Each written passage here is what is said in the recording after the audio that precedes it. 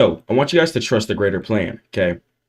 If you're watching this right now, God put it in you right now, all those business ideas, all that drive you have, all that focus that you have, all those things you've been feeling inside of you for years, feeling like, this isn't right. I want to be doing this. That thing that you really want to be doing, that goal that you want to be obtaining, that place that you want to be, okay?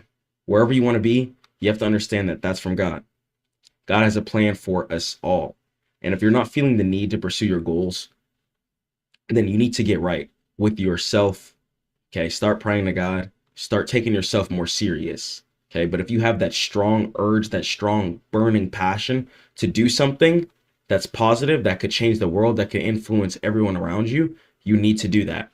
Understand that that drive was placed in you for a reason. It could influence the whole world. I want you guys to think of it like this, for example. Take a house, for example. There's so many different factors of houses. Okay. You got the people who do the roofs. You got the people who do the flooring. You got the people who do the windows. Each one of these individuals are passionate, most likely, about what they do. Okay. And that's what's super duper cool about what we're learning. Okay. I just want you guys to take what's in your mind, take what's in your heart, put it into the world. Okay. And I just want to teach you guys how you can take whatever idea you have and transmute it into an actual product, into a software, into something that could help many people across the world. Okay. And guard your mind. Don't let anyone shake your certainty. Please stay focused on what you believe in. Okay. If God put it in you to stay focused on that thing, go hard at it. Okay. But you have to understand that you can't let up. And your mission is way too important to be derailed by the opinions of spectators. Okay. Do not devalue your plans. Do not think of yourself different because of what anyone else has to say or because of how other people view you. You get your results, okay? And the only person who can judge you is going to be yourself, okay? And the only thing that could judge you in the entire world is going to be God, okay? So only you can judge yourself. Only you can judge yourself. Remember, if you're in the gym doing jumping jacks, okay, who cares what other people are thinking? Okay. But you're the one judging yourself like, oh, what if I look cringe? You're the only human who can judge yourself. Okay. And God is not human. And God monitors all of us. Okay. Once again, God is not human. And he monitors all of us. And understand that he has placed that plan within you for a reason. You have to go forward with it. You have to trust his timing. Okay. You have to get right with your higher purpose. You have to go forward. Put the nonsense to the side. If you're noticing yourself, you're in a lust cycle. If you're falling into certain traps, that's just leading you to a downward spiral.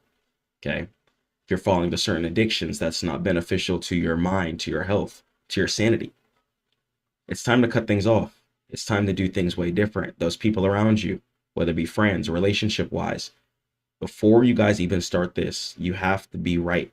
Okay. If you're going to even think about touching money, you have to be, one, your spirit has to be right. Okay. And you have to understand that us as just mere humans. Okay. God just made us mere humans. Okay, he's nothing like us. And us as mere humans have to make sure that our sanity comes first. Okay. Because believe it or not, even when you touch a certain amount of income, you could still definitely go insane. So your sanity comes from your faith. Okay. So trust God no matter what's going wrong. Trust me, there's a reason why people pray to God and why the people who do pray to God are the most successful in the entire world. Okay. Take the Middle Eastern billionaires and trillionaires, etc. Okay. You got Jews running of the entire Western hemisphere, etc. Okay. People who pray to God are successful for a reason, because as a human being, we can't go into survival mode.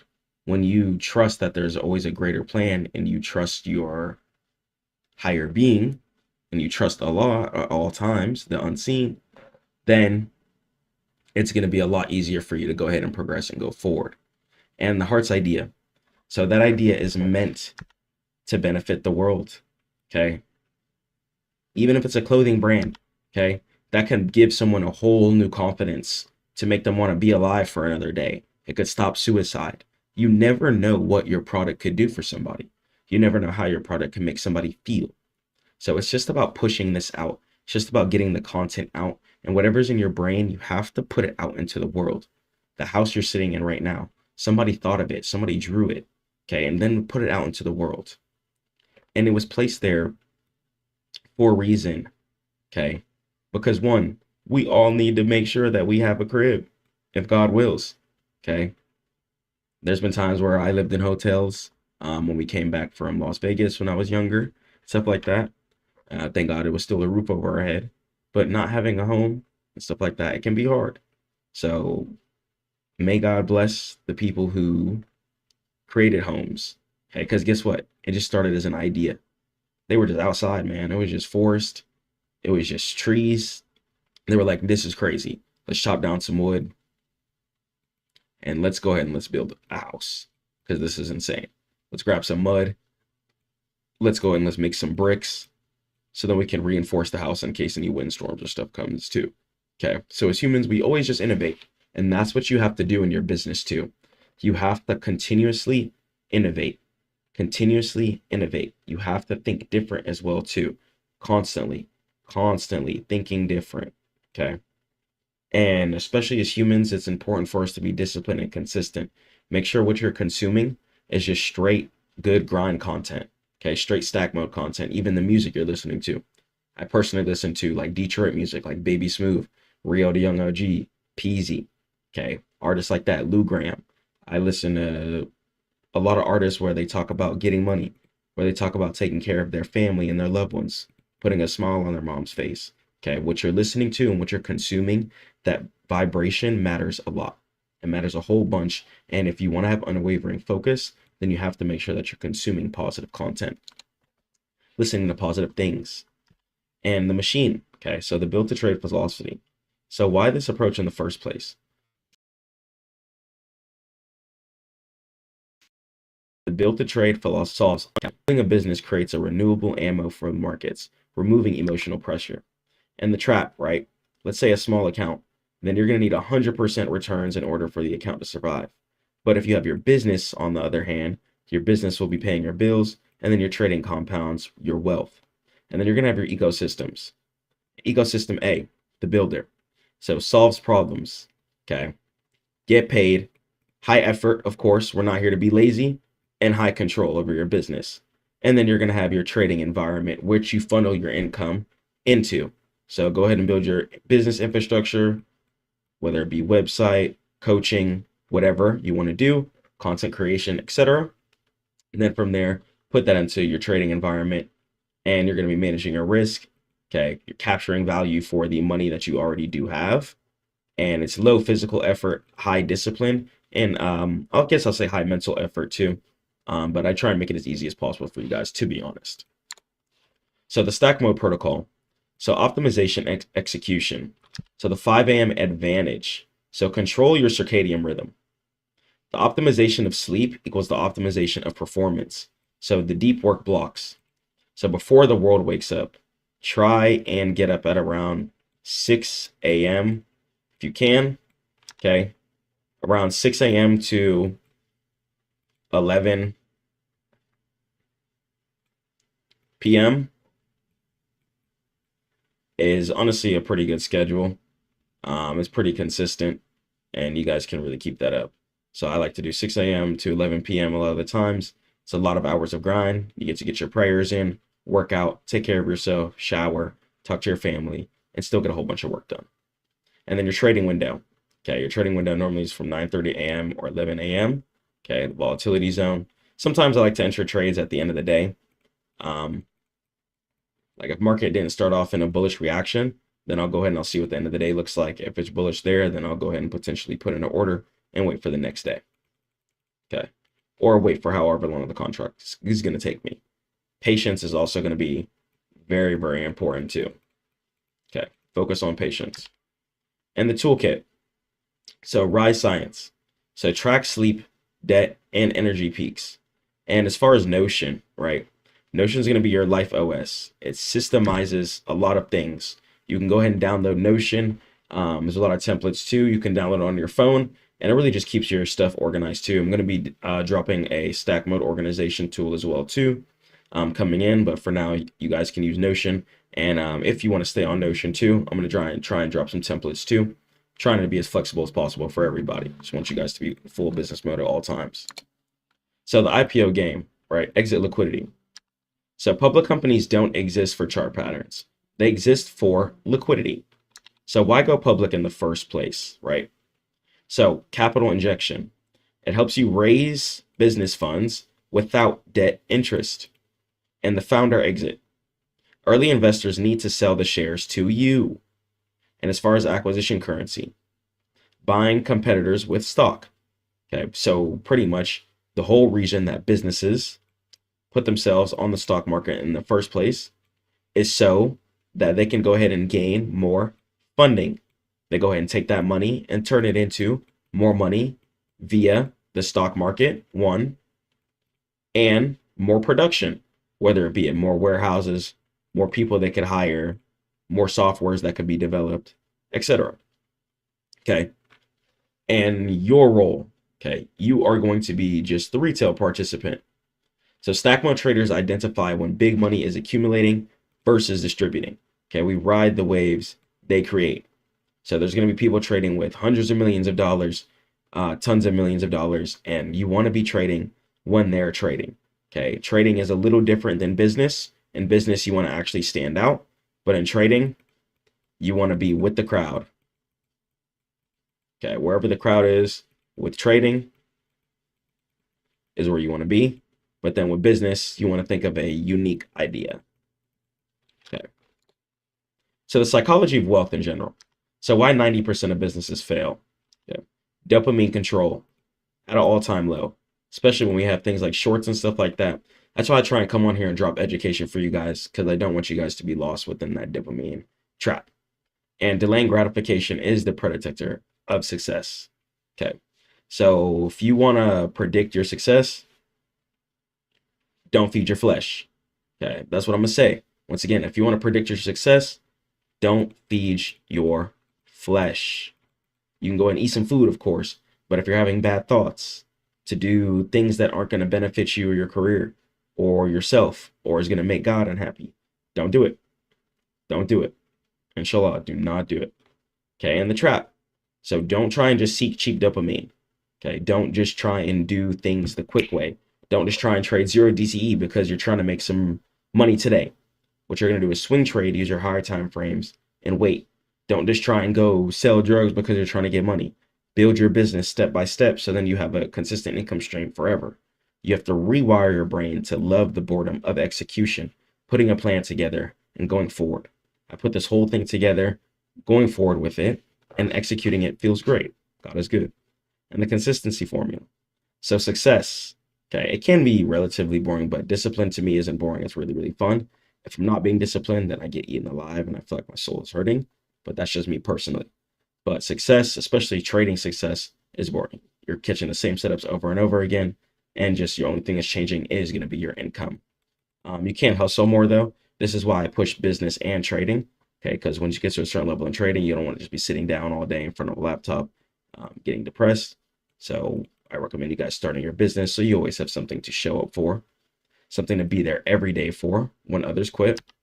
Okay, and focus on the process over the outcome. Fixate on the system, not the dollar amount. And feedback loops. Okay, test, fail, adjust, repeat. And as far as creativity principles, so shift from the consumer. So what a consumer is somebody who's always buying, who's always watching, who's always taking in instead of putting out. Okay, so swap from a consumer to the creator. Consumers pay and creators capture. Consumers react, creators anticipate. So trade with a plan, right? That's going to be creation. And don't just react. It's definitely going to be consumption. Okay, reacting just off of your emotions and trading. Be like, oh, I'm just going to close here. Oh, I'm just going to do that. I'm just going to overtrade. That's complete overly crashing out. It's not what I want for you guys. I want you guys to get to the next level. And strategic isolation. So cut the noise. Build the foundation for yourself. Stack up. So give yourself 6 months of focus Plan out. If you want, you can start your balance and see where you're at today and then see where you're at in 6 months from now and just keep grinding. And you can't build the extraordinary while entertaining the ordinary. Okay, if you need to, go ahead and go ghost mode. Okay, disappear to work on your craft, come back stronger and better. Okay, and input hygiene too. Curate what enters your mind. No news, no gossip. Try and do no junk food, no McDonald's. Okay, if you can, there's this place called Restaurant Depot, and you need to get groceries too. Okay, that's really, really going to be important. So try not to DoorDash. Try not to be wasting your money on certain things. Okay, try not to be consuming so much. Okay, DoorDash some groceries. Don't DoorDash the meal every single day. I'm here to be real. This is going to be one of the realest systems of all time. Okay, don't DoorDash the meal. Please stop doing that. You're spending a $20, $20, $20, $20, $20. That's ads money. That's money that could be going into your options account. That's money that could be going in your shares account. Please rewire your brain. If you need to, go ghost mode, disappear, come back stronger. And the trade-off, right? 6 months of social comfort for a lifetime of financial freedom. Just go hard, lock in, stay focused, and come back stronger. And the reason why 90% of people fail, right? So the 90-90-90 rule. Okay, 90% lose 90% in 90 days. And the root cause is because of emotional insolvency. And the two killers, right?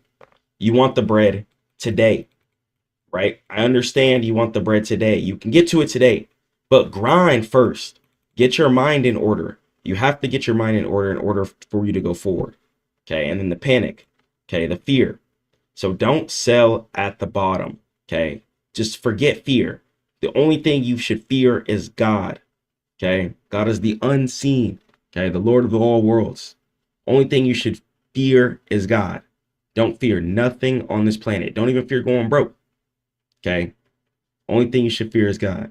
That's it. And don't be a greedy animal. Even when you start getting in your bag, don't be a greedy animal. Don't start wasting all of your money. Don't start blowing all of your money. You got taxes to pay.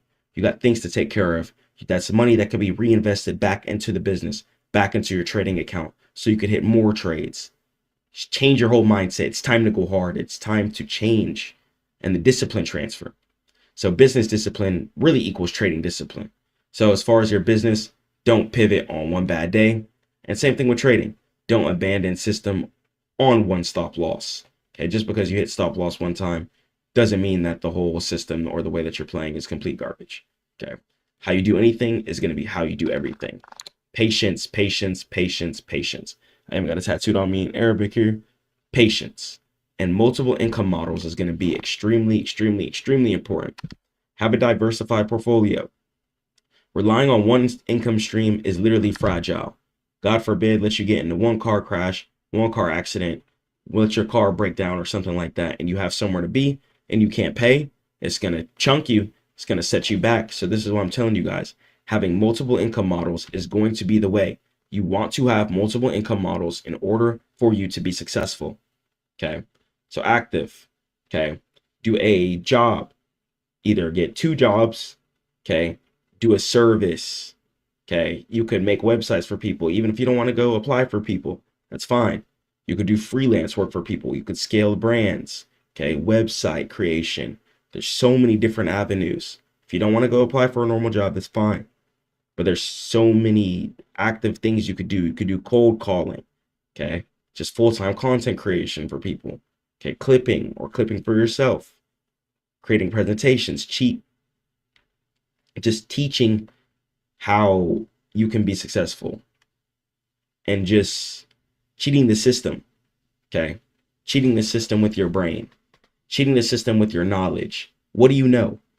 Whatever you know, you need to put that out to the world, whether it be it through a product, a software, or a service. You need to be doing that. Okay. If you ever heard of the term SaaS, that stands for software as a service. Okay. PaaS, product as a service. Okay. And then you're going to have your just traditional different methods too, coaching and stuff like that, etc., which is going to be more of just the service itself. Okay. And then your portfolio, your trading account is going to literally be bursting hard, especially when you're funneling that business income into your trading account. You're buying at the right time, which I'll teach you guys going later on to the course.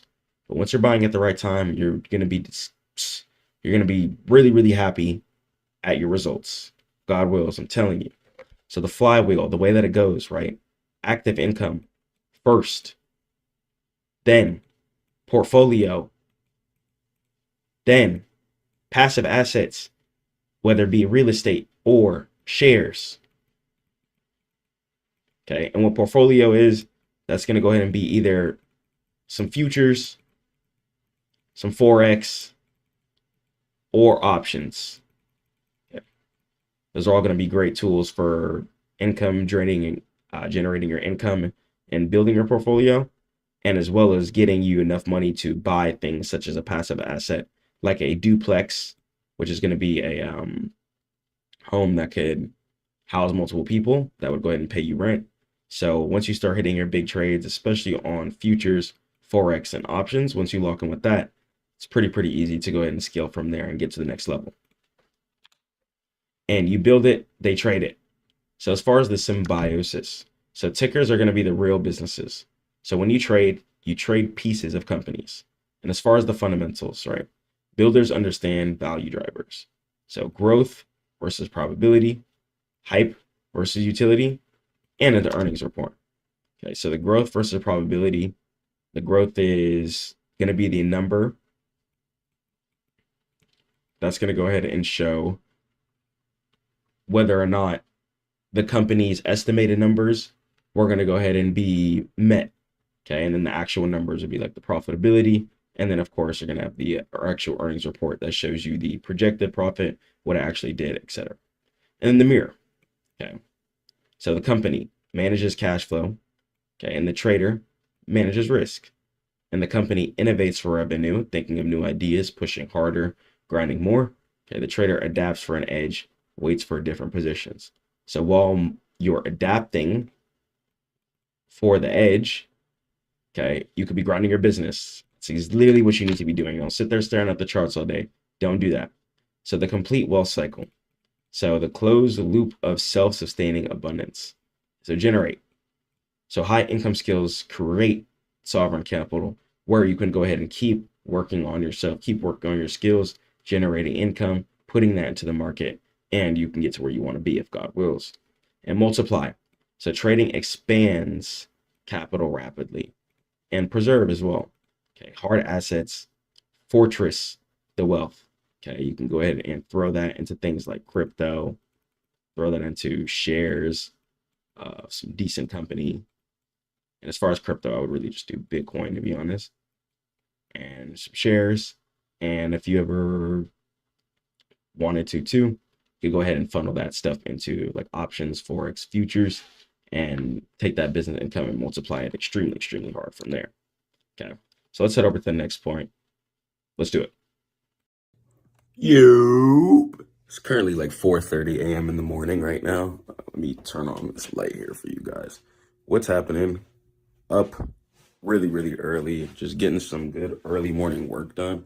I was working on the thumbnail for you guys. I don't know if you guys can see the time, but it should show around like 4. It's kind of got around 4:30 there. Boom, you guys should see it there. So we're up this morning, okay? Chilling super duper hard, just vibing out, grinding. And I just want to talk to you guys about something. Your flesh and your desires, you got to put that to the side.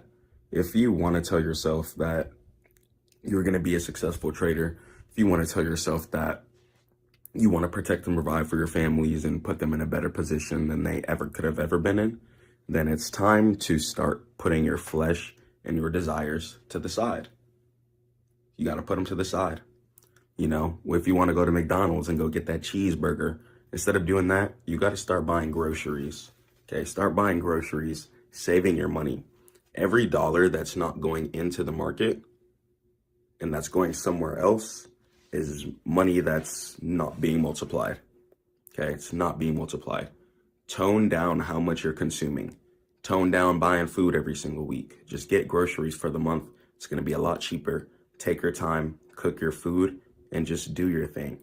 Okay, so understand that if you want to be profitable in this game, you cannot be feeding your flesh every single day. Let's say if you smoke weed, for example. Why are you buying weed every single day? Why are you buying weed 5 days a week? Spending $30 a day, $30 a day, $30 a day, $30 a day. That's not going to be very effective. And I want you guys to just be saving your money. If you can, just buy everything in bulk. Okay? Buy your food in bulk. Buy your waters in bulk. When you buy in bulk, you don't have to have that impulse and that urge to feed your flesh, because you're going to go get in the car, go drive to McDonald's and go get the meal. And the meal might be bigger than it was last time. And that money, it adds up, adds up, adds up, time over time, over time, over time, over time. You know, whenever I'm just grinding and when I wake up in the morning, I like to pray and read Quran, of course. And God has a verse talking about spending moderately. So you don't want to be drawn with how much you're spending. Drawn is pretty much just doing too much. You don't want to be drawn with how much you're spending. You want to try and just spend a good amount to pay your bills. And then majority of your income after that should just be invested. Pay your bills, whatever you have after that, invest. Invest, keep it in stack mode, and just save your income. Okay, it's really, really going to go ahead and help. And your perspective will change and your wealth will start growing a lot quicker when you put your flesh to the side. I want you guys to get to where you want to be, because some people think in this game, oh, I want to be a big millionaire trader. I want to be a big successful trader. And all you're looking at, if you're looking at millionaire traders, successful traders, or people who have been making constant profitable income, you're looking at people who are disciplined. You're looking at people who can put their flesh to the side and you'd be like, you know what, I'm not going to impulse trade right now. I'm not going to take this setup because it doesn't match my criteria and what I like to go ahead and take as far as my setup parameters. Okay. So setting your own jurisdiction, setting your own rules and laws on your account is what's going to set you apart from non-profitable traders, from profitable traders. Okay. Try and get yourself a trading journal, use Discord, Notion, whatever. Write down step by step by step by step your exact trading plan, criteria, etc. Let's say for stocks too, right? If I'm looking at a stock that I really believe in, I know that I'm going to need to put away a majority of my income so I can get more shares, for example. So, quick and simple way for me to go ahead and do that. My bad, I got my cats here. They're just causing jamboree and mess. Shout out Christmas. And then we got another one right here. Shout out Sassy. Yeah, both cats right there. They're chilling, vibing out this morning. But whenever you are looking at these stocks, right, or whenever I'm looking up for a stock, I'm aggressively just investing. If it's at a low, I'm taking all the business income, mentorship income, etc., funneling it straight into my play until take profit is hit. I like to invest extremely aggressively. I like to put away most of my money and my income, and that's just something that works for me. I'm not really too much of a big spender. You know, I pretty much have a paid off Mustang. It's nothing crazy. It's like 010. Still looks pretty good and it's loud. I like to drive it. Cool little coupe. Thinking about getting my third crib here too. As you guys know, I lived in Atlanta and then I moved to Las Vegas. So I'm thinking about getting another house as well too. So instead of an apartment, I want to get a house this time, inshallah. So I'm excited to show you guys that as well too. And just a lot of cool stuff that I really just have coming for you guys. So I want to show you guys just a quick little example of me just hopping on a mentorship call with a client. I'm going to go ahead and just get up. I'm going to pray, work out, read, and let's go and let's hop on with this client. I love you guys so much. Stay prayed to God. Head over to stackmode.net for all trading education, and let's jump into it. Boom. So let's head over the next pair here. Okay, so we went ahead and stopped at the double verify holdings. So I'm going to go ahead and do some little AI research here with you just to go ahead and let you know. So we want to go ahead and use whatever's happening within the current world structure, okay, that's going to go ahead and be our profit points. So for example, the United States dollar right now, as of the time of this recording, or whenever I'm teaching this mentorship, is going to be in a time period where the United States dollar isn't worth much. Okay, well, it's still worth a lot, but it's going down year after year after year after year. Houses that were worth 50,000, 10 years ago, are now worth 300,000 today. Okay, so that's a $250,000 gain for people who bought the house. But if you're trying to buy a house within the market, you're pretty much buying at all-time highs for what we know. Okay, so keeping things in a perspective like that is what's going to go ahead and change the game. So using your AI to dominate the market is really going to go ahead and help you. So let's say AI stocks are going to go ahead and be popular. I would go ahead and head over to your AI search tool. You could use ChatGPT, Grok, Gemini, whatever. And then from there, I want you to go ahead and break down to the AI. Get used to talking to the AI really descriptively. People think that AI is just there to do absolutely everything for them. No, you got to talk to it really, really specifically, really, really directly. So for instance, if I know that the United States dollar is having some issues due to inflation, since they keep just clicking the print button, what I'm going to go ahead and do is head over to the AI software. And then from there, I can go ahead and type in top energy stocks and top mining stocks under $30 a share. Give me a list of at least 15 stocks that are increasing in revenue. Okay. Don't give me poor performing stocks. Okay, so this is the difference between other mentorships and this one. I'm always going to keep up with the times. Okay, so if you're having a hard time like Chris, man, I can't keep playing these high cap, high market cap stocks. I'm trying to find some stocks at the low and ride it up. I got you.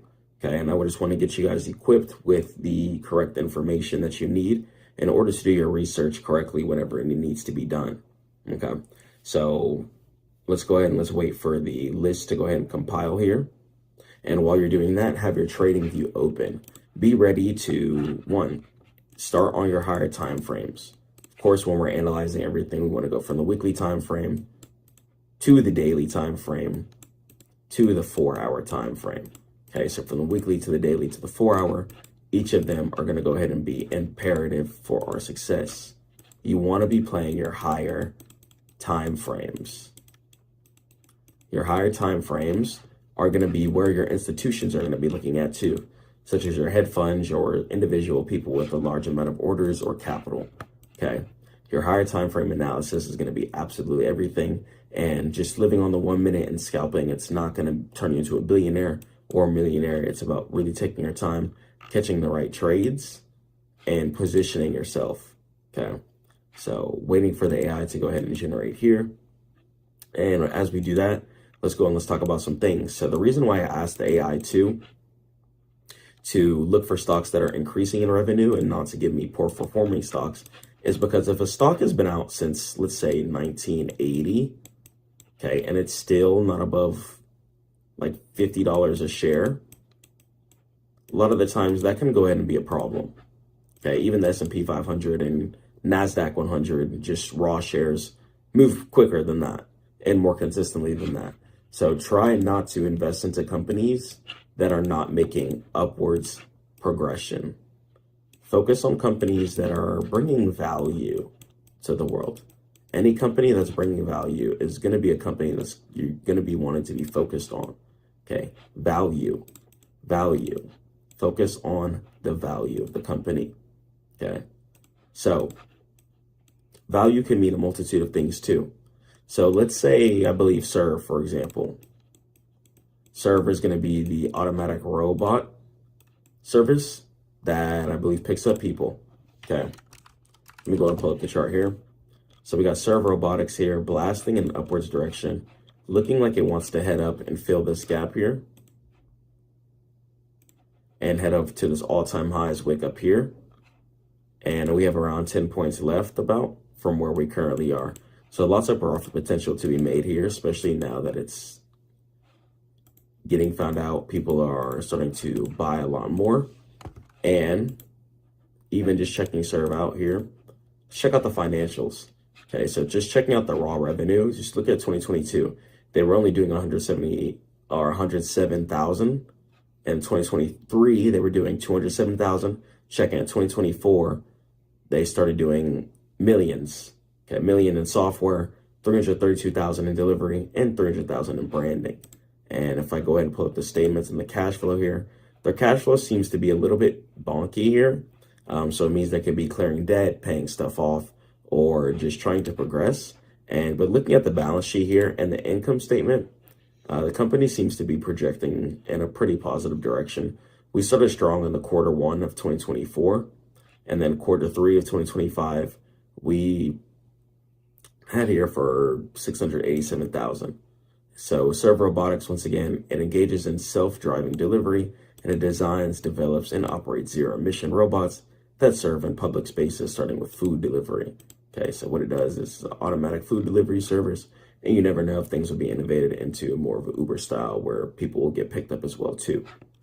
So putting things perspective with what's happening now is what's going to make you profitable. Okay, hold on. So Grok here, it's taking a 5 minute. So we're gonna go ChatGPT.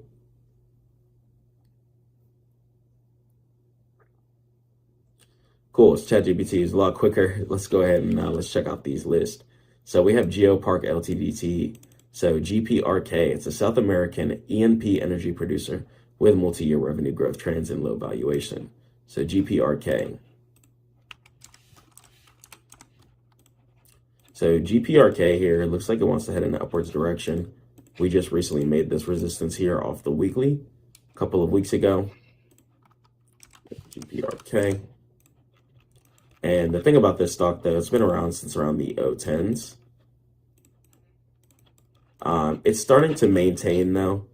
Looks like it wants to maintain this support area right here, which I see is kind of a mirror of this support right here. So it's not just bouncing for no reason. So it wants a support mirror off of this black line right here. So I'm a big fan of that.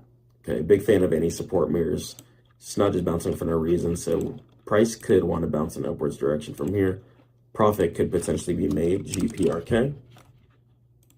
Let me go ahead and right click it. Let me go through the financials here. So a lot of free float shares, which means that people aren't desperately looking to hold it. Closely held shares is less than the free float shares. Okay, so let me go ahead and go to the revenue here. So from 2018, we're doing around 600 million here. 2024, we're doing around 650, 60 million. So big increase here. 2022, though, we're doing over $1 billion. So I don't know what happened here. A little bit of a fall off. Let me check the statements out. Income statement. Income is looking kind of bonky. I don't know if just because that year was just super duper heavy, but income seems to be on a downtrend. It's starting to pick up the pace. Last quarter, or 2025, June, did 119. And then 2023 quarter, or Q3 in September 2025, did 125 million. So a little increase there, but this stock here, I wonder if it's more event based, but that I'm gonna go ahead and try and skip on. I'm gonna go ahead and check BSM out. Blackstone Minerals, okay, weekly here. So we're at $13 a share. Pretty much at all-time highs on this one, but this one I could definitely see increasing in an upwards direction over the years. Blackstone Minerals, financial. Here, a lot of free float shares, earnings and revenue here. Let me see, revenue. Revenue could be looking better. Let me check out the stats, statements. Cash flow is starting to pick up the pace as of this quarter. Same thing with the income too. It's trying to pick up the pace, but income's kind of all over the place. Think I'm going to go ahead and skip on that one as well too. So be picky with your stocks. You know, there's a lot of options and stuff like that. So you can fully be picky with your stocks. If you notice that, okay, the stock isn't really going to be something that I want to be invested in long term, you just don't need to take that. So take BuyRef, for example. BuyRef, it's going to go ahead and be a Canadian E&P stock with buy ratings revenue growth. So let's check out BuyRef. Okay, BuyRef could actually be a pretty good buy here. I believe we checked this one out. Financials here. Cool. Trying to stay within that 100 million range. We had a strong 2023, so since we fell off a bit. Revenue had a strong 2022. So a lot of the oil stocks I'm realizing had a strong 2022.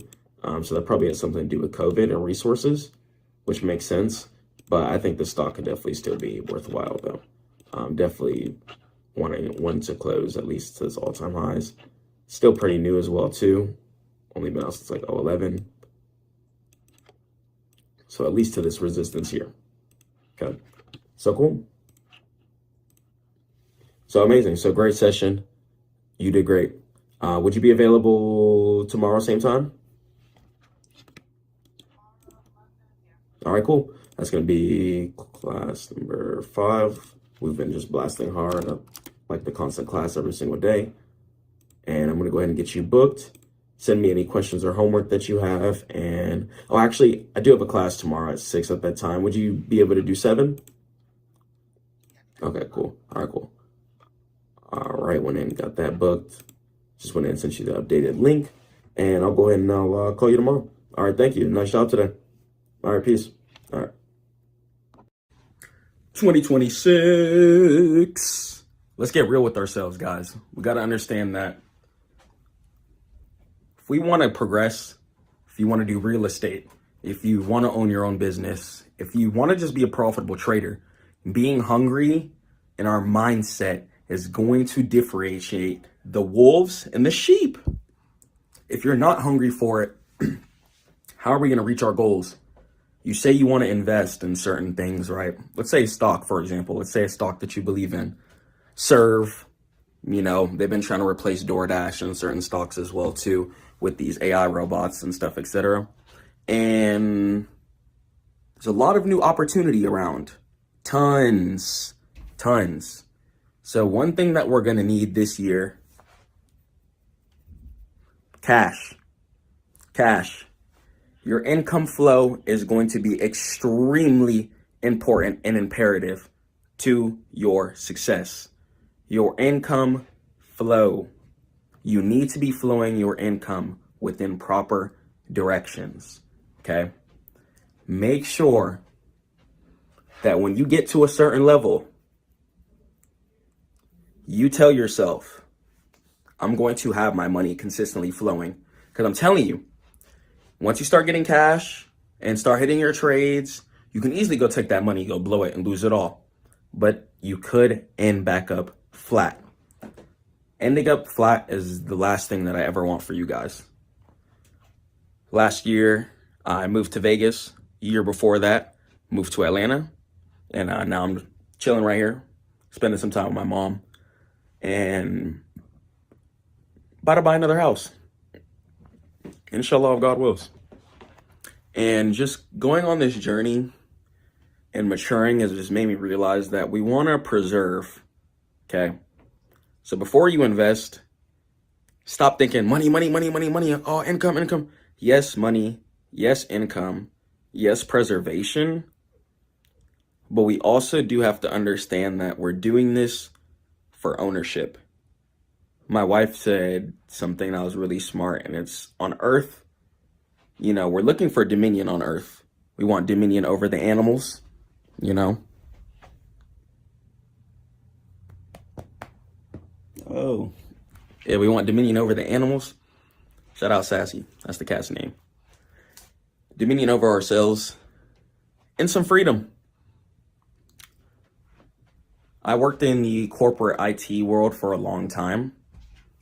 I did tech support. I programmed credit card terminals. I worked with Salesforce, Power BI. I work with multiple softwares, doing IT work for about 4 years, since I was 18. I'm 22 now. And I've really been doing computer network stuff my whole life, even on old YouTube channels and stuff. I got videos of me showing people how to make Minecraft servers on Hamachi and stuff like that. Even if you've seen my old private videos, I used to have videos with like hundreds of thousands of views, showing people how to configure Windows and stuff like that. So if you're an OG Stackmode member and you've seen my first videos, then yeah, they're privated now though, because don't even want people to remember or think about that, because we don't play the game anymore. Why play video games when the game is in real life also too? But investing is about preservation. You know, even a job, for example. A job isn't preservation. A job can literally drop you at any time. They can, as soon as they get tired of you, they can be like, all right, you're done. They don't care if you have bills. They don't care if you have to eat. They don't care about nothing. They care about the company's success, not your success. They care about the company's success, not your success. Okay? So you have to prioritize your success. You have to prioritize your ownership. Ownership in this world is what differentiates the slaves, the sheeps, from the wolves and the owners. And it starts with mindset too. The ownership mindset and the stack mode mindset is really something that I think people are just born with and blessed with at this point. And alhamdulillah, thank God, if you're watching this, you definitely have a hustler's mindset, because you're watching self-improvement right now. But if you don't have a hustler's mindset or spirit, you can develop one. I used to be like 300 pounds, and you can develop one. I always wanted money though, and I always had like goals and dreams, but I realized that my whole life I'm supposed to be doing YouTube. I'm supposed to be teaching. I'm supposed to be spreading content. And working that IT job was really holding me back for a long time, and I'm excited to just jump in and go fully just forward with you guys, and I'm ready to dominate in this space. Teach you guys a lot of new stuff. I just dropped a new book, working on a new course combo, and dropping neuro trading, why we're buying Bitcoin, understanding what Bitcoin really is. Bitcoin is a lot deeper than it might seem. People think like, oh, Bitcoin is just going up to make money. No, this is a fight against inflation. This is a fight against the fact that the United States has been printing trillions of dollars for years, and that taxpayers have been getting robbed for years, and that we don't even know where the money is even gone to when it comes to the United States. It's probably in just some greedy people's hands and stuff like that. So investing this year, have an ownership, boss, CEO stack mode mindset. Have a CEO mindset. That's what I want you guys to come into 2026 thinking. Have a CEO mindset, okay? I don't want you guys falling off, okay? Or having to shake back. You know, having to shake back after you fall off and stuff like that, it sucks. We won't have to shake back if we're just staying at the top, if we're just staying afloat. So all this asking people questions like, oh, should I do this? Should I do this? Let's ball. Okay? Let's ball. We got to go hard. We got stuff to do. You want to get in these trades, stack some cash, and get in your setups at the lows. Buy low, sell high. But understand that you're not trading to put yourself on the income hamster wheel. You are not working your job to put yourself on the income hamster wheel. This is why I push investing so much, because God forbid, if you come to a point in time where you leave your job, or they fire you, or you lose your job, right? Whatever. Or the company shuts down.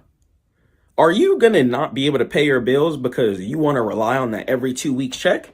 Are you going to put your life and your family's jeopardy in another person's hands? That's not it. That's not P. And I can't push that here at Stack Mode. Even if you are working a job, you need to be investing. You need to be doing some type of higher time frame swing trading, so your money is making you money in your sleep. If you're not making money in your sleep, I literally don't know what you're doing. If you're not making money in your sleep, if you're not making money pretty much 24/7 by some passive income that became passive due to activeness, then I don't know what you're doing. You have to keep hustling, whether it be real estate, You got tenants paying you every single month because you hustled enough cash to get the house in the first place. Whether it be your stock portfolio, you're able to catch the trades and grow your futures account, options account, forex account, stocks, shares account, whatever. You're able to grow your account due to the fact that you grinded the cash. You took your time. You weren't playing games. So another thing too, if you want to be a boss and CEO in 2026, hop off the game. Get off the P5, get off the Xbox, stop hopping on Steam, stop opening COD and playing Battle.net. If you want to be a CEO and a boss, we're going hard this year. We're not playing games. We're not playing games because life is so much deeper than income. A lot of people think, money is the end all be all. Once I get this certain amount of money, I'm going to be happy. And I know it literally sounds so cliche, but you will not be happy even when you just touch a certain amount of money. Okay? If you have $1 million and you're still in an apartment, for example, you're not going to be happy from a lot of the times. You're not going to be happy. You're going to want your backyard to go out to. You're going to want to see the sun, see your grass, see your flowers, have a driveway. Okay? If you have $1 million and you're driving a Toyota that's breaking down every single day, it's not about having the nicest car. It's that you have enough money to get a car where you can sit in it, sit in luxury and leisure, not having anxiety of it breaking down and stuff like that, etc. That's ownership over your life. Okay? Ownership over your life. It's not just income. So don't just get this money just to spend it or just to not spend it too. A lot of people are still renting homes, right?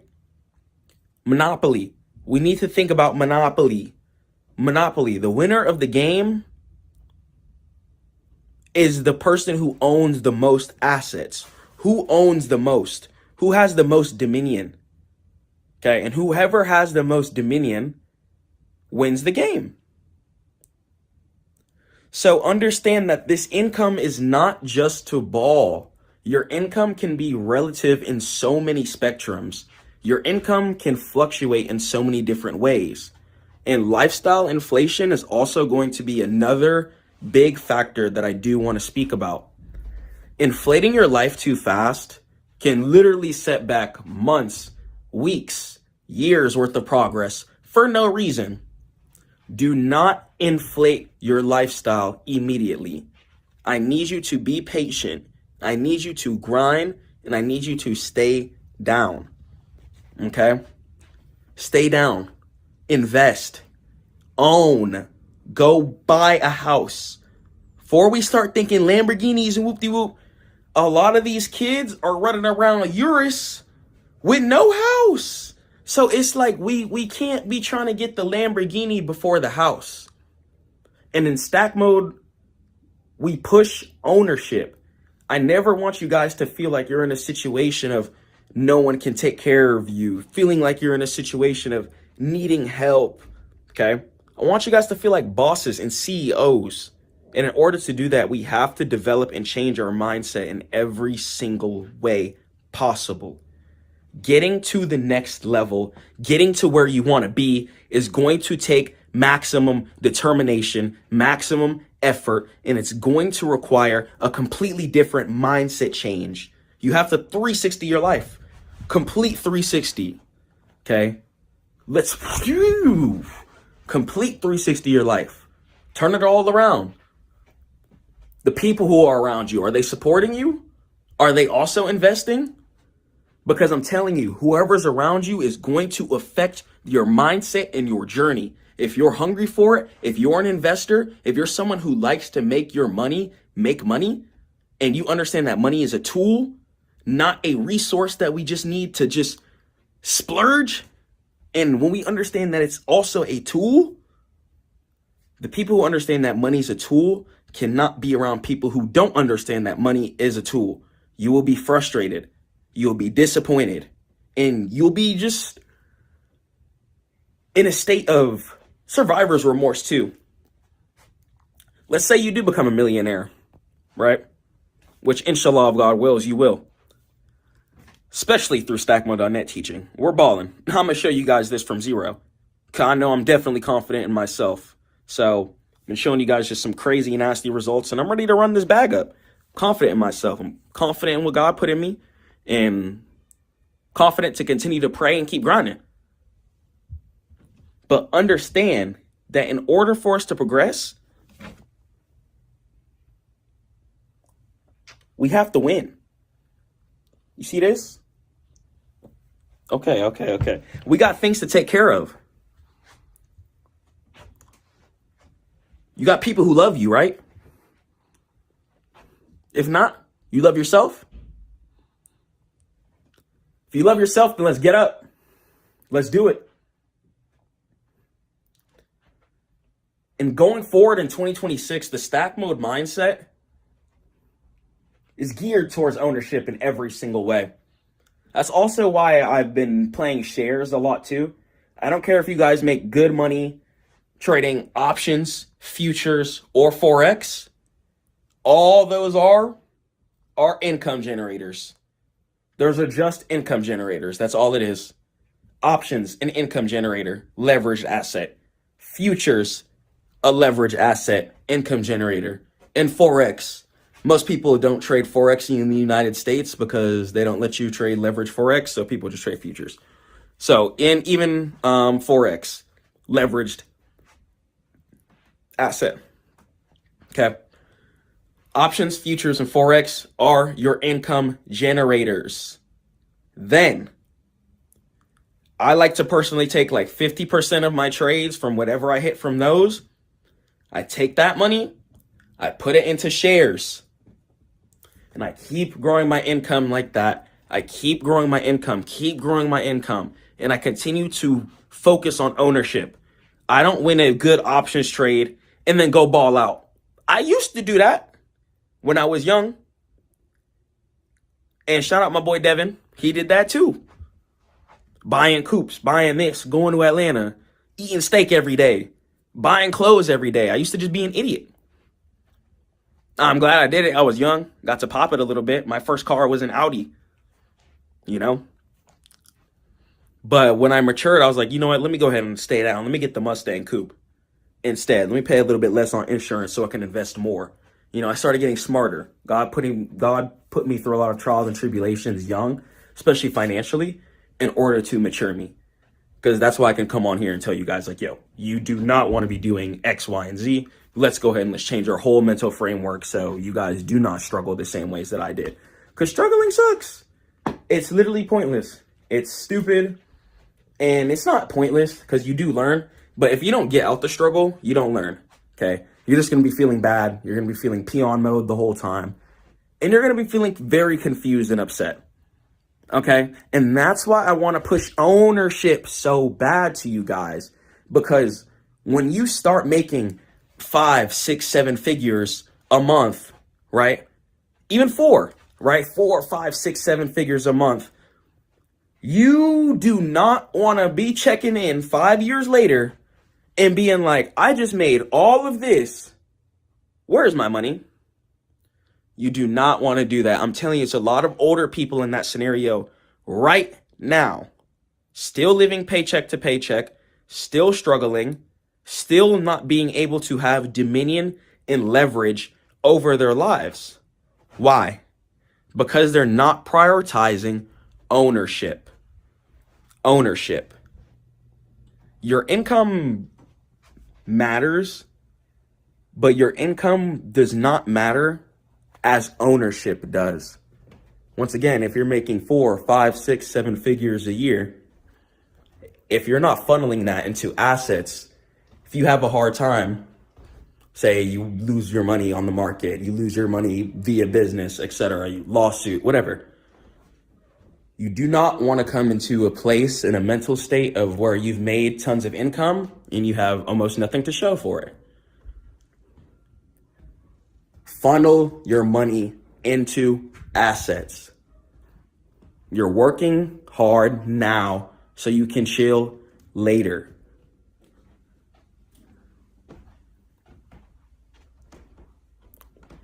Love yourself and treat your future self right. You're preparing for your future later, not now. Once again, even if you hit a nasty options trade for 4 figures, 5 figures, don't take that money and go to Chrome Hearts. Don't take that money and go pull up on the dealership immediately. Take that money, go get a house, use that house money to live off of forever, keep your options income, and then you could ball later. Okay? Because that money can come extremely quick.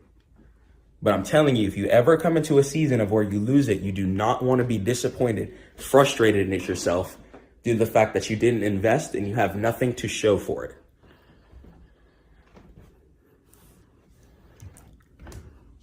We're not putting in this hard work to go backwards. We're putting in hard work daily, vigorously, in order to make sure that we're going forward. I don't want you guys to have to shake back. We're done shaking back. 2026, we're staying on top. Stay on top of your health, on top of your finances, on top of your mindset if you see yourself going into a dark space. Okay? We're not shaking back this year. We're going forward. We're going up. If you just blew up your account, if you got to start the account from $100, run it up from that $100. There's times where I had to run it up from that $100 back to bands. So if you hit zero, if you go flat, you can run it up again, but your mindset is what's going to differentiate the sheeps and the wolves. If you're weak, you will eat yourself. You will truly eat yourself. Even when income is coming in and your brain changes, especially when you haven't handled certain things, but once you start passing that 5 figures a month threshold, it's more important then. The richer you get, the more disciplined you have to be. Extremely. The more income you start making, the more disciplined you have to be. And it's crazy. A lot of people think that they have the mindset that when they get rich, they're going to chill, they're going to do X, Y, and Z. And it really requires more mental energy the further you go up. Every level is going to only require more mental energy, which is why there's only such a small percentage of people having dominion on this earth.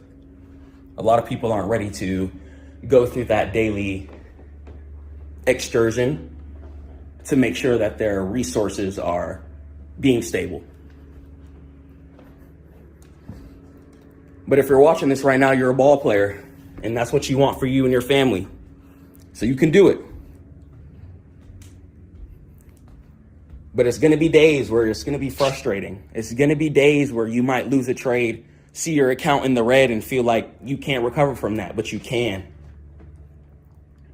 You can. And you have to. Failure isn't a choice. It's either we succeed, we die,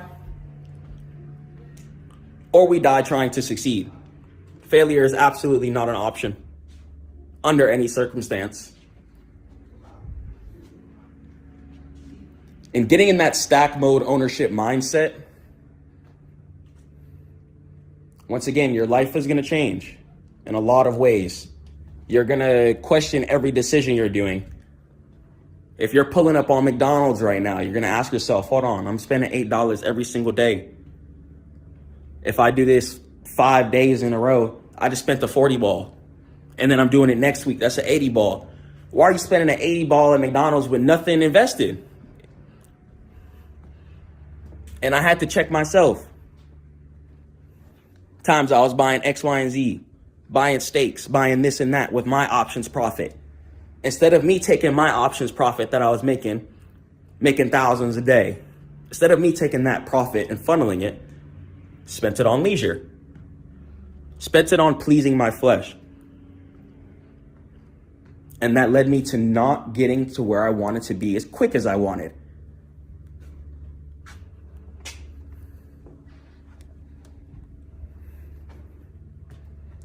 A lot of people get comfortable too. A lot of people think like 4 figures a month is strong, even 5 figures a month. But if you want to be legendary in this world, if you want to push to heights that no one around you has ever gotten to, You have to be comfortable with being in the trenches. You have to be comfortable with, one, feeling alone, too. I'm not gonna lie.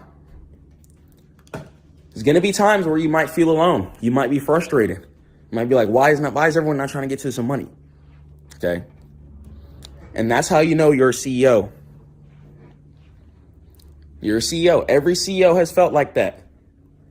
If you've been frustrated, people around you are on the same mindset as you, aren't funneling their income into asset pathways as you want to, don't let it frustrate you. There's people out there who grind like you, who hustle like you.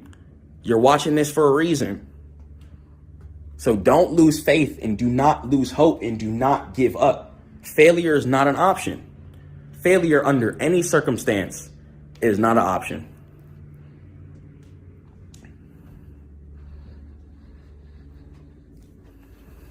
Why did you open these charts?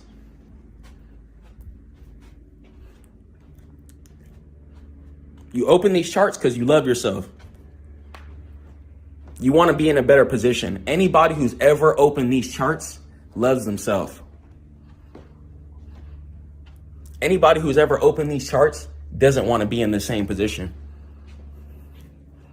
So don't let yourself be stagnant. Even when temporary failure arises, especially in the beginning too. This is why I push mentorship. This is why I give you guys that first call for free, to just frame your mind before you even come onto these charts. And that's something that I wish I had, a mentor. Right. Instead, I just threw myself into the fire, got burned, came out, and I can just teach you guys how to not get burned. But there wasn't a lot of mentors when I started trading. I started in 2022. There wasn't a lot of people out here with information telling you guys the right things, and just through experience, trial and error, I've just been able to cultivate success for myself and my students and teach you guys like what not to do. So just take advantage of the fact that I give mentorship, because like once I'm gone, I'm gone. So really take advantage of that. Like do what you can, learn what you can, so you don't lose money making mistakes when you could just be getting money pretty much the whole time. Obviously, I didn't know what I know now, but if I knew what I do now, like you'd never lose. So if you go to mentorship and you have cash, you could pretty much never lose trades. Absolutely not. A lot of people like to promote low win rate. I think a lot of traders are really horrible. I think a lot of these guys are playing leveraged, playing with a gambling mindset. I don't want to show you guys inconsistent P&L. Your P&L shouldn't be making 5,000 one day, and then the next day you're losing 7,000, and then the next day you're making 3,000. Your P&L should not be seesawing and inconsistent like that. You should be making money as you sleep, making money as you focus on your work, on your business. When you're spending time with your family, your income should always be generating 24/7 if you're buying low and selling high.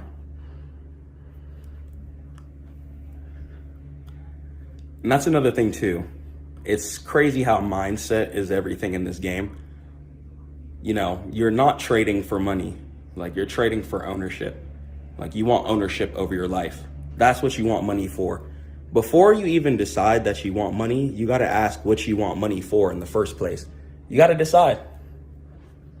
And everyone lives different. If you want to go to Jewelry Unlimited and bust down your teeth and go get a penthouse in Miami and rent a lamb, if that's you, then do that. But if you want to go buy houses, if you want to start Section 8, if you want to start real estate, if you want to make sure you're good forever, then do that. Okay? I'm not here to judge. But just understand that what path that you choose, what kind of lifestyle that you choose, is going to determine how much your soul can handle and really how much your pockets can handle. Because let's say you do choose the penthouse life. How are you going to focus? And this is the thing too that a lot of traders are promoting. A lot of traders are promoting get a big bag and go live a sinful lifestyle. And I'm telling you, you guys are going to go broke. You're gonna go to the club, meet someone you probably shouldn't meet, and something can happen to you. You're gonna go rent a Lamborghini and pick up some people who are impressed by just the car and don't care about you, and something will happen to you. Okay? So you gotta ask yourself, are you trading because you love yourself, or are you trading to pop it? A lot of these young guys I see are on here to trade it to pop it. And they're on here lying to you guys too. A lot of people are posting, you know what I'm saying? I want to show you guys the real. I'd rather show you guys a older paid off coupe rather than coming on here capping that I just bought the $300,000 Porsche GTR 3. Whole time it's on lease. Or even take a concierge, for example. A lot of guys will not be truthful and be like, yeah, I put the down payment down and I got it on lease. It's not even finance, it's a lease, which means they got to give it back. But what the marketing strategy is they lease the car with the down payment for a couple of years.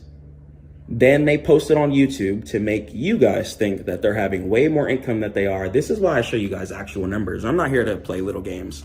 I can show you guys my car, I don't really care. I show you guys real numbers. A lot of these guys are showing you guys cars and you still haven't seen an actual broker statement. I show you guys thousands of dollars in real profit from not only myself, my students. So shout out Neo Young too.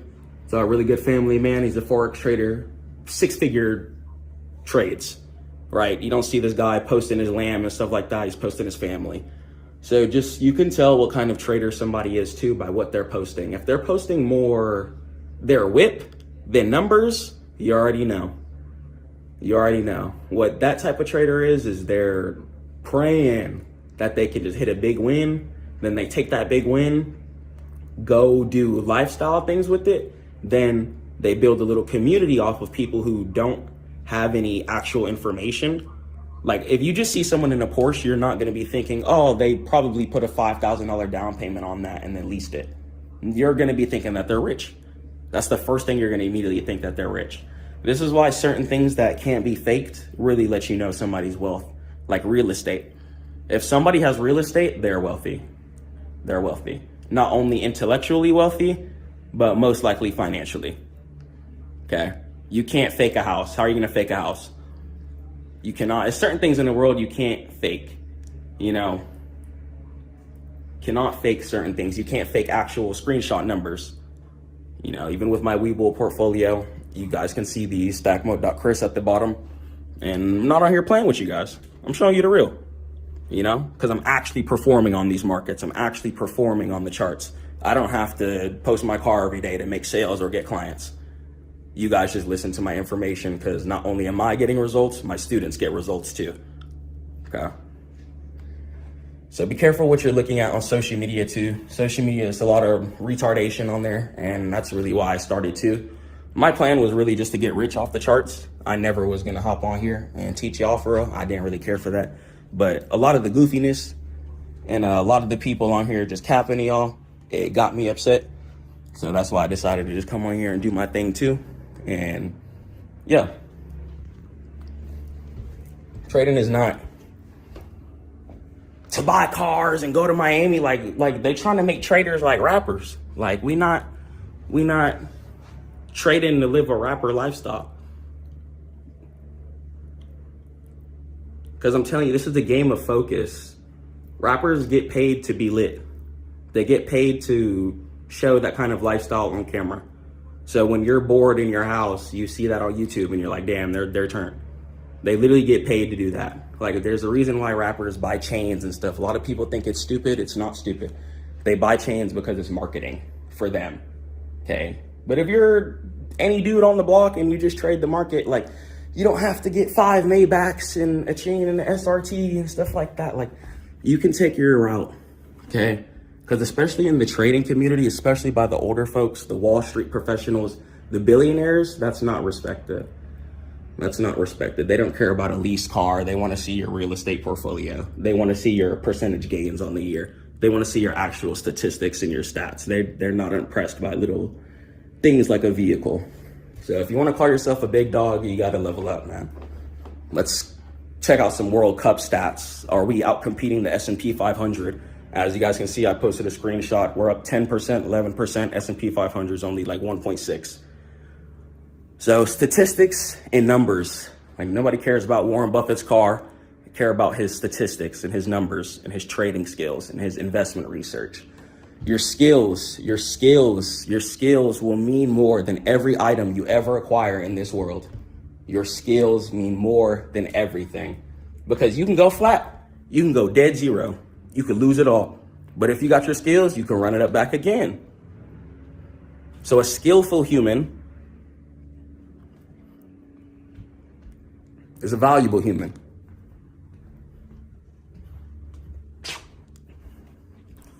Work on your skill. Work on your mindset. And in this year, 2026, we're trading for ownership. Do not trade for vanity. You are trading for ownership. Do not trade to go pay $5,000 a month in the Miami high rise, and then when the lease ends, you have no crib. Please buy a house. I'm literally begging you. Please buy a house. Please. I am on hands and knees right now. Please do not splurge your money on retardation. Even if it might seem fun, later down the line, you're going to think you're retarded and you're going to be upset at yourself. So make the right decisions. Do not think that the high rise car lifestyle is what you're trading for. Be a real person, take care of your family, clear your debt, clear your bills, and have some ownership and dominion in your life. All right. I love you guys so much. Head over to Stackmode.net for all trading education. I'm going to catch you in the next one. Let's do this. Peace. So if you don't know, what controls the price of your rent, your groceries, the gas prices, as well as the crypto and stock market is going to be something called the Consumer Price Index, also known as the CPI. CPI is basically a giant shopping list that the government tracks every single month. They track food, housing, transportation, medical care, all the essentials. And when the total price of that basket goes up, inflation goes up. When it goes down, then inflation eases. And it sounds simple, but here's the catch. Even a small change can shift interest rates dramatically, which can impact your investments and even move the entire economy. Let's go and let's jump into what CPI is and how we can understand what the report is. Inshallah. So let's understand the Consumer Price Index, also known as the CPI. It's going to be extremely simple, and I want to break it down. I want you guys to understand. Let's go. So what is the CPI in the first place? So the CPI, think of it as a basket of goods. So imagine a giant shopping cart that represents what the average American buys. This is going to go ahead and represent gas prices, groceries prices, food prices, the price of the current rent, housing, etc. Okay, all of this is going to be compiled into a big list, and the government tracks everything.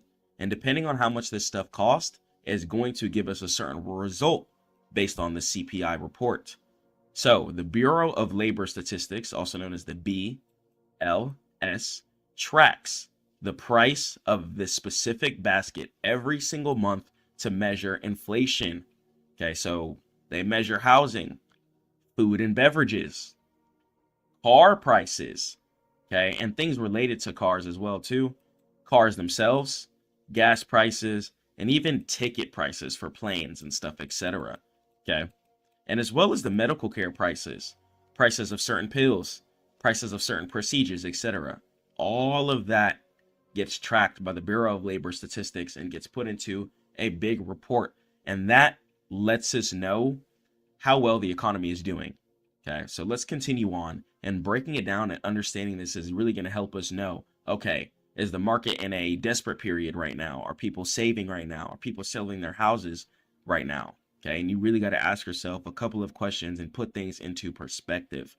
Okay, so let's continue on and let's understand what the CPI is. So let's talk about measuring the inflation. Okay, measuring inflation. So the year over year review, YOY. Okay, when you hear inflation is 5%, it means that the basket of goods cost 5% more today than it did 12 months ago. So that means that the price of a hot dog, let's say in 2015, let's say the price of a hot dog was $2. If in 2025, the price of the hot dog is now $6. Okay. Inflation occurred. The price went up. The price of the hot dog got more expensive year after year after year. So within a 10-year span, hot dogs went from $2 to $6. So that means that it got $4 more expensive just because time occurred. So that's what inflation is, when stuff is getting more expensive over time. And the reason why that's occurring is because more dollars are getting printed. The more dollars that get printed, then the more prices have to equate for that. Prices are going to equate with how many dollars are available.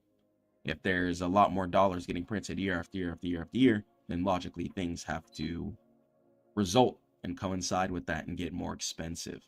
So why investors even care in the first place? So if inflation is 5% and your portfolio grew 4%, then you actually lost purchasing power. Okay. And the core versus the headline. So stripping the noise. So there's going to be two main types of CPI numbers that are going to go ahead and be released. So there's going to be the headline CPI. The headline CPI is everything in the basket. Once again, we're calculating the food, rent, gas prices, okay, price of certain waters, whether that be for water in our houses, for shower, toilets, etc., or the price of bottled water, okay, price of ice cream. All of that is going to be calculated inside of the basket. And the actual raw number is going to let us know how much Americans are spending on consumerism. That's why it's called the CPI, Consumer Price Index, letting us know how much the economy has consumed. And the core CPI, okay, it removes the food and energy prices from the equation. So the core CPI removes food and energy prices because food and gas prices are going to be volatile.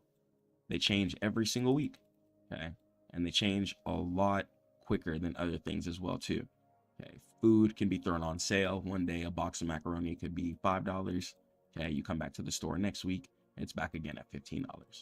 Same thing with gas. You could go to one gas station, they might be charging you $3 a gallon for some 87, and then at another gas station for some 87, it might cost you $2.79.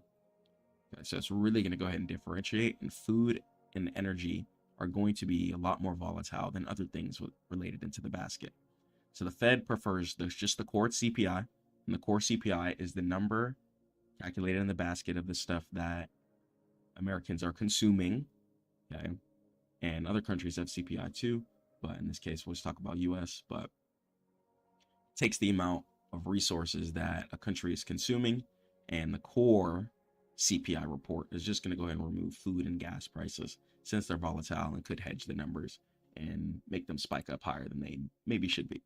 So the federal connection. So we'll talk about the policy tool. The Federal Reserve has a mandate to keep inflation at around 2%. 2% is going to be a pretty stable rate, and that's letting us know if the economy is not going in haywire. So a high CPI, the Fed will raise interest rates to cool the economy down, which is going to be really bad for stocks and bonds. If people are paying more money and percentage yields on interest, then that's going to go ahead and leave them less money to invest.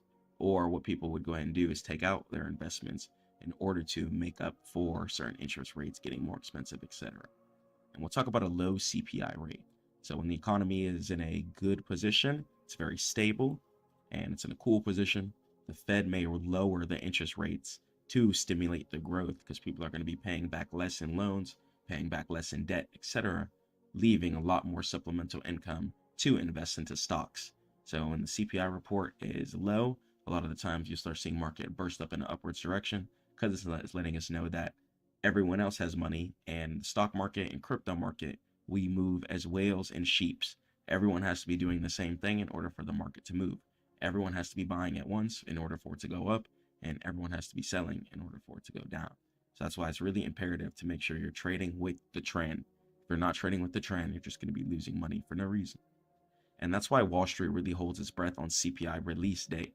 It's really a big report that predicts what the Fed will do next and a big predictor on how the market will move. A lot of the times right after the CPI report drops, especially if you're a futures or Forex trader, you can get on your 1 minute and you could see the actual candle of CPI. So seeing that and watching those month after month after month of CPIs really taught me and let me know how the market decides to trend after CPI report hits the market. And market volatility, so the tantrum that it throws. So algorithms read the CPI report in milliseconds, and the market reaction can be extremely violent. In a second, CPI could make the market zip down or burst in an upwards direction. And once again, if you're on your futures 1 minute, you can see it and see the news directly. And CPI coming in hot is going to mean that stocks have a higher chance to drop in a downwards direction due to the fact that interest rates are going to be higher. So interest is going to be bad. There's a reason why God talks about it in a negative manner. Interest does not benefit anything. Interest only hurts. It hurts the people, hurts the stock market, and it just leaves us less money in order for actually building our actual assets, whether be it for real estate, building your stock portfolio, etc. And if the CPI report comes in cool and lower, a lot of the time stock has a good chance to rally in an upwards direction. Same thing with the indexes known as the NQ, which is going to represent for the NASDAQ 100. You're going to have the ES, which is going to represent the S&P 500. You're going to have the Dow Jones, which is going to represent the YM, also known as US 30. Okay, so each one of these things are going to be affected by the CPI. So CPI is an extremely, extremely, extremely important report. And what you might see actually a lot of the times is price action slowing down, getting a little choppy, getting a little slow before the CPI report comes out. Because people are holding their tongues, they're freezing their wallet. They're like, hold on, before I deploy this bread, let me make sure market's doing what it actually needs to be doing. And then boom, they're going to go ahead and put that money down. So watch the trend. One bad month is not a crisis, but a trend is. Watch how the trend shifts after CPI. Does market want to head in an upwards direction? Does market want to go in a negative direction? Okay, and for how long? Make sure you're trading with the trend. Trading with the trend is going to be the separation tool between being profitable and unprofitable. Okay, you have to make the decision that the market is making. Otherwise, you will lose money. If market's going in an upwards direction, that is the direction that you should be playing in. And it's not at all-time highs, then that's how you should be playing. Okay. If you're on a Forex trade for something like that, for example, and the CPI report comes out and a currency pair starts going downwards, okay, then that's going to go ahead and let you know the trend. I don't care if you're on stocks, Forex, futures, wherever. Be wary of the CPI report, especially before you put in the trade. Okay.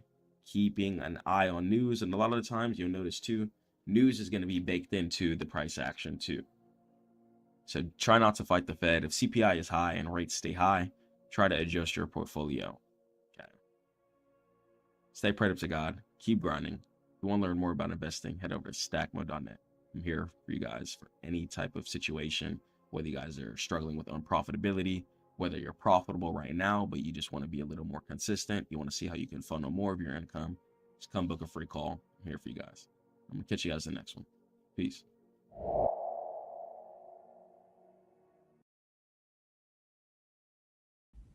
Been using AI for the past couple of months, and I just want to let you know that AI will not automatically make you rich. Okay? It would definitely not automatically make you rich. You still have to be consistent, disciplined, and know how to grasp humans to buy your product, book your service, buy a piece of art or something from you, whatever you do. If you sell music, if you sell art pieces, if you sell gym memberships, no matter what you do, understand that it's still going to have to come from a place of genuineness. Because genuineness will always win over what's perceived as the most organized or structured way possible. Genuineness, whatever touches in here, the human's heart, is your business, is your service, is your product touching the human's heart. You have to touch their heart and their brains before you just touch their wallets. All AI is trying to do is touch the humans' wallets. Okay, it's going to give you the best perspective on how to touch the humans' wallets. But we have to think of a raw perspective. Psychology can only come from what's happening around us. Psychology is just the study of the human anatomy, okay? The human brain. So we have to understand that in order to get the real psychology and the most updated psychology, because also humans evolve, just as diseases do, just as animals do. Humans evolve, business evolves, technology evolves, everything evolves.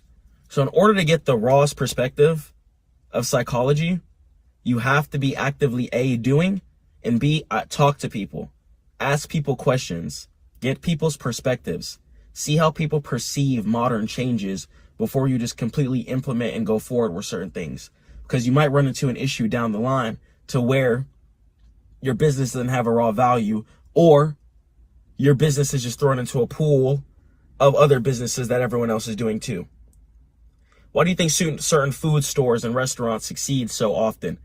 This is due to the fact that people's birthdays are held at those restaurants. If someone was having a sad day, I know for me, for example, one of my favorite restaurants, El Ranchero, for example, okay? One of my favorite restaurants, I would always pull up there and get me something to eat if I was feeling sad. Now I pull up on halal restaurants. Okay, I only eat halal meat now. Okay, I evolved. I progressed. My mindset changed. If you guys don't know what halal meat is, it's meat that's only prayed over.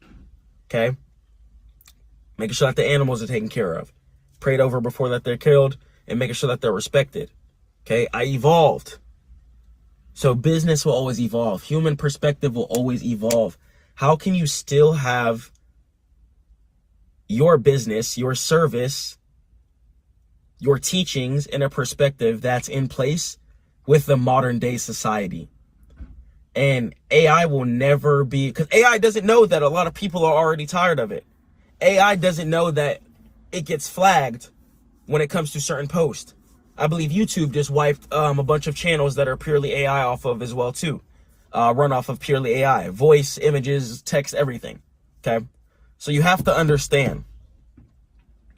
You have to get into the perspective. And of course, AI will be used for things like movies and stuff like that. But a lot of times too, those are real voice actors behind it. Okay. So I just want you guys to get into the real perspective.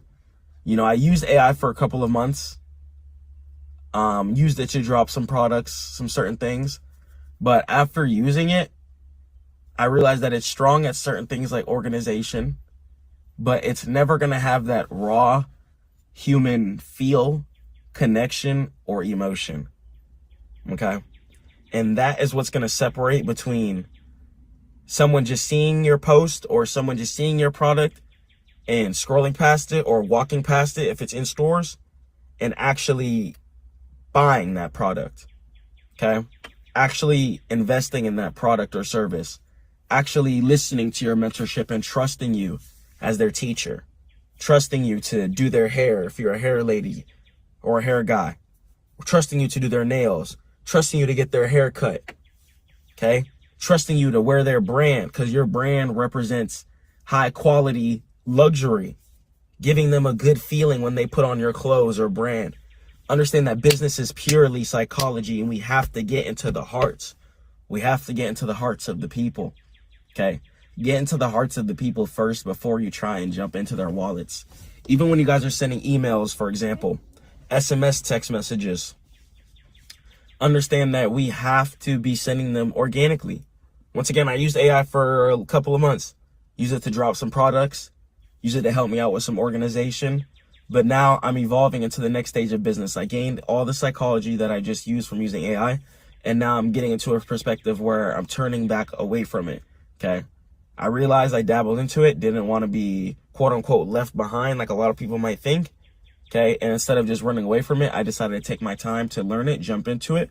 I understand its strong suits, its advantages, and I understand its disadvantages. So now I have a modern day advantage over the modern day business scalers, for example, since I jumped into actually coding on VS Studio Code using Copilot and putting everything together with the terminal and shipping to Vercel and Netlify and making sure that the code errors are fixed and making sure that the right files are organized in the right place, etc. So I have a real perspective over using AI. I have a lot of videos using presentations where I used AI to organize them as well too, and just put some of the topics behind them that I wanted to teach about. Okay, and then was able to give my own perspective as well too. Figured out certain things, how you could drop HTML coding presentations as well too. So understand that everyone has the same access to the same resources at the moment, but how are you going to tap into the people's hearts? Whoever can tap into the people's hearts, that is going to be the winner. That is going to be who succeeds. That is going to be who gets to the next level. And if you want to get to the next level, I should see you at stackmode.net. For example, we got this digital business card here, okay? Can't rip, cannot break, cannot be destroyed easily, okay? Digital business card. You can get it at stackmode.net. We got a whole shop. You can go up to somebody's phone, tap it. They got all your social media links, your website right there. And you're going to be able to get some psychology baked in from there. So understand that technology is not bad. Artificial intelligence has also been around for a very, very long time. It's just the way that things are marketed nowadays. Understand that a lot of this stuff is old. Streaming has been around for a long time. Technology has been just advancing in different ways. I'm sure when the car first dropped, people were still on the horse carriage. You know what I'm saying? And now people value horse carriage rides as a valuable experience. So you see how things change? So understand that when you go backwards and we do things genuinely, that's going to give the raw perspective. Now, if you use AI, don't go back and just delete a whole bunch of stuff. You don't have time for that. Go forward, come with a brand new perspective. You tried something. If you notice that the results didn't work, come different. That's going to be business. That's going to be music. Don't go emo mode and deleting everything. You don't have time for that. You have to go forward, come different with a new perspective, leave all those posts up. If you have AI posts or AI generated content, AI products, leave all of it up. Okay, leave all of it up. You put the prompt engineering behind it. It didn't just automatically make it for you. So leave all that stuff up. But if you notice that it's not bringing you sales, if you notice that it's not making you happy, if you notice that your engagement is not as genuine as it should be, then you need to go ahead and go back to raw cold emails, raw cold leads, raw cold texting and messaging, and understand that you need to get to the next perspective and understand that people don't really like AI. People don't really like AI stuff. They don't really trust AI stuff, and they want a genuine community. Genuineness is going to be at all-time highs, especially as AI tries to innovate, okay? So I just want you guys to win. I want you to be successful. I don't want you to fail. Stay prayed up to God. Keep grinding. I'll catch you in the next one. Peace. Bitcoin mining is the network's backbone, and it's not just about earning crypto, it's how Bitcoin's created in the first place. Miners use powerful computers to solve the puzzles. They secure the blockchain with an immutable new block each time, and this process is the global security system that prevents double spending and fraud, and it verifies all transactions across thousands of independent computers, replacing a central authority. Without miners, Bitcoin wouldn't exist, and it would collapse. But with them, it's become one of the most secure financial systems on Earth, powering the trust and transparency of decentralized money. Let's go and let's talk about how Bitcoins are created and why the government owns it. Inshallah, if God wills. Let's go. So, class, welcome. Let's go and let's talk about how Bitcoin is created in the first place. So Bitcoin is generated by mining it. Okay, Bitcoins don't just spawn out of thin air. And as you know, Bitcoin is also a limited cryptocurrency. So other cryptocurrencies for the most part are going to be infinite, but Bitcoin is actually going to have a limited amount of currency. Okay, there's only 21 million Bitcoins that exist. Okay, and each one of them is created by getting mined. So what happens is a computer, okay, and the computer is obviously powered by resources. Okay, so certain countries take more power than others to create certain Bitcoins. Okay, so if you're in a country that charges a lot for power, then you'd be paying more on your electricity bill in order to mine the cryptocurrency. Okay. And what you would need is a super powerful computer with a graphics card that can handle the Bitcoin mining. Okay. So what a graphics card is, it's a piece of the computer that's external. Not all computers have external graphics cards. Some have inbuilt graphics cards, which is why they're slower than others. But what you need is a really powerful computer. And then from there, you'll be able to load up the Bitcoin mining software and it can go ahead and get created. We're going to talk into the technicals, exactly how everything works. Bitcoin mining is super duper cool. You might even want to do it and see if this is a good way that you guys might want to generate some income, depending on what country you're in as well too. You'll be able to save a lot of money on power, and you could potentially mine yourself or create yourself a Bitcoin for way less than buying it. So let's jump into it, class. So what is mining even in the first place? Mining is not digging dirt. Bitcoin miners aren't digging into the ground with actual pickaxes, digging into the dirt, looking for resources. No. Okay, so what it is computers mining Bitcoin via a software. Okay, and the job is to secure the network and process transactions. Okay, so it secures the network by making everything decentralized. So in a traditional bank system, let's say you wanted to send a wire transfer, for example, right? The bank would be able to decide whether yes or no if the transaction wanted to go ahead and get approved or declined. Within a decentralized network, such as sending Bitcoin, things like that don't occur. Since everything is done by smart contracts, okay, everything is autonomous and automatic, done by computers, okay? And that's what Bitcoin mining comes into place too. Even creating Bitcoin, instead of just clicking print on the dollar like they do with fiat currency, Bitcoin actually has to go through a whole process in order for a Satoshi to be created in the first place, okay? So Bitcoin mining helps keep Bitcoin decentralized. The reason why the US dollar fails is because they just go up to the printer and click print.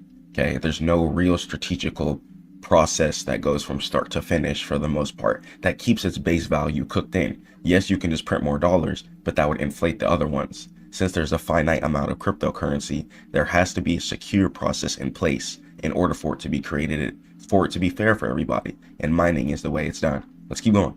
So think of the blockchain network as a public notebook. So you might have heard of what the blockchain network is. So the blockchain network is pretty much a public copy of everything that's been done, every transaction that's been created, every Bitcoin that's been mined, and every transaction that's happened. Okay. So the blockchain is pretty much going to be a verifiable place to where you can see if your transactions were even completed as well. Okay. So within the blockchain, you'll be able to put in your, let's say, address. Let's say you did a transaction. You could copy that transaction address, put it onto the blockchain or some type of blockchain checker, and you could see if there were any confirmations. Okay. Confirmations are pretty much going to go ahead and let you know when your transaction is ready to be completed. Okay. Either the money has been sent over and it's about to hit somebody's wallet. Okay. Or it's on the way to hit your wallet. Okay. Depending on the situation. So the blockchain is a public notebook that everyone has a copy of. And mining is the process of adding a new page, okay, which is a new block to this notebook. So page 1, right? Let's say Alice sent some money to Bob. Okay, let's say they sent 5 Bitcoin. You're going to be able to see that. Okay, you'll be able to see the Bitcoin addresses, etc. And you'll be able to see when the transaction was sent, how much Bitcoin or how much cryptocurrency was sent. And you'll be able to see the miners working on certain things as well too. Okay, you'll be able to see when Bitcoin transactions have been implemented and grounded into the blockchain. Whether a big whale is buying or selling, the blockchain shows us everything. Okay, keeping cryptocurrency really, really safe. So proof of work. So once again, Bitcoin, it's not created like the dollar. You don't just go up to the printer and click on print over and over and over again. It's created by POWs, also known as proof of work. So to add a page to the notebook, computers must solve a super hard math puzzle that requires a pretty powerful computer as well too. So make sure you guys have a good graphics card inside of your computer before you think of doing anything like that. Okay. So to add a page to the notebook, you got to have a super powerful computer, and then the computer has to do calculations and try to guess the number. Okay. So imagine guessing a number between 1 and 1 trillion. Okay. You have to guess randomly. So computers then make trillions of guesses per second to find the random number, okay, which is going to be the hash, okay? So that's how the proof of work works. And that's pretty much all the work that the computer is doing. The computer is constantly running calculations, trying to find and guess the correct numbers in order to generate a Bitcoin. Okay, and that takes a lot of power, a lot of resources. So make sure you guys are watching your energy bill before you think about getting into this. So this is exactly what I mean. You need a powerful computer. Okay, your computer has to be good. It can't be a weak computer. Okay, so understand that you cannot mine Bitcoin from your laptop. Okay, you cannot mine Bitcoin on a laptop anymore. Okay, so these with, with the screen, little keyboard, not cutting it if you want to mine Bitcoin. Okay, get yourself a real strong desktop with a real graphics card before mining Bitcoin even crosses into your brain. Okay, so you need specialized machines called ASICs. An ASIC stands for an application specific integrated circuit, and they do one thing: guess numbers for Bitcoin. Okay, they're loud, hot, and they use a lot of electricity. Okay, so before you guys think about just putting it into your room, keep all of this into play. Okay, keep all of this into play. Save for Airbnb owners as well too. If you guys have Airbnbs, what people are doing is signing up for Airbnbs and mining Bitcoin at Airbnbs in order to save money on power bills and stuff like that. Or people are also even moving to other countries in order to save on power bills too, so they can mine Bitcoin for a lot cheaper. So keep all of these things into play and understand that the future is really changing a lot. People are starting to get a lot more equipped and doing a lot more strategical moves to mine all the Bitcoin as possible before it goes away. So what's the point of this? Like, why do it in the first place? So the reward, right? The winner who solves the puzzle first gets paid in brand new Bitcoin. Okay, a brand new Bitcoin. So Bitcoin is created by whoever has the best computer, right? And is solving the most problems. Okay, the more computers you have solving more problems, okay, the more Bitcoin that you're going to accumulate in the first place. Okay, so it's going to be either one computer or a whole room full of computers. Okay, and what they're doing math. Okay, 2 plus 2 equals, okay, and then whichever one of the computers can find the hidden number, okay, goes ahead and generates the Bitcoin.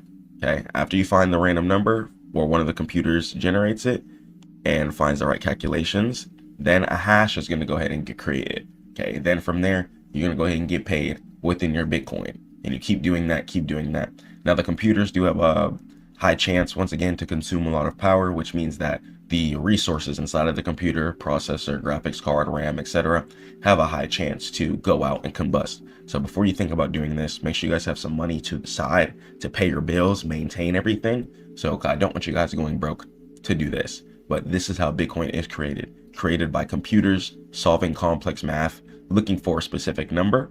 And once again, the more you have, the more Bitcoin you'll be able to generate. Since the more computers you have, inshallah, if God wills, the quicker you'll be able to look for hash codes, and the quicker those computers will be able to solve different types of calculations.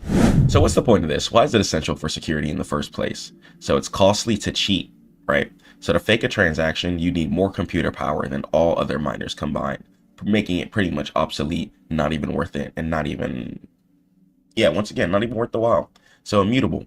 So once a block is buried under other blocks, it's mathematically impossible to change it, because the way that Bitcoin works is that the computer is hunting for hidden numbers. Okay, it's hunting for random numbers and it's trying to guess the correct numbers. So the chances of it being faked or created within a false context would pretty much be almost impossible. Okay, since there's so many numbers and it's looking to guess the correct one, and it's decentralized. So no single boss controls the ledger. So no people can just be like, you know what, we're going to decline this transaction. We're going to approve this transaction.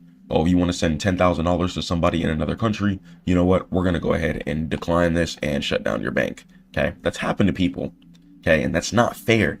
It's not fair. There might be money you might need to send to somebody in another country to help send your family some money, to help pay your employees or whatever. Cryptocurrency is such a beautiful blessing on this earth. God is the greatest, you know, is being able to send $1 million to somebody the next day. Boom, just like that, snap of a finger, and nothing is even remotely concerning. Okay, it's beautiful. We want to be focusing on buying as much cryptocurrency as possible, guys. Focus on it. Okay, focus on it. So no single boss controls the ledger, guys. It's decentralized. We're all in this together as a family, and thousands of miners protect it together.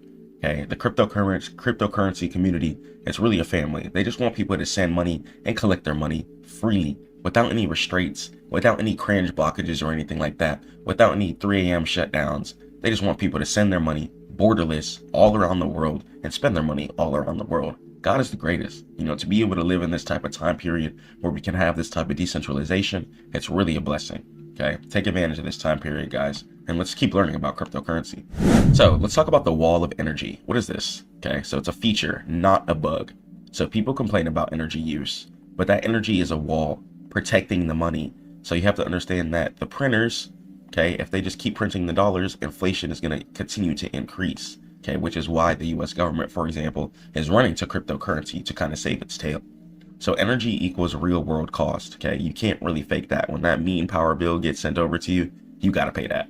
It just is what it is. Okay, it's kind of hard to dodge that because it costs real actual money, electricity to mine, and you need an actual account too. You can't just be like a fake person. You got to actually go sign up for the power account, put your card on there, etc.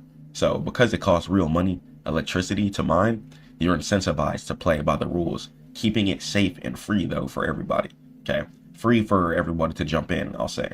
Okay, because some things are going to be gatekept through certain other things, but as far as just the freedom to start, anybody can start. Okay, you might just need the ASICs computer, pay for the energy, but as far as just the freedom to start, anybody can start. So if you cheat, you waste electricity and you lose money. Okay, so it's pretty much not going to be worth it at all, because the point of this is to gain some Bitcoin. So inshallah, you can maybe see some profit. So keep everything stable and keep everything well-rounded. Make sure you have everything planned before you just start trying to do anything. Okay, so let's talk about the life cycle, right? So a broadcast. So if you send one Bitcoin to a friend, the network is going to hear it. Okay, the blockchain is going to see it. You could see if the transactions were completed via what's called confirmations. Okay, so compete. Miners then race to solve the math puzzle, the hash, to box up transactions. Okay, and then verify. The winner shows their proof and everyone checks it instantly. And this keeps it secure. Okay, this page is glued to the notebook forever, also called the blockchain, and then the miner decides to go ahead and get paid. So that is the full 1, 2, 3, 4 cycle of how Bitcoin mining actually occurs. Okay, so the computers are looking to solve the hash puzzle. Okay, after the computer solves the hash puzzle, then the miner will go ahead and get paid in Bitcoin, inshallah, if God wills. So keep it simple. All right, y'all. Happy Bitcoin mining. I pray you guys do well. If you want to go set up a rig or set up your own basement, do it. Okay, be ready to pay that electricity bill, but I believe in you guys. If you're interested in Bitcoin mining, head over to stackmode.net for all trading education, and I'll teach you guys and we can talk about absolutely whatever. Stay prayed up to God, keep grinding, and I'll catch you in the next one. Peace.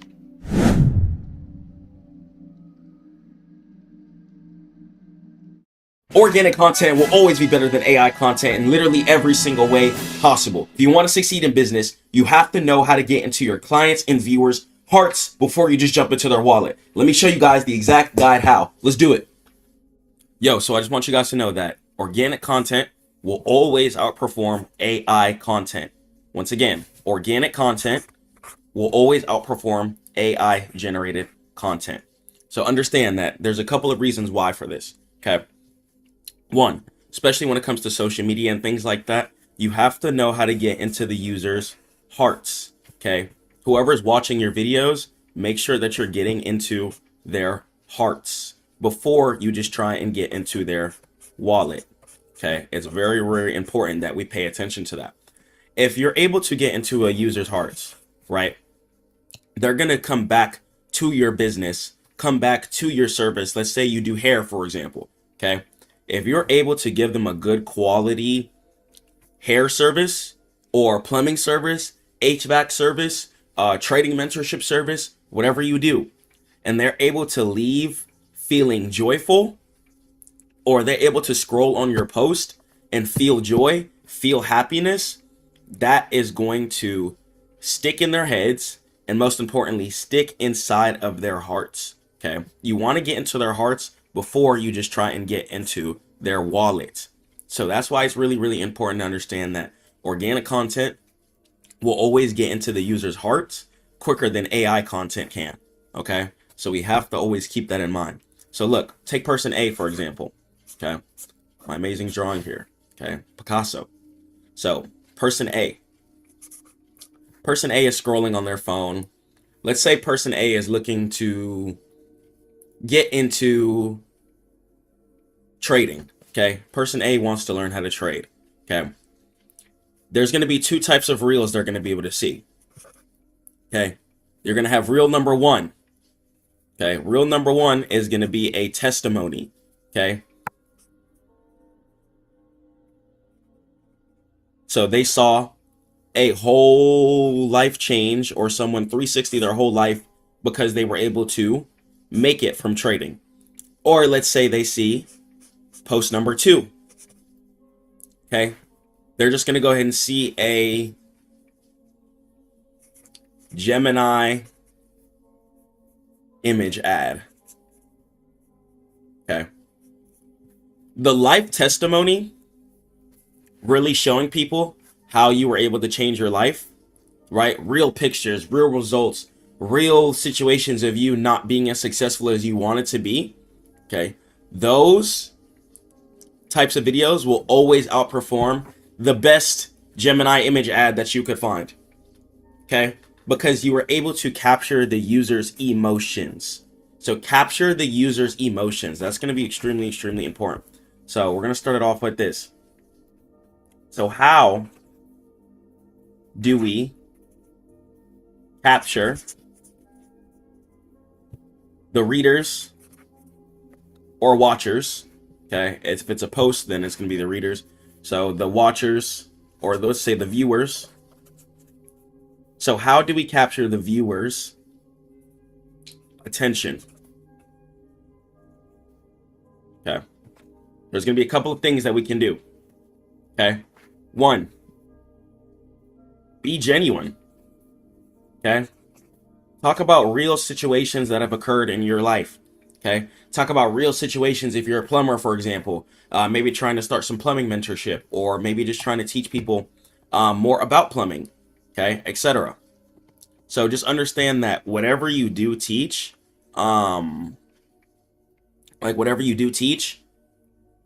just be genuine. Okay, be genuine. Have real funny perspectives, real life perspectives that people can actually feel. And then it's going to be a lot easier to get into the framework of success, because people are going to be able to feel you. And once again, once you're genuine, you're going to be able to have trust and get into their hearts. Okay, they're going to trust you. Okay, two, another way to capture viewers' attention: results. Results. Show some work you've done. Show some results. Show some clients that you've helped. Show yourself doing live actual examples. Because once people start seeing results, okay, once people see results, then people start to build trust. Okay, results equals trust and retention. So when they're seeing results from your service, from your education, and they're seeing other people get results as well, that's going to be a good way to incline trust and retention. Okay, so trust is going to be really, really important, because one, you want people to whip out the card and buy your service in the first place, or feel confident enough to get in a position to even want your service. Okay, and then we're going to have retention. Okay, retention is going to be extremely, extremely important. You want retention. Okay, you want customers to be retained to your service. You want them to be coming back over and over and over and over and over again. Okay, take Tupperware, for example. A company, Tupperware, went out of business due to the fact that their product wasn't retention based. Okay, it was a product that people bought once and then they never needed it again. Okay, retention. Focus on your retention, and retention is going to bring you your monthly income.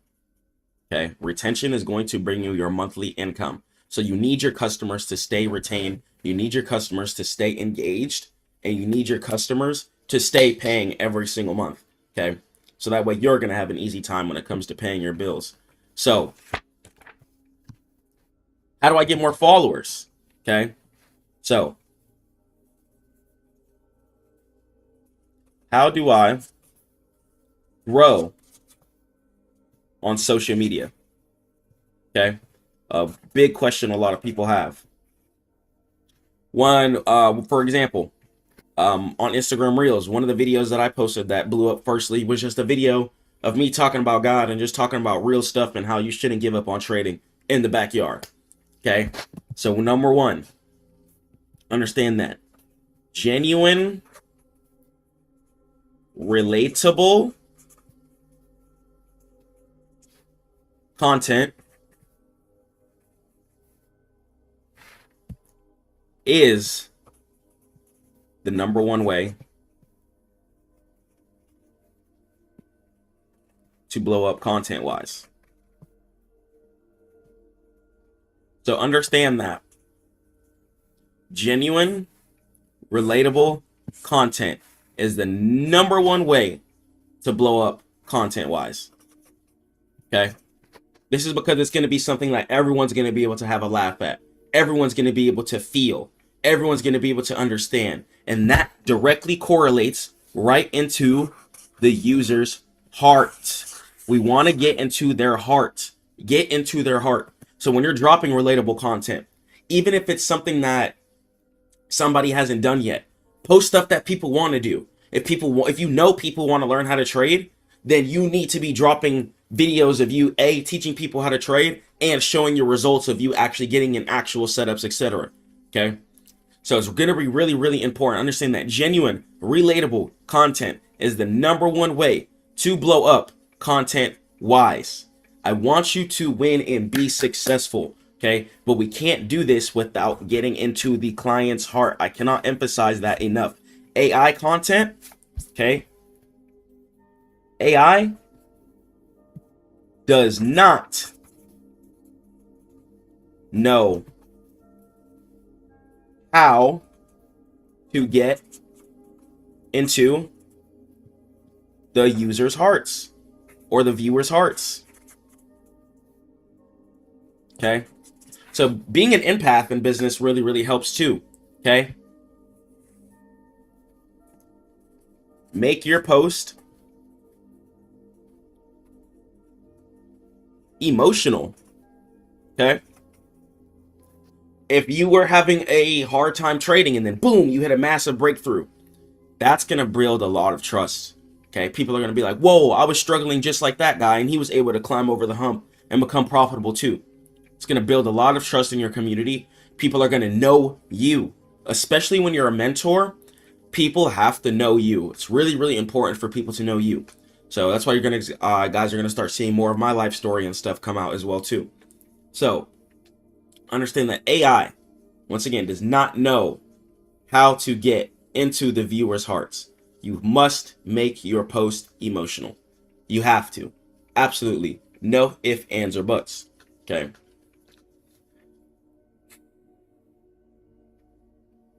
Too many people make social media too hard. And too many people just don't trust themselves. Okay, you have to trust yourself in the first place.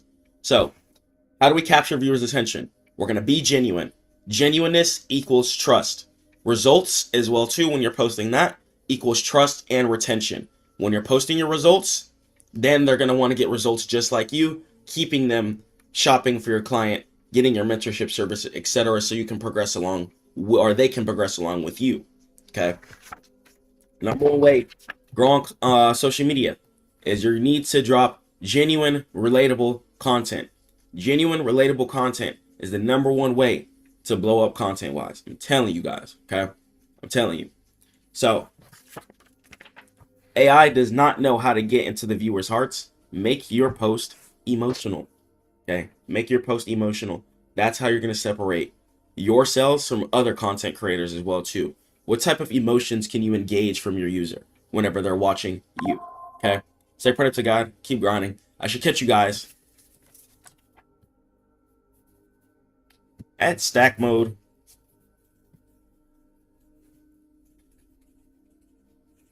.net. Okay, I should genuinely catch you there. If I don't see you at Stackmode.net, you're gonna confuse me. Okay, you're gonna confuse me, and you're gonna make me think that you don't want it. You don't want money for real, and you don't want to improve your life. Let's grow your business, and let's take that business profit, and let's go ahead and let's translate that into more money with trading. Okay, trading, business, and trading. That is what we teach here. Okay, and we funnel these into each other to build a giant income loop. Okay, love you guys so much. I'll see you there. Peace.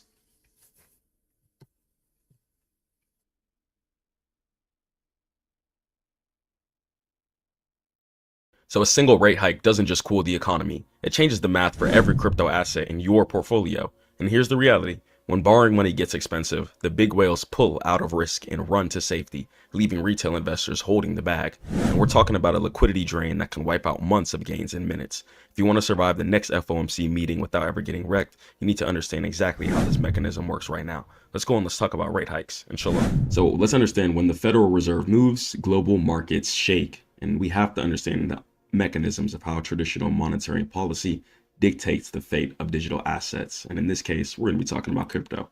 Let's continue on. So what is a rate hike in the first place? So it's the Fed's primary tool to fight inflation. Okay. And it's pretty much a tightening. And it's when they raise the federal funds rate, which is the baseline interest rate for the economy. And borrowing costs end up rising due to this fact.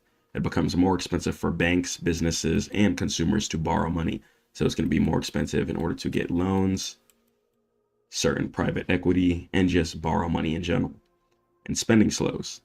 Higher loan costs mean fewer mortgages, fewer car loans, and less business investments, which means the economy would slow down.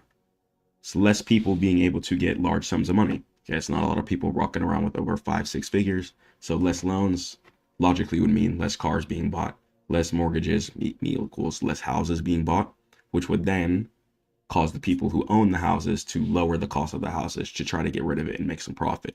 So whenever rate hikes come into place, it really just throws off the whole balance. And the goal of the rate hike is to reduce demand to lower inflation prices.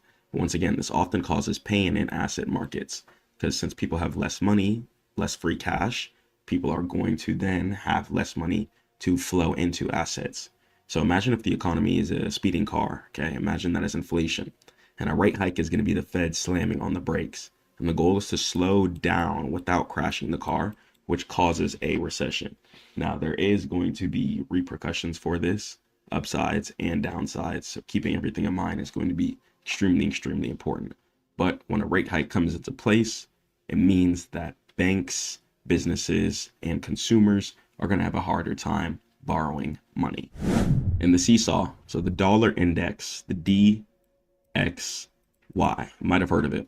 So there's a strong inverse relationship between the strength of the US dollar and the price of Bitcoin. This is also because Bitcoin is used as an inflationary hedge, since the US dollar is going to be a infinite currency. Okay, it can continuously just be printed, and owned by everybody. Bitcoin is going to be a finite currency. Okay, so only a certain amount of people will be able to own Bitcoin. Once it's gone, then it's going to be completely gone. So rates up equals the DXY would be up, which is letting us know that this is strong US dollar and that the economy is trying to progress. And crypto down, okay, would be in relative relation to this, okay, equaling weak asset prices. So when the Fed rates hike, global investors buy dollars to access those higher yields. And a stronger dollar makes it more expensive to then buy certain Bitcoin assets, other cryptocurrency assets, and stocks, which suppresses the price. Okay, so while crypto is going down, though, gives you a really, really good opportunity in order to save your cash and buy assets at a low. Okay, try and capitalize and always buy assets at a low. If you analyze that the setup or whatever you're looking at is meant to go up year after year after year after year after year after year, if it's hitting a low point, invest at the low points.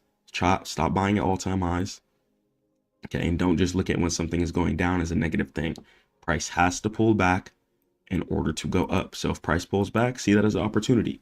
Ask yourself, is that going to be a good buy? And if you're struggling to identify a setup, head over to Stackmode.net or just watch my videos. Okay.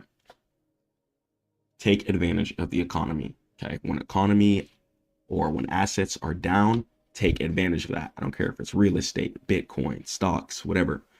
When assets are down, you have to take advantage of that low, because just like everything else, price, inshallah, will sweep back up. And you don't want to be in a position to where like, oh man, I wish I invested at X, Y, and Z time when you could have. So take your action, do what you need to do, and make your decisions today. Okay, catch your assets when assets are at a low. When the economy is in shambles and everyone's panicking, that's the time you need to be buying. It's really important to try and have some cash on hand. This way you're going to be able to make some good decisions and invest into these investments when you need. So while rate hikes hurt crypto in the short term, the reason for the hikes might fuel the long-term bull case. Okay, and the long-term counter narrative. If inflation wins, then the Fed raises rates, but inflation could still stay in a high stagflation point, and fiat currency loses purchasing power rapidly. And the hard money hedge, and that's why a lot of people look to and run towards Bitcoin, for example. Okay, Bitcoin, yes, is good for profit, but you can make a lot of money quicker playing options or futures, for example. But just the fact that Bitcoin has a fixed supply, it gives you a sense of asset superiority. So once it's gone and somebody has it, all right, and if you weren't to have it, then they would have an advantage. Okay, so Bitcoin's fixed supply, it's 21 million, and it's designed as an escape valve from failing fiat monetary policy, since we know that over time, the US dollar is meant to cost, or it's meant to give us less and less and less purchasing power year after year after year after year, since more dollars will just be printed. And the pivot hope. So the market's always trying to predict when the Fed will stop hiking and start cutting. And that's going to be the pivot. So the moment they pivot, crypto usually rallies super duper hard, because once they start pivoting, people are going to be like, all right, you know what, economy's safe. And then people are going to go ahead and start taking advantage of the buys. So mix in the economy news with the charts, and you guys are going to be able to make some really, really great decisions and some great choices. Use your higher time frames as well too. So you can check out the FOMC meetings on forexfactory.com, and the days the Fed announces rate decisions are historically the most volatile days of the year for crypto. So FOMC, a lot of times, is when they release a bunch of really important rate decisions and reports. And cash, understand that cash is going to be a position. You don't always got to be in a setup all the time. Cash is a position. So in a high rate environment, holding stable coins, right, the earning yield, is often better than forcing bad trades in a bear market. You just don't need to do that. Don't do that, actually. Okay, don't force trades in a bear market. Just wait for price to pull back, wait for buyers to step in, and then go ahead and catch the low. Catch the low. Once again, if you're struggling with finding the right setup, head over to stackmode.net and look for decoupling. It's the ultimate bullish signal, and it'll let us know when it's time to buy. So when tech stops drop on Fed news, but Bitcoin holds steady or rises, a lot of things are going to let us know when it's time to buy. Okay, so if you see tech stops dropping really, really hard, and then the Fed announces some certain news, you start seeing rallying, put that together with your higher time frame analysis and put it together with the charts, and you can start seeing like, okay, price is ready to buy. Or after big events like CPI and stuff like that, etc., a lot of people hold their cash until these big news events come out, and then you'll start seeing market make its move that it needs to be making. And sometimes you'll even see market, let's say, for example, trending in a downwards direction weeks or days before this news event comes out. Then when the news event comes out, price will go ahead and blast in an upwards direction. Okay, so make your decisions patient ones. Okay, make sure they're extremely patient decisions, because the more patient you are, the better setups that you plan, the more money you're going to be able to make, inshallah. All right, I'm going to catch you guys in the next one. Stay prayed to God. Keep grinding. Head over to stackmode.net for all trading education. Peace.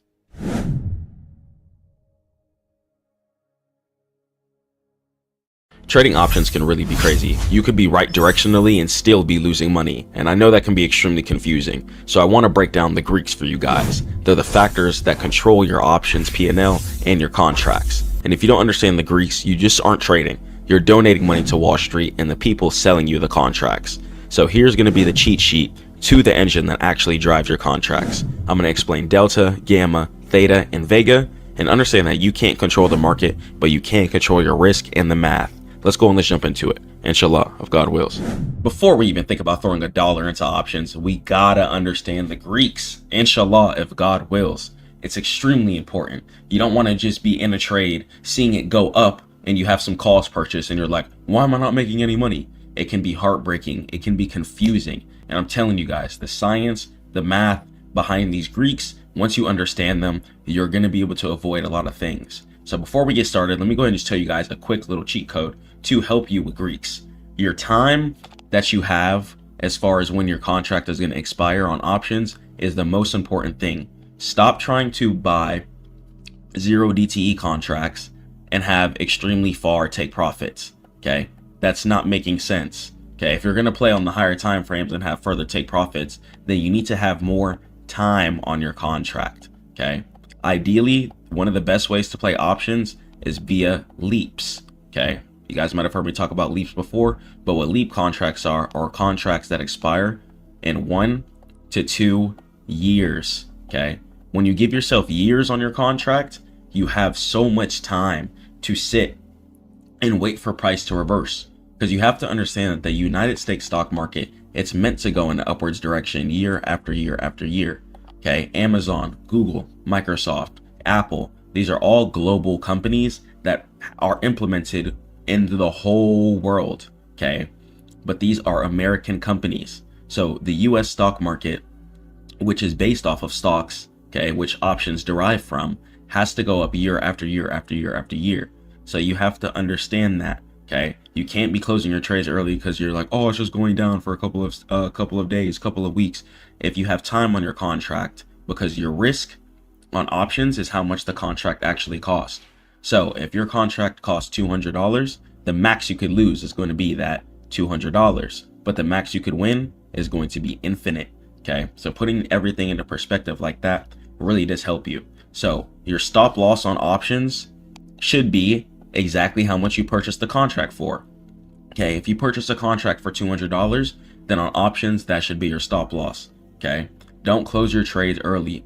Purchase time on your contracts. Okay, and use your stop loss as the full value that you purchased the contract for. And I'm telling you guys, watch how your trading will change. Let's go and let's jump into how these Greeks actually work though. So trading options is going to be kind of like driving a race car. You're going to have 4 main gauges on your dashboard. They're going to go and have your delta. Your delta is going to go ahead and determine how fast that you're going. Then you're going to have your gamma. Your gamma is going to determine how much your contracts are accelerating. Your theta is going to be your fuel tank leaking. Okay, for example, think of it as time. And your vega is how bumpy the road is. Okay, the fear, the intrinsic value baked into it. Understanding these Greeks are really going to change everything. Okay, let me go ahead and tell you guys a quick story. There's been a time where I was trading SPX. Okay, I was trading a 0 DTE, and what DTE stands for is date to expiration. Okay, so whatever the day is before you see DTE is how many days before the expiration. So if it's 0, that means that the contract will close on the same day. Okay, so the stock market is open from 9:30 a.m. Eastern to 4 p.m. Eastern. Okay, so in each time market comes up to 9:30 a.m. Eastern, that's another day that goes by. Okay, but if we're going to play a 0 DTE, then the contract has to be closed by 4 p.m. Eastern. So what I did was open up a SPX contract during a Jay Powell speech. I'm sure you guys have heard of Jay Powell, and was up around $930. The reason why I didn't win that trade is because of greed, pure greed. What I did was trade with P&L instead of looking at the actual chart and understanding Greek, so I got burned anyways. So I didn't close the trade, one, because I was P&L trading, and I didn't understand the Greeks. 2 things. Okay, so the first reason, I was on like $930 and didn't close it because it wasn't $1,000. I was trying to make 4 figures a day. Stupid mindset, I know. I was young. But thank God I learned. And another reason why I lost is because I just didn't understand the Greeks truthfully. Okay, so SPX, I told myself, you know what, if I'm up $930 right now, but you have to understand that things work off of acceleration options. If you have a bunch of price action bursting really, really quick, happening fast, your contracts are going to be going up. But as soon as that contract slows down, starts consolidating, if you don't have enough time on your contract, okay, then your contract value is going to go down immediately. Okay, so if it's bursting in a certain direction that you have a contract based in, so let's say you have a calls contract. Okay, calls contracts mean that you're preparing for market to go in an upwards direction. So let's say you have a calls contract, right? If market's pumping up super duper fast, okay, even if you have an out the money contract, and what that means is, let's say a contract, let's say a stock is at $30, right? And you think it's going to go up to $35. Okay, if you buy a $35 contract, which is out the money, okay, it's not there right now, okay, then if price is bursting really fast, even though it's not near $35 yet, you're still going to see some profit. But once again, as soon as that price action starts consolidating and going sideways, your profit can instantly be wiped away from you if you don't have enough time on your contract. So having time on your contract, theta, is going to be one of the most important things. So try and buy contracts that are 1 to 2 years out. Okay, this is going to give you guys a lot of more flexibility and purchasing power to really do what you want with your contracts and how you want to trade on the markets. Okay, so let's go and let's break it down. So delta is going to go ahead and be the speed. Okay, so here's a definition. So if the stock price moves up $1, how much money will the option make? Okay, so if the stock price moves $1 and the delta is 0.50, then that means the option price will move 0.50. Okay, so 0.50 per dollar. Okay, so that means that every time the stock moves $1, okay, the options price would go ahead and move 0.50 cents. Okay, and remember, you want to go ahead and multiply everything by 100. Okay, so the options price 0.50 is going to go ahead and equal $50. Okay, that's going to go ahead and equal $50 once again. So you want to grab whatever decimal number you see on options and multiply that by 100. Okay, so 0.50 times 100 is going to be $50. Okay, if you're going to have 2.70 times 100, that's going to go ahead and give you 270. Okay, if you're going to have 4.50, you got to multiply that times 100. It's going to be 450. Okay, so whatever one of these decimal numbers that you see, you got to multiply it by 100. You have to. Okay, multiply all decimal numbers that you see in the options world by 100 in order to get the actual currency value of that. So think of delta as the concert ticket. So it's going to be the coupon, right? Imagine you have a coupon to buy a concert ticket for $50. Okay, and let's say the price rises. If tickets are sold out and scalpers are selling them for now $100, your coupon is now very valuable. Okay, that's high delta. And let's say the price drops, right? If nobody wants to go and tickets are $10, your $50 coupon is now worthless. Okay, that's zero delta. So you want your delta to increase, because the more that your delta is increasing, the more that your contract is going to have more value behind it. Okay, but if price is dropping and your contract isn't working out in your favor, or it's not going in the direction which you have purchased, okay, so if you bought a calls contract and market's not going up, okay, then that means that the delta is going to help destroy your contract because your prediction is not right. Okay, but if your prediction is right, then the delta is going to go ahead and go up, deeming your contract valuable, making your contract more expensive, meaning you'll make more money. And gamma is going to go ahead and equal the turbo boost. So think of it as acceleration, right? Delta tells you your speed, and gamma tells you how fast your speed is changing. So think of gamma kind of like the nitro button. A super fast acceleration, okay? Think of this rocket ship. Boom, the turbo is behind it. So gamma is going to be like the nitro button in a racing game, okay? So you're speeding steady, and then you got to just burst, okay? That's what gamma predicts. So gamma makes your profits explode faster as the stock goes in your favored direction.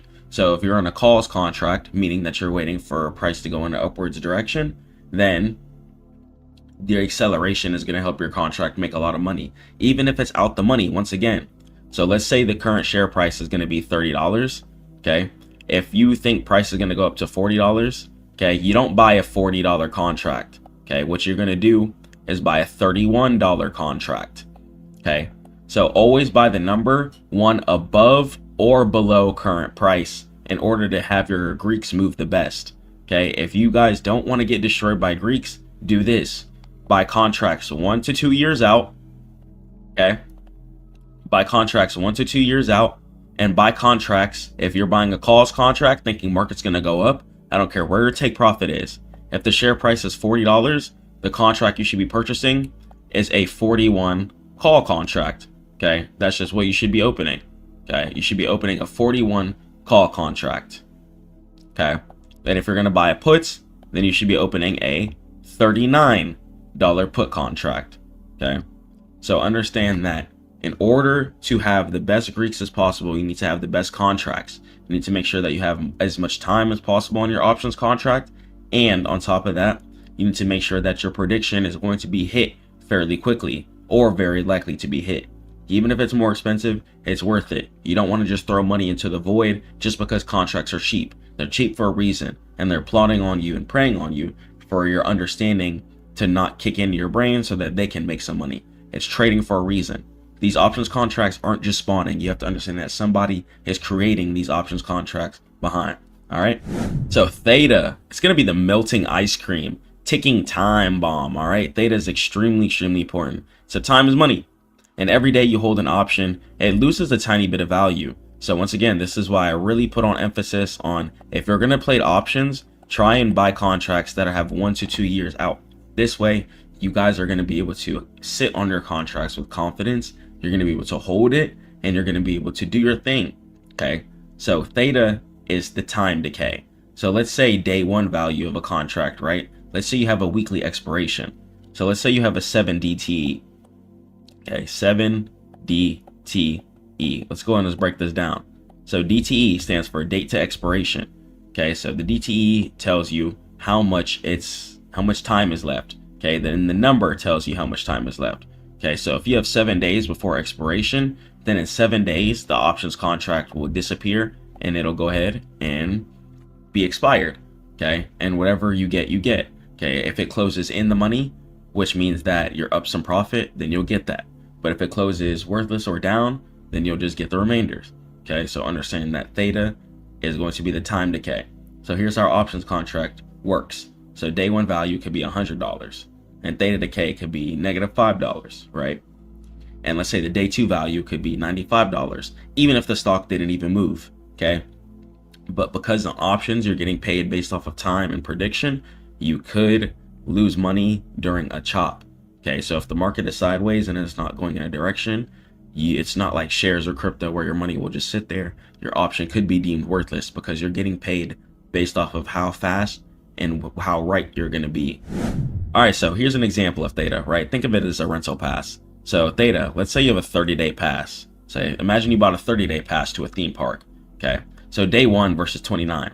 So on day one, the path is worth a lot. It's jumping. On day 29, it would pretty much be almost worthless because the time ran out. The pass was only good for 30 days, okay? So your options contract is only good for the amount of time that you purchase it for. So you want to be able to have as much time on it. Try and have some years on it. This way, if anything goes wrong, any type of speeches, with any type of government shutdowns or anything that affects the market, that would make the market move in a negative reaction from whichever way that you purchase, okay, then you'd be able to survive that. Okay, you wouldn't just be getting destroyed. Okay, so when you have time on your contract, instead of having a 30-day pass, imagine having the 3-year pass or the 2-year pass. Okay, the 30-day pass is not long enough. Okay, so the lesson, don't hold on to options that are worthless. Otherwise, pretty much they're going to just melt away anyways. Okay, so buy your contracts 1 to 2 years out. Okay, try and buy them 1 to 2 years out, and make sure you have your take profits too. Okay, so that's also what I mean by don't hold them too long. You should know exactly where you're going to close. Options is extremely strict. It's not like crypto and shares where you can just sit there and hold it forever. Please don't do that. You need to have a strict place exactly where you know you're going to exit. Okay, you need to know where you're going to go ahead and exit, get your money, and close and hit take profit. Okay, once you do that, it's going to be a lot easier to go ahead and progress. Okay, do not sit there and try and hold your options forever, especially once you start seeing profit. Horrible mistake I've made in the past, and inshallah, if God wills, that's not something I want you guys to experience. Okay, so please have an exit plan, know where your take profit is, and please close your trades. And Vega is going to be the fear index. So think of Vega as hurricane insurance, right? Vega measures how expensive options get when people are scared and horrified. So on a sunny day, insurance is going to be cheap, right? That means that the Vega is low. But when a hurricane is coming, okay, whether it be earnings coming, a big news event, whatever, the insurance is going to be expensive. It's going to raise, and that's going to lead to high Vega. So even if your house is fine, the price of insurance goes up because of the storm. Okay, so you guys might have heard of the term implied volatility. Okay, so when earnings come up or when big events come up for stocks, the options value could shoot up due to the fact that people are preparing for a big move. Okay, so there's a lot of cool plays you can make in options too. So instead of actually playing earnings with certain stocks, if you buy a contract before earnings, you might make a lot of money, but then after the earnings, it might go away just because of the hype and expectations. So people are preparing for the future, and that's why options are even a thing in the first place.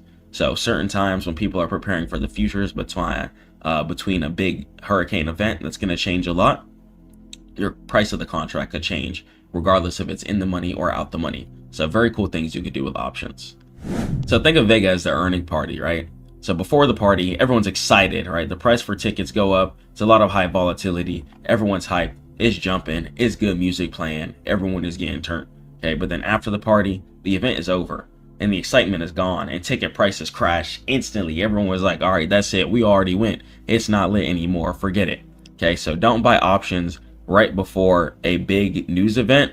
And if you do, make sure that you sell before the big news event. Okay, you do not want to be in a short-term options plays during news. Okay, this is why I also say try and buy contracts 1 to 2 years out. Okay, because if you're playing on your higher time frames, like your daily, your weekly, or even your 4-hour, okay, right, you're gonna have bigger take profits, right? And there might be earnings in between that, which is gonna be amazing, just fine. Because a lot of the times earnings will benefit you for playing the right direction. But if you have 1 to 2 years out, you're not going to be getting destroyed by things like news and certain events like that as easily. Why? Because you have so much time on your contracts. So having time on your contracts kind of wipes out all the negatives of options. Have some time on your contracts and buy reasonable contract too. If the current price is 40, contract you should be purchasing for calls is 41, for puts is 39. Okay, you should always buy the number 1 above or below. That's going to be the best way to avoid these Greeks destroying your profit. I don't want you guys going through any of that weird cringe anxiety or anything like that. Okay, you guys got it. So let's go on this recap. Let's jump into it. So Delta is going to be the speed, right? And it moves with the stock price. Then you're going to go ahead and have Gamma. Gamma is the nitro. It's the thing that accelerates your wins or your losses too. And Theta is going to be the melting time. Okay, it's the time that eats your money. Okay, and then you're going to go ahead and have your Vega. That's the storm, and fear makes prices expensive. Okay, so if it's about to be a big news event and you notice your contracts shoot all the way up, try and sell before news events. But if you're playing a higher time frame setup, you know what you're looking at, whether on your weekly, daily, or 4-hour. And if you don't, head over to Stackmode.net. I'm here to teach you guys. Okay, whether you guys want to learn how to trade options, futures, crypto, or whatever, I'm down to get into it. I love you guys so much. Stay prayed up, stay high. Keep grinding. I'm gonna catch you guys the next one. Peace.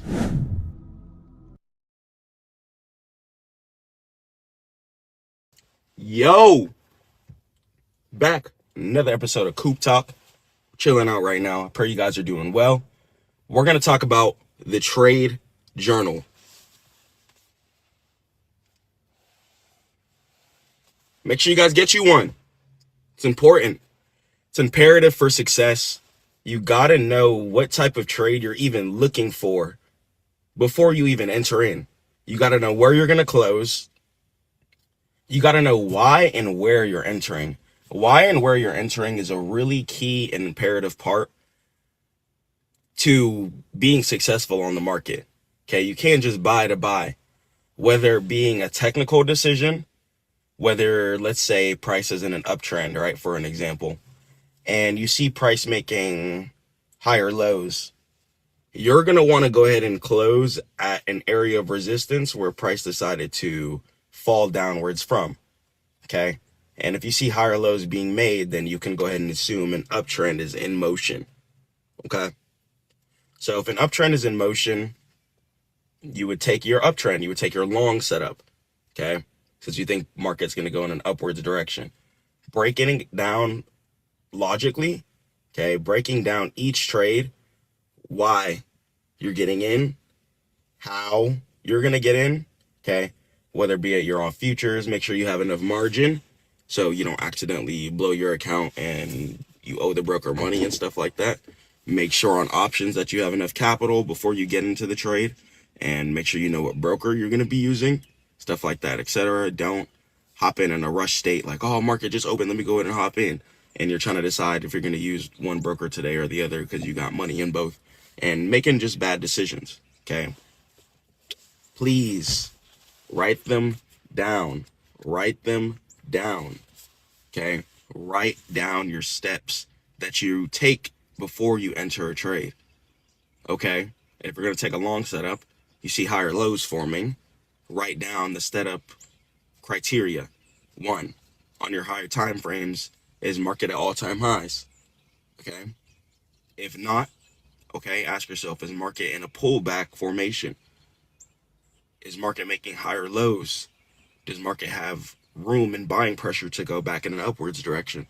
Write that all down in your journal, especially if you're a beginner trader. Breaking down all of your notes and understanding the perspective of why you're getting into the trade really helps you at first. Okay, it really, really, really helps you at first, and you got to progress in certain ways, and in order to do that, you have to break it down. You have to break it down. So, talk about stop loss. Write down every single time that you set a stop loss, write down why you're going to close at that area. If you're taking a long setup and your stop loss is at an area of support, okay, talk about if that area of support gets invalidated, then what's the next plan? What's the next stock that you're going to go ahead and trade? Okay, what's the next type of setup? Or you're going to go ahead and be patient and wait for a reset, wait for market to reset and catch a new trade if that old one didn't work out.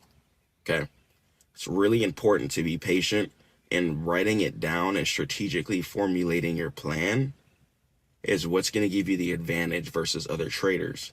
People hear the term trading and forget that you're competing against other people. When you're trading money with another person, which means that when you're winning, somebody else is losing, and when you're losing, somebody else is winning. Okay, so it's really important to be making the correct and right decisions, and your discipline and your structure is what's going to keep you profitable. You gotta wake up, pray to God, work out Monday through Friday, because you can't be having cortisol, anxiety. You can't be going through certain phases of desperation while you're on the charts, because it will hold you back. And these are things that held me back in the past before I was able to conquer it, thank God.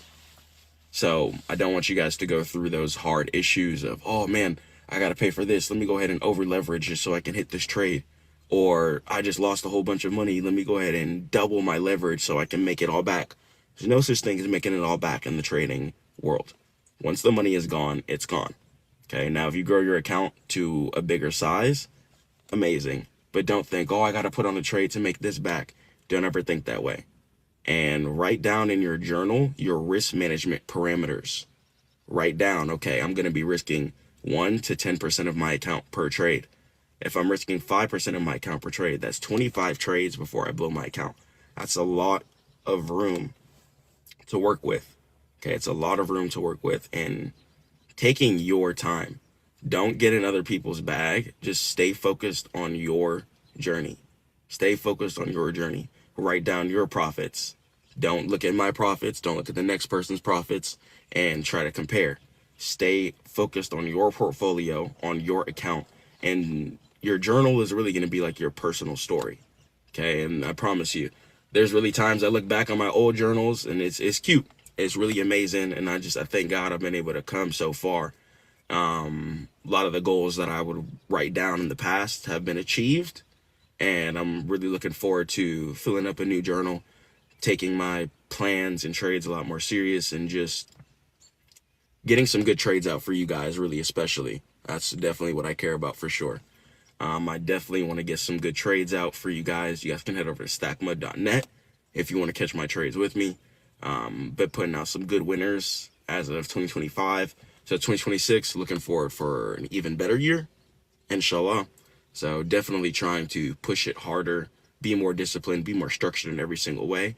I never want you guys to think I'm just yelling at you guys. I'm also talking to myself when I make these videos too, because it's important.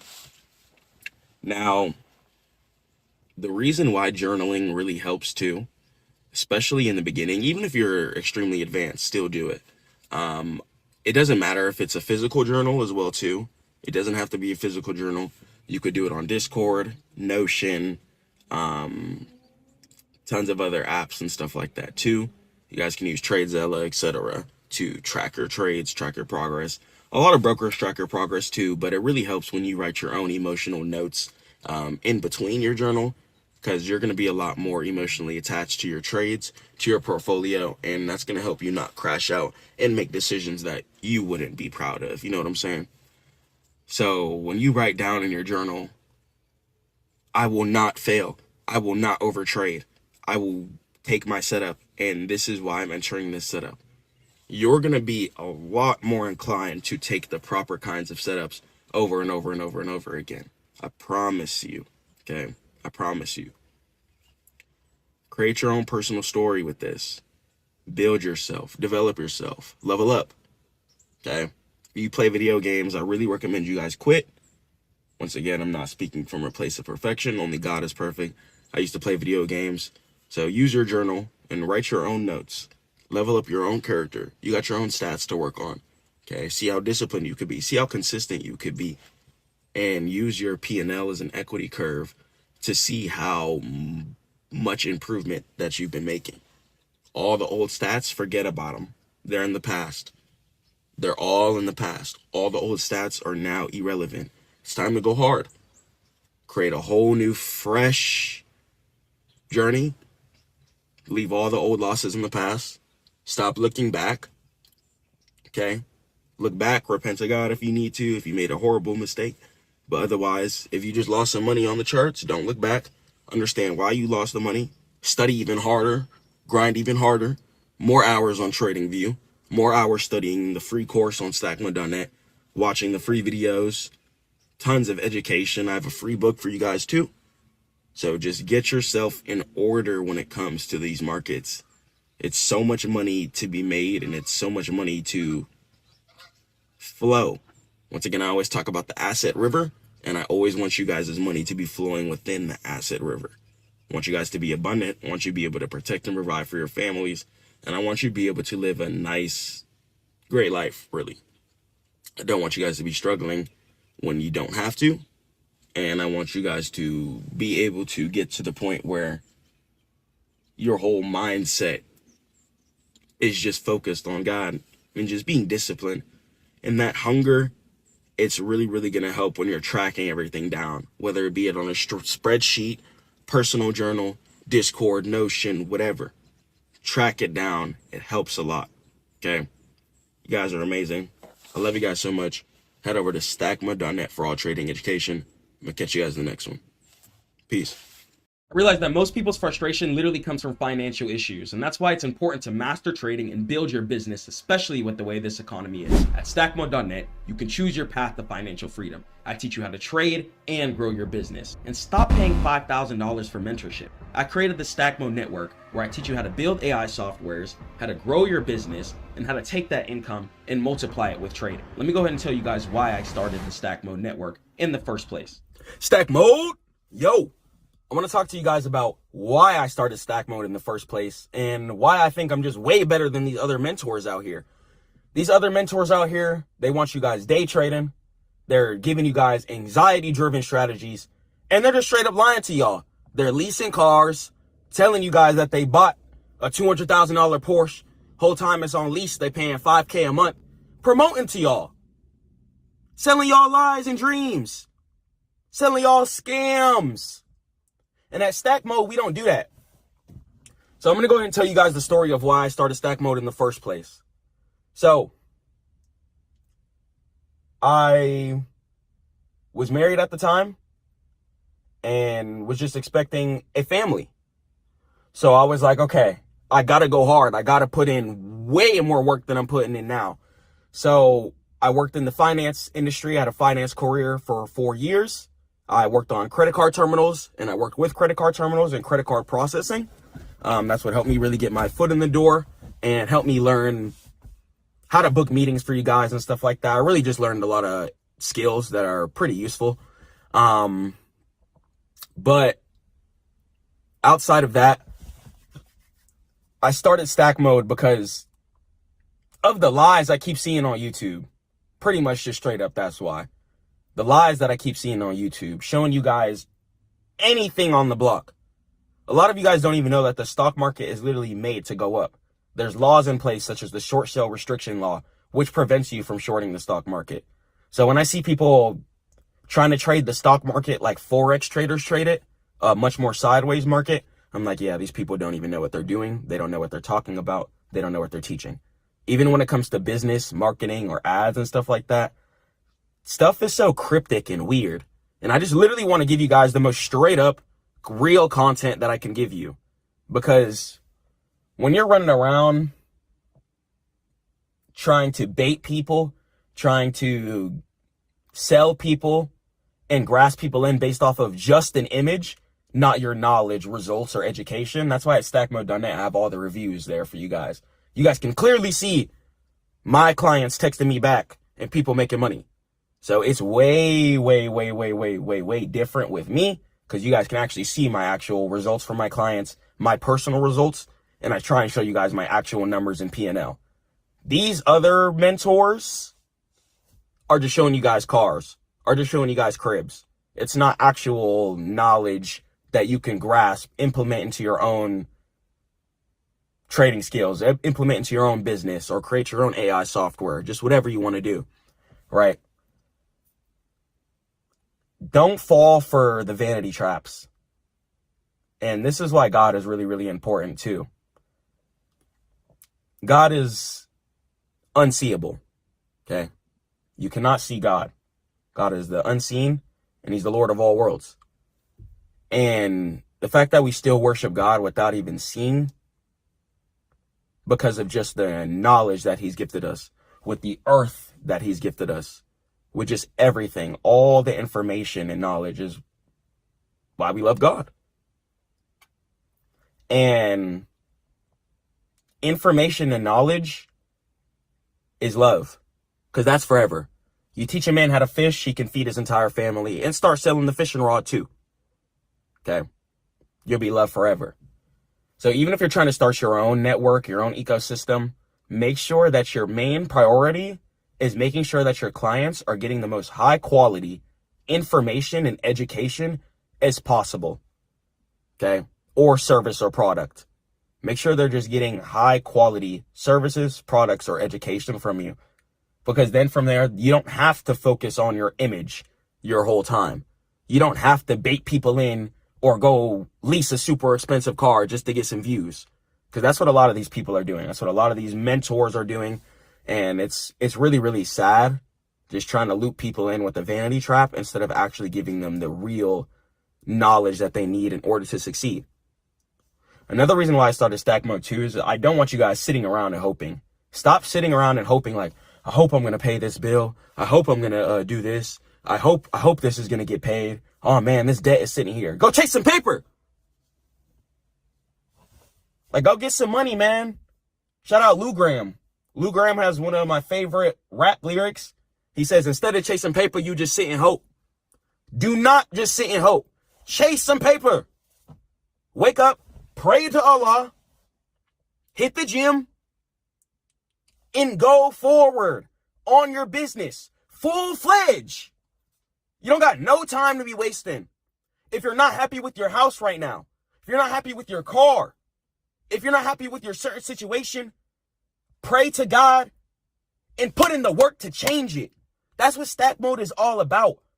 I realized that I couldn't sit in my room just making money from the charts, working a normal IT job, making 5-6 figures a year.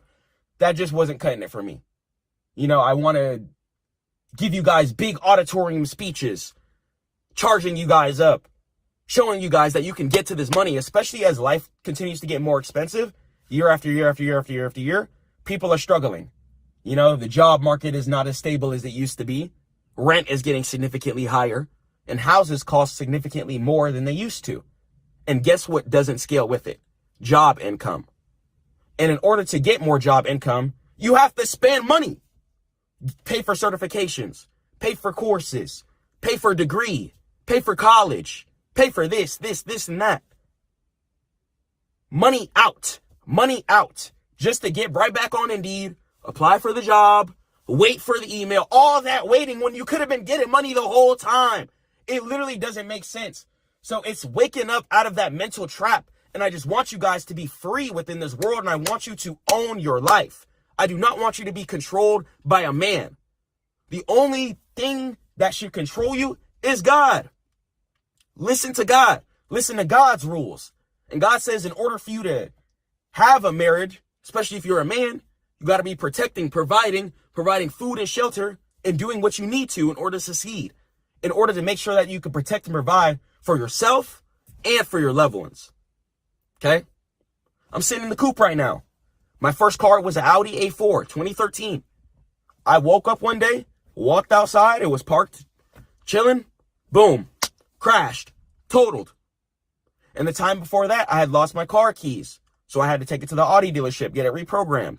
Had to tow it like 3 different times. Stress. Just for it to be destroyed. And guess what? I smiled at it. I trusted God. I walked back inside.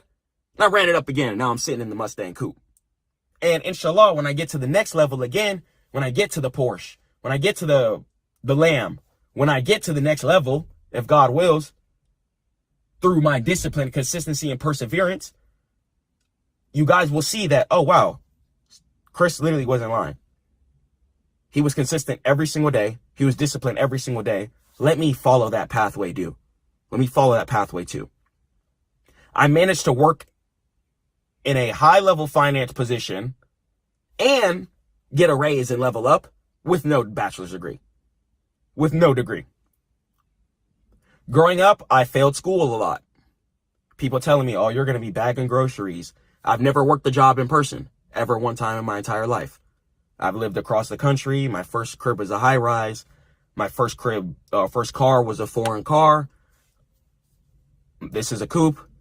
I don't like to do normal basic things because my whole life, especially my childhood, was told that, oh, you're going to do this. You're going to be this. And you know what I said? Y'all aren't God. I don't got to listen to y'all.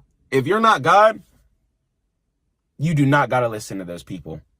Even if it's your parents, if they're telling you straight up wrong information and the idea that God put it in you is hungry, it's telling you, it's like, yo, you got to do this. You got to do this. You got to do this. But every day you're at work, you're frustrated, you're angry, wasting your time. Take that risk. Sometimes you got to take a risk for your bag to get bigger. Shout out Baby Mel. And that's one of the realest bars ever too. Like sometimes you got to take a risk for your bag to get bigger. Because if you don't take that risk, you're literally going to stay in the same spot year after year after year after year after year. And then if you look back, I promise you're going to be upset. You're going to be like, whoa, I should have been grinding the whole time.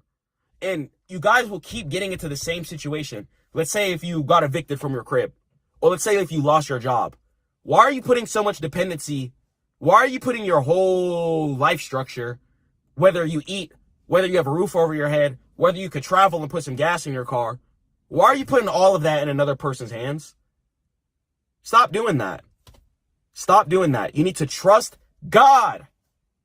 Some of y'all are putting your faith in man more than God, and it's disgusting. And that's where something I realized I didn't want to do at all.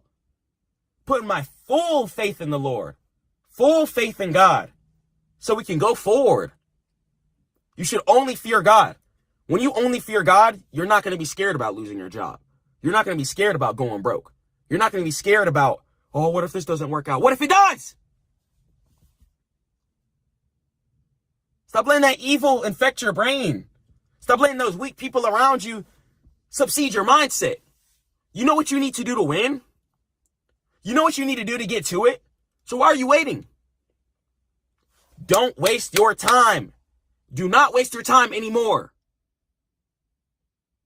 We have to change our mental framework completely. Don't go sitting there. How are you going to apply for a job? but you won't go apply for stuff to start your business. I guess you want to go to work forever. And from what I've been seeing from people in real life, some people definitely want to go to work forever. Absolutely. Absolutely. People want to go to work forever. I genuinely do believe that. People say, oh, I want a mansion. I want a Lamborghini. No, you don't, bro. No, you don't. If you knew the amount of work, the grit, the effort, the discipline, the consistency that it took, and you're just a normal worker, you're not ready. You're not ready. But if you're trying to be in stack mode, if you're trying to be a CEO, you can be ready. You can get ready. And this is why you got to beg God for help, for discipline, for strength. I don't even pray for money all the time. Because as long as God gives me discipline, strength, and wisdom, if God wills, I'll put in the work. I'll put in the work. 12-hour days, 16-hour days. I'll put in the work. People don't want it how they think they want it. People want the things, but they don't want the things. You feel me? If you wanted the things, you wouldn't stop. You would be hungry for it. You would be relentless for it. Nothing can slow you down. Nothing can slow you down. Nothing but God. God is the only thing powerful enough to stop you. And that's who you pray to. So you're good. You're good. Get on those ideas today. Stop being scared when you enter that trade. Go code that software even if you've never coded before. Take a risk. Learn. Try something out. Get used to doing stuff. Change your mindset. Get in a different perspective. Level up. Boss up, man. I don't care if you're going through anxiety, depression, a breakup. I literally don't care what you're going through. Use all of that sadness, that energy, that anger, and transmute that into your business. Transmute that into your softwares that you're making. Keep grinding capital so you can put that in your stock account and buy the lows. Let's get to it. I want you guys to be looking good, feeling good. Feeling good. Big on the feeling good. Because people think feeling good comes from things like lust. No. That'll just leave you feeling guilt and shame and sadness. Think it comes from drugs. No. Could potentially leave you dead and lazy. Your love for God is going to determine how successful you'll be. Because if you love God, you'll completely trust him. And if you completely trust God, you will not be held back by that job, by those peers, that relationship you're in, by your parents. How can anything hold you back when your love for God is that strong? And God wants you to win. God loves us for sure. God absolutely loves us. So in Quran, he tells us to spend moderately. It's a reason. So we're not out here just wasting money for no reason. Not out here just buying DoorDash instead of buying groceries so you can have more money for ads and then your trading account. Some of you guys are literally just out here living sloppy, living undisciplined, and then you say you want to get to the next level, or you want to hate on a person who's grinding, putting in 12, 16 hours a day. Get out of here, man. Watch out.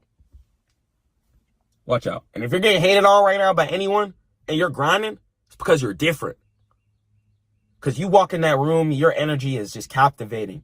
You walk in that room with your head held high. I don't care if you're a man or a woman.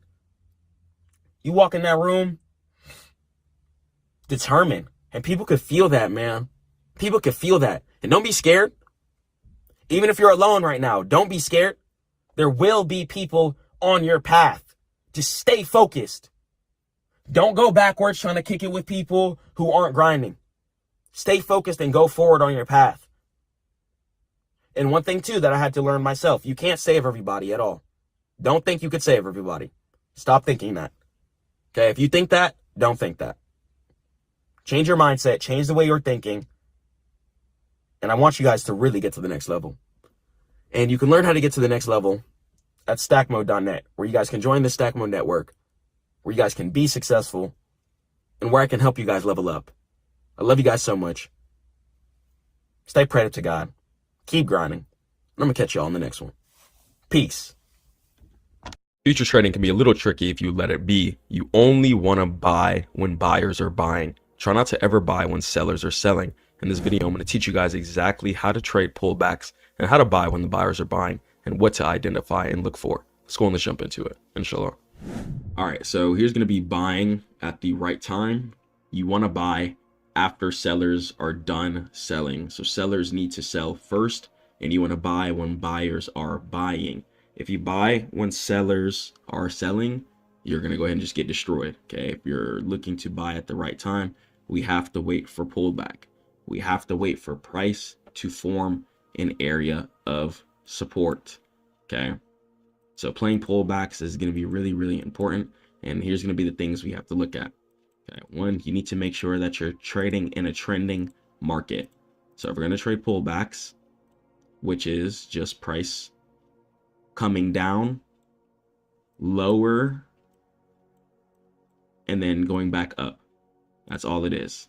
So if price goes up, comes down, and then goes back up, that's a pullback.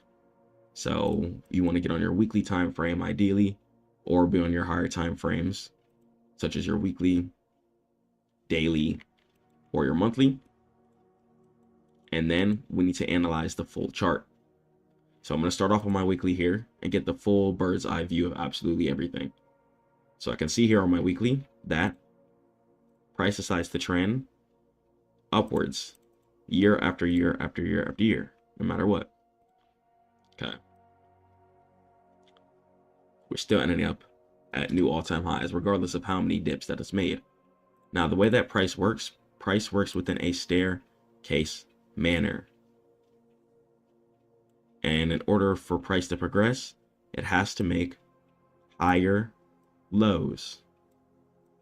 So that means that the new low that price just made is going to go ahead and be higher than the previous low that it made. If that's happening, then that means price is trending within an upwards direction. Okay. And you need to buy when price makes these areas of supports, also known as the higher lows. Okay, so I'm going to break down how we can time and what we're looking for. So you want to buy when market is down, so then you can profit on the sweep up. Once again, buy when market is down, so you can profit on the sweep up. So in order to do that, you have to be trading something that's trending in an upwards direction anyways. Okay, so get on your higher time frame, start off on your weekly, and look at absolutely everything. So my weekly here, I can peep. We have this low starting from 2020. Okay, and I could see here, we have not stepped back here since. And I'm on my weekly here. So I can start marking from the bottom of this low. And I'm going to go through and mark all the higher lows up until current price, just to show you that price is trending. So I can start seeing price trending in upwards direction after it hit this 21,000 area here. Then price bounced super duper heavy. Okay, made another higher low here near this 26,000 area. Price came up, topped out right here. Okay, when price tops out, all it is making the left side of the V. Then once price makes support, it's making the bottom of the V. Our job is to catch the right side of the V. So even right here, you could see price come up, top out at this area, and then come down. After it come down, stopped right here, then bottomed up. Okay, price stopped up here. Price came down, and then bounced up, stopped right here, came down. Okay, so this is going to be a whole area in itself.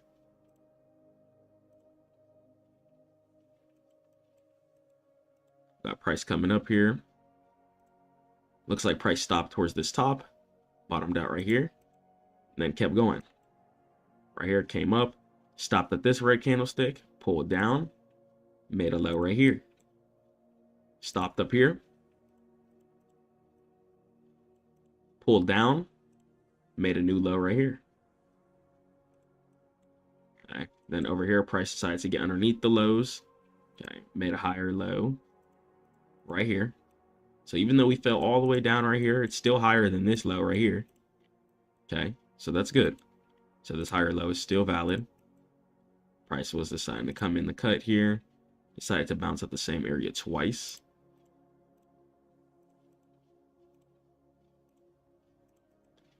We just still see price just trending, doing its thing. Try to make a low here. Kept trending up, kept trending up. Price came down. Okay.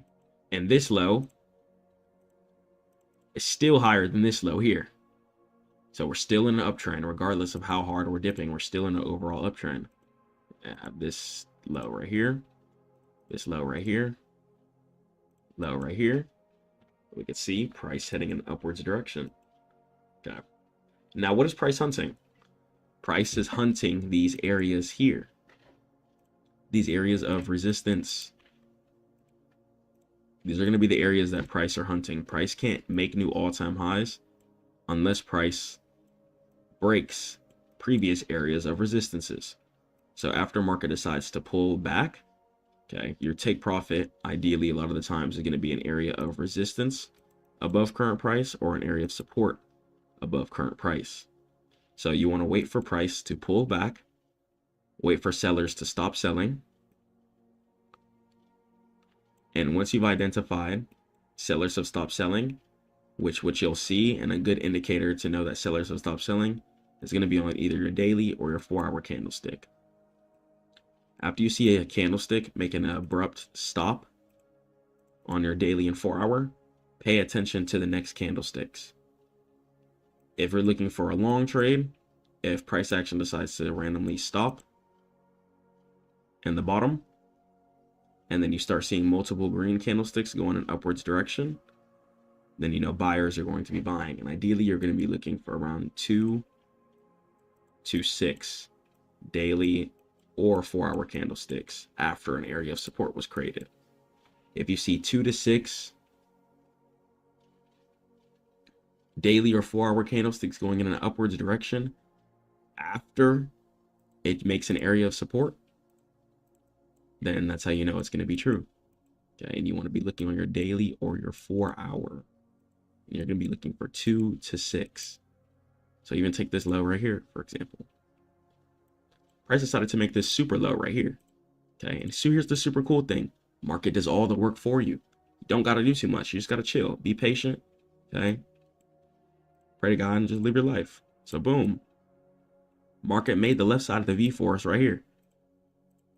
Market came down. Sellers were selling. Boom. Made an abrupt stop. Okay. And here's how you know if it's true. The candlesticks afterward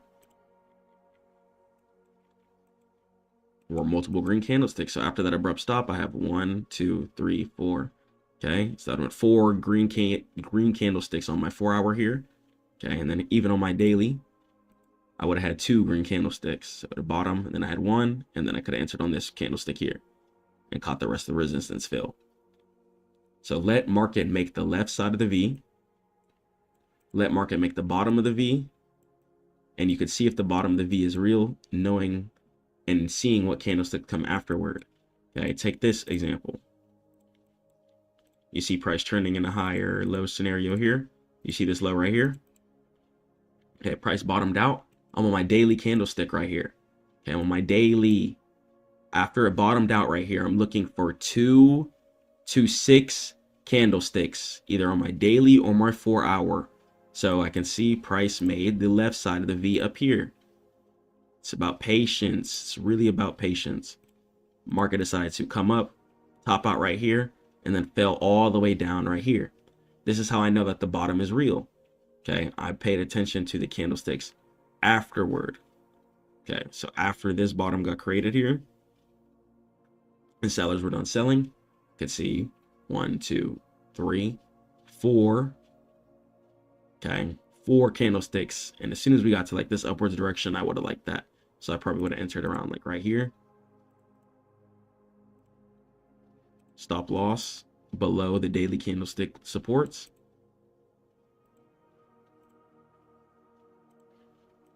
And then take profit at previous resistance from where price decided to fall down from. Okay. Because I could see price already made the ultimate support, and all I did was catch the higher low entry. So let's go and let's do a fresh example here and see if I can find the setup. So I'm going to pull up the micro Bitcoin. Let me analyze from start to finish. So I'm going to get on my weekly time frame here. Okay, great looking thing I'm looking at here, because we're not at all-time highs. So that's why it's a great looking thing. If you're at all-time highs, you can't long.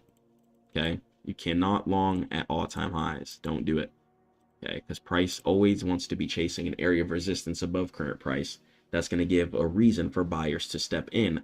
If there's no resistance above current price, there's no reasons for buyers to step in. So only play pullbacks, okay, because then you're going to be buying when buyers step in. It's going to be extremely simple. So buy after sellers have sold. So I can see here from all-time highs, heavy aggressive selling has been coming into place these last couple of weeks. Okay, extreme selling to the downside. We met up near this area of support here.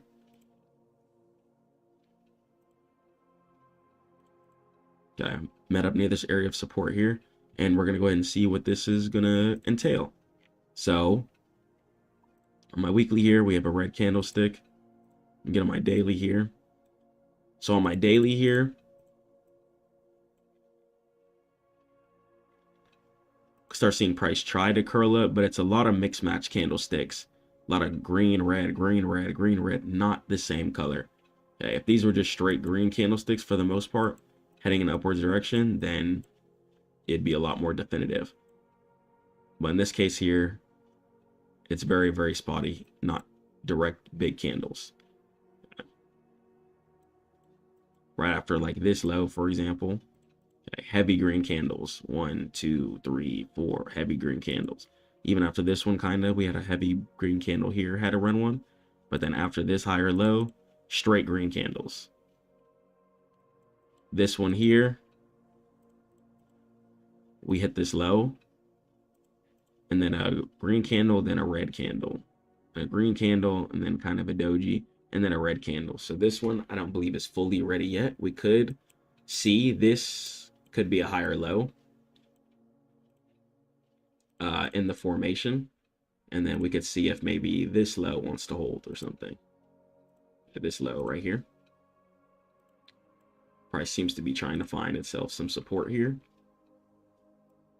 Okay. So this is why we scale down to our smaller time frames, just to see things a little closer. So we're gonna go ahead and have this. We have this super low here. We got a higher low than that. So as you can see from this higher low, the V did get filled in from right here. So that's really good. So we'll see about this V. All right, because we're looking for a setup right now. So on the 4-hour here, I see price. I actually like this a lot, honestly. Even if I don't take it to all the way up there, this area of resistance will be fine. Same thing with this area here. Okay. Even if I wanted to just take it to this one up here, that'd be fine. So I like this a lot, actually. This is what I've analyzed. Is price making higher lows recently? Yes. Bottom, up, pause, down. Okay, and the pause that it made down is higher than the previous pause. So this high is higher than this low. Higher lows mean staircase trending in upwards direction. Okay, and we're buying after sellers sold. We're buying after all-time highs dump. So I like this a lot. Okay, I see higher lows being in place, and I think this is a new low being in place. Why? Because I have one area of support here. And guess what? I also have a whole nother candlestick. It has me so excited right now. Boom, whole nother candlestick.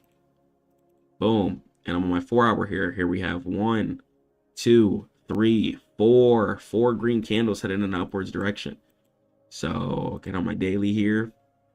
I could wait for one more daily candlestick to be green.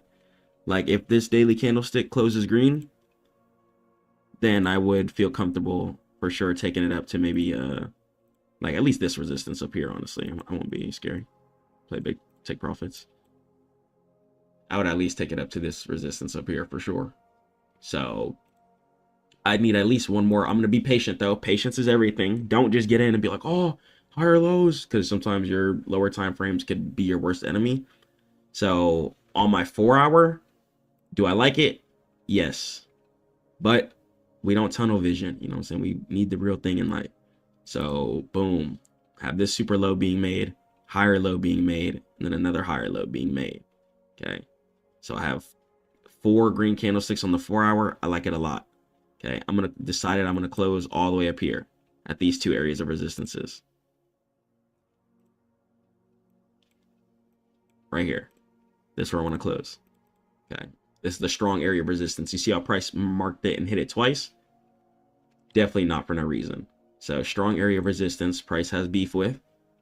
So what I'm going to go ahead and do is, you can either do this too. But yeah, you can analyze your higher lows. And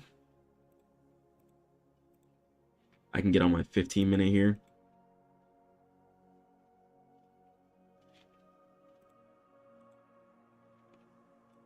Four-hour. Okay, so either going to be looking for like a tiny little 4-hour wick. Okay, because right now the 4-hour candlestick is red. So right now selling is in place. Okay, so I only want to buy when it's buying. Okay, so right now it's making a little mini V. So I believe this is the top of the V right here that it's making with these two resistances. Let's get on to the 15-minute. You see these two? Okay. So you want to remember, you do not want to buy when price is selling. So you would not buy right now on the 15-minute and the 4-hour. Price is heading in a downwards direction. But overall, we're in an uptrend. Okay, but you want to be buying at the right time, though, is the thing. You want to be buying at the right time. So right now, sellers are in place, but overall, buyers are in place. Okay, so to get that specific entry, you can scale down to your 15-minute, be like, okay, I can see these two areas of resistances. That's why price is falling down. Once you start seeing green candlesticks, or once you start seeing a green candlestick on your 4-hour or your 15-minute, then a lot of times that's how you know buying will be ready. But right now, it's falling down from an area of resistance. I need to wait for this candlestick to go from red to green to show me that buying is real again. Okay, I do not want to buy when selling is occurring if I'm trying to buy a pullback. That's just not what I want to do. It's not what you're going to be looking for. It's called a pullback for a reason, because you're expecting it to go back up and it's just pulling down for a second. So right here, sellers are in place. Red candlestick. Price is heading down even on the 15-minute. Okay, now if I'm on my 4-hour and I get a red to green candlestick, then I would feel a lot more comfortable with going ahead and to enter. Because price might want to honestly fall down a little bit lower. I could get a little bit lower entry and save myself on some drawdown. But if this red candlestick were to go from red to green, that means buyers were to go ahead and be in place. And then from there, I should be able to go ahead and you can have your target all the way up there, for example. And then, you could do your stop loss under here. And this would be, give me about a 1 to 3. Okay. So this would be about a 1 to 3 here. Extremely profitable trade. Really nice trade. So catching your setups is about taking your time, really. It's about just seeing what you need to see. So I'll do one more setup here. So I head on my weekly. And I'll mark out all-time highs, because this is going to be the most obvious place that we've recently fell from. So I'm on my weekly. Okay, not quite all-time highs. It's going to be over here. It's exactly what we get on the weekly. You want to zoom all the way out, see all the price action you can. That's going to be all-time highs. Then from there, I'm going to go ahead and put a line down at this new area of resistance here. Okay, the area of resistance where we're recently falling down from. I could see price making higher lows. Price has a super low here. And I could see higher lows being put in over time,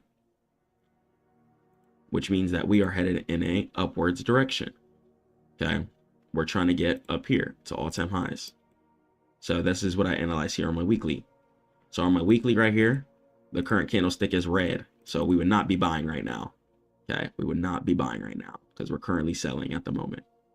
So we want to see if there's any reason why. Yep, I can see exactly why we are selling.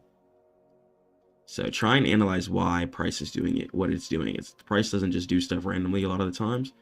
As you can see on the weekly, I have this area of resistance here.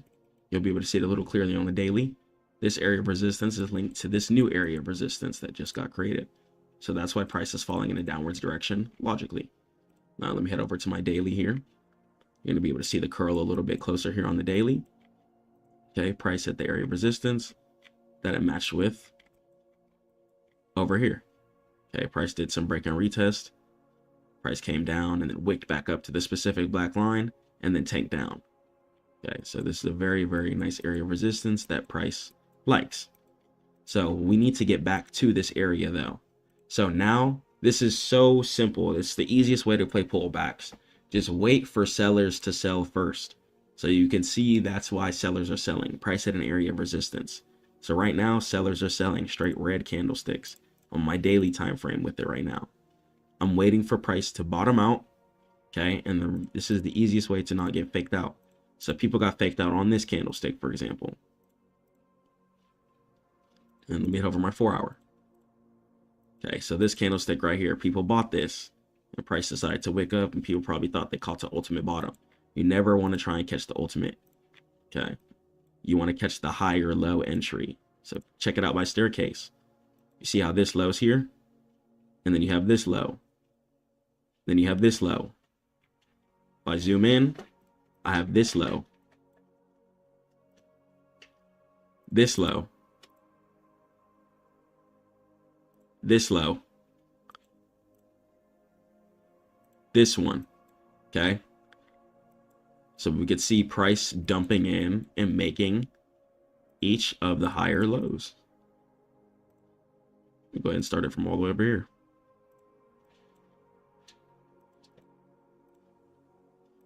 Got price all the way down here. Support. Higher low. Another higher low. Price continues to just go in an upwards direction. Okay, we got these areas of support here. Mixed with this one. Mixed with this. Trending. All we're doing is buying the bottom, higher, low entry. Exactly, yes sir. That's all we got to do. Just buy the bottom entry. You see how these two supports over here are correlated with each other?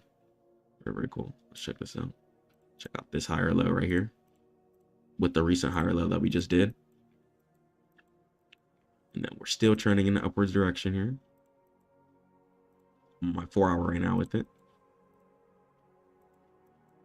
You can see we came down a little bit. Still, this low is higher than this low. And then we decided to trend up again and continue the higher lows. As you can see, we're filling in multiple of these. Each one of these pullbacks are a trade. Each one of these pullbacks are a trade. Boom. Pullback. Pullback. And it's the same parameters every time too. No. So boom, pullback. So now we just need price to bottom out at an area. And we need 2 to 6 green candlesticks. And once I start seeing that and price filling in the right side with some green candlesticks going up, I'll catch the right bottom. Okay. But right now, I'm going to wait. I'm going to wait. People probably got burned right here. With these candlesticks. Yep. But if you get on your daily here, we only have 1 candlestick. So this is why you need your daily. This is why I say 2 to 6. So that's why your daily and your 4-hour is really important. You can't just tunnel vision on your 4-hour. You need 2 to 6 candlesticks on your daily and or your 4-hour. Okay, so right here, it was only what, 1 green candlestick on the daily probably, and then another one open red. So if we have 1 green candlestick on the daily and another one open green and we're heading in an upwards direction, I'm taking that. Stop loss below the lows, taking it to the highs. Gotcha. So a lot of the times I'm overnighting. So I'm always overnighting actually. So each one of the setups I'm overnighting because I can just focus on my higher time frames, which is the real bread and butter. And yeah, and that makes it really, really easy. And that's going to be how you can play pullbacks.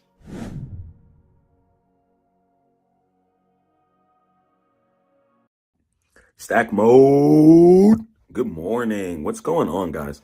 So I'm going to be telling you guys about some crazy sauce today. If you didn't know, there's a law called the short sale restriction. It literally prevents stocks from flash crashing to zero. I was having an argument with my mom the other week, and growing up,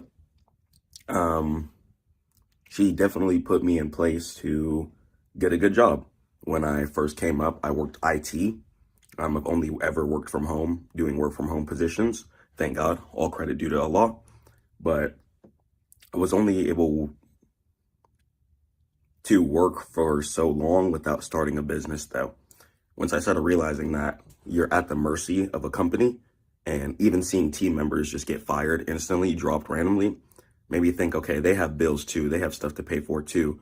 I don't want my family in that predicament. So let me hustle harder. Let me make sure my money's always moving. And let me make sure I can get monetized on YouTube, etc. Thank God. So I can always be making some income in case the job decides to fire me. Okay, which definitely does happen to a lot of people. So stocks are extremely consistent. These companies go up year after year after year after year. And the reason why these companies fire people in the first place is because they're doing what's best for the company. The company, a lot of the times, will always do what's best for the company. That reason alone, too, is also one of the big reasons why stocks will continue to go up. So let's jump into this presentation. I want to break down what the short sale restriction is and what prevents stocks from crashing to zero. This is why the stock market is consistent. Let's do it. So whenever bad news hits, panic selling starts, and it happens rapidly most of the time. Short sellers pile on, aggressively selling to drive the price in a lower direction. And it feels like there's no bottom. Sometimes you might just see falling happening for days, especially on some certain stocks. And panic selling plus shorting equals the term crash. So if you've ever heard a term of the stock market crash, it's referring to a bunch of selling happening. Okay, so whenever you see a bunch of selling happening, that's going to go ahead and refer to the terminology crash, shorting, selling, etc. So the law, the SEC rule 201, so the short sale restrictions, it's a safety mechanism designed to stop artificial market manipulation. And the trigger, so if a stock drops 10% in one day, then it's going to go ahead and trigger. And the circuit breaker activates instantly. And it lasts for the rest of the day, plus all of tomorrow. Have you guys ever seen something called a halt? Okay, so if you ever seen something called a halt, it's when the stock is paused from all buying or selling, and the back end system has to go ahead and catch up on pretty much all the price action that was happening within that period of time. So sometimes you might see stocks get halted, especially small caps or penny stocks. When they start rising or a lot of price action starts being influxed into it, whether it be buying or selling, a halt can come into place in order to pause the price action, let the stock catch a rebalance, and then it'll be listed again for people to purchase. And how it stops the crash. So no more hitting the bid. Normally bears can force the price down by selling at market price. And under SSR, short sellers are banned from selling at the bid, and they must place orders above the current price. And they can't push, they must wait. And this slows momentum and allows buyers to step in. So think about that within a logical sense. So it stops the crash, okay, and it forces price down, okay. So price can sometimes be forced down by massive selling or people just releasing orders that have been stocking up a majority of it. Let's say in the crypto sense, if someone has a majority of the liquidation or majority of the liquidity, then they're going to be able to go ahead and sell off a majority of their stock or shares. Let's say even a penny stock. Whoever has a large majority of it, if they sell off, market will dump. And you'll see that, especially even at the middle of the night trading certain sessions. Let's say you're trading something that's based around New York session between the 9:30 a.m. and the 6:30 p.m. or 4:30 p.m. session, let's say for just options. Okay, no extended hours, let's say just actual trading hours. So 9:30 a.m. to 4 p.m. Then you're going to be able to go ahead and place your orders between then. But afterwards, only aftermarket traders can trade if it's not futures. And a lot of the times, that's when a lot of price action comes into play.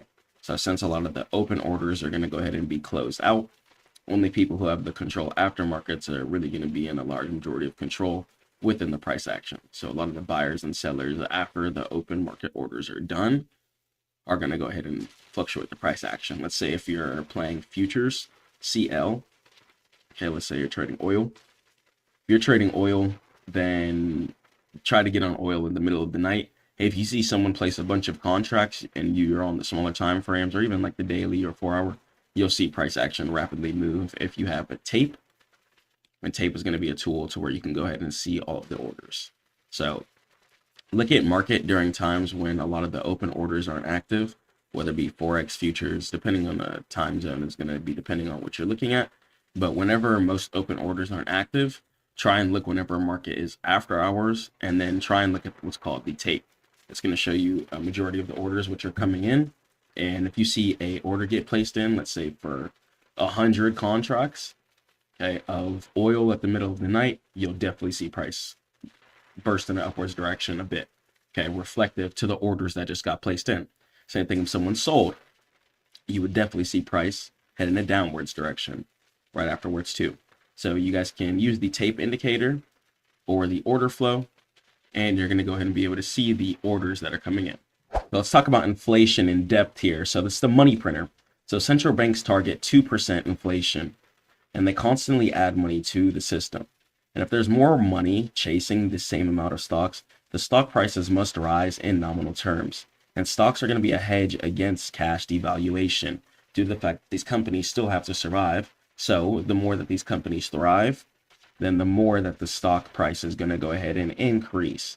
Thus meaning that your cash is going to be the safest within the stock market majority of the time, since it's going to be inflation proof. You keep your cash, once again, in a bank account that just sits there, your dollar only goes down. It's illogical. Don't do it. It doesn't make sense. Okay. If you're trying to win, if you're trying to be profitable, you have to change your whole mindset. Your mindset and changing the way you think is really where it starts. I don't want you guys to be in the same loop. I don't want you guys to be doing the same things. And understand that when it comes to the stock market as well too, investing, I don't care if it's crypto even, you get paid based off of how disciplined you are. Okay. It's a test of who can put away the most money, who can be in stack mode. Okay. So once again, stack mode is about being a God-fearing, righteous individual. If you can put your money away, put your desires to the side, put your flesh to the side, you'll win. Wake up, pray to God, put your desires to the side, put your flesh to the side, and you'll win. Stay focused, stay consistent, work, invest, work, invest. Just work, invest. Okay. Wake up, pray, work out, take care of your health. Okay, water, fruits, etc., vegetables.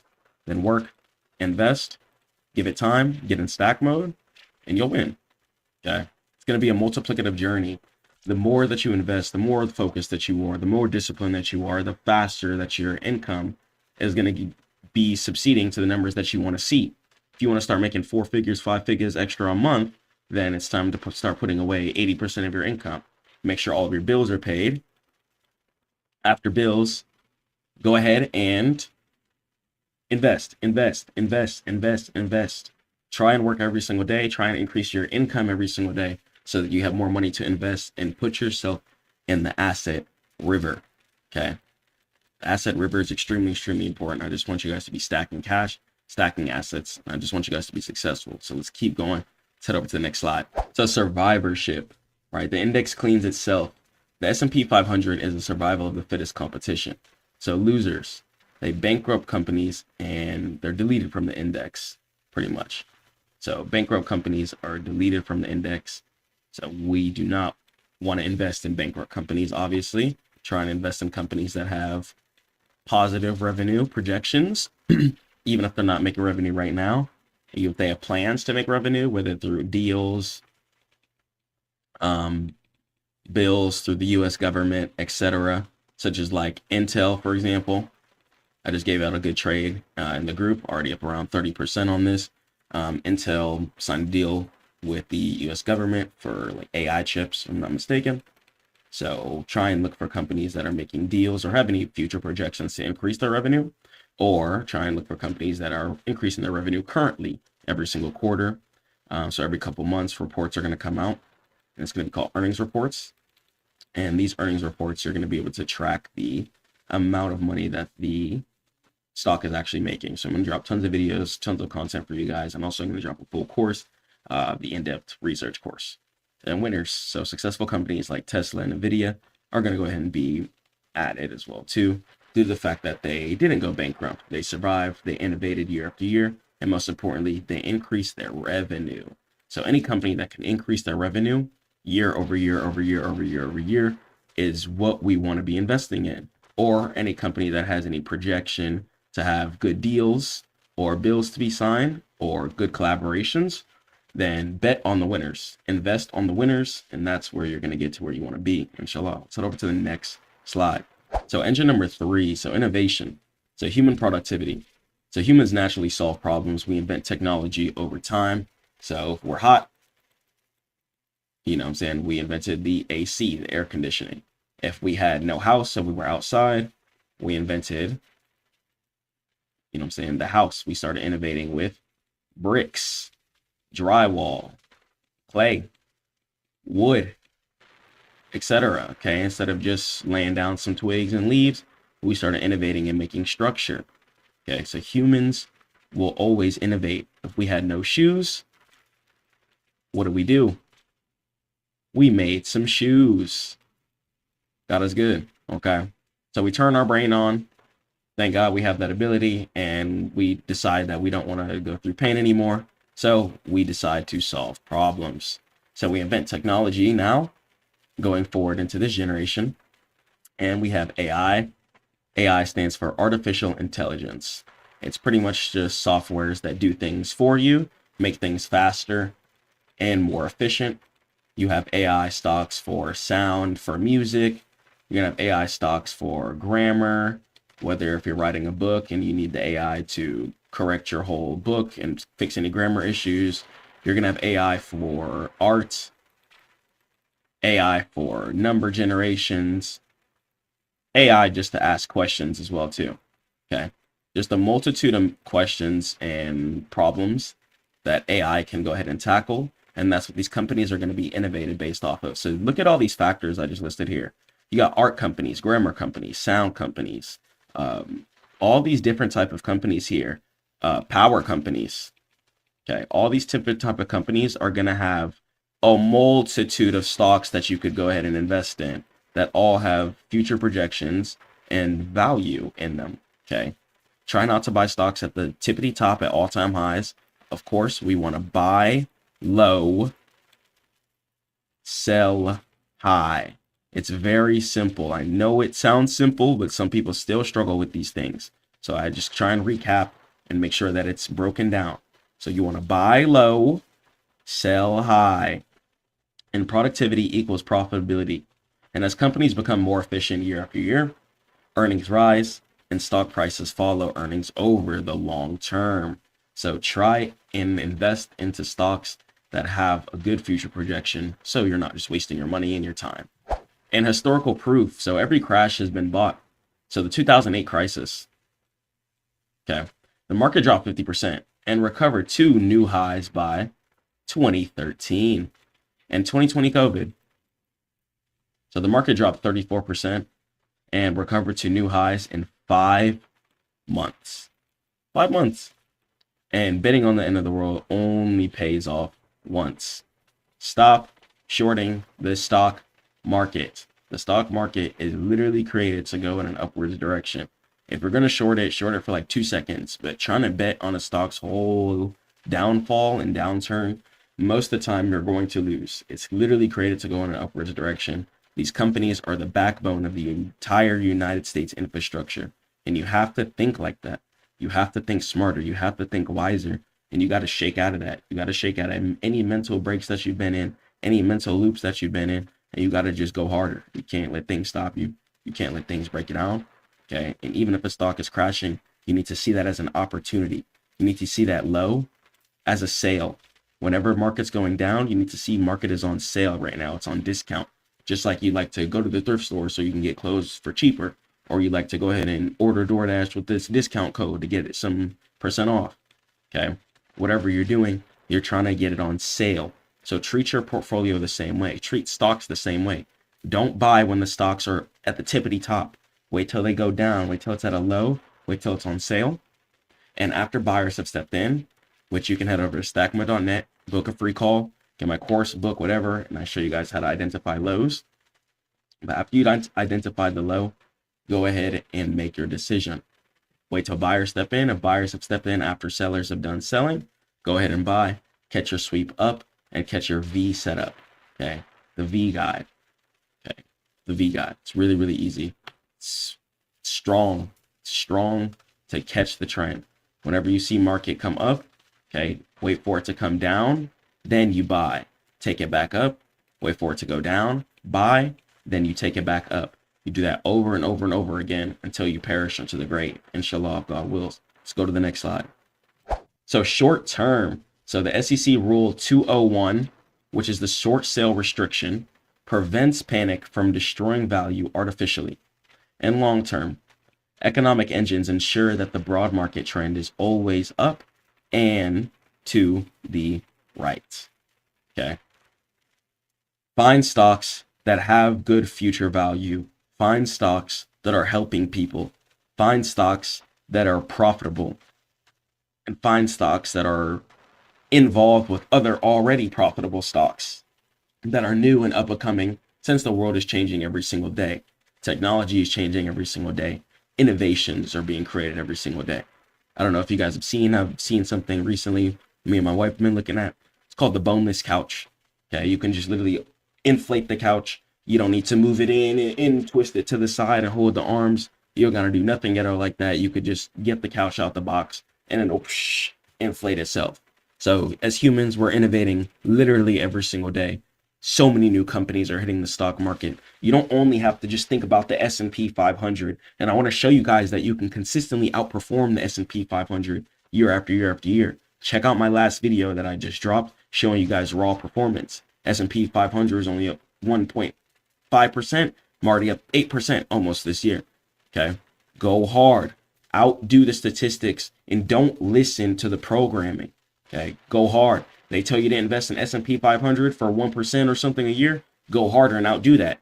Show them you could do 100% gains every single year and outdo the competition. Outdo anything that you've been told and do you. Okay, stay focused on God. Keep grinding. I'm going to catch you on the next one. Head over to Stackmode.net for all trading education.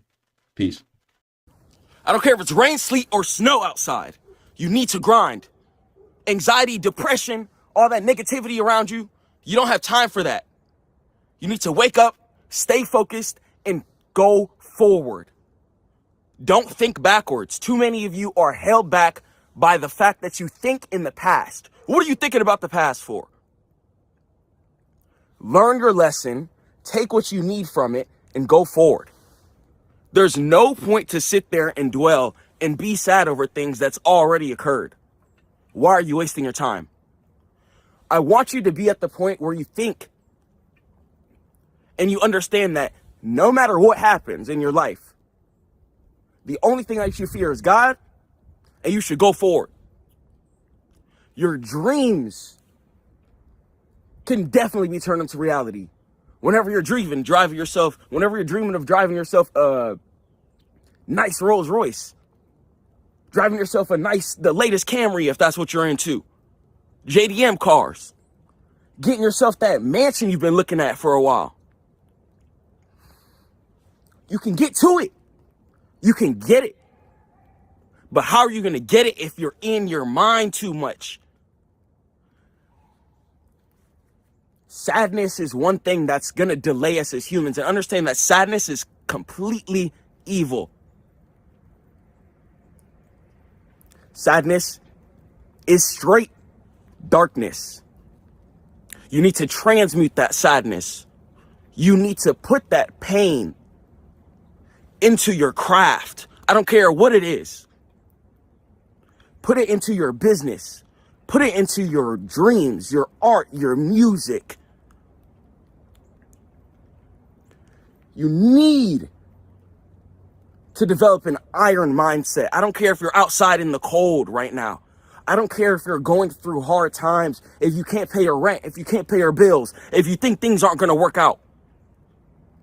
I promise you, wake up, pray to God, and things will work out as long as you're putting in the work. Some of y'all think you're putting in the work, but you're not. Grind. Okay?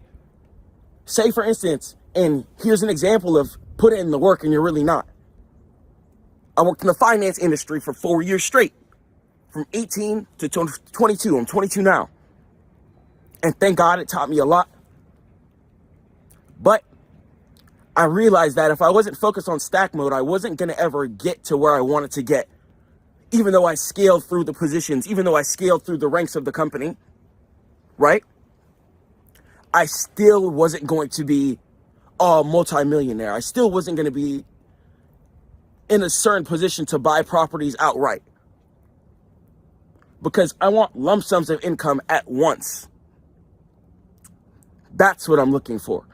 So in order to do that, I had to focus completely on stack mode, focus on teaching my clients, focus on building the Stackmode Network, focus on dropping the constant videos for you guys. And you guys can check all that out at stackmode.net. But I realized even through the hardest times, I stayed focused though. I stayed focused. I've lost a lot of friends. You know, and I've lost a couple to suicide. And that's why I come on here and I'm so passionate about keeping you guys focused, making sure you guys have an iron mindset, because I don't want you going down that dark spiral. I don't want you giving up. I want you to be happy. I want you to have your family. I want you to win and be successful. But it's not going to happen if you're letting that darkness consume your life. It's not going to happen if you're letting those negative people around you keep leeching all of your positive energy that you need to focus. Wake up, pray to God, work out, and start the day right. Every single day, every single day. Rain, sleet, or snow, you have to grind. It's 2026 as of the time of this video. No matter what year you're watching this video in, you have to stay focused. Your focus will equate to your happiness. I'm telling you, your focus will equate to your happiness. Because even if you do go through the worst thing, right? Say you go through divorce. I've gone through 2 divorces. Okay, I've been married twice. Okay? And you learn from certain situations. But I was focused on building a family. Okay? And even when you are focused, there's going to be ups and downs. Completely. There's going to be ups and downs.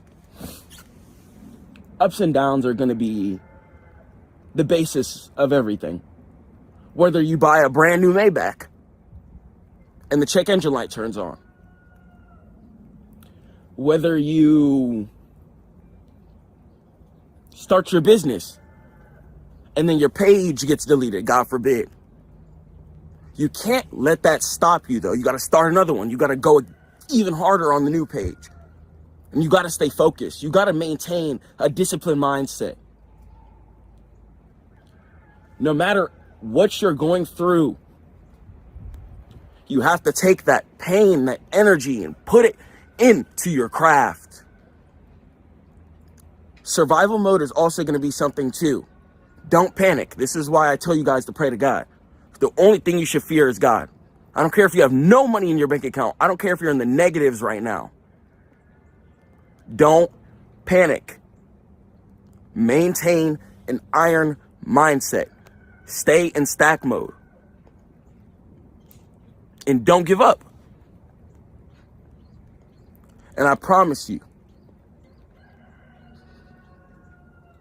hard times will not last forever if you decide you don't want them to. It could be as freezing as it is outside. You could still have that warmth within your heart. That fire should be burning inside of you, that passion, in order to succeed, in order to get to the next level, in order to win.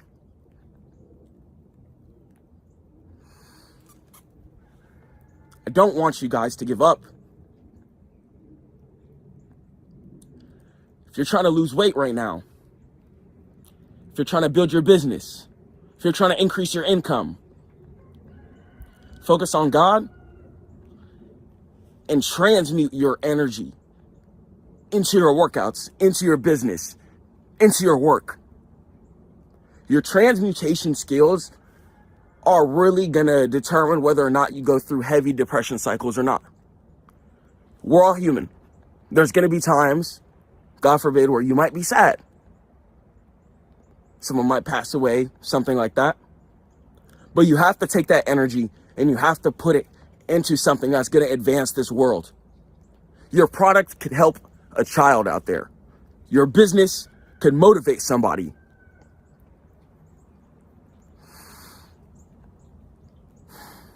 You could change a lot of stuff on the planet, but it's not gonna happen if you keep those ideas inside of you. It's not gonna happen if you're sitting playing video games, eating junk food. It's not gonna happen if you're scrolling on Netflix. Get to work.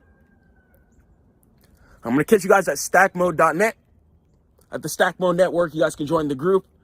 Updated courses is gonna be constantly updated year after year. And I just want you guys to succeed. You guys can get the Stack Finder tool, all the business softwares I'm working on as well.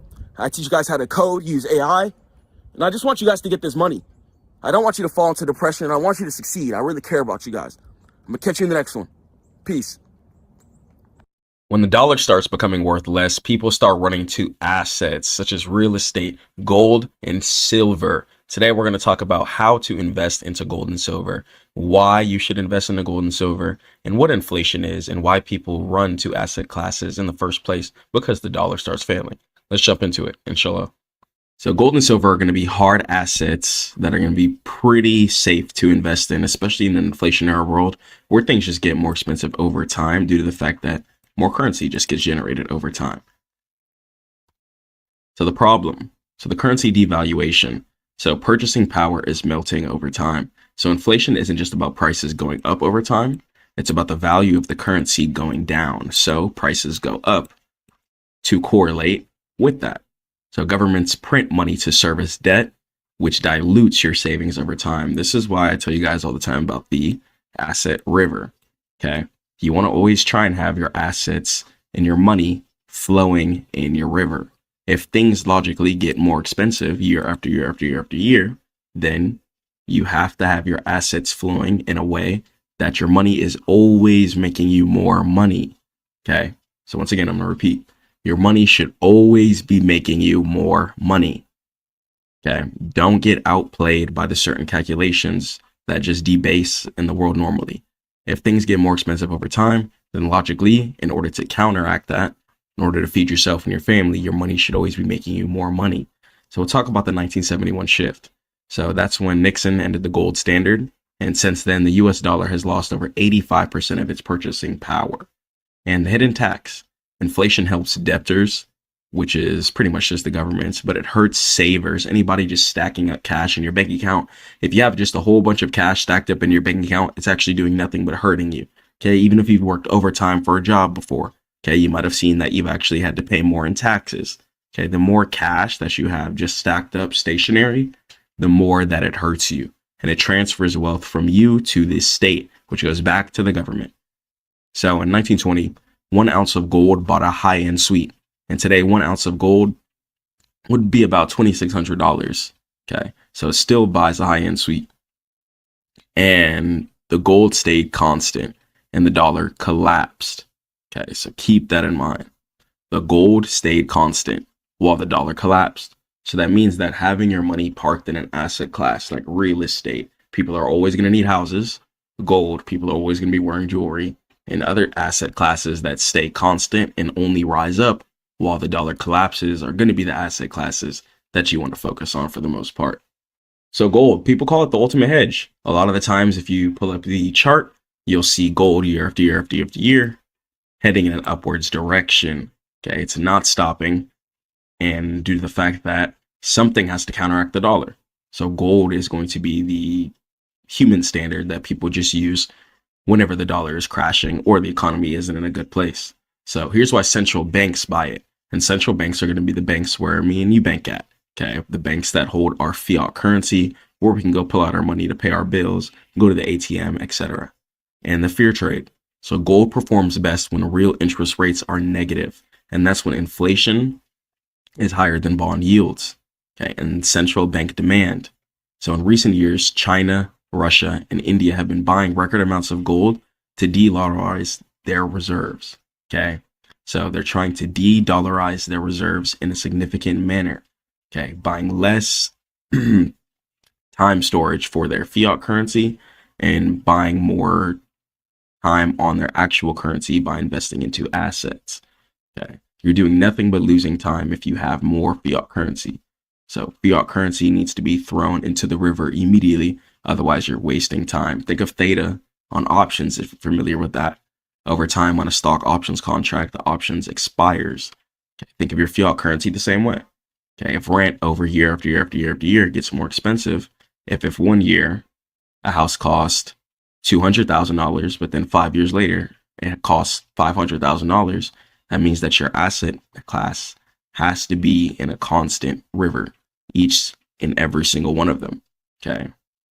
All your businesses, your profit has to be being reinvested into that. More stocks, more shares, more cryptocurrency.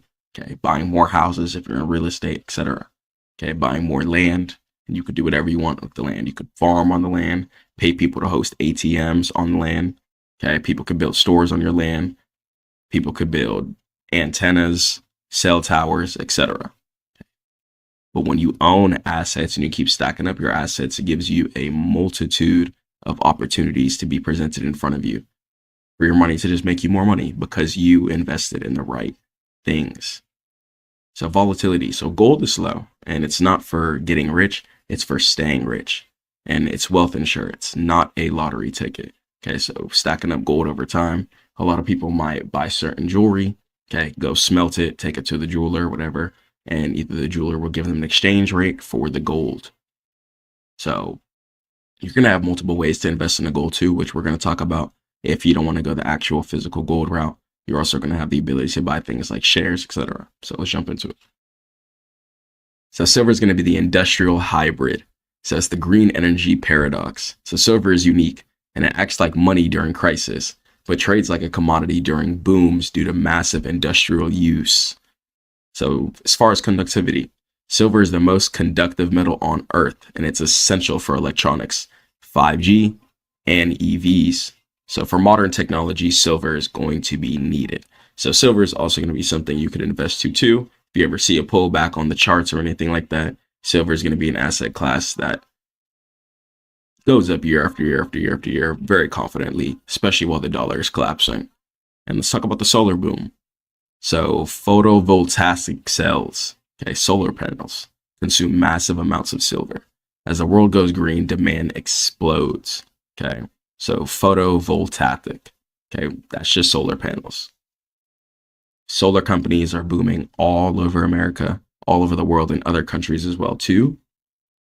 Okay, especially countries with less green, less trees, taking advantage of that solar energy. So seeing silver going in an upwards direction year after year after year would make sense.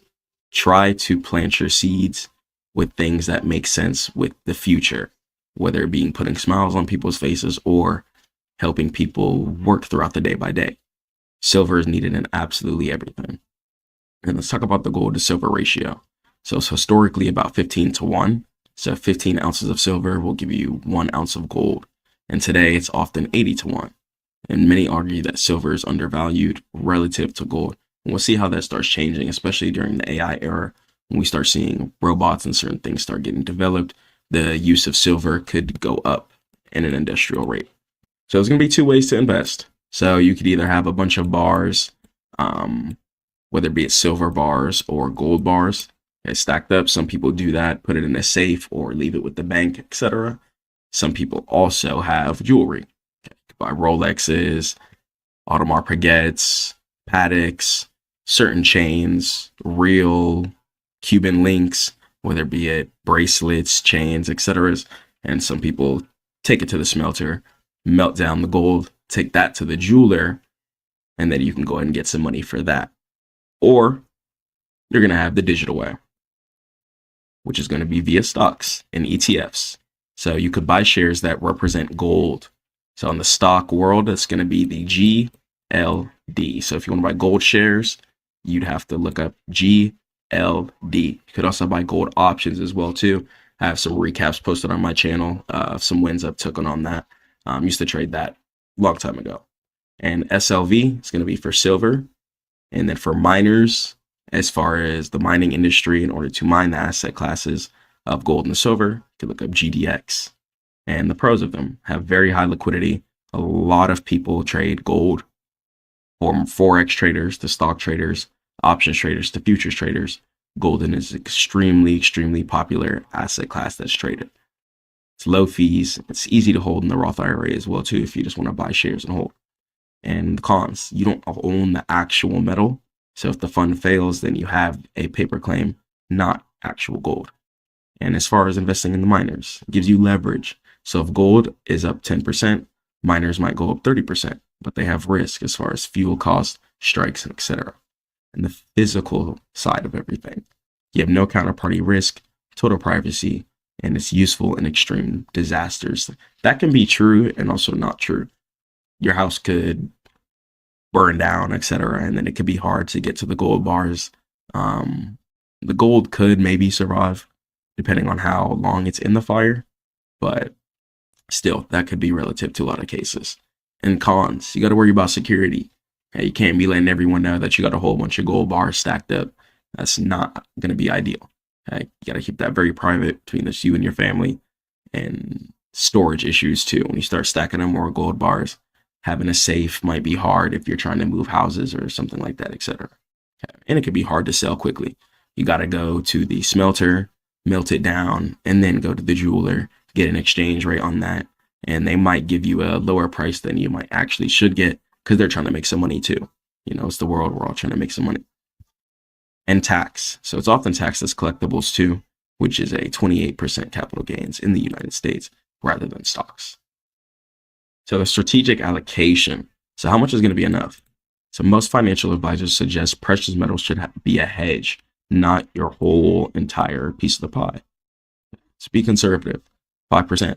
Okay, it gives you just enough insurance to sleep at night. If you want to have a couple of gold bars in real life, then that would be fine too. And just keeping your asset classes divided in certain scenarios could really help you, especially during hard times. You might not have access to the internet, and you might need to go take the gold bar to someone who could exchange it for either some fiat currency or a car or just an item that you need. So having multiple sources of backup plans for your income is really, really going to help you. And gold pays no dividends if you do just have the actual gold bars. It just sits there.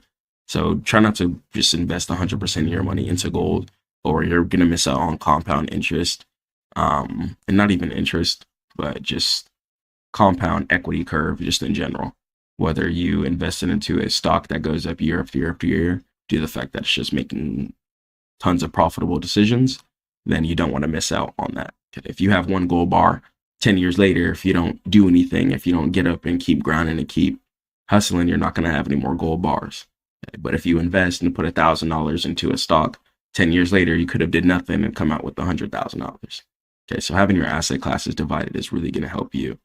But there could be a time where you need to pull all your money out of your stock account and you have gold bars and you can exchange that, put it right back in your stock account. So there's going to be different scenarios and different floats, especially jewelry too. If you have any real gold jewelry that you don't care about, I would think about smelting it. Gold is extremely, extremely valuable, and just keep that in consideration. So is it a good hedge? I'm going to go ahead and say yes, but here's to clarify your goal. If you want to get rich, then focus on stocks, business, crypto. And if you want to stay rich and have protection over your purchasing power over decades, gold is going to be an extremely, extremely good standard.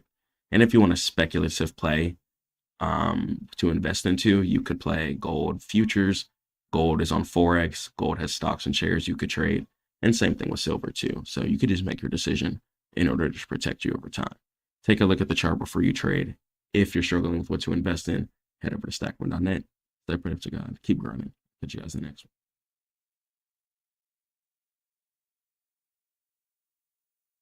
Don't just think of Ethereum as Bitcoin's little brother. Think of Bitcoin as a digital gold and Ethereum as the entire app store. And the magic is in the smart contracts. Think of a vending machine.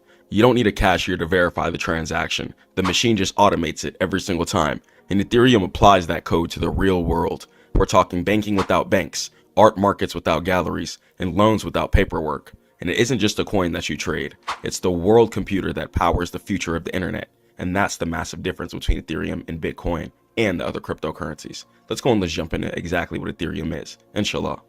So let's go and let's talk about Ethereum and exactly what it is. So think of Ethereum as the world computer. So Ethereum is a decentralized, and what the term decentralized means that it's not controlled by a centralized bank. So within the traditional banking system, in order for you to send a wire transfer, for example, you, the individual, would go ahead and request to the bank saying, hey, I want to send, let's say $2,000 to maybe you're a trading broker, okay? The bank could either approve or decline the transaction. Now, within a decentralized network, it works on a peer-to-peer basis. So that means that if you send a transaction from one person to another, since everything is done automatically by smart contracts and there is no middleman or centralized ledger, the transaction is going to go directly from one person to the other, whether you're sending it to a person or depositing it to a broker or whatever. So that's how the decentralized system works. And that's the open source blockchain.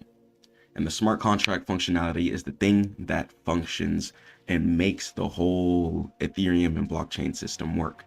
So think of a vending machine, for example. Whenever you put the dollar in the vending machine, you get the item that is in the vending machine. Now think of the drive-through. The drive-through is going to be more of the centralized bank. Even after you pay at the window, it's still up to the drive-through person to give you your food or not. They could completely quit or throw your food away and walk out.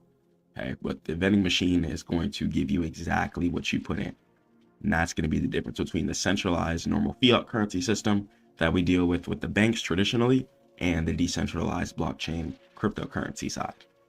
And while Bitcoin is a digital gold, the fact that it's a store of value and there is a limited amount of Bitcoin, so that's why people think of it as a digital gold. Think of Ethereum as a digital oil, and it's more used for utility uses. And it was proposed in 2013, and the network went live on July 30th in 2015. So as of when this video is coming out, still pretty new. And the key distinction, so unlike Bitcoin, which is a calculator, Ethereum is a smartphone, and it runs applications in backgrounds. Think NFTs. And if Bitcoin is the email for sending messages, then Ethereum would be the entire network infrastructure that's responsible for running websites, apps, and services. So let's go on, let's continue. So smart contracts, so self-executing code. Smart contracts are lines of code stored on the blockchain that automatically execute when predetermined terms and conditions are met. And the trust list is no need for a middleman, no need for a lawyer, bank, or a broker even, since everything is done automatically and it's automated. Speed and efficiency are maximized as paperwork is removed and people, okay, no greed involved into it, no human deception involved into it, just straight up peer-to-peer transactions going through the system. And immutable. Once deployed, the code cannot be altered by anybody. So once again, think of the vending machine. So you input the money and you select the chocolate bar. Let's say you wanted the Twix on 2A and it costs $5. You would go ahead and put that in and get your Twix bar. The machine would go ahead and check the money, and think of that as the automatic contracts that work on the blockchain and cryptocurrency system. And then the machine would go ahead and dispense the chocolate bar or the soda that you want. And no clerk, no middleman, and most importantly, no people, because people like to ruin things in the world.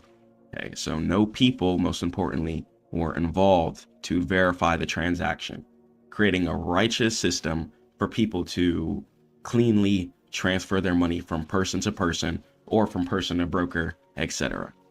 So the EVM, the Ethereum virtual machine. The Ethereum virtual machine is the computation engine of Ethereum. It acts like a massive decentralized global computer that executes all smart contracts and Turing complete. It can solve any computational problem given enough resources involved with it. In a distributed state, every single node in the network runs on the EVM given enough resources. Okay, so the EVM agrees to the state of the computer and the code runs in isolation. And the most important thing about it is if one contract fails, it doesn't crash the entire network. So if it has enough resources, it's going to be able to continue to run codes in isolation. So imagine a classroom where every student, and every student is going to be a node, has the same calculator, the Ethereum virtual machine. And if I ask 2 plus 2, and everyone types it in and agrees the answer is 4, then the consensus is the world computer. Okay. So the Ethereum virtual machine is going to be responsible for the calculations involved within the decentralized and blockchain network. And when we're talking about gas here, and we're not talking about the gas that you put in your car, we're talking about fees. And we'll talk about transactions as well too. So fuel for the engine, gas. So whenever you hear the term gas involved within the cryptocurrency or Ethereum sectors, relate the term gas with fees. Gas fees. A lot of the times you'll see the term together. Gas fees. Gas is the fee required to conduct a transaction or execute a smart contract on Ethereum, and it's paid in Ethereum. And spam prevention. Fees prevent malicious actors from clogging the network with infinite loops. Okay, so they can't just flood the network with random requests, random transactions and stuff like that, etc., due to the fact that fees are going to be involved. So stuff like that wouldn't even be worth it. And the incentive, fees pay the validators, also known as the stakers. And proof of staking is how Ethereum is created. Bitcoin is created by many computers that are extremely powerful. Sometimes they're big. And what they do is they solve complicated math problems in order to get the Bitcoin calculations and create the hash codes. And if they solve the calculations, which requires a lot of power, so before you just think about getting some random computer and plugging it in, you have to have the right type of computer. I recommend looking into ASICs. If you do want to get more information on it, head over to Stackmode.net. But Bitcoins are mined based off of solving calculations. When those computers solve the calculations, the person who set up the computers are then rewarded with Bitcoin, and then that Bitcoin can be put on exchanges where other people can trade it, etc. But there's a limited amount of Bitcoin, 21 million. And once again, this uses power, so that's not good for the ecosystem. So that's also a reason why Bitcoin's limited too. So people aren't just fighting over power and resources forever till the end of time, which will probably happen anyways, though, sadly. So proof of staking, though, is how Ethereum was created. So you pretty much pay them some fees, be like, here, thank you so much for helping Ethereum get created and put on this network here. Here's some money. And the supply and demand. When the network is busy, then gas prices, also known as fees, go up, and that's the auction mechanism. So driving a car requires fuel, and a longer trip, which is a complex contract, requires more fuel than a short trip, which is a simple transfer. And if you don't pay enough gas, then the car would stop, which means the transaction would fail. Okay, so Ethereum, gas equals fees. Let's head over to the next slide. The consensus mechanism, so proof of staking, POS, okay, the merge. Ethereum transitioned from proof of work mining, which is exactly how I just described how Bitcoin was created with the computers solving complex problems, but computers got to plug into the wall, which requires energy, which puts bad things into the air over time. So not the best for the economy. So Ethereum transferred from the proof of work, the mining structure, to proof of staking. So if you ever see the term POS within the Ethereum community, NFT community, or anything, that stands for proof of staking. And they transferred to that in September 2022, and it's an event known as the merge. Crazy. And really helps keep the earth clean and promotes energy efficiency, reduces energy consumption by 99.95%. Okay. Crazy change, a lot healthier for the world. And staking.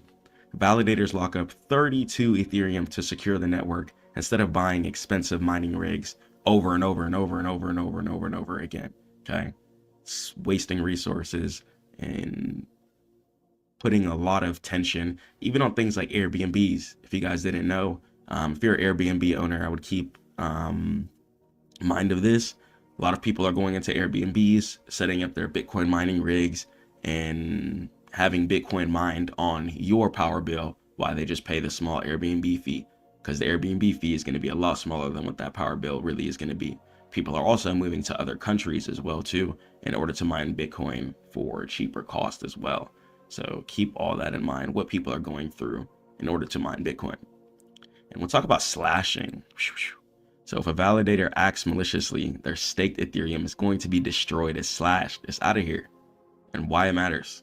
So proof of staking makes Ethereum more sustainable, and it sets the stage for future scaling upgrades. Let's head over to the next slide.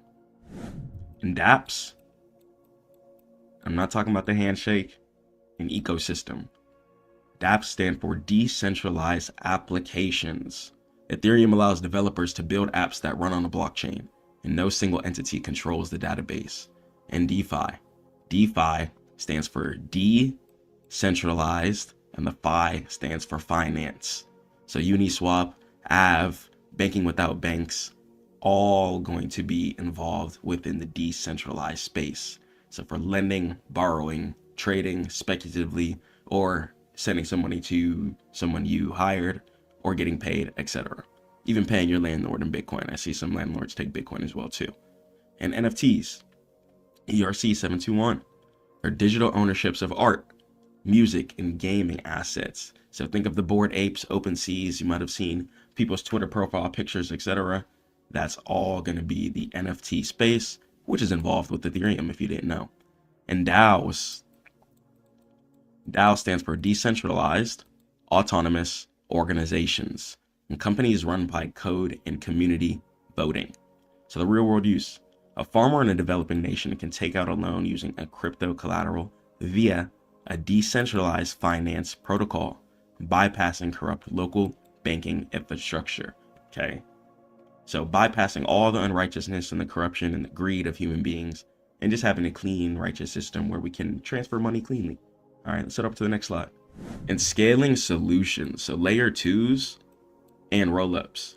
So the Ethereum mainnet, layer 1, it's slow, inexpensive. Layer 2 solutions process transactions off-chain and bubble them back together to Ethereum.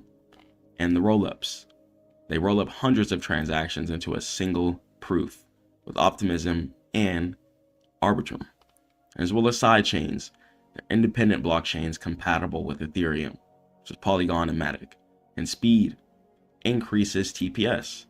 Transactions per second is what TPS stands for. From 15 to thousands. So a lot more transactions can flow through the network on the layer 2 solutions. And maybe in the future, if God wills, we'll see things could progress to maybe thousands of transactions per second to maybe millions. We'll see how things progress. But as we know, as human beings keep innovating, we keep running into more errors and we keep solving them. Things could progress into a whole different type of banking infrastructure in the future. If we can already get it from a double-digit number to thousands of transactions per second, we'll see. We'll see how the future is looking. So layer 1 is a busy, extremely jam-packed highway with no lanes. You can't even get over. Nobody letting you get over, and it's just frustrating. And layer 2 is going to be an open lane. There's plenty of lanes you can cut up. You can drive fast. Okay, and there's going to be a bunch of space for everybody to get to their destination. So instead of 50 cars on 2 roads, layer 2 is going to be 50 cars on 10 roads, giving a lot more space for transactions and cars to flow through. So even if more cars came on the road, it wouldn't even be an issue because they innovated, scaled, and created a solution. In the future, we don't need to be looking back, so let's focus on the forwardness. So Vitalik's roadmap. Ethereum is only 55% complete as of the time of this video is dropping. And the roadmap includes distinct phases to improve performance. So the surge, massive scalability through rollups and sharding. Okay, hundreds of thousands of transactions per second. Could be a whole new banking infrastructure involved in this. and the Scourge, ensuring censorship resistance, and the Purge, cleaning up old history to lower hard drive space requirements, 4 nodes, okay, and fixing everything else and adding fun extras. And a lot of things can innovate and change. Might see NFTs come back and stuff as things continue to progress. And a global sentiment is really going to be involved within the blockchain space. And it's a layer that's invisible, cheap, and used by regular applications without users knowing that they're using crypto in general. So Ethereum, it runs the back end of a lot of things that you might use. So check out any type of broker software that you're using. If you're involved on the NFT or digital art space, might be run by the blockchain network. Even some Amazon Web Service stuff as well. So Ethereum represents a fundamental shift in how we handle value and logic on the internet. It's programmable money, and it's not just static value, but it's functional value, used as a utility mainly in order to power other applications. And decentralized removes single points of failure, removes a lot of points for unrighteousness for the most part, and prevents a lot of scamming and stuff due to the fact that there's gas fees involved. So Ethereum tackles a lot of problems, and even the fact that it helps reduce economic pressure, since we're helping people send money to anywhere they want within the country. So if you try to send some money to somebody in China, Africa, India, Europe, it might be difficult. You might run into higher fees and stuff like that, etc. But if you just send some Ethereum or some cryptocurrency, could be in their wallet within a couple of minutes, couple of hours, and they could withdraw that to their fiat bank. So it really, really does help. So Ethereum is the foundation for DeFi. DeFi is going to stand for decentralized finance, NFTs, and Web3. So the class is going to be dismissed. Catch you guys in the next one. Say a prayer to God. Keep grinding. Peace.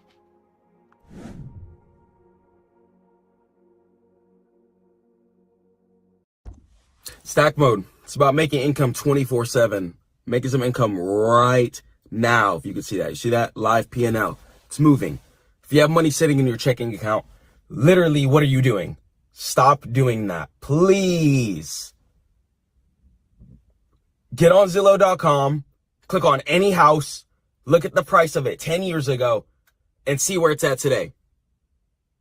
Stackmode is not about saving money in your savings account. It's about constantly investing. And the system I've created called the asset river. Your assets need to always be flowing and moving at all times. Your money needs to be growing and multiplying itself at all times. That's why I teach you guys how to get monetized on YouTube. That's why I teach you guys how to trade, so your money can actually be put to work. People think that they have to just work. Yes, you have to work, but you have to also put your money to work. I don't know why people don't think about that. And that's why I have to come on here and create Stackmode. I can't just keep all of this stuff in. I've been keeping stuff in for way too long. And that's why this year, it's just going to be so many secrets for you guys. A lot of new sauce. And for just the whole Stackmode empire. I want to open up a school for you guys in different states. I want to teach teachers. And I want you guys to be able to generate income whether you have a job or not. Whether you're sick or not. I want you to be able to pay your bills. You have to understand, life is so random. Okay? God forbid, you might go through times of depression, struggling with certain things. Might have lost a family member. Might have went through divorce or breakup. Your car might have got totaled, God forbid. Okay? There is a lot of different ways that you can get income. But the main ways to turn your income into more income is business and trading. Getting income is way different than multiplying your income. I'm going to repeat that. Getting income is way different than multiplying your income. I want you guys to be successful. And in this life here, everything is written by God. but it is very event based. And you can prepare for the event by putting your ideas to work. Think differently. Become a big thinker. Let's say, for instance, if you watch the news, a lot of my news watchers here, you might see a company innovating new stuff. There's a lot of ways to find out what new stocks are coming out. You might be able to check out the stocks on the App Store. Okay, or the companies. See what's top rated and see if it's on the stock market. See if the company's making profit. I teach so much stuff at Stackmode.net. And another thing too, at Stackmode, we own our lives here. We're pushing ownership. I want you to own where you live. I want you to own your car. I don't want you guys stuck day trading forever. I want you to own pieces of these companies that multiply quickly. I want you to grow and progress. But how are we going to be able to grow and progress if we're holding ourselves back? That's why we're not doing that, especially here at Stackmode. It's the ultimate system to make sure your money is always flowing, to make sure that you're prepared. Your preparation is what separates you from the sheep and the shepherd. The shepherd prepares the sheep's food. Instead of you going to work, getting that check, they're preparing you your check. You're pretty much surviving off another person's will. If you're not trading, you don't have a business, you're surviving off other people. 1000%. They're in control of when the pay stubs get sent, whether it's a holiday or not. They're in control of your pay. They're in control of managing your hours if you're not in stack mode. If you want to be in peon mode, it's fine. But if you want to be in stack mode, if you want to take care of your family, if you want to take care of yourself, if you want to listen to what God tells us to do, then we have to make sure our money is always multiplying itself so we can provide food, shelter, and clothing for ourselves and our loved ones. We also got to change our mindset and our lifestyle. Some of you guys might be dough dashing. Why? It needs to be groceries. That's the only reason you should be door dashing is groceries. Straight groceries. And that's it. Nothing else. Don't be getting $30 meals, little $20 meals. We got to burn stack mode. We're in stack mode. If we want to get up and stay up, we got to get in stack mode. How are you viewing your life right now? Your peers, what you're driving, where you live. Are you happy? Are you satisfied? Because if not, you got to get in stack mode. Let's change things around. Nothing changes if nothing changes. Don't expect things to change if you're not putting in the energy and the force for it to change and the prayer. If God wills, inshallah.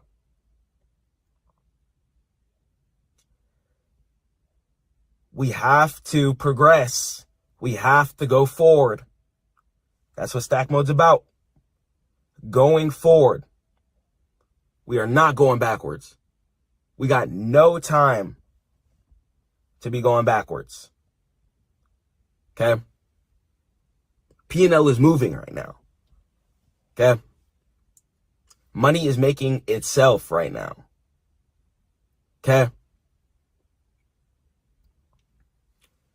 Stop holding yourself back. Stop wasting time. Put your flesh to the side, your habits, your desires.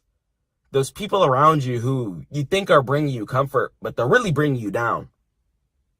You got to cut them off and get in stack mode. I don't want you guys harming yourselves. I don't want you guys hurting yourselves. Okay? There's times where I've done that. fell into depression cycles, fell into certain drugs at certain times. I was stuck for a while. Okay? And in order for us to shake back, we got to go forward. In order for us to progress, we got to go forward. You got to leave the past in the past. Stop thinking about those losses that you lost. Stop thinking about that business idea that you did that didn't work out. Relax. Run it up again. Stack it up again. Don't let nothing stop you. I'm in a Mustang coupe right now. Thank God. It's not the newest. 010 is cool. Before this car, I had a 2013 Audi A4. I walked outside one day. It was parked and it was totaled. Guess what I did? Walked back inside and I ran it up again. That was it. Had my daily prayers, 5 daily prayers every day that I could. Read Quran every day that I could. Stay focused, stay disciplined. Kept building stack mode. Got back to it. Kept learning trading. Studying finance while I worked in finance. Getting smarter, building systems, and getting closer to God. And I got in stack mode. And right now I have the most income flowing than I ever have. And I pray that the month next to this will be even higher and continue to just go in an upward trajectory. I don't want to waste any more time. It's time to become an 8-figure multimillionaire. Okay? Some of you guys are going to be on here on social media really lying to you guys. Not going to lie. I show you guys real logins, real numbers, real proof, real screenshots. If you are on your on Stackmode.net looking at the reviews, I'm not capping here. I'm telling you what car I drive. I'm showing you results, I'm showing you profits. And I just want to be a genuine person on this planet. This world, especially with AI coming into play, is lacking genuineness. A lot of these guys are leasing cars and they're posting, I just bought a $300,000 Ferrari. Whole time they put down a $10K down payment and they paying $5K a month. They're not going to tell you that. So a lot of people on here capping, lying. I'm just trying to be a God-fearing man. And if you're trying to be a real man or a real woman, you got to get in stack mode. And getting in stack mode is being close to God, being disciplined, and being consistent. Stop focusing on your feelings so much. There's times where I'm extremely angry. Extremely angry. And I just want to bring authenticity back. Authenticity. People think that they shouldn't be angry.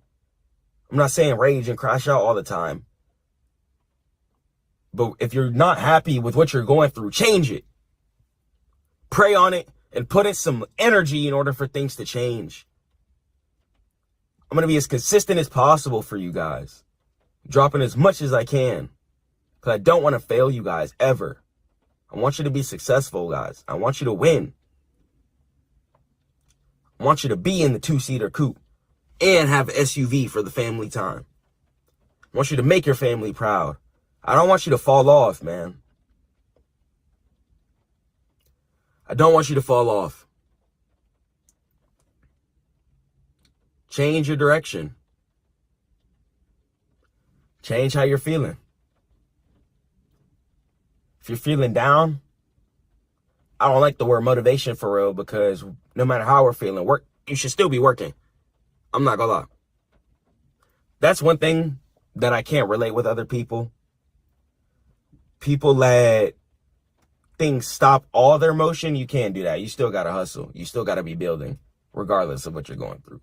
Keep your motion up. Don't fall off. Okay. Keep your motion up. Keep building. Get smarter. Don't let things happen again, if God wills. And just progress from the situation in general. But stack mode here, man. It's a beautiful mindset. Stack mode has changed my life. I used to spend a lot of money. Thank God I was getting money since 18. You know, been having bands, been having 10,000s. And I used to just eat steak every day. I used to just go out, go shopping, buy clothes every day. The car took premium gas, and I was 18, so my insurance was really high. And it was a note, financed it. And then I actually got scammed for a head gasket too, where the car dealership also lost my keys. I mean, not the car dealership, the repair shop lost my keys. So I had to tow it to the dealership, and then I took it back to the house, and then it was totaled. And I had to just run it up again. I went through all that. I gained XP, I gained knowledge. I'm not going to say for no reason, but I went through all that and didn't even end up with the car being drivable. It was totaled after that. Thank God insurance was able to take care of it. And now it's paid off car in my car history. So it ended up being a blessing, and I was able to buy the coupe. So sometimes in life, you got to just be cool with whatever God throws at you. Just be cool. Be cool. If God threw some insane situation at you, be cool. If you feel like you didn't deserve to go through it, pray on it. See what you could have did to avoid those type of situations again, and go forward. Don't go backwards.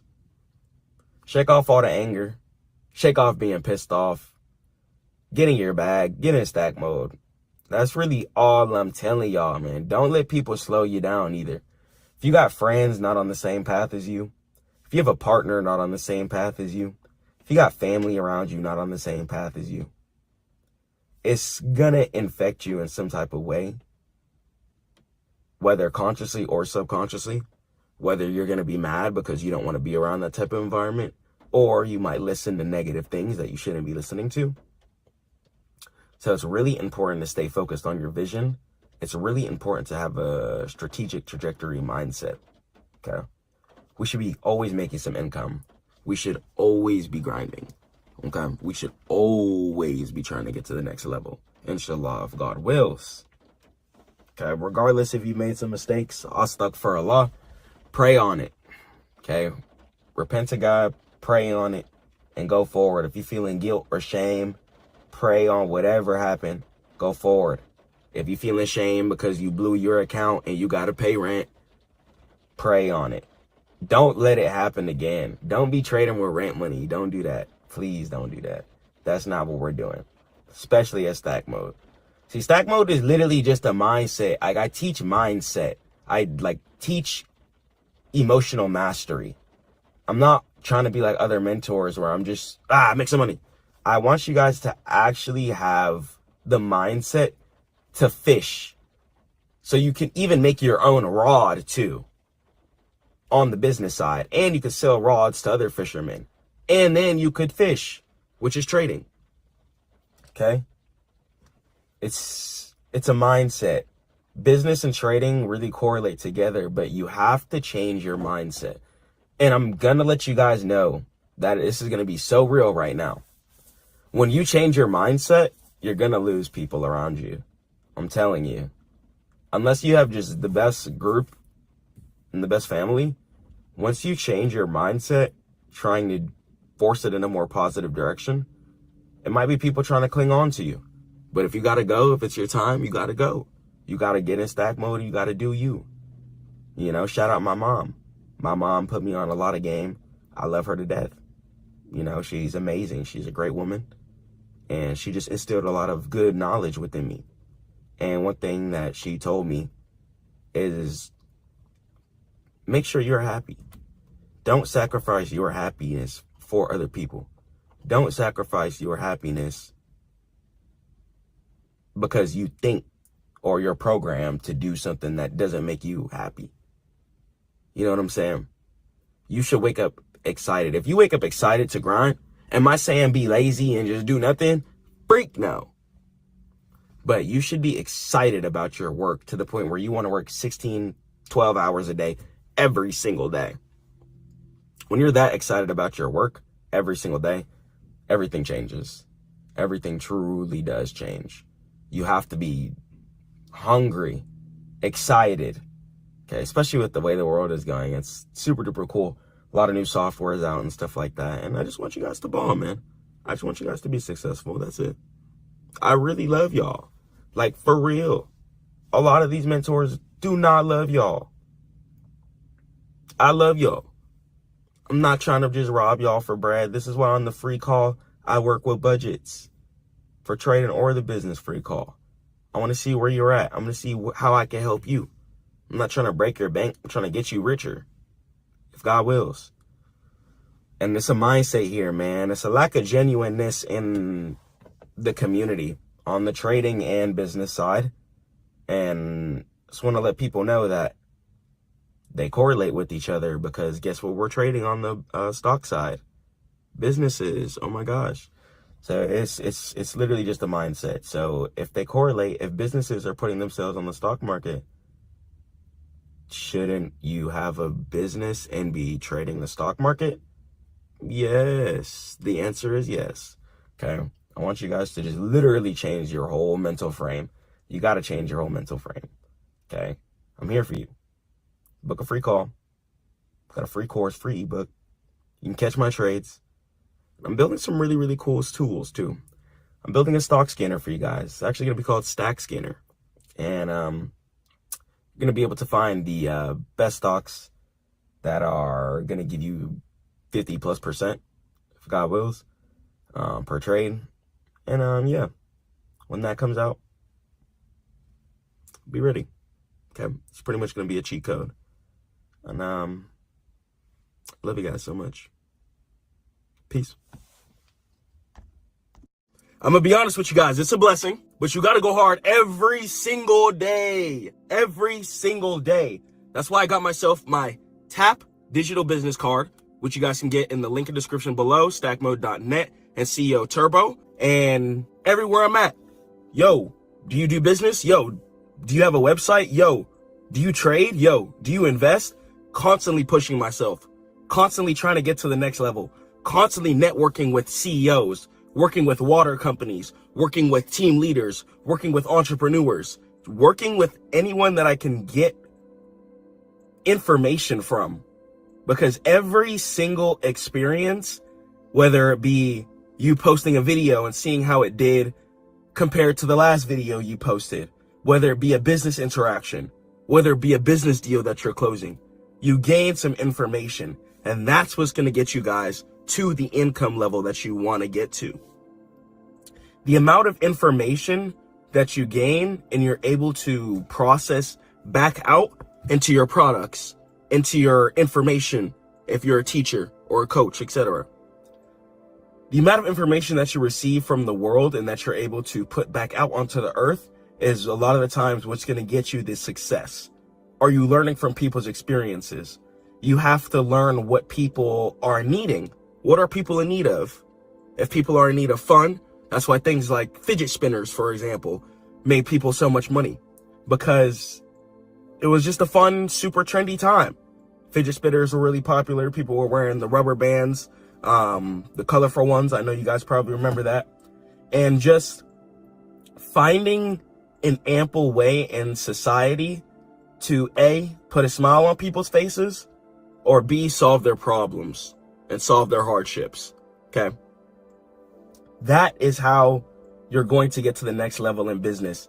And that's how you have to think 25/8 every single day. If you're going to quit your job, I quit my job. I had a finance career. I worked 4 years. I programmed credit card terminals. I did sales for them as well too. And I also did tech support. So I had a very, very extensive, long background of working with different types of people, solving different types of problems. And I was able to take all of that information and start the Stackmode Network and start CEO Turbo, right? So that's really why I think this business card here, it's just like a credit card, you know, same type of material, not weak. You know, a normal business card, so you guys get 10,000 of them. People aren't going to sit there and stop, look, type in each thing. Especially we got shorts out and stuff like that. People's attention spans are sadly getting lower. So you have to know how to prioritize people's success, even with the current trends. So if the current trend, you're noticing that people don't have patience, then create a product to help them gain more instantaneous results. You could literally go up to somebody's phone, boom, tap it, or you can go ahead and scan this QR code here. And then from there, all your social medias pop up, your website, you can add your contact to your phone, and it makes it really, really simple. Okay. So that was a piece and a gap in human society that I saw an opportunity for me to push my product towards. And you have to think that way every single day, while on the side, while I'm coding apps, while I'm pushing websites and building websites for CEOs and clients. You got to work overtime and posting content and getting fly. God is good. Alhamdulillah. But you know what I'm saying? Getting fly. It's effort you got to put in every single day. I'm not sitting in this 2-seater coupe right now because I just sit on my butt all day doing nothing. I'm working hard, praying 5 times a day, trying my absolute hardest, going hard, reading Quran for wisdom, talking to different people for wisdom, using my income as an engine. That's why I created CEO Turbo. I want you to be able to accelerate your business and create your income engine. Make sure it's always flowing. Keep putting gas into it. Keep putting gas into it. Keep investing in my stocks. Keep investing in my crypto portfolio like I've showed you guys. I just want to show you guys how to boss up, how to be a CEO. I feel like things nowadays are way too cryptic. People are just showing you guys flashy stuff, and you guys aren't really getting the real raw education or the real raw standpoints of things. That's why I want to come on here and bring real authenticity, bring real genuineness, and just tell you guys the real. There are days where it's extremely frustrating, you know, figuring out all your LLC stuff, getting all your paperwork together, setting up your business bank accounts. There's times where this stuff can get frustrating, but the thing about business is that it's a day by day, brick by brick built based effort. So if you go hard every single day, you try and stack as many bricks as possibly can, then you're going to be able to get to the success that you want to get to quicker, if God wills. Okay. But the more that you procrastinate, the more that you just keep those ideas in there and don't actually get them out to the world, the longer things are going to take, the harder it's going to be for you to actually progress. And it's going to be frustrating the older that you get to. You don't want to run into a position where you're like, oh man, why didn't I go harder back in the day? Go hard now. Go hard now. I don't care what age you are. I don't care what position you're in. I don't care how much income you have. Go hard now. There's so many ways in order for you to generate income. You guys can cold DM people on Instagram. There's contact buttons on so many different social media pages. You guys can code websites. You guys can code apps. Put them on the app store, start getting paid that way. It's so easy to drop music if you want to be an artist, a singer, or a rapper. If you guys want to make animations and make movies and cartoons, you can take that route and create a whole brand from there. Think about The Simpsons. Simpsons have mugs, pants, shirts, hats, etc. just based off of an animation series. There's so many different routes and avenues you could take in today's generation. It's actually really, really fun. So that's going to be the real raw reality of it, is that there's times where it's going to be hard for sure, but it is fun. Have fun with it. I have fun with this every single day, and it's a blessing. It's a real big blessing from Allah. It's a big blessing from God for me to be able to wake up in the morning, go hard, and just tell you guys some positive information that I pray can help you guys progress your days. And when I look at my reviews, I'm really, really grateful to just see the amount of people I've impacted, even hearing that people use my education in classrooms is a big blessing. And for me to just be a young African-American male, I come from sleeping on the floor with my mom. You know what I'm saying? Come from living in just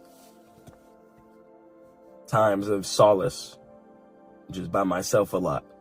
You know, mom worked really, really hard, and I love her to death. You know, I give her whatever I can and just try and run it up for her, because she really showed me that hard work beats everything else. I don't care how tall you are. I don't care if you don't speak the best English or the best speech. I don't care if you have a speech impediment. I don't care if you're disabled.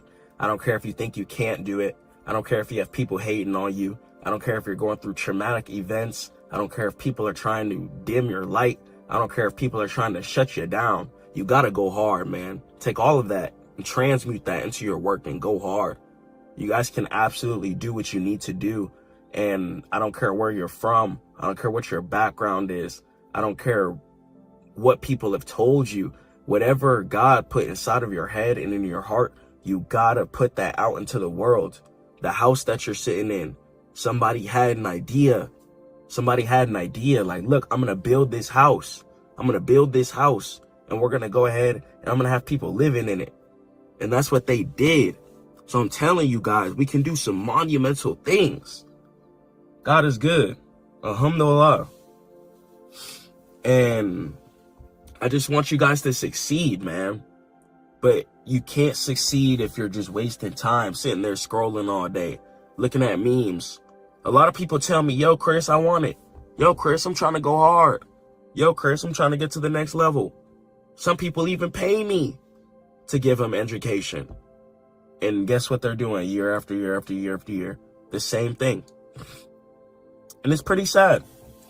It can be pretty sad. I'm going to be honest. I'm quite an emotionally intertwined person, not an emotionally sporadic person. I don't really cry too much and stuff like that. I'm a human being. I go through my things. But for the most part, I'm pretty hard. I just wake up, pray to God, give all my problems to Allah. And I just keep grinding and keep focusing and just keep staying steady. But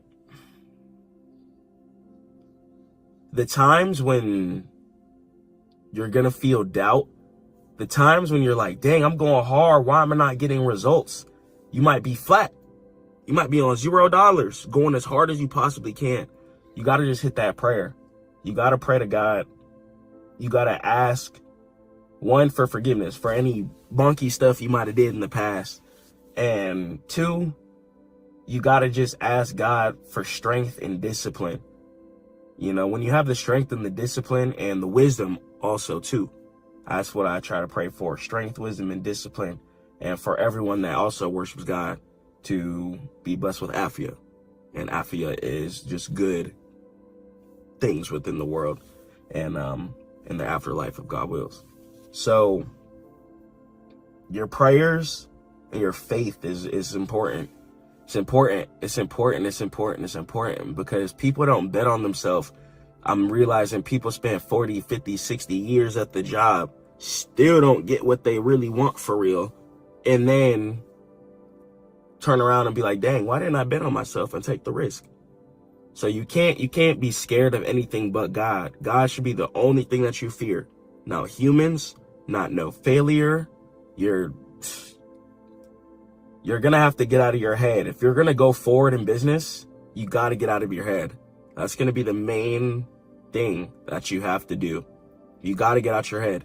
You can't think like you in business as well too. Because what you're interested in, someone literally might despise.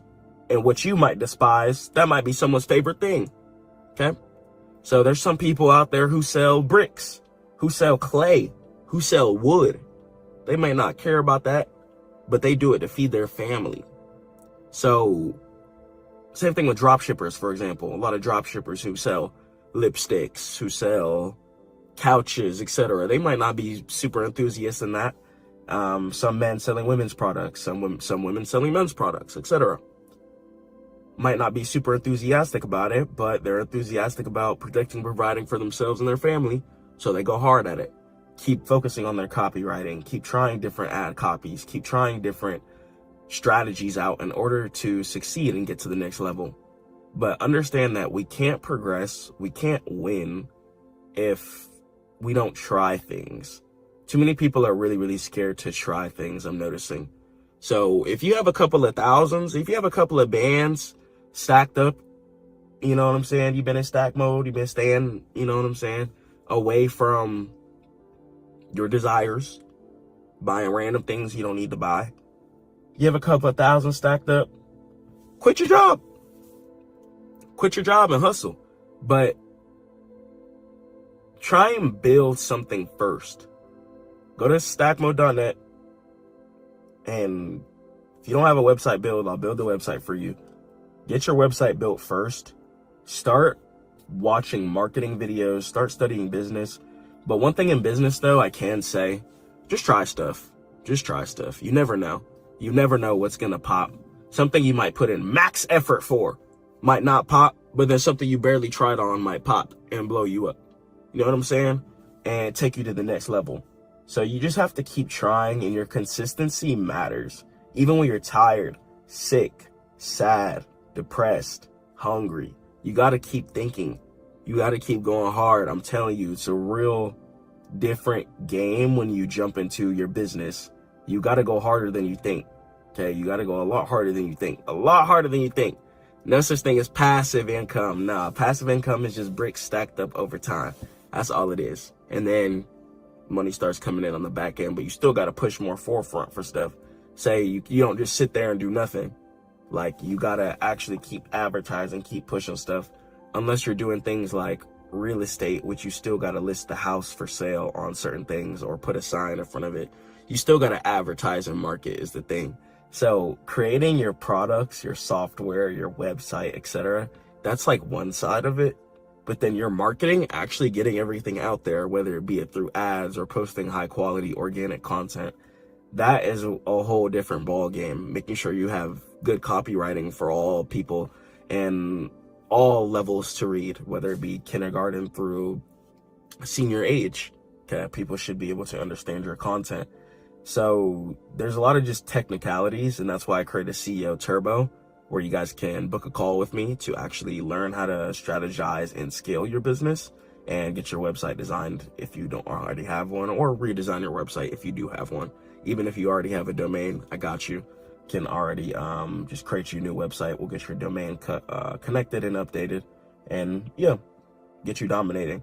But a lot of people too post high quality content or know how to get views, but don't know how to convert those views into money, and then are frustrated, like, wait, why am I not actually getting paid? So when you don't have high quality skills, you don't have any leverage, you don't have any strategic standpoints in order for you to progress or stand back. Say if you're a trader, for example, say you make good income trading, if you don't have a business on the side, or you don't post your trades, or you don't have some type of group, right? One bad month, right? Or say market's just at all-time highs and you literally can't take a trade. How are you going to keep generating income? Are you going to let all the income flow stop? There's literally times where you can't trade. And that's why I think it's just absolutely ridiculous. So ignore what people think. Ignore what people are talking about. Focus on God. Focus on yourself. And focus on your loved ones and family if you have them. All right? Just go hard, though, okay? You got to tune out the noise and the negativity and the distractions. One thing with business, too, negativity is going to be poison. It's going to be poison because you don't have a 2 weeks check coming in. You got to generate that. You got to build that from scratch. You got to build that from the ground. Okay, so go hard. Go hard and keep trying to build that, okay? And you can't give up. It's actually sad. Too many people I see giving up. Why are you on the earth? Why are you on the earth if you're giving up? What are you doing? Stop it. Like, it's way too many people giving up for no reason. I don't understand. I understand we go through sadness, depression, events, but I don't care if you go through the most traumatizing stuff of all time. Do not give up until God says, okay, boom, it's your time to go. All right. You do not have any jurisdiction to take yourself off the earth, to quit, to give up, or to slow down. You need to go harder. You need to stop being weak if you're being weak right now. Okay? Some of y'all are doing also way too much consuming. I understand learning educational content. Okay? There's business mentors I watch. Shout out like Charlie Morgan and stuff like that. But after that, I'm hustling. I don't sit there and just study. So many people study too much. That's why people get frustrated when they come out of college and then they're like, wait, why am I not getting any money? Because you just spent 5 years studying when you could have spent 5 years studying and getting money. And then you're frustrated. Now, for some people, it works out. But for some people, if you don't do internships, if you don't do programs, if you don't get connections, difficult to get a position. Okay? Talking to somebody who did corporate, who scaled through corporate, started as tech support, scaled through, went to an activations level position, and started just grinding and kept climbing my way up. Okay?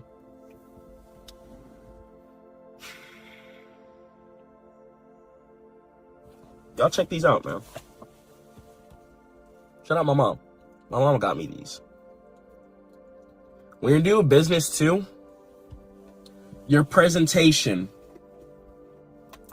That's the reason why I show you guys that. Your presentation is everything. You could literally have one of the best ideas, one of the best products ever. If you do not know how to market, if you do not know how to get it out there, you will not succeed. And that is literally just the straight up truth. Like, if you don't know how to market, you could literally have the best idea and product.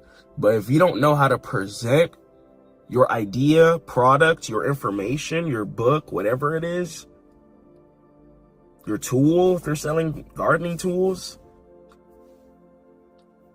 it's going to be hard. So you have to go hard on both lanes.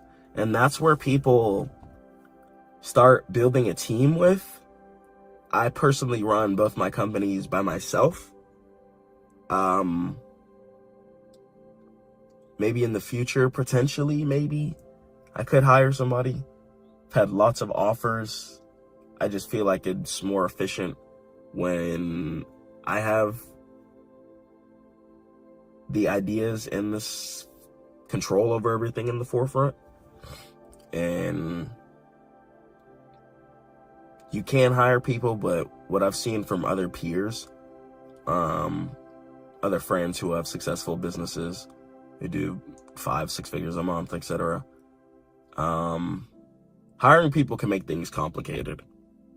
People might not be as motivated. I don't really like that word because motivated is kind of temporary. People might not be as hungry as you. You got to be hungry every single day. You got to want it every single day. No ifs, ands, or buts.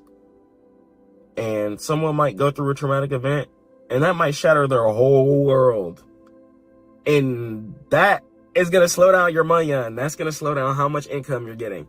So you got to think about stuff like that too whenever you are working with people, whenever you do hire people. So that's why I try and utilize AI as much as you can.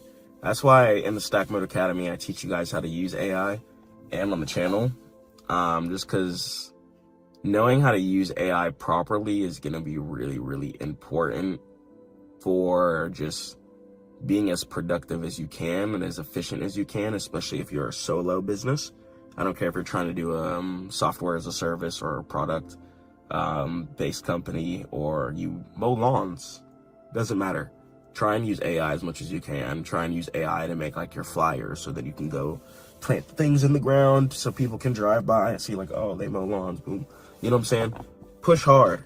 Push hard. Once again, your digital business card. This right here is, yeah. Get this, man. Stackmode.net or CEOturbo.com. Get this now. If God wills, it's going to help you out and start pushing your business. If you're serious about being a CEO, if you're serious about bossing up, I'm going to catch y'all on the next one. Okay, stay prayed up to God. Keep grinding. And bam! Yeah, I want y'all to stay away from negativity. That is not going to keep your life going forward. It's not going to do anything for you.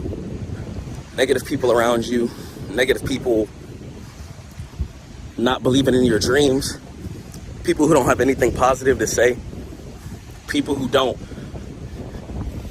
wake up every single day and pour positivity and love and good ideas back out into the universe. That's really just the difference between a negative person and somebody who's really trying to propel society forward. So, watch who you're around. Like, really watch who you're around. You guys can fall into a sense of maybe needing to feel comfortable or being around certain people. You don't need to be around those negative people talking about things you don't believe in, having ideas or different perspectives than you have, right? I'm not saying everyone's going to be just like you, but try and stay around people who have a positive mindset. Try and stay around people who genuinely believe in your goals, and try and stay around people who have things going on for themselves. You know, I'm at the beach right now. I'm chilling out. You know, thank God, alhamdulillah, all credit to God. But not only would I not be here without God, I would not be here without God. Absolutely not. But I would not be here without the positive network that I've had around me, or without the certain people in my lives telling me to keep going, even while other people were hating on me. Even while people who didn't believe in me, who now do believe in me, didn't see the vision. They didn't understand what I was talking about, thinking I was crazy, thinking that they knew what I was going to be. And that's why I just want to tell you guys here personally, don't ever let people tell you what you're going to be. If someone tells you you're going to be X, Y, and Z, and you know in your soul, in your spirit, and in your body, you don't want to be that, or that you're not that negative connotation, or if they told you you're going to be a bum, if they told you aren't going to succeed, if they told you your business is not going to work, if they told you your ideas weren't creative, fresh, or new, and innovative, and world-changing, why are you around them? And you also need to learn to take pieces of that, take the negativity, and just go forward. Okay? Learn to just go forward. So I just want you guys to understand that in order to get to the next level, you have to watch who you're around. Your energy is really, really important. How you perceive the world, how you perceive your reality, is really, really important. And that's why I say try and stick around positive people only. People who have things going on for themselves. Don't just sit around people talking about negativity, talking about politics, talking about other people all the time. Focus on yourself. Most importantly, focus on God. How's your relationship with God? You know? And what are you guys, you know, this is why I love Rick Ross. Shout out Rick Ross. That's someone I really look up to, and he's an inspiration. And he asked himself, or he posted on his story, what are you trending for? What are you trending for? Are you trending for getting money? Are you trending for being a real human, being a real man, being a real woman? Are you trending for being honest? Are you trending for motivating people and helping get people to their destinations and their landmarks? Are you helping people get to the next level? That's what separates the consumers versus the producers. That's what separates the people on this earth who are just wandering and the people on this earth who have created what we have. The cars that we drive, the tables that we use, the floors that we walk on, the AC that was used, all just an idea at one point in time. Keep that in mind. All just an idea at one point in time. How world-changing are your ideas? How hard are you going to change the world? What piece of the world are you trying to change? What piece of the world are you trying to improve? Are you trying to improve or motivate the whole world? A lot of that really depends. And in order to see that success that you want to see, in order to get to this next level, it's important. It's real important that we're focused on God, most importantly, and that we have a positive outlook on life. Sometimes people just have a straight negative mindset. I don't like to hang around negative people. Negative people, I don't hang around. I'm not gonna lie.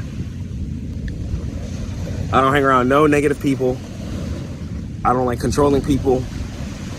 And if you guys feel like you need to get away from everybody to flourish, do that. That you need to do that. Don't let these people destroy your reality. Go hard. Okay? Don't let these people make you think that you shouldn't be here shining bright on this earth. Go hard. Don't be in a moment of darkness. Don't be in a moment of desperation or depression, making you have bad thoughts, making you not cherish and value your life. And it's really important that we focus on positivity. You know, I'm not just at this camera spewing you guys nonsense. I want you guys to get to the next level.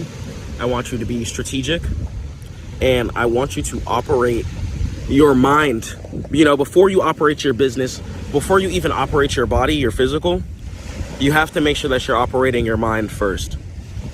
You know, operating your mind first really separates the weak from the strong. People talk about the leaders of this world, the people who control the world. The people who control the world, and I'm talking about the humans who control the world, the people who run the governments, they have control over their mind, and they have control over their mind so much that they know how to control other people's minds. So it's really important. This also what I spoke about politics, for example. When you're too caught up in other people's lives, what other people are doing, how are you ever going to think about what you're doing?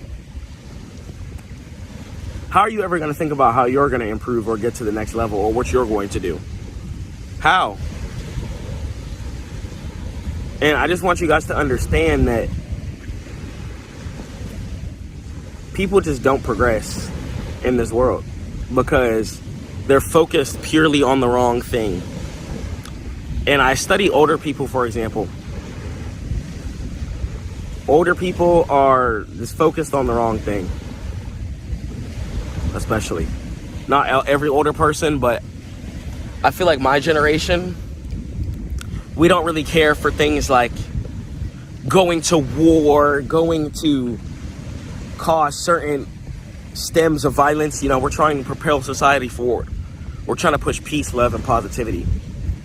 And focusing on your unit, focusing on your team. Try and build a team of positive people who do different things, so you all have a network, and y'all can put each other on different game, etc. But having a network is really powerful. Having a network is extremely powerful. Make sure you have a network of people who can help you in different entities. Say you might have an individual who does rental companies on one side here. Then you might have an individual who trades the market, right? Can tell you about certain plays, can tell you about certain companies that are looking to expand, making certain deals, etc. Pay attention to people who are in shape too. You got to have control over your mind in order to be in shape. Keep in mind, you have to have control over your mind, your body, and your spirit at all times. The success that people crave and the success that people talk about and want to get to the next level towards, and the success that people have in their head, the dreams, the aspirations, the car they want to drive, where they want to live, how they want to hit the beach.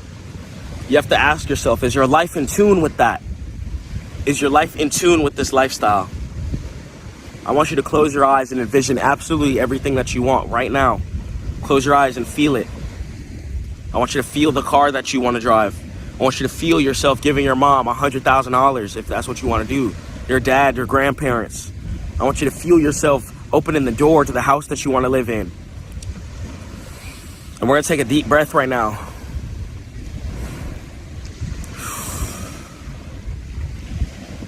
And I want y'all to really feel that, man. And then open your eyes and look around. And if your reality is not what it currently wants to be, I need you to pray on it. I need you to ask God to give you all the strength, all the discipline, all the wisdom that you can ask for. And I need you to go hard and go ballistic every single day.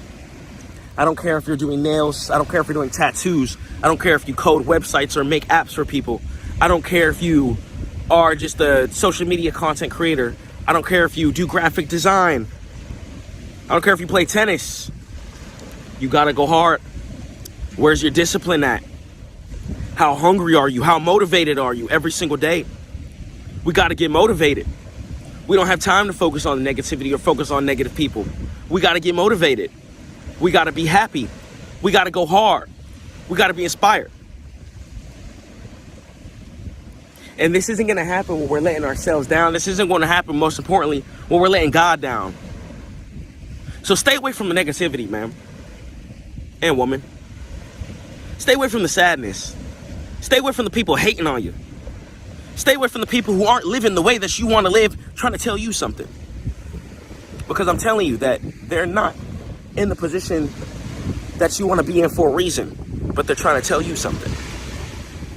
Don't listen to these people, man. Get away from them if you can. They're parasites. It's parasites out here, man. It's absolute parasites out here. So all the haters, people who don't believe in your dreams, thank them. Tell them thank you. Because I need you to take all of that negative energy and transmute that. Go forward. Envision yourself at the beach.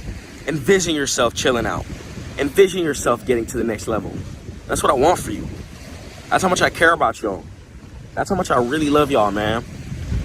I'm not out here trying to just sell some course. I'm trying to sell love. So I put so much time into my websites, put so much time into the prompt shop, put so much time into the business, put so much time into getting to the next level. And don't let no one try and break you down. Don't let no one try and tell you that they know more than you. When you know you. And I'm not saying be ignorant or don't listen to nobody, but don't let nobody tell you about yourself. Now, if it's a negative thing that you're doing, if it's a negative thing or that you're moving, hear it. If it's something that you truly do need to change it. Go forward, because that's love. But people around here are moving around with too much ego, too much pride. And they don't know how to put that to the side. You got to put your ego and you got to put your pride to the next level. To the side to get to the next level. You got to put your ego and pride to the side to get to the next level. Your mind and how you interpret everything is what's going to calculate your success. You are not going to be successful if you have a negative mindset. Take this beach, for example, right? All behind me, you have stuff like that. We have monuments. We added chairs and stuff like that. Now we even have boats and stuff out inside of the beach to keep people safe. Like, hey, don't go this too far out. This is the red zone right here. Okay, we got stuff to keep people safe.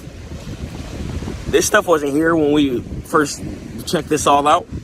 Someone decided to literally tackle the ocean. Head first. Put on all the gear and they tackled the ocean. And said, you know what, I'm going to conquer this. And created a boat so people can literally travel across the world. It's wild. People were able to take stuff like glass, for example, and make sand into glass. They made sand turn into glass. I learned that through Minecraft. Shout out Minecraft. But the fact that sand is even somewhat in the process of glass, it's wild. It's absolutely crazy what we have on this earth, man. God's earth. And that's why I'm so motivated and so hungry and so passionate about making sure you guys are just happy here on this earth. I don't want y'all sad. I don't want y'all depressed. I don't want y'all angry. I don't want you going through it. That's why I'm on here telling you, if you're around any negative people who aren't trying to push you forward, you should only be around people who are trying to get you right with God. If they're not trying to get you right with God, what are they on? What are they on? If they're not trying to get you right with God, what are they on? If they're not trying to put some money in your pocket, what are they on? If they're not trying to protect you, what are they on? You gotta ask yourself this in every single scenario. What are they on? What are they on? Those people who are around you, do they really love you for you? Do they really hold you down? Do they really want to see you win? Because if so, help them. Help them, man. That means they're meant to be on your team. Take care of your team. If they really love you for real, if they're really in your corner, if they're really there for you, take care of your team. Hold your people down. Hold your team down. But your team will have to sacrifice for you. If you notice your team member doing you wrong, poisoning the team, it's time to let the team member go. It's time to let the team member go. Because they're weighing down the team. We really trying to build the team here. We're really trying to go hard. And we can't go hard when your brain is diluted by stupidity. Because you're so angry hanging around the wrong crowd. You should have free mental real estate. Your mind should be clear. Your mind should be absolutely clear. Okay? Clear. It should be clear. I need you to focus, man. Focus. Focus. Focus. Get to the next level and focus. Live out your life and live out your dreams. It's imperative, man. It's imperative that we just don't give up. And it's imperative that you go hard. All right? Don't give up either. Times may get difficult. There might be times where you're not feeling encouraged. There might be times where you're not feeling motivated. But honestly, truthfully, those are the times to go the hardest. To be completely honest and sincere. Those are the times where you should be the hungriest. Those are the times where you need to want it the most. It's the times where you're just not feeling it. Go hard. Whenever you're not feeling it, that just means double down and go 50 times harder. Go 50 times harder. Because I need y'all to win. I need y'all to win. I need y'all to win. I love you so much. Stay prayed to God. Keep grinding. I'm going to catch y'all on the next one, man. Peace. Yo, we got P&L bouncing right now, live for you guys, as you guys can see. Not cap.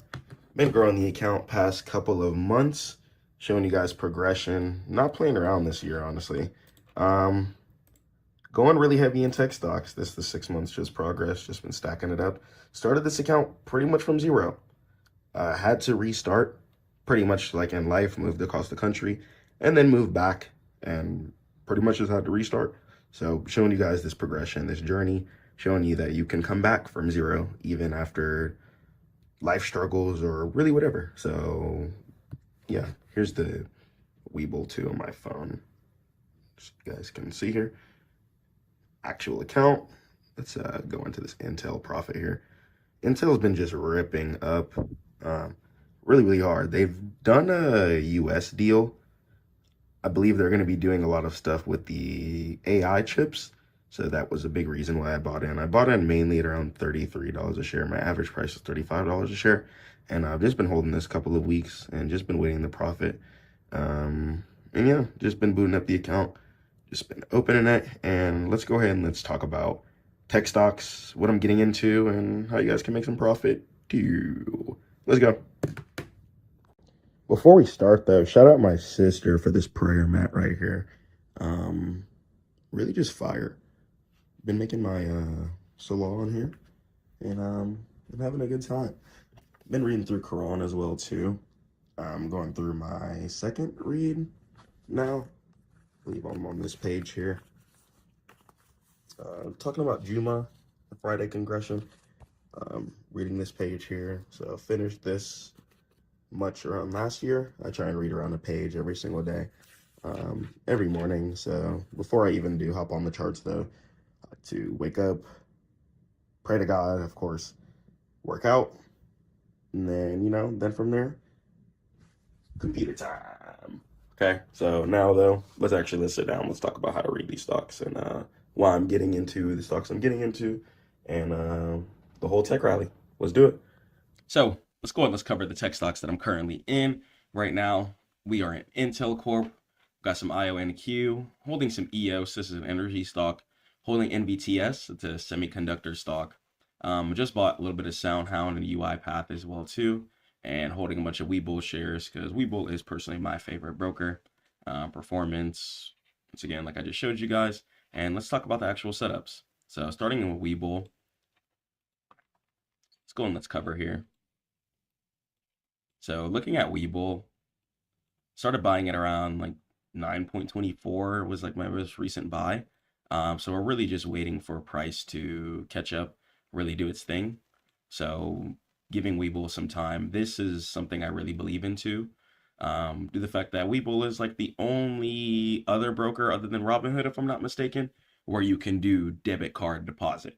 So debit card deposit gives you a significant advantage. It makes it to where people can access their funds a lot quicker, and it makes it to where people can make the exact plays that they need to make at all times. Okay, so Webull, definitely huge giant play, and this is what I look at too. So I like to look at the news. Okay, so news is going to be one thing that you always want to look at. So one thing after I look at the stock, I'm going to go ahead and check the news. And sometimes I buy stocks because of news too. So Webull, just going to be waiting for some positive news. And really with Webull, since we just initial public offering like 2025-ish of this year. Okay, so going to be waiting for price to really do its thing. Okay, stock market, or last year, I'll say 2025, it's 2026 now, my bad. But last year, 2025, price decided to burst all the way up. So right now, it's currently at its lows after IPO, initial public offering. And right now, we do have a bit of order flow coming in as well, too. I like to go ahead and look at the order flow as well, just to see what's happening here. Right now, we have more outflow than inflow. But analysis right now, we do have a strong buy on this as well, too. Financials, this is what really excites me about Webull. Okay, this is going to be one of the most important things to look at whenever you're going to be investing in companies, etc. Okay, make sure that the company is at least having some decent profit and revenue coming in. Okay, whenever your company has some decent revenue and profit coming in, it changes the whole game. Okay, you're going to be able to progress, and the company's actually going to be able to go in an upwards direction because it's actually making some kind of money. Okay, so that's what you want to be doing. So total revenue, 55.17, total cost of revenue, 79.43, and gross profit, 49.25% as of quarter 3, which is going to be the most recent quarter. So one thing I want to look at here too. So look at this quarter 2, total revenue, 45% at 131 mil, and then quarter 3 was 156 mil. So as you can see, sales are literally only increasing year after year after year after year. Even year-wise, okay, we could see 2023, we did 389.60 mil. 2024, we did 390.23 mil. Okay, so not only are each quarterly sector getting better each time, and the chart is looking ready for a bell curve, it's having some promising revenue. So Intel, okay, this is going to be one I'm up a lot on right now. I'm going to close that.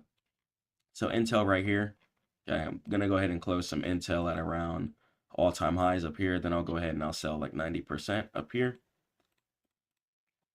Okay. As soon as all-time highs gets hit. So one thing about the market, I know that market is always wanting to chase all-time highs. Okay, market is going to always want to get back into all-time highs. So always remember that. That's the whole goal of the stock market, just like I talk about all the time. These companies run the whole infrastructure of America. Google, Microsoft, NVIDIA. These are globally used companies. America has a lot of CEOs that they create. And when we are able to invest in these companies are able to put more income into their business, so they could have more factories, and then more employees would also equal more taxes being paid as well too. Okay, so you have to keep that all in mind. So this is going to go ahead and be the Intel trade I'm currently up on right now. I got it at around $35 a share, $33 a share at around this higher low here. So what I went ahead and did is I hopped on my monthly here. I looked from left to right so I could see it open in from the 80s. Price decided to progress, go up, to go down, go up, go down. So I saw we were able to get past this strong area of resistance here from 2000, which I really, really like, which I could see we're headed back up to right now. Once we pass this, we should be able to break and head up to the all-time highs at around 62.70 area up here. So I'm looking to go ahead and just catch this for the whole entire ride up. So, you know, right here, catching the rest of this trade up here. Okay, so just the whole remainder from where current price is right here to this resistance up here is literally just profit waiting. Okay. And then you can go ahead and set alerts here too. And that's really what I like to do is set alerts. You could do it like unlimited if you want. Okay, and then you could include overnight and extended. Boom. Okay. And then from there, I could save that if I wanted to. Okay, or you can make it once per minute. And then I could save that. Now, when Intel decides to go ahead and hit up here, I'm going to go ahead and get triggered an alert. And all I can do is grind in real life, keep adding shares, keep adding shares, keep adding shares until a price decides to come back to this area up here at this all-time highs up here. Price still has room to progress forward within this whole shaded box is whole just profit room waiting to be made. Okay, so that's going to go ahead and be Intel. That's why I got in right here at around this higher lows. As you can see, I bought in after this weekly candle or monthly candle. Price started to come up from down here. Then the US decided to do like the deal, if I'm not mistaken, with the AI chips. So putting news with the chart is really, really important too. Then after that, price decided to burst up, create those mini resistance, come down, make this low, come up, come down again, made a higher low. After I saw this higher low got put in, I got on my daily. I saw 2 to 6 green daily candlesticks going in an upwards direction. So I know the support is going to be true. I have the support candle here, and then I have 1, 2, 3 green daily candlesticks after that. That lets me know that buying is definitely for real. So I like to look for 2 to 6 green daily candlesticks after a support wick.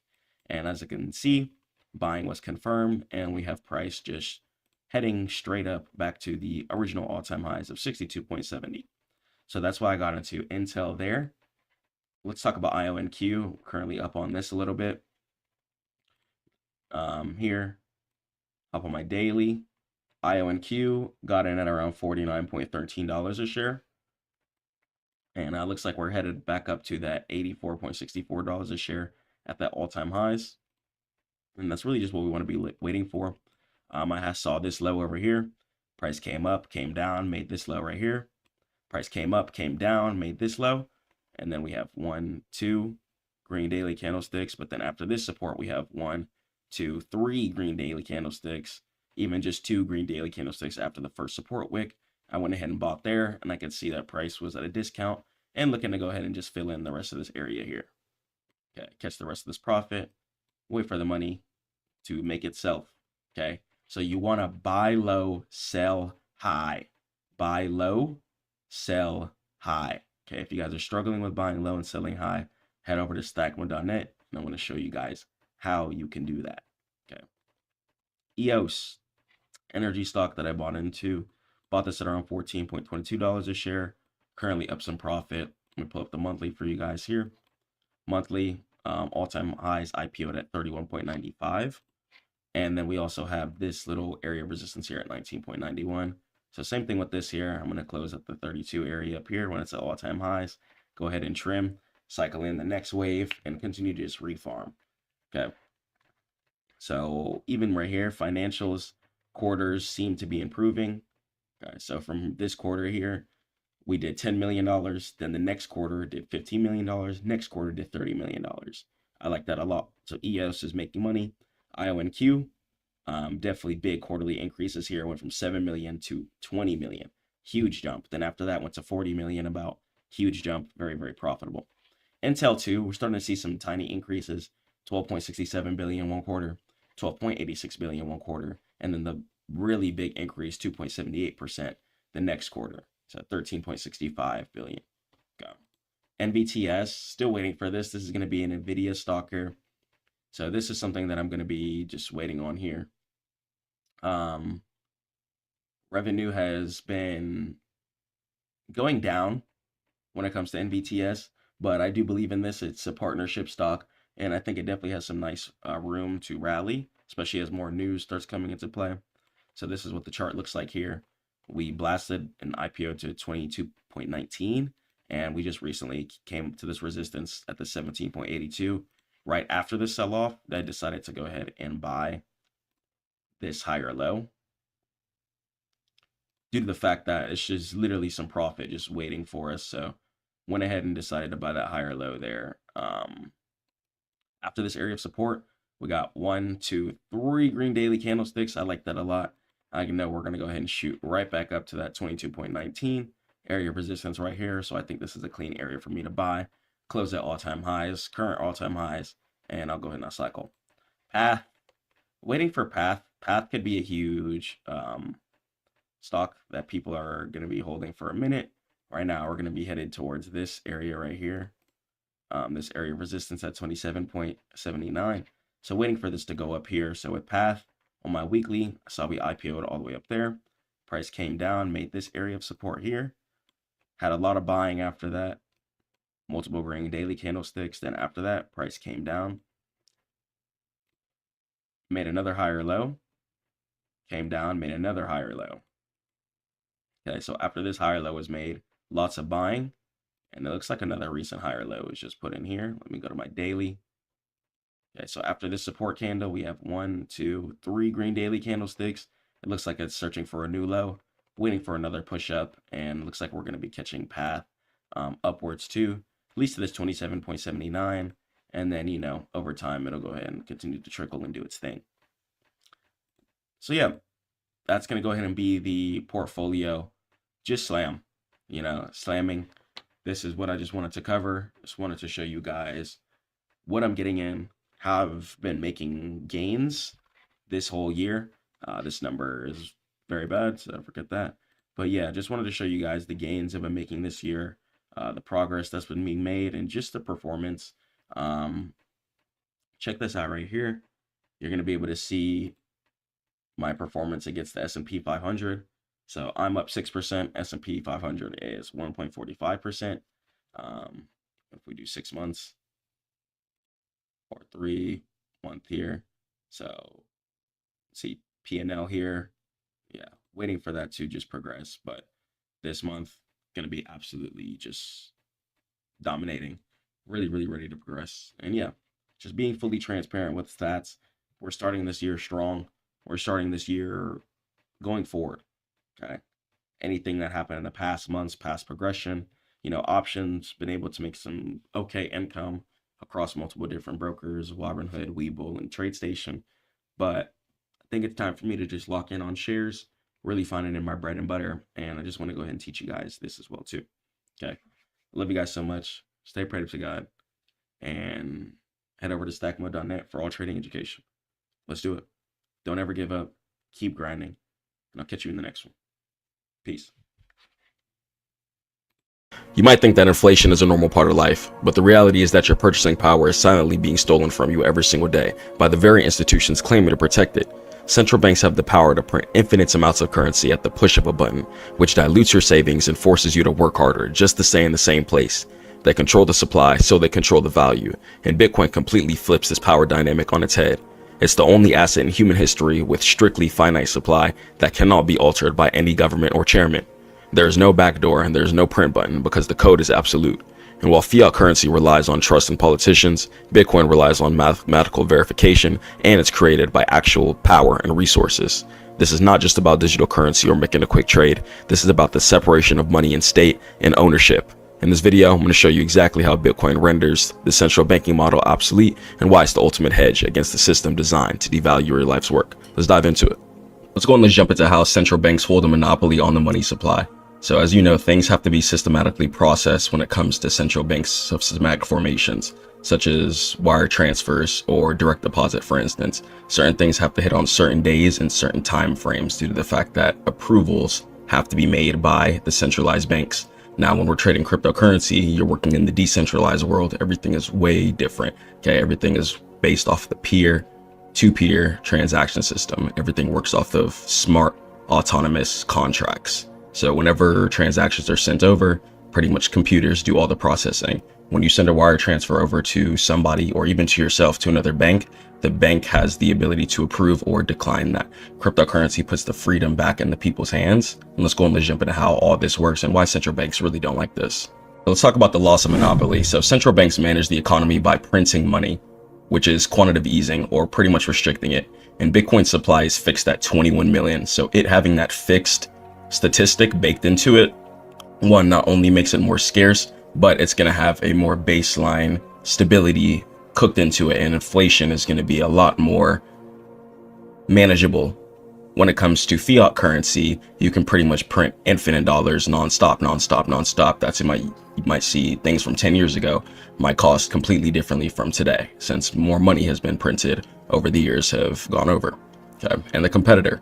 So for the first time, citizens now have a viable opt-out option. So if a central bank debases its currency due to inflation, people can flee to things like Bitcoin. And this forces central banks to be more disciplined, limiting their power. So you might have seen things recently, as of 2025, when this video is coming out.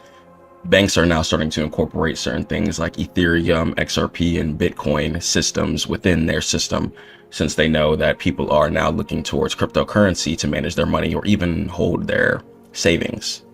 So instead of getting 2% or 3% APY stands for annual percentage yield, people rather go put their money into a cryptocurrency and let their money grow faster at a rapid rate.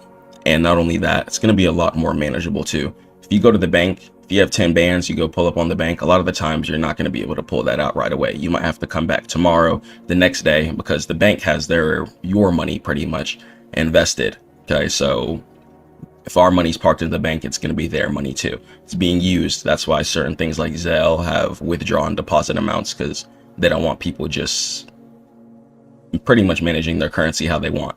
Cryptocurrency takes that all the way. If you want to send $1 million today and tomorrow, you can do that. With the normal traditional central bank based off of fiat currency, they're not going to let you do that, since that puts too much freedom in people's hands, and a lot of business moves can be made a lot quicker. So instead of the banks having the power, now people have the ability to build certain things like banks, their own hedge fund systems, and their own funds, etc. So now people have the ability to have some more individualization for their family even as well too, versus having to run to the banks every single time. So back in the day, people would have to keep all their cash in the banks for the most part. Okay, things aren't like that today. Now you have the ability to even keep your cryptocurrency on something small like a USB drive. Okay, so keeping it extremely decentralized, and the IRS can't get to your USB drive unless they raid your house and find it or things like that. Okay, so no more having random money put out of your account, or even if you get sued, for example, they can go into your bank accounts and clear you out. If you have your money parked in cryptocurrency, that's money that they can't touch, and it's pretty much digital cash that nobody really knows that exists. So let's talk about the threat of censorship resistance. The modern banking system is used as a tool for geopolitical control and surveillance. Big on surveillance. They want to see every dollar that's coming in and out. A lot of things have been changing recently too, since 2020 plus. As far as cash, for example, you can't really use cash to get certain things. Like a lot of realtors and realtor companies won't accept cash for certain down payments, since you can't really prove that you're a real legitimate person and where that money's actually coming from. Okay, so central banks want to make sure everything is controlled and pretty much don't want you to have freedom for certain ways that benefit them every single time. Certain ways it does protect society, but for the most part, things aren't always fair and realistic, because it is the world. So if somebody's working hard at their lawn mowing business and they've been stacking up cash, okay, their money shouldn't be obsolete. So now you have things like cryptocurrency where you're going to be able to send that over to your bank account, and then you could file your taxes and do things a little bit more legitimately there, versus just having random cash come out of thin air and then you deposit it and they're like, well, where's this coming from? Okay, so your cryptocurrency can be baked in and a little more hidden, and it'll help you out in a lot of ways too. And Bitcoin is really a neutral, permissionless network, and it helps you bypass sanctions. Systems like SWIFT allow the US to cut off nations or individuals from global finance. And Bitcoin operates on the peer-to-peer network, just like we talked about in the previous slide. Meaning if you want to send $1,000 to somebody in Africa, you can instantly do that within the next couple of minutes if you wanted to. Okay, if you want to do that via PayPal or the traditional bank system, it's going to be a lot more difficult. They're going to put some type of hold on it, have to verify your transaction, and it's going to be just a lot more difficult overall, making financial blockages significantly harder to enforce. And financial privacy is going to be a big factor as well too. So Bitcoin is going to be pseudo-anonymous. Central banks and governments prefer total visibility due to the fact that KYC laws are in place, know your customer, and AML, to track taxation for the most part. So pretty much just the government wants their piece of the pie when it comes to any type of currency. So a decentralized ledger obscures the identity layer that they rely on. So certain things like the SEC were fighting with Bitcoin legislators, etc. And that led to certain dips, but now the US government and other governments have started holding the currency themselves, and certain laws have been getting passed. So central banks are trying to gain control, but for the most part, Bitcoin at the core forefront of it is still peer-to-peer and a currency based off of freedom. So we'll jump into the neutralization of interest rates. Interest rates are going to be the steering wheel of the economy, and Bitcoin creates a parallel system that doesn't respond to that steering wheel. And the liquidity trap. When the Fed lowers the rates to stimulate the economy, they want people to spend pretty much. So if people instead borrow cheap fiat to buy Bitcoin, which is a store of value, since especially it has a limited cap, giving it scarcity, which is immediately going to give it value, the stimulus leaks out of the real economy and into crypto assets because people are starting to wake up as well. And broker and transition mechanisms are going to come into place. If a significant portion of the economy uses Bitcoin for settlement, central bank decisions, which involves raising or lowering rates, affect fewer people, rendering the central bank increasingly irrelevant. So it's like trying to slow down a car by pressing the brakes, but the car has decoupled from the wheels. Okay.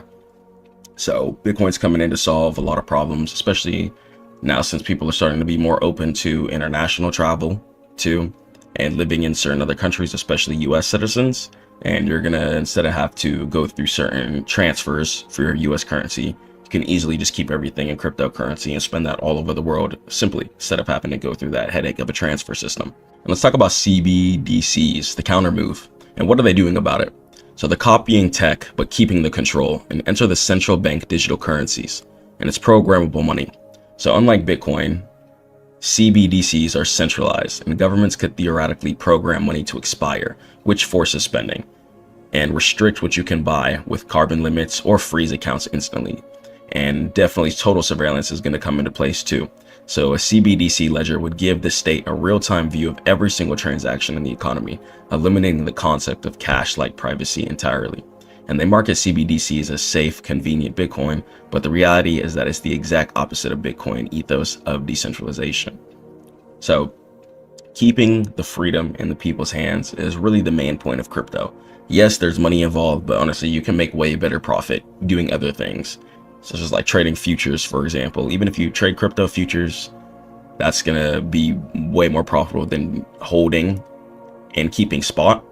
But as far as you holding your Bitcoin, your cryptocurrency, you're really doing it for your ownership and your assets. Okay, having ownership, especially in something that helps the future, is what's going to help you prepare your forward and keep your money in that constant cycle. So instead of you being on the hamster wheel, put your money on the hamster wheel. Have everything flow. Okay, so after you get that big bag from futures, let's say for example, you know to go ahead and throw it into Bitcoin, which consistently makes profit year after year after year after year. So instead of you having to hustle and bustle forever, you could maybe sit down and chill because you have enough money from hustling, bustling, stacked in your investments, and then your wheel will be spinning forever. Okay, so if you decide to use your fiat currency and throw it into something that's gonna help your money flow into the hamster wheel, inshallah, you'll have a lot easier time. So they try and stop everything, just like they try and stop certain herbs as well too. They can't stop the Bitcoin network itself since it's distributed globally, and they target the entry and exit points and targeting on ramps. So regulators pressure banks to not do business with crypto exchanges, even though they're starting to do it anyways, because they know people have to sign up for their banks, otherwise they're going to crumble. So if you can't transfer fiat to an exchange, it becomes very difficult to buy Bitcoin. And let's talk about some regulation by enforcement. So instead of creating clear laws, agencies like the SEC sue crypto projects to drain their resources and create uncertainty, driving innovation offshore. But thank God, it's been a lot of righteousness going on. Certain people have been getting freed from jail, such as like the Binance creator and Bybit and stuff like that has been starting to get back on the United States soil. So a couple of years ago, around 2022, 2021, they started locking people up for enforcing certain cryptos or creating certain crypto brokers such as Binance and stuff like that. Thank God certain people have been freed, and just really things have been changing, and the crypto future is starting to look bright, especially since the US government now owns hundreds of millions of dollars worth it. That's really a solid and good factor, letting us know that, okay, the US doesn't want to fall behind since other countries also own hundreds of millions of dollars worth it too. Okay, so instead of being stubborn, the US is now actually turning on their brain, and that's leading crypto to future all-time highs, since the US dollar is the global currency of the world. But we never know. Within a couple of decades, could be Bitcoin. So a lot of things are changing, exciting time in the world, and central banks are pretty much earning a game theory by it. They can't end Bitcoin. The network is way too resilient and distributed, so they're pretty much trying to conform because they know people are starting to wake up. The righteousness is starting to oversee the darkness in the world for sure. People are starting to care about their health, want freedom for their money, and people might have family in other countries too, and you can easily help out your family in other countries with cryptocurrency. Once again, not as easy to do that if you're sending straight fiat in any country you're in. And they can't ignore it. Okay, it's sucking liquidity out of the fiat system. People are no longer keeping their money stacked inside of savings accounts, getting that 2%, 3% APY that most banks take advantage of in order to make profit. People are now just taking that money and putting it right into cryptocurrency. Even the same thing with credit too. A lot of people are starting to wake up when it comes to credit. Instead of balling out, just buying things, people are now taking that, either they're investing in all of it into some kind of business and buying cryptocurrency, buying any type of shares that they can too with the cash that you can extract from the credit card if you can't extract the whole thing. So the likely outcome of everything, integration, and that's been slowly happening. A lot of banks are starting to finally realize, and as we start seeing more younger people get into CEO level positions, I can see things change as well too, inshallah, especially as Trump come into office. The crypto support has definitely been in significant rise. So banks will eventually have to custody Bitcoin and treat it as a reserve asset, just like gold, because they know people aren't going to be going for anything else. Okay, people are now more open to leaving the US more than ever. So now the US is very desperate to make the right decisions to keep people here and keep America going forward. So this fundamentally changes how the global monetary system operates in the long run. And a really small percentage of the world only owns Bitcoin. So don't think that you're too late. You're really early, and there's a limited amount. Okay, you don't want Bitcoin to be mined up and be like, oh man, I wish I bought Bitcoin in 2025. You don't want to be doing that. Okay, I don't care if you got $5 in your account right now. You don't need to be buying nothing. Go buy some Bitcoin. Okay, live off the credit card, spend all your cash on assets, and watch how your life change. Wake up, pray to God, take care of your family, stay down, and get in stack mode. I'm gonna catch you on the next one.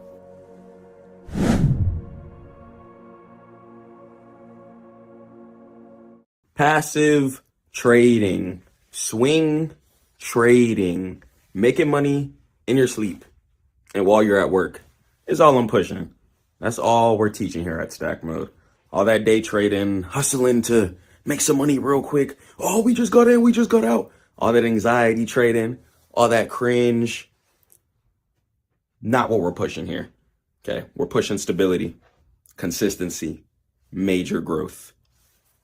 Only things I want to even instruct you guys when it comes to the market is to use your higher time frames. All that 1 minute, 5 minute scalping, all that prop firm day trading scalping, it's not going to get you to where you want to be. There's a reason why your P&L keeps going up and down, why you're upset that you're not profitable, that you haven't gotten the Lamborghini or the house that you want. Some of you guys are absolutely trading like absolute pansies. Some of the stuff I've been seeing online, especially from people who have views and stuff, it's crazy. These guys are on the 1 minute using EMAs, MACD, etc. Just use your higher time frames. Weekly, daily, 4 hour. All you need to know is like how market moves when it comes to sellers stepping in and buyers stepping in. Once you understand that, you can make profitable trades. Once sellers step in, guess what? We don't buy. And when buyers step in, we buy, and we sell when sellers step in. It's literally all you have to do. People are trying to make it so complicated with all of these things, etc. Especially if you're just trading the stock market. It's meant to go in an upwards direction. These companies hold up the forefront in the infrastructure of the United States on their pillars. And without them, the United States would definitely have a very, very hard time when it comes to maintaining its US dollar power. Because the reason why the US dollar is even worth as well is because not only do we have a really good military, but we do have world-changing companies that pretty much every country besides like some communist Asian countries used, such as like North Korea and stuff like that, etc. Other than that, Google, Microsoft, Nvidia, etc., all that stuff is used all across the world. Say, for example, Nvidia. If you put $5,000 in Nvidia 10 years ago, you'd have $1 million today, right? And it's like people are still on here trying to day trade for what? When you could literally just be buying and holding. Even if you're taking a trade for a couple of days, a couple of weeks, I just want to break down to you guys and have a full presentation on why we need to just take our time, have some patience. What are we doing here? Okay, you guys are trying to, oh, I'm on the 5 minute, I'm scalping. Oh, I just won. And then the next day, oh, I just lost. And then you're crashing out your account and blowing it up, all types of bunky, crazy stuff.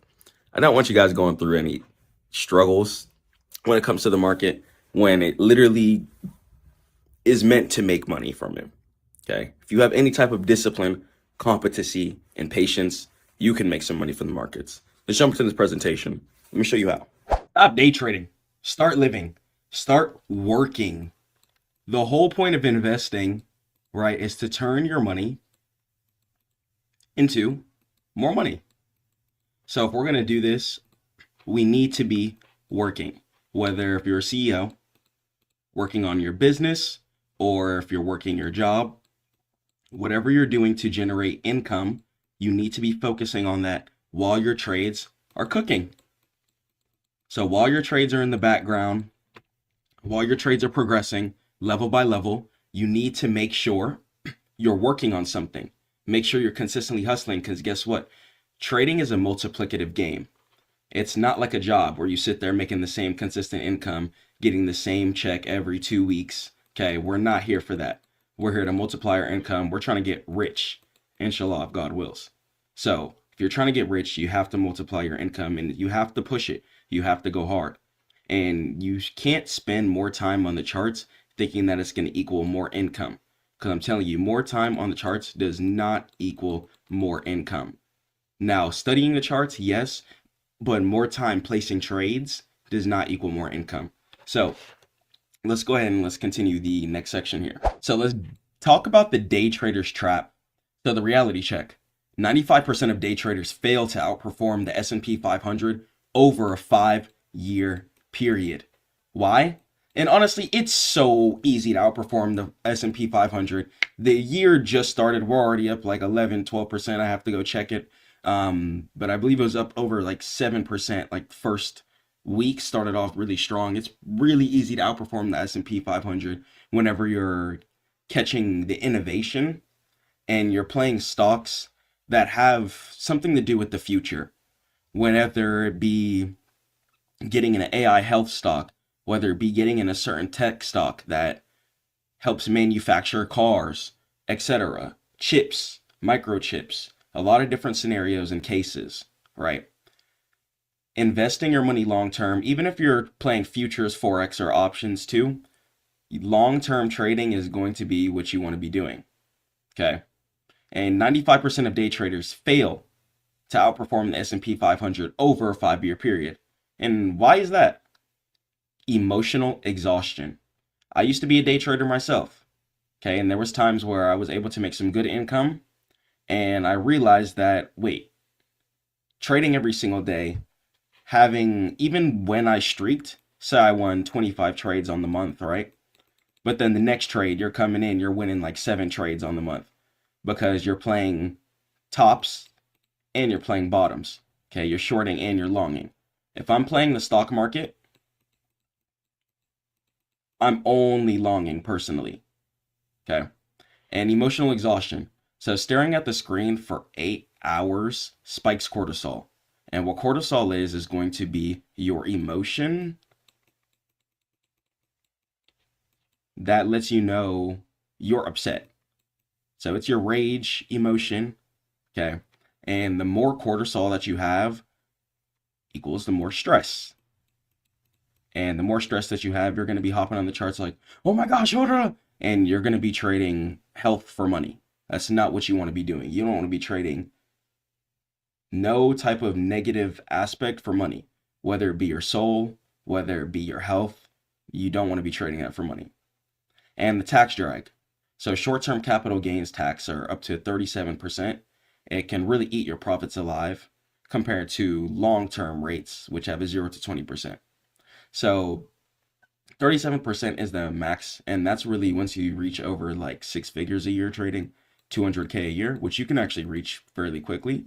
But the 0 to 20% is going to be for the long-term tax gains, and the long-term tax gains are going to be for holding your trades for over a year. So they want you to keep your money within the market because it keeps the economy held up. And a zero-sum game. So for you to win a trade in the short term, someone else often has to lose, and you're competing against supercomputers and AI. And a lot of times that can be pretty difficult. And the math of churning. So if you make a 10% profit, right, for example, pretty easy to do, but you trade 100 times a year. Fees and taxes can reduce your real return to negative, honestly. And especially you future scalpers, you guys are placing 1 million trades a day, and your fees at the end of the year could really eat into your profits. So think about that. And ask yourself, do you own the charts, or do the charts own you? Stop hopping on the charts fiending for money. Put your setup down after you've marked it out, after you've done your intellectual, fundamental, and technical research. Put your trade down. Let it hit TP or stop loss, and go on to the next trade. That's all you have to do. Stop making it more difficult than it needs to be. Please. Inshallah, if God wills, you guys have a lot of people to take care of, and you have yourself to take care of. Love yourself. Okay, if you master this, you could be able to take care of a lot of people, and I'm so dedicated to teaching every single person on this earth, to making sure that you guys understand every single concept of this. And the passive approach, right? So the passive approach within the charts is really good because then you get to be aggressive within your work in real life. You get to be aggressive within your business, so you have more income to throw into the charts in the first place. So buying assets that generate wealth while you sleep, rather than renting out your time to monitor price action and watching every single candlestick move, is going to be a lot better. So you're going to want to primarily swing trade. Okay, switch to your weekly time frame, your daily time frame, and your 4-hour time frame. And the reason why I even go down to my 4-hour time frame at the lowest, I really would just go down to my daily, but the 4-hour time frame, it gives you extended trading hours. So sometimes on TradingView and other brokers that you're on too, you might see some candlesticks that are hidden due to the fact that extended trading hours is not on the daily and the weekly, since it goes by the hourly basis. And time in the market, right? It's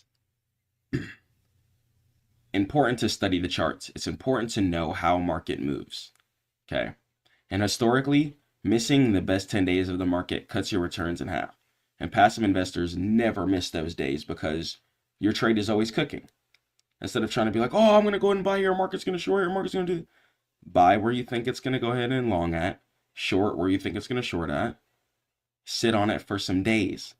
A good trade takes days. Okay, a good trade is going to take some days or at least some hours in order to take profit. If your trade is not taking days or hours or even weeks, sometimes months and years, what are you doing? If you're closing a trade within a couple of minutes, literally exit the charts. You are not looking to build a life of stability from the market. And ownership versus speculation. So day traders bet on price movement, and passive investors bet on business growth. You can use AI, get my course and my book in order to do accurate research and check the revenue out. Make sure you guys are investing into companies that are profitable or at least have some future projections to be profitable. And the goal is not just money. It's the liberty to not just sit there looking at the screen, candlestick by candlestick. It's not what you want to do. It can be extremely difficult. And if you don't find a way to make money while you sleep, you're going to work until you die. Okay. So make money while you sleep, because I do not want you guys slaving until you die in a way where you're unhappy. If you're doing a work that you love, keep doing that. May God bless your soul. And the eighth wonder of the world, right? So scenario A, for example. So the act of stress.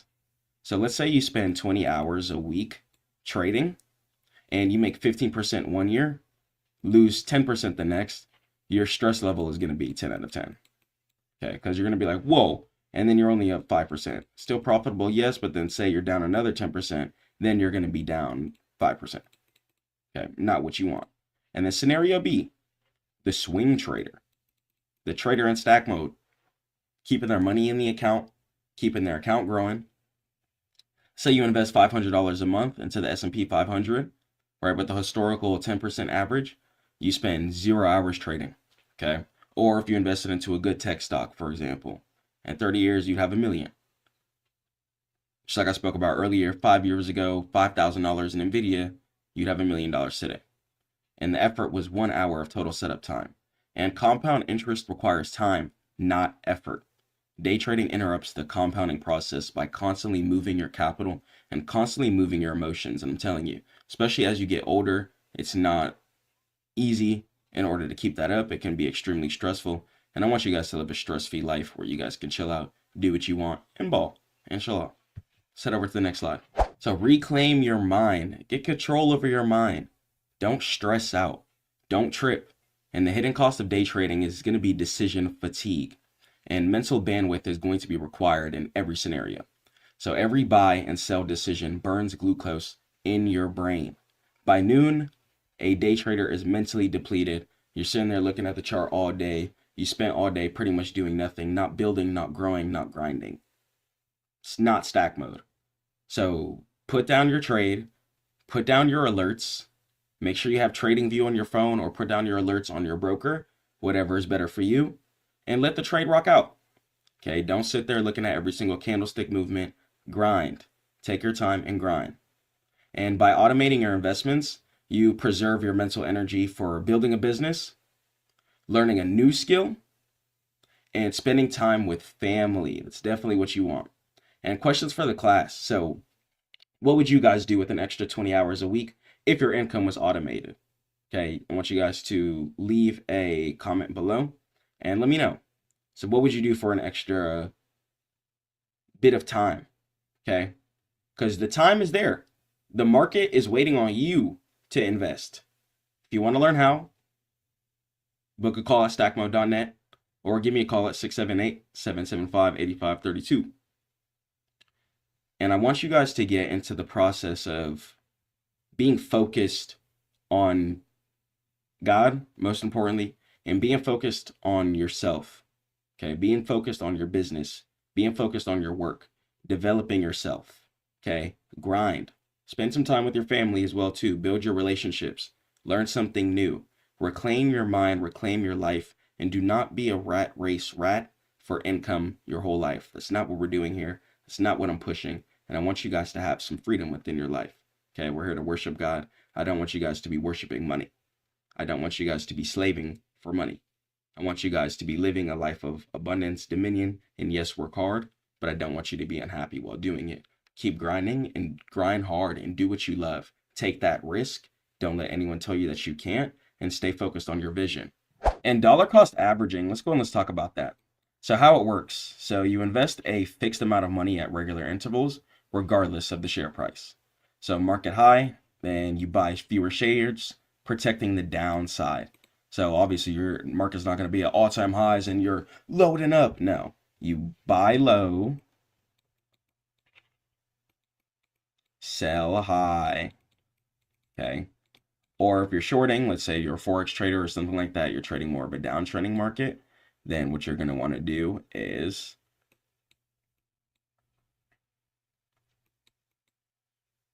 sell low,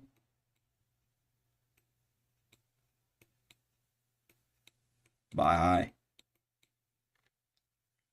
Okay. So either ways. So zero emotion. You remove the should I buy now anxiety completely by swing trading. When you're using your higher time frames, you know your trade is going to take days or hours in order to progress. Give it time. Let it chef, let it cook. Okay? Let it chef and let it cook. So the choice is going to be yours. Option number 1, you're chained to a desk, fighting algorithms, and you're having extremely high stress. Looking at 1-minute candles, watching every single thing, speculate, and watching your P&L fluctuate insanely. Stop trading like that. It's not worth it. And it's actually led a lot of people to suicide. And I don't want you guys to go through that. Okay? And option number 2, the stack mode way. Automate your wealth, time, and live your life. Stop playing the game. Okay? Stop going to the casino. Stop gambling. And trade the markets. Okay? Trade the markets. After you've been grinding for years, really busting your tail, you want your money to work harder than you do. And dividend investing might be the easiest way to build passive income. But most beginners overthink it. But dividend investing is really simple. You just buy shares of strong, established companies, and they pay you cash just for holding them. And that's it. So imagine waking up to deposits monthly, weekly, and certain dividends pay out in different ratios and frequencies, and they hit your account while you sleep. That's the power of dividends. Let's go and let's jump into it. Let's understand what dividend investing is and how you guys can start building some passive income for you and your families. Inshallah. Let's talk about dividend investing. Making our money work for us is going to be the most ample way to, 1, get our mental health back. Okay, I understand we're grinding hard, working year after year after year after year, but let's at least make our money make us some money. Okay, we're not just grinding. Okay, no more exchanging time for money. Okay, it's time to start exchanging money for money. Okay, this way you guys are going to be a lot mentally healthier. You guys are going to have time to get closer to God, work on your family relationships, work on yourself, work on your business, and understand that when you have your money flowing within that asset river constantly, you're using your cash and buying more assets with it, and it's flowing in the river, you could pretty much never work again. Okay, so when people talk about passive income retiring, it's about putting your money within that income river. Let's go and let's talk about how to make our money work for us. Inshallah. So what is a dividend in the first place? A dividend is going to pretty much be a thank you payment. Okay, and they pretty much just tell you, hey, you've been investing in us for a long time. You've been believing in us, and I'm going to go ahead and give you some money back because we've been crushing it on the company side. So a dividend is a thank you payment. Okay, so whenever you invest into a company that pays out dividends, or you're invested into an exchange trader fund, okay, which is a compilation of companies just put into one big giant fund, then you could also get dividend payments from there if the fund pays it out.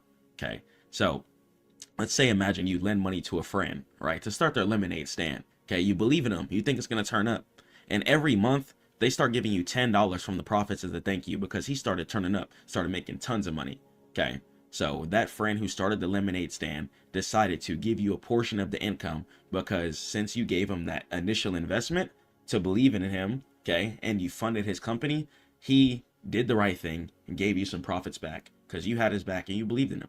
And that's what a dividend payment is. When you believe in these companies, when you believe in these ETFs, then we're able to get some profit back, inshallah. And that's a dividend. It's real cash paid to you just for owning a piece of the company. Okay, and it's passive. Okay, you don't got to do no work for this money. All you got to do is buy. Okay, all you're doing is turning money into more money. Okay, dividends is going to be one of the most extreme forms of passive income, especially after you guys have grinded out 6 to 7 figures. Okay, being able to plant that 6 to 7 figures into some dividends and get paid $5,000 to $25,000 a month just for having your money parked is going to be a really, really good way to just chill in life. Okay, and it could be regularly. Okay, it's usually paid every 3 months. Okay, so quarterly, and it's very, very safe. So usually only strong, profitable companies pay them. Okay, it's not a lot of broke companies paying out dividends because they can't afford it. Okay, a lot of companies paying out dividends are companies that have it all based out. They know that you investing into the stock market, okay, is going to go ahead and give them more income.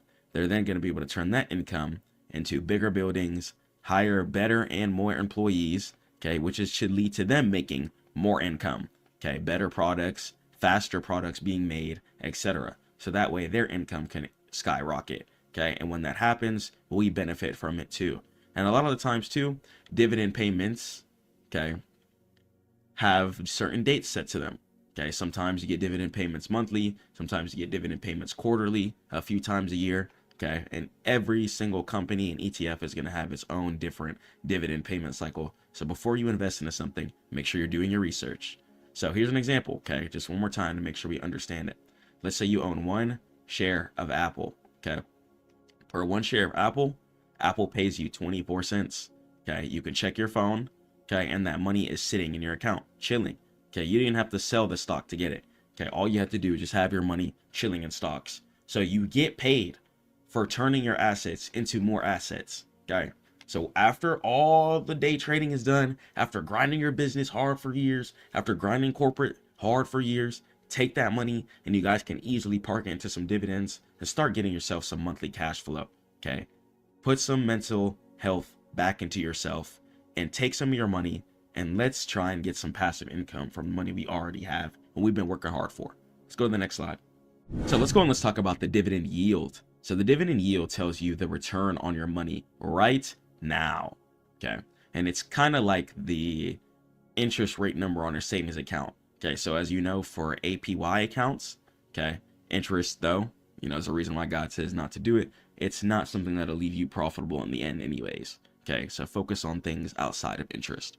But let's say annual percentage yield, let's say there's an account that would give you like 3% per year. Okay, with inflation and taxes though, that's not anything. Okay, so when you're focusing on dividends though, something like that, okay, then you're going to be able to get a lot better bang for your buck and for your value. Okay, so average yield, right? Around a 2 to 5% average yield is going to be healthy. Okay, and a red flag, if the average yield is over 8%, okay, be careful. Okay, it might be a trap and the company could fall off later, even if they're paying out big dividend payments right now. Okay, you want to try and have your dividend payments be as consistent as possible. Okay, you don't want your dividend payments to go down. Okay, if you're getting 5K a month for the money you have invested, that's how much you want to be getting. Okay, you don't want it to go down to 3K one month and then your bills and calculations are all thrown off. That you don't want it to happen. It can be really, really frustrating. Okay, so let's do the math. So let's say the stock price of something is going to be $100. Okay, and then they pay you $4 per year. Okay, so the yield, okay, is 4, since they're paying you $4 a year, divided by 100. Okay, and that's the stock price, and that's going to equal a 4% return. Okay, and that's how the dividend yield is going to go ahead and be broken down. Let's go over to the next slide. So, is it safe, right? The payout ratio. So let's talk about the pizza analogy. So think of a company's total profits as a whole pizza, okay? And the payout ratio, it's how many slices they decide to give you, okay? And that's going to go ahead and be exemplary for the shareholders versus how many they keep to grow the business, okay? So how many slices of pizza are they going to give to you? And then how many slices of pizza are they going to try and hold on to, okay? And safe, okay? So under 60%, okay? If they give you 6 slices and they keep 4, okay, that's safe. Okay, that's safe. Why? Because they were able to pay you a little piece of the pie. Okay, make sure you eat and make sure they eat too. Okay, because they got to be logical. They can't feed you if they're not feeding themselves. Okay, so they be logical. So, but it can be dangerous if they're giving away over 90% of their pizza. If they're giving away their whole pizza every single time, then they're going to have no food left over for tomorrow. Okay, so you have to watch and look at the payout ratio percentages. Okay, so let's say company A, right? Let's say earn $10. Okay, and then they give you $2. Okay, they would have $8 left. Okay, and that's going to be pretty safe. Now, let's say company B, right? Let's say they also earn $10. Okay, and let's say company B paid you 9.99. Okay, they paid you $9.99. Okay, they would be left with 1 penny left. Okay, what type of investments or growth can they do then?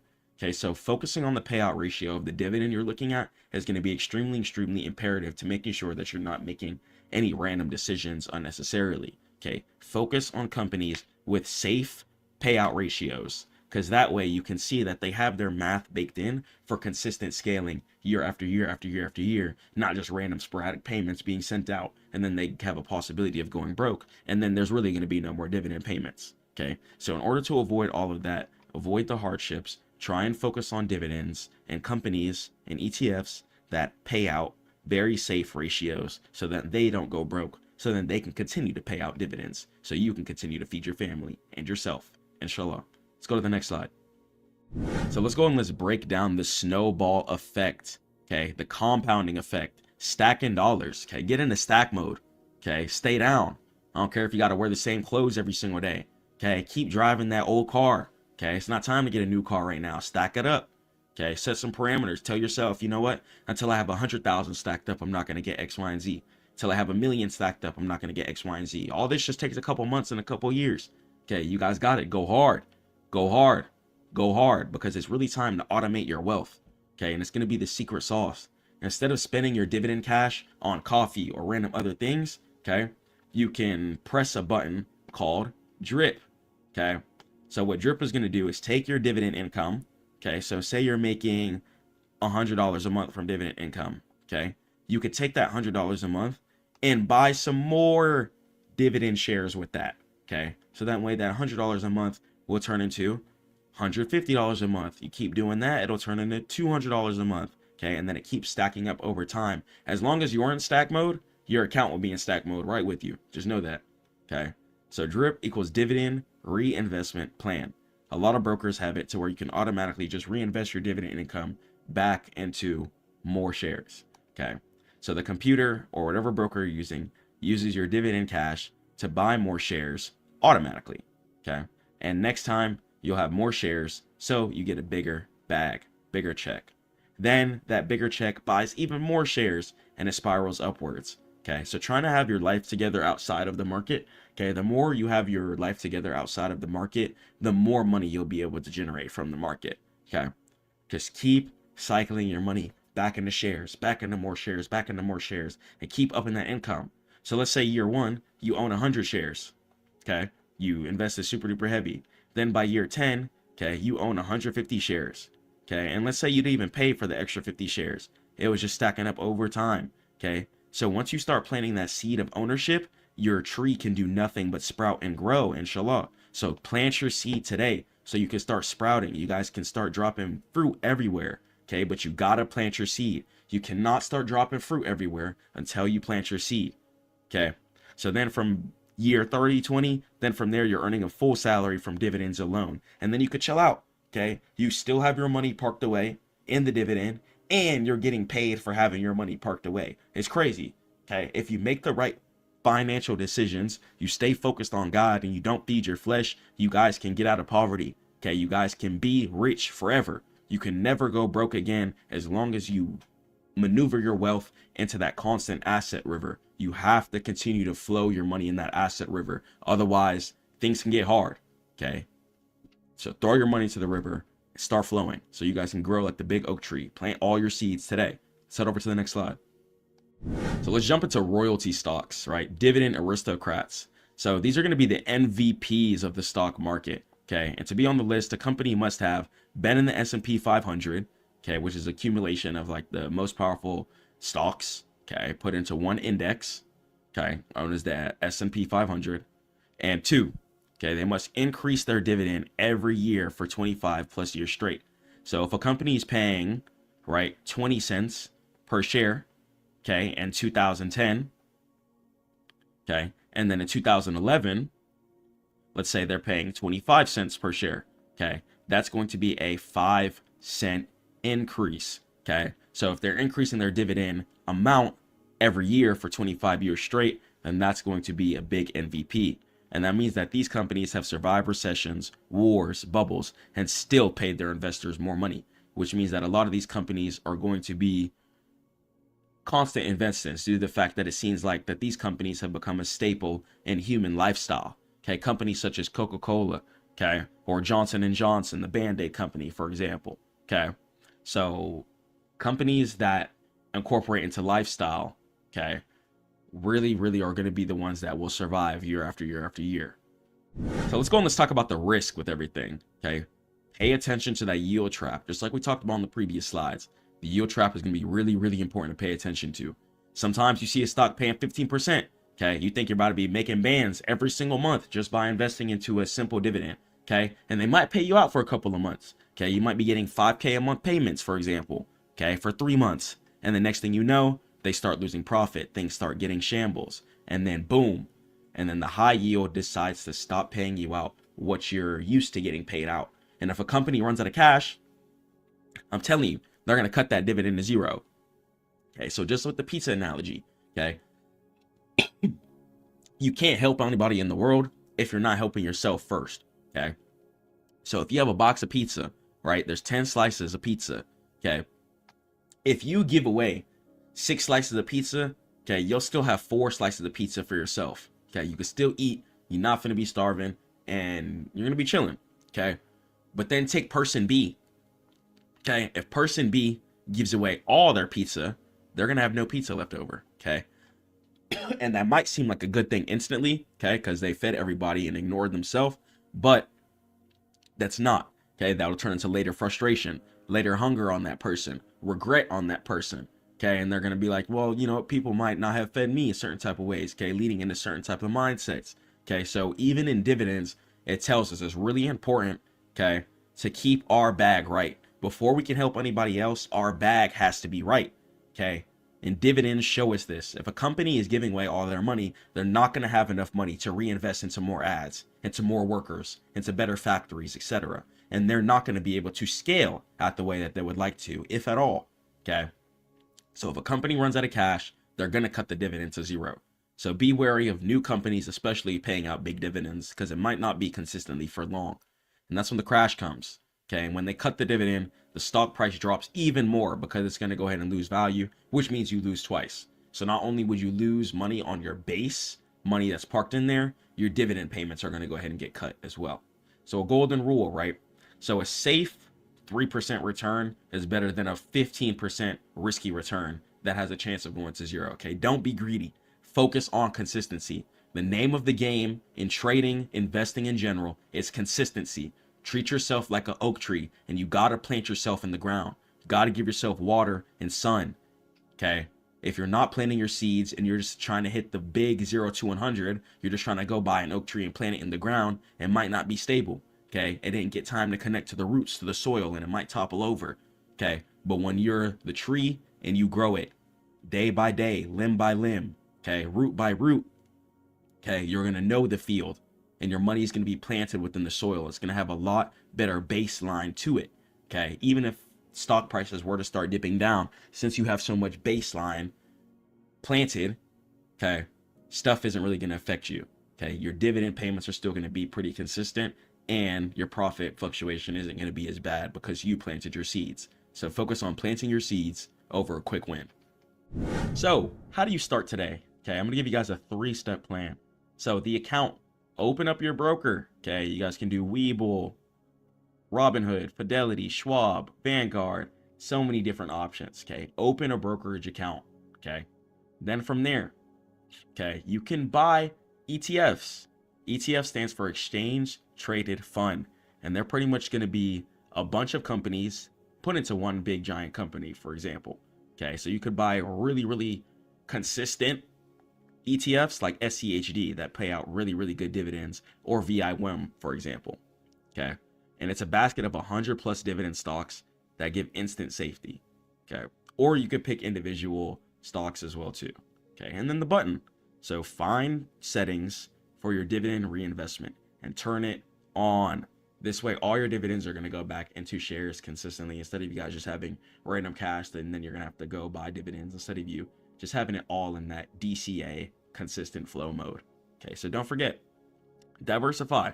Okay, and a good way to diversify is to really invest into ETFs as well too. Okay, let's head over to the next slide.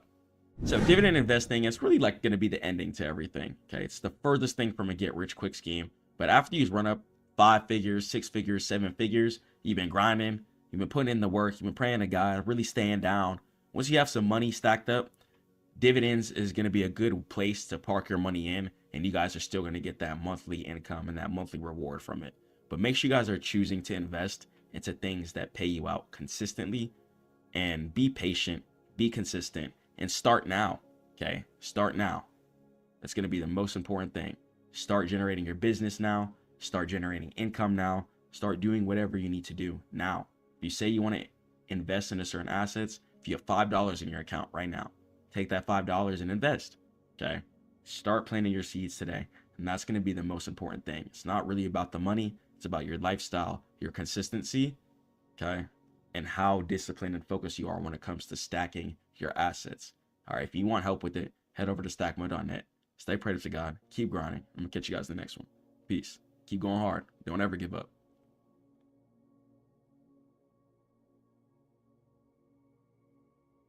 So imagine waking up in an economy where money can appear out of thin air, or one where every coin is locked behind an unbreakable vault. And that's the clash we're diving into today. Let's talk about quantitative easing versus Bitcoin's fixed supply. And it's a true economic showdown to be talked about.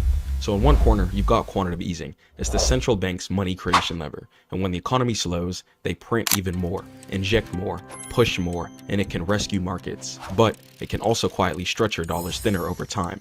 And in the other corner to fight against it, you have Bitcoin. It's a digital asset that refuses to bend, and only 21 million will ever exist.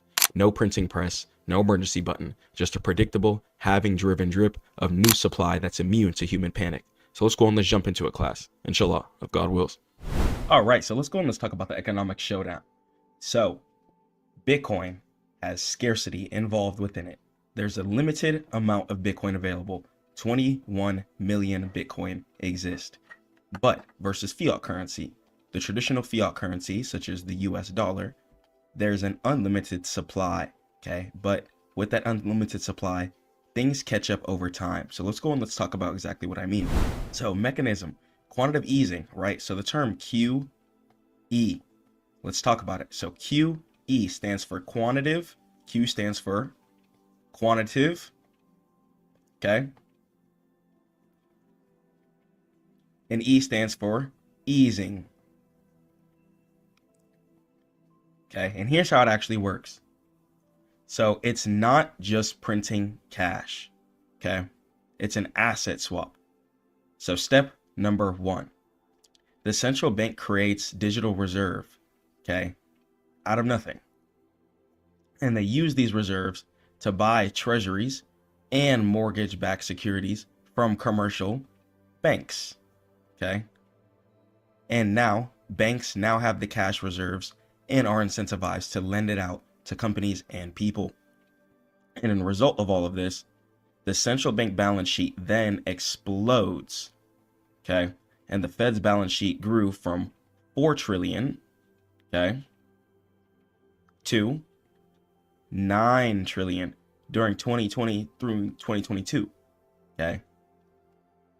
So let's go and let's break down the further logic of what this all means, because there's definitely going to be consequences for everything that we just spoke about. And let's talk about it. The canceling effect. So who gets the money first? So new money doesn't reach everyone at the same time. It flows just like a river does, okay? And one, the insiders, okay, banks, okay, / government, they get the money first at near zero interest, okay? And they buy assets for cheap, okay? They buy it for a low price, okay? God says no interest anyway, so they finesse the whole system. So the asset owners, right? Let's talk about the rich people. So stock and house prices rise due to the influx of cheap capital, okay? And let's talk about the wage earner, okay? By the time money reaches you, prices for food, okay, just a basic item, let's say like a piece of chicken, for example, okay, or macaroni, okay, 1 year you might be paying $5, okay, for a chicken sandwich. Next year you might be paying $7, okay. 5 years down the line, you might be paying $13, okay. You went from paying $5 a chicken sandwich to $13, okay? Yes, we can print infinite currency, right? But there's going to be consequences to everything, okay? It's going to be supply and demand, equal opposite forces in everything. Okay. So understand that the fact that infinite money gets printed means that over time things have to get more expensive in order to compensate, because people are going to start just having more money. Okay. And there's going to be more money flowing in the river. So the numbers have to balance out logically. Okay. So knowing this, we have to understand that your income has to catch up. So let's focus on point number 2 here. Okay, so point number 2, the asset owners and the rich. So stock and house prices rise due to the influx of cheap capital. Okay, so they go up due to the influx of cheap capital. We need to think about this logically.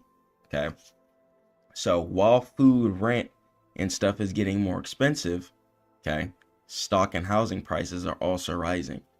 You guys should be trying your hardest to stack as much assets as possible. If you don't know what an asset is, that's going to be anything that's pretty much going to turn your money into more money.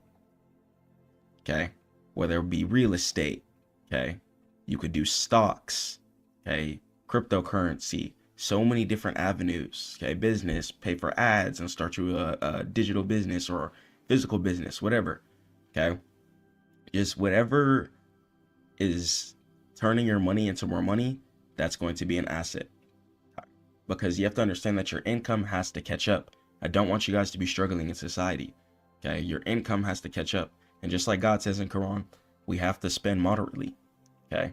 We have to spend moderately. I'm really telling you guys, the key to life is just following what God says. Okay.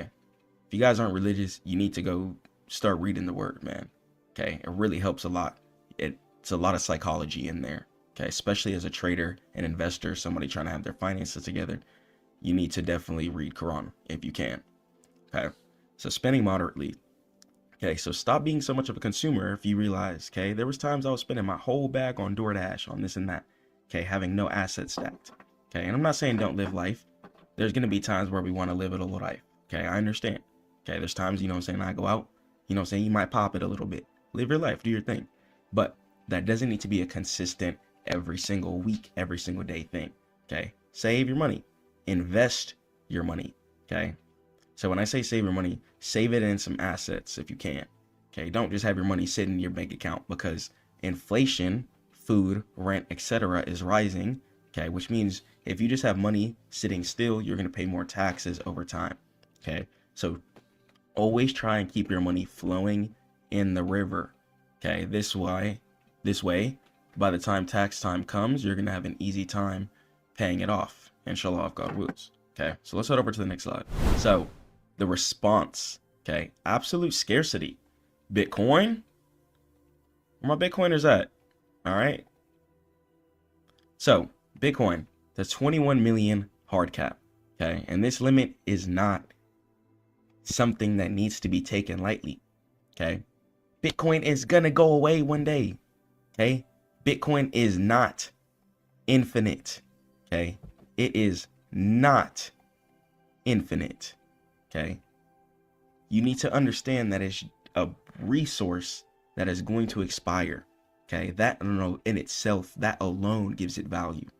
Okay, so there's 21 million, okay, Bitcoin that has to be mined until it goes away. Okay, depending on when you're watching this video, you should be able to do a quick Google search to see how much Bitcoin is left. Okay, people are starting to buy hundreds of millions of dollars worth, including the US government. So check your watch, okay, because time is ticking. Okay, so this limit is not a promise. It's math, okay? It's enforced by tens of thousands of nodes globally. To change it, you would need to convince the entire network to devalue their own wealth, which would be practically not something that people would be wanting to do, okay? And there's a whole decentralized consensus behind it. So that word decentralized, okay, you might have heard of it. Let's talk about it. Decentralized means no banks, okay, control anything. Okay, no banks control anything. What it is all peer to peer, okay, which means person. Okay, so we got Joe, And then I'm going to go ahead and we got Jack. Okay. So we got Joe and Jack. Okay. Joe lives in the US. Okay. And Jack lives in China. Okay. Joe hired Jack to do some work for him. Okay. Joe hired Jack to make some ads for him. Okay, for his company. Okay, but he's in China though. He's in China. Keep that in mind, guys. Okay. If you're trying to wire transfer some money to somebody in China, okay, or somebody in, let's say, Africa, okay, for example, okay, because I know China has some cryptocurrency laws and stuff like that. So let's say Jack is in Africa, okay. So Jack is in Africa, and you're trying to send some money to him, okay. He's making some ads for you. He's trying to get his paycheck. And what's a good way to pay him? Okay. Might be a little difficult to use PayPal. Might pay a lot of transfer fees. Might pay a lot of this. Okay. Especially if you start trying to send large amounts of money, they might flag your account and be like, hold on, why are you trying to send so much money to somebody in another country? Okay. They might get questioned. And it's your money. Okay. Not cool. This is where cryptocurrency comes in. God is the greatest. Okay. So thank God crypto exists now. Okay, if you want to send some money to somebody that you hired in another country, your family, whatever, however much you want, whenever you want, okay, you can instantly send your currency. And that's the decentralized network. Okay, that's the difference between centralized and decentralized. Decentralized, you can send it when you want, you can send it to who you want, and you can send it to where you want. Okay, whenever you want. Centralized, stuff works on times. Okay. I'm sure you guys know that direct deposit time, okay? Waiting for that 6 a.m., waiting for that check to hit, okay? Certain times like that. That's the whole centralized system, okay? Cryptocurrency strikes that out, okay? And let's talk about an immutable ledger, okay? So once a block is confirmed, it is thermodynamically secured by energy, okay? Rewriting the history would require more energy than a medium-sized country could consume. So once it's confirmed, once it's on the blockchain is going to be where all pretty much the cryptocurrency information lives. Okay. Once all the blockchain information has been confirmed, okay, and set in stone, shouldn't change. Okay. Inshallah, it shouldn't change. So that's what makes Bitcoin a big help in society, especially when we're just trying to live some life and do some things, okay? We might have some family in other countries, and we just want to live like people, okay? Come on. Let's go to the next slide. So the supply shock, okay? Let's go and let's talk about the halving, okay? Halving. So half, as you guys know, 50%. Fraction is 1/2, okay? Because 1 plus 1 is 2, okay? So programmatic disinflation. So every 210,000 blocks, okay, which happens every 4 years, okay, which is, yeah, pretty much how often it happens, the issuance cut happens by 50%. And this creates a predictable supply shock. So let's break it down. So pre-2024, the Bitcoin inflation, okay, was around 1.7%. Okay. Post 2024, okay, inflation went down to 0.85%. Okay, which became scarcer than gold.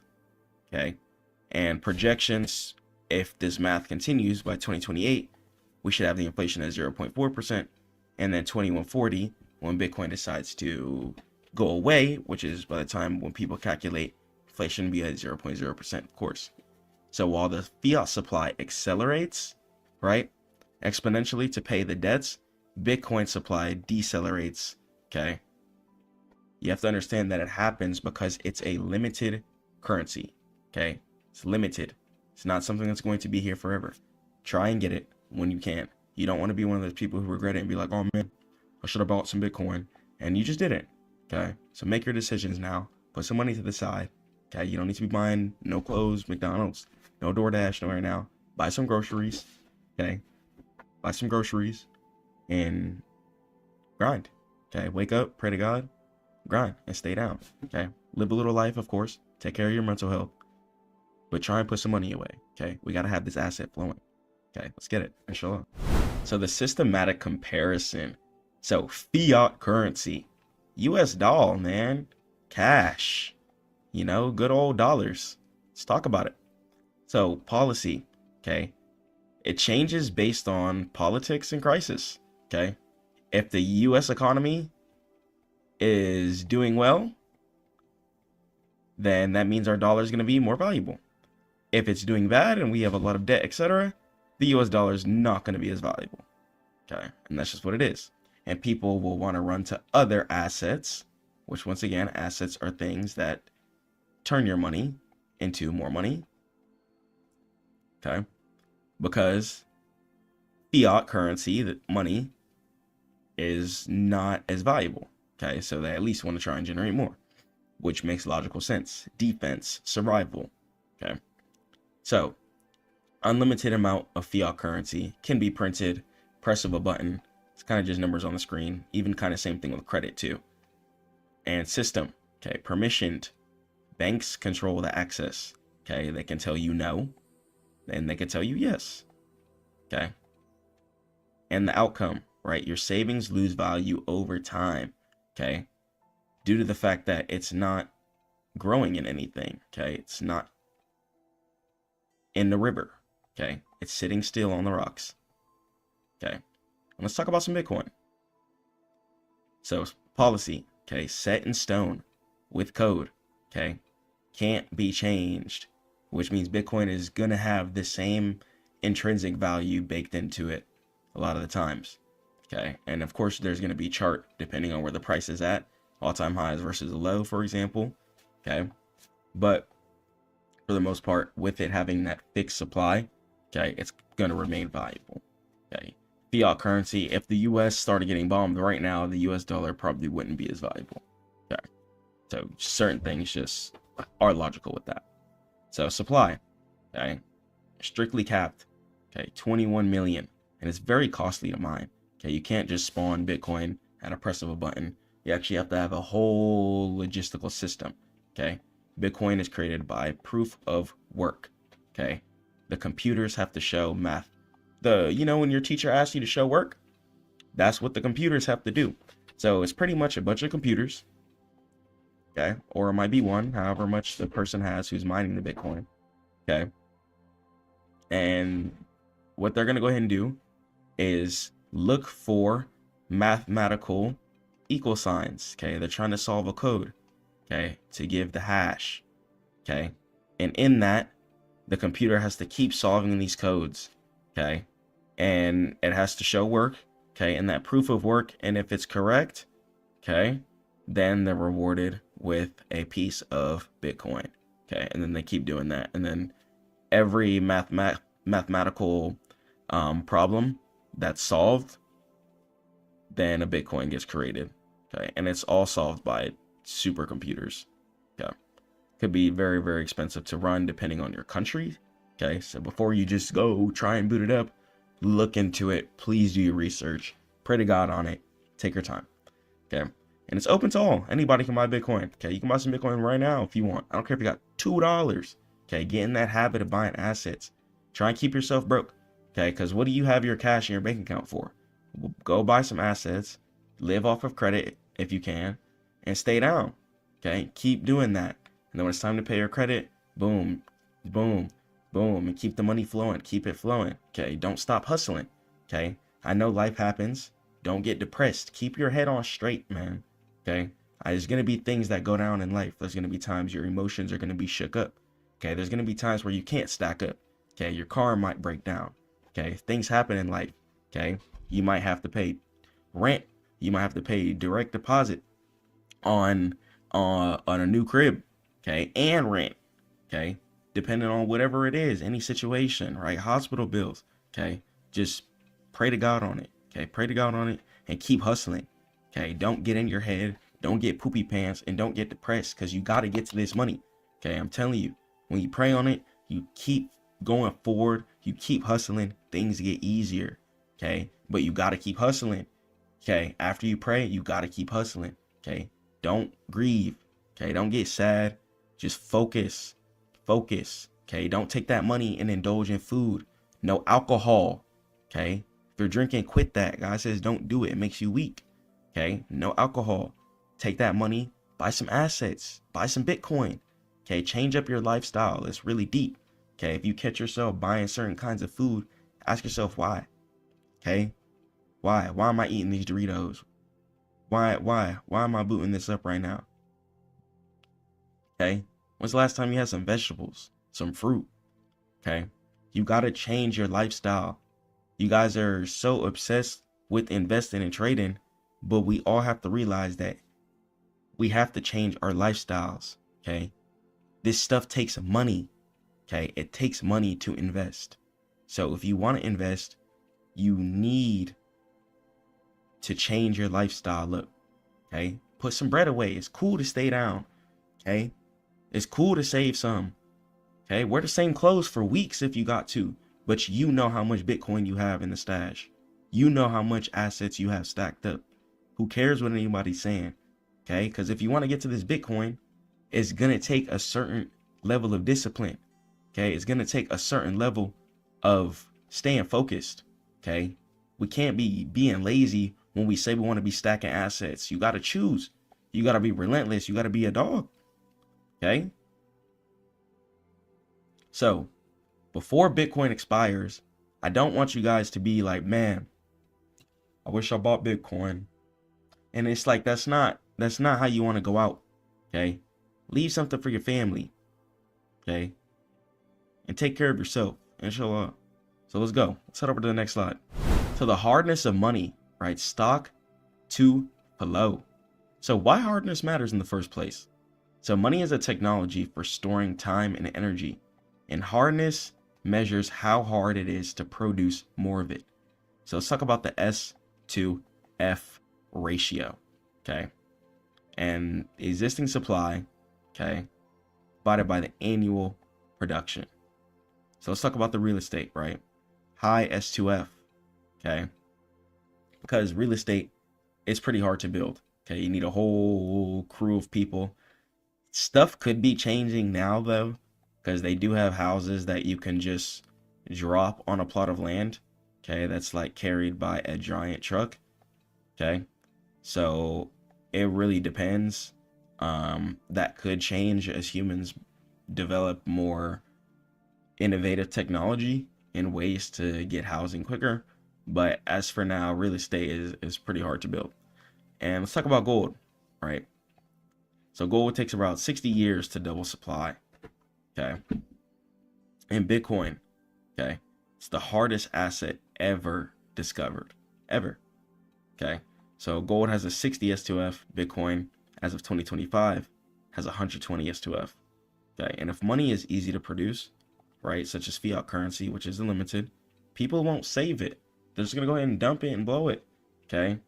And if money is hard, okay, Bitcoin, civilization can save for the future. Your Bitcoin is like your gold. Okay. You should not be touching your Bitcoin. You should not be touching your Bitcoin. You should not be touching your Bitcoin. You should not be touching your Bitcoin. Okay. Keep it in the stash. Keep it locked away. Keep those secret keys locked up. Okay. Don't be touching that Coinbase card. Don't do it. It's not worth it, guys. Okay. So let's stack it up. Let's stay down. Okay. Spend that credit. Okay. Spend that credit and build it back up. Spend that credit, build it back up. Pay your bills, spend that credit, build it back up. Keep hustling, keep grinding. Okay. Spend that credit. Fiat currency, unlimited, pretty much almost not real. But think something like Bitcoin. Okay. Something like real assets like gold. Okay. That there's limited resources and actually exist. Okay. Whether you're buying the gold, ETF, etc. Just understand that investing into assets that have value are going to be a lot more worthwhile than hoarding fiat currency for no reason. So let's jump into the next slide. So the verdict of everything. Okay. We're witnessing a global competition between two monetary operating systems. Okay. You got the debt path. Okay, fiat requires inflation to service global debt. So your savings are the fuel for the system, okay, eating it all up. And then you got your true savings path, okay. Bitcoin, it's an exit valve, okay, a savings technology that cannot be debased by any central authority, okay. And this is not financial advice. Do your own research, okay. Do your own research, okay. I'm not saying go take all your money, dump it into Bitcoin, but do your research, check it out, okay. Check it out and do your thing, okay. Stay prayed to God. Keep grounding. Head over to stackmode.net for all trading education. And I'm going to catch you guys in the next one. Peace.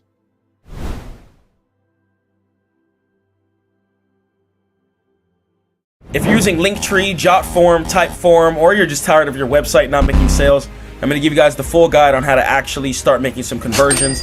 Just listen closely, pay attention, and let's solve your problems if God wills. Let's go. All right, so let's go and let's talk about some website psychology here.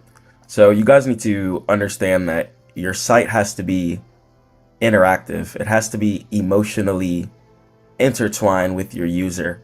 What value is your user getting when they come on your site? Ask yourself that question, okay? What value is your user getting when they come onto your site? Some of you guys are trying to get into the user's wallet way too fast. You need to be getting into their heart. You need to be understanding that your site can't just be a bunch of text slop, okay? Or just a bunch of animated 3D slop as well too. Some of you guys are focusing way too much on looks instead of actual compatibility. You have to think about people on lower end spec computers, people who don't have great Wi-Fi, and especially if you're running a service in an instance to where people are trying to learn how to make more money, you want to be coming into a place to where your site can be loading quickly, okay? So if you want your site to load fast, you can't over animate your site. What you can do to still make your site extremely engaging is a format that you can get in the brand boost, where you can book at stackmode.net, but taking kind of the quiz format, you know, building that into your site. So let's go and let's check this out here. So the first thing I asked the user here is, how do you want to build wealth and scale your income? Okay, that's what my services are, helping you make more money, whether it be through business or on the charts. That's just what I do. So you can learn multiple high income digital skills, building a powerful brand and automated business, or mastering the financial markets and algorithms. Okay, be able to choose what you want. So if you want to master the markets, cool, we'll go here. What would elevate your trading to the institutional level? Okay. Psychology. What is your primary goal as a trader for the next 6 months? I want to achieve consistent daily profitability. How do you prefer to reach peak performance? Let's say I'm a self-paced kind of person. Then the academy is going to be for you. Okay. Let's go ahead and go through it again. So mastering the financial markets. Let's say I want a proven strategy. I want to automate my entire analysis workflow. Okay. And I want some direct one-on-one mentorship. And instead, it's going to take you to the one-on-one trading mentorship. Okay.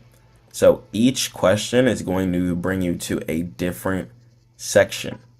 Okay. It's going to be completely optimized for users.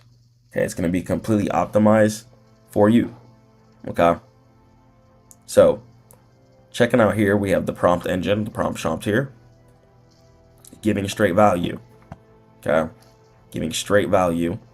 You're going to be able to check out some certain prompts here and copy and paste them and use them to build whatever you need to do. Here's an example of just a clean section of reviews too.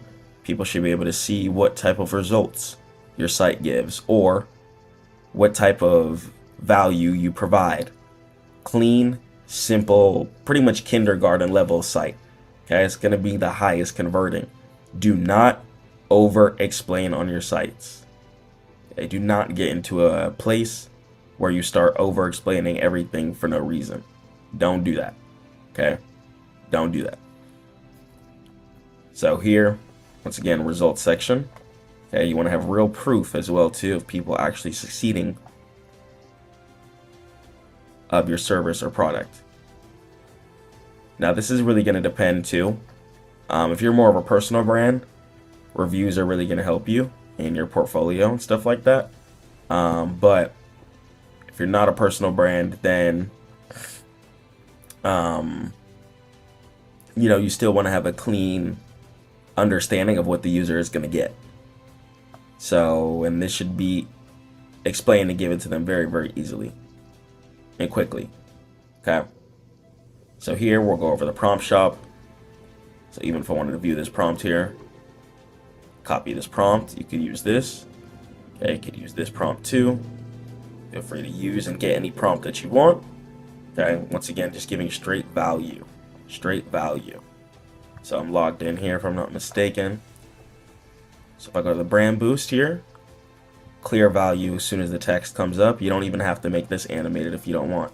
Simple sites are really the highest converting sites. But once again, what's really going to separate these sites from other sites are going to be your questions. Okay, focus on your questions. The questionnaire system, and if you guys want a site built with the questionnaire system, head over to stackmode.net. I'll get you right. Okay, but the questionnaire system makes it very engaging. So it's holding back your income. So let's say people are struggling with visibility and people want to make an extra 50K per month. And people might be concerned that they can't afford it. Okay, they want to stop chasing clients. So let's say they have a few questions. Then boom, then they'll come with me on the brand boost. Okay, so it really, really depends on what they depend. And the start over button, they might want to run it back and change a couple of things. So have different sections. Once again, your portfolio on the site too. Show them what you've done. Show them the progression that you've made. Show them certain things and certain value that you just give in all aspects, So here, once again, we'll go over the pricing page too. Very, very clean. It's a very, very clean pricing page. Very, very simple value that we just give here. So we have $1,000 mentorship, $50 a month group people pay for, and then the $4 a month for the architect role. So your pricing page, make it very, very structured. Understand that your pricing page has to be in a format to where you just need to have clear value. Okay, clear value on your site. So once again, for the brand boost custom, simple check marks here, simple check marks here, simple check marks here, simple check marks here. Really, really grabbing their attention and letting them know that they're going to be gaining success if they select any of the options. So really, really a lot of psychology in every little icon, and you have to think of it like that. So the question format, once again, it's very, very strong, very powerful. And you guys can head over to stackmode.net if you want a site built with the question format. And the reason why you want your site built with the question format built inside of the site, actually, instead of using external links, is because when you start using external links, you're running into load time issues. Once again, you have to think about people in other countries. You have to think about people who don't have good Wi-Fi or who don't have good computers. People are going to click off of your site or not going to be able to participate in whatever good service you actually do have because your site isn't going to be loading fast. So you have to think about everybody. Okay, think about all types of users, and your site doesn't have to be over animated. Do not over animate your site. Okay, I'm going to say it once again. Yes, we do have very powerful tools. We have Claude Code, Opus, Cursor, VS Code, just manual CSS coding as well too. A lot of cool stuff you can do. Okay, but the furthest I would go is like 2D animations using CSS. Just copies and paste this. Okay, but over animating your site is gonna be thumbs down. Okay, it's gonna be completely thumbs down. So understand that you do not want people to click away from your site. As soon as they land, give them value, give them something to do. Okay, give them an activity, give them a login. Either that or directly give them the buttons, or what was really popular for a lot of people was the VSL.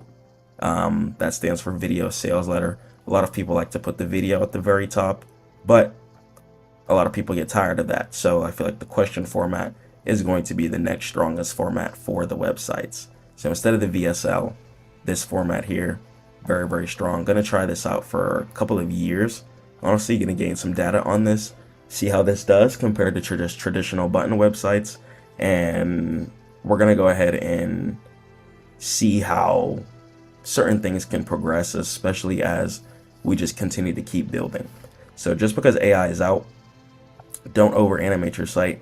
Have a pretty static site. And if you look up some of the most profitable companies, you'll actually notice their site is quite static. They might have examples, but for the most part, their examples are in a framework where you're still going to be able to see what type of value you get, but it's not going to be destroying your RAM usage. For example, if you have Chrome and you only have like 4 gigabytes of RAM on a laptop, you know what I'm saying? You want to think about those users. So it's really, really important. Don't destroy your sales because you want to over animate your site. 2D is cool. Once again, I'm going to say it one more time. 2D is cool. Okay? So check out Stackmode.net if you guys want a site built just like this. Stay prayed up to God. Keep grinding. Catch you guys in the next one. Peace. Ladies and gentlemen, welcome to Hakesfield Cinema Studio. This video is going to be sponsored by Hakesfield, and the link in description is going to be below if you want to learn how to use this tool.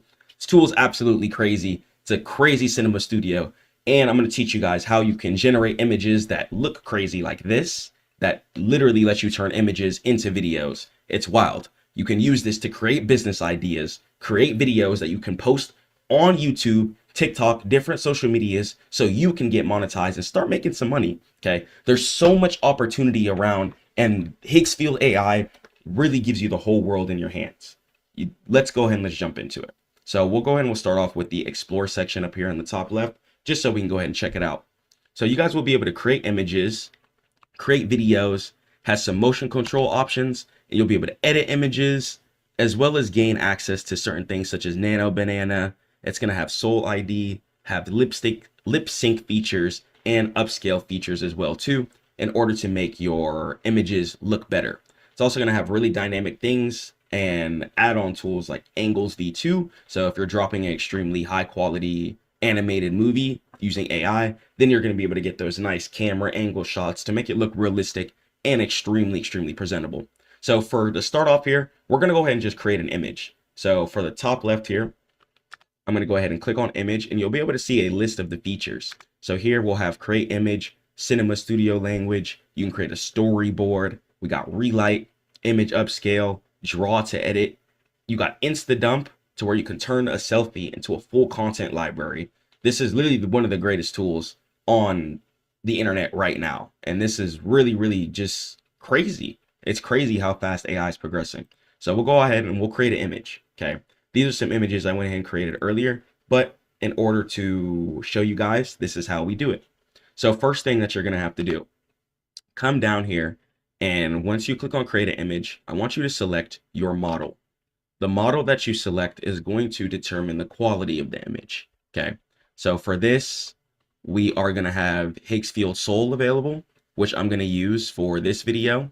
Hakesfield Soul is going to be one of the highest quality models out there available, and it's only available on Hakesfield, of course. So I'm going to use the Hakesfield Soul. Okay. And I'm going to go ahead and generate an image. Generate an image that is cinematic for a movie. Use a character that is brown skin, has brown eyes, and is inside of a hut. Make it detailed. Make it a good looking picture. Okay. So then from there, after I type in my prompt, I want to make sure that my resolutions are selected properly. So if I'm on 9:16, then it's going to go and give me a mobile size video. So if you're trying to make videos for mobile content, then do 9:16. Okay, if you're trying to make videos for desktop size content, such as computers, then you would do 16.9, for example. So if I'm going to create a desktop picture, okay, let's say I'm creating a desktop movie, let me go ahead and do that. I'm also going to have the quality here too. We'll have the 2K and 1.5K, and it'll determine the quality will determine how long it'll take to generate and how many credits it'll use as well too. And then we have prompt enhance. I'm going to go ahead and keep this on too, and enhance is going to go ahead and just enhance the image in any way that I need it to. Okay, so I'm going to go ahead and keep unlimited relax off as well too for faster priority results. And then from there, let me go ahead and just click on generate. I'm just going to go ahead and generate the picture here, and we're going to go ahead and wait. It's going to go ahead and throw it inside of the queue within the top left, and I'm going to go ahead and just give the chart and give everything some time in order for it to generate. Okay, so I'm going to go ahead and be right back. We'll come back when the image is done. Boom, and it generated a crazy image for us here. So I'm going to go ahead and click on it here, and in the top right, it gave us a nice prompt. So it tells us that warm late afternoon. It's going to go ahead and give us good sunlight filters, giving us good camera angles as well too, and just making sure that the image looks realistic in general. And the really, really cool thing about this is you can actually animate these pictures too. So you can click on animate here, and then you can click on start frame. And then if you wanted to, you can go ahead and animate, which I'm going to go ahead and show you guys the video section next. So you can go ahead and click on create video. And then when you're in the create video section, you're going to be able to grab whatever you want and generate a video. So for my start frame, right? So start frame, let's say if I did want to use a certain picture, okay? Let's say I wanted to create a picture for really whatever. Let's say I wanted to use a stack mode video. Okay, so if I wanted to make a stack mode video, let me grab 2 stack mode pictures here. Okay, I'm going to grab this picture here, and I'm going to grab this picture here. And then from there, I'm going to say, combine these 2 pictures and make me a great ad to promote trading and business. Make it cinematic and engaging. Use dynamic colors and lighting and angles. Okay. And then from there, I'll do that on the Higgsfield Turbo if I want to. Okay. Or I can keep it on the clean 2.5. Actually, I'll keep it there. And then if I want to make it 10 seconds, I can do that. We'll keep it at 5 seconds, 1080p. And I'm going to go ahead and just generate an ad here. So let's go and let's do it. So after I click generate, it's going to go ahead and throw itself into the queue. We're going to go ahead and wait, give itself some time. And then hopefully, if God wills, we're going to be just trying to get an ad. Okay, we're going to be just trying to get an ad from this. And I just want to show you guys how you can pump creatives using Higgsfield AI. It's such an extremely powerful tool. And with all this AI infrastructure out there, there's really no excuse. I'm just going to be completely honest. There's absolutely no excuse why your business isn't up and running off the ground. If you want to learn how to use this, you guys can go to the Higgsfield link in the description, and you guys can also learn at Stackmode.net, where I'll teach you how to use it as well too. This program, it's crazy. It's broken. It's overpowered. It's way more intuitive as well too than any other AI program that I've seen, especially the video editor sides. Other video editors aren't having things like click to add, having lip sync studio, having WAN 2.6, which we're going to jump into. Okay. Higgsfield AI is really, really, really, really the best. And I'm not just saying this. So we're going to go ahead and come back once this video is done. Boom. And we got the ad here. So as we can go ahead and see, let me go ahead and play this. And it just turned those 2 images into a great ad that I can use forever for the rest of my life. Okay. And it's that simple. And I just showed you guys how I used it with images that I would actually use it for. Okay. It's a great, great tool. So we have introducing here WAN 2.5 AI video with audio. Forget the static clips. You can create dynamic HD videos with synchronized voice, audio, and real camera movements in seconds. Okay. It's really, really simple. And you guys can just click on generate unlimited here in order to see what you need to see. So I'll go ahead and I'll click on generate unlimited here.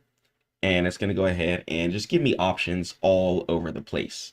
Okay, so if I wanted to, I could click on either upload image or generate. Could keep it on this, just keep it all simple.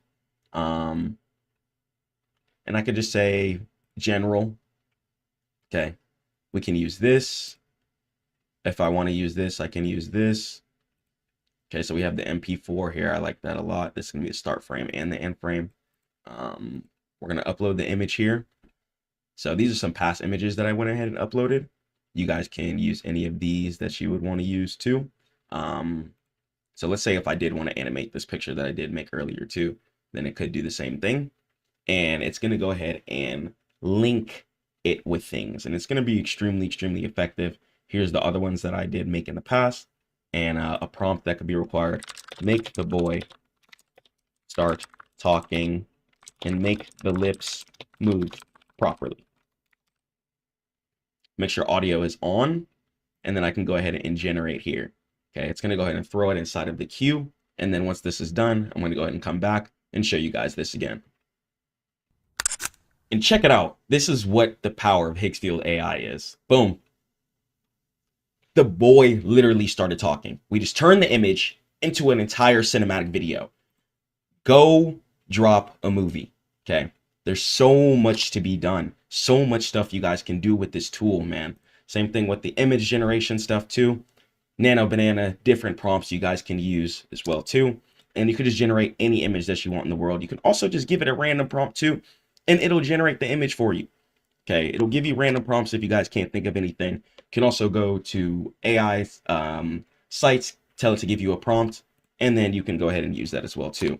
And then we have the Kling 2.6, right? The motion control and the native audio and video generation. Let's go and let's try out the native audio here.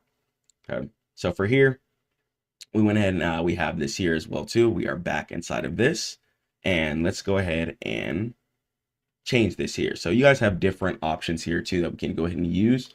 Once again, you have all of the Kling sections, all of the Google sections, the Sora sections, and then the audio is just really, really fantastic. So what you can do if you wanted to is you can edit your video. Okay? You can edit your video and you could decide what edits that you would want in there. You could say change the sound, do what you need, and it'll go ahead and change that. So I'm personally really, really happy with this though. I think the ad and stuff like that all looks great. I think everything's looking fantastic. And so it's really going to be one of the greatest tools in the entire world. Whatever you guys need, whether it be at the cinema studio, whatever, click what you need at the top. If you want to do a face swap for your characters, okay, if you want to change this character's face, then you can do things like that as well too. This tool is crazy. Higgsfield, shout out you guys.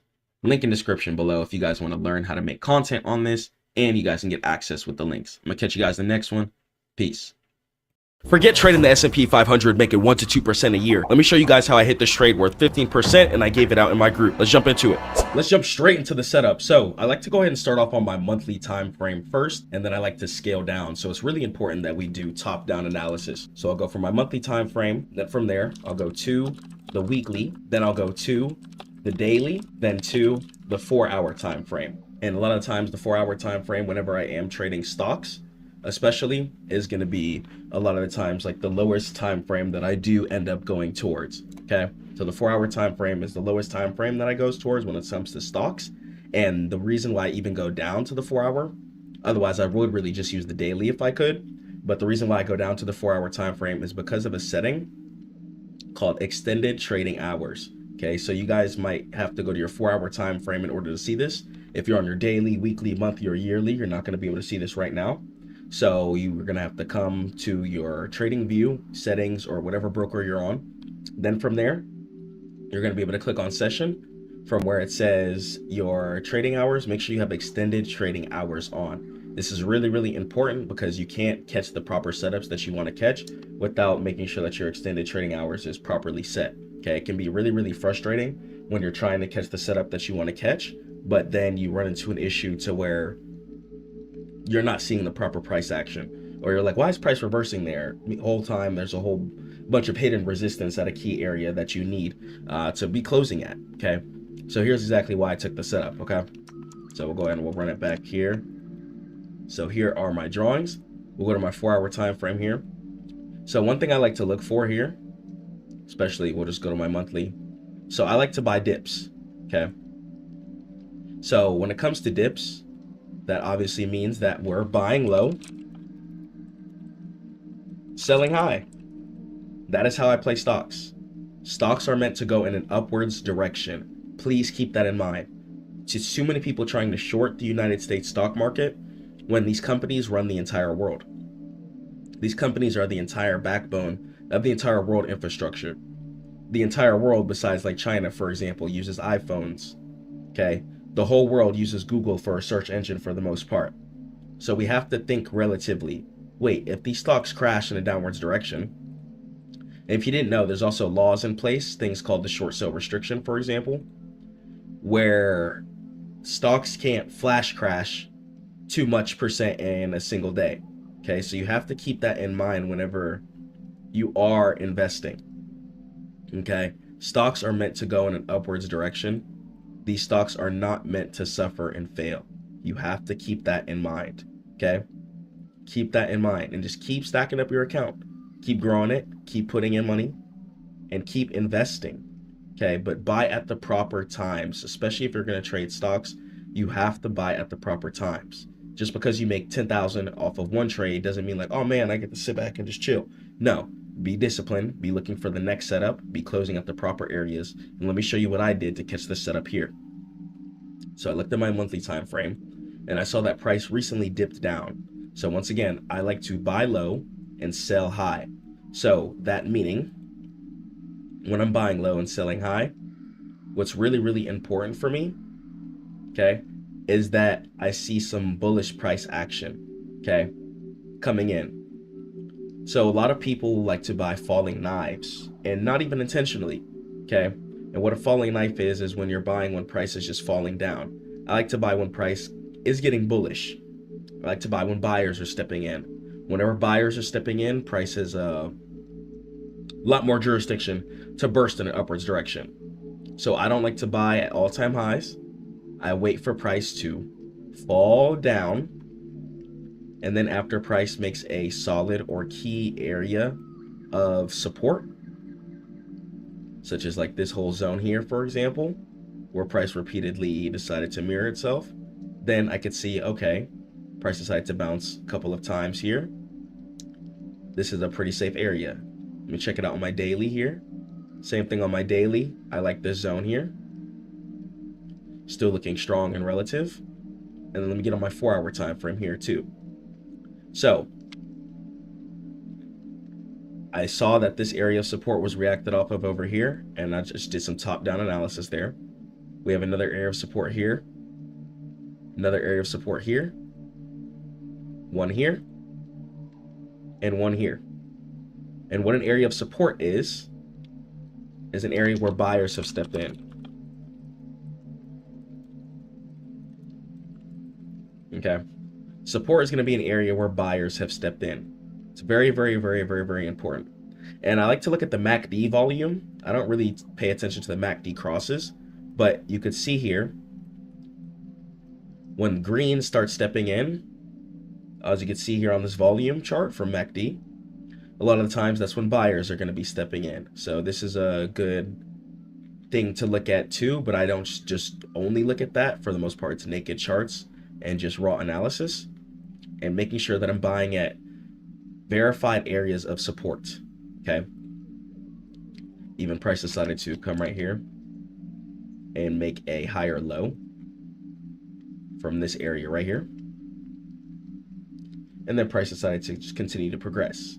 Now, Chris, why did you close at this area right here particularly? Okay. Great question. Let me go ahead and answer that. So even on the daily here, I can see that when price even created this area of resistance all the way up here. So just as we have support, support is an area where buyers have stepped in. We're gonna have the opposite of that. Resistance. Resistance is an area where sellers have stepped in. Okay? So make it simple. Don't make it difficult. Okay? Resistance is an area where sellers have stepped in and price decides to fall in a downwards direction. Support is an area where buyers have stepped in and price decides to bounce in an upwards direction. I like to wait for areas of support to come in, and then I take the price action up, especially when I'm trading stocks, which I'm only playing bullish directions. I'm buying low, selling high. That comes from stocks, because stocks are meant to go in an upwards direction. Same thing with crypto and Bitcoin. And then from there, I'll go on my 4-hour here, make sure I get everything with the raw analysis. So I can even see here, once again on the daily, you could see price decided to come all the way up, come down, and then come back up. So when price does a little zigzag like this, like it comes down and then comes up to an area and then comes down, that area where it just randomly jolted up to and stopped is now an important area. So even if you were to go ahead and catch the trade back to the upwards direction, your take profit would be this ideal area here where price is creating resistance at. Okay. So boom. 4 hour here. Area of resistance. Area of resistance. And we can see take profit getting set in here. It's exactly why we were able to profit. Okay. I make it really, really easy. You guys can join the Stackmode Academy if you want to catch my trades and learn how to trade. I also like to draw trend lines too, sometimes just for verification. And just putting everything in a big conglomerate. It might seem like mess at first, but when you guys are able to strategically break down everything step by step like that, it makes it really, really easy. Okay. Pray that video helped. Quick little simple guide. Stackmode.net for all trading education. Make sure you guys get your tap business cards at Stackmode.net. Catch you guys in the next one. Peace. So I want to talk to you guys about trading with the trend. Understand that trading with the trend is going to be trading with where the money is flowing. You have to trade with where the money is flowing. Think of the market like a river. If you're trading against the current or you're swimming against the current, what's there going to be? Counter resistance. It's going to be hard. So if the market's going in a heavy uptrend, lots of buying is happening.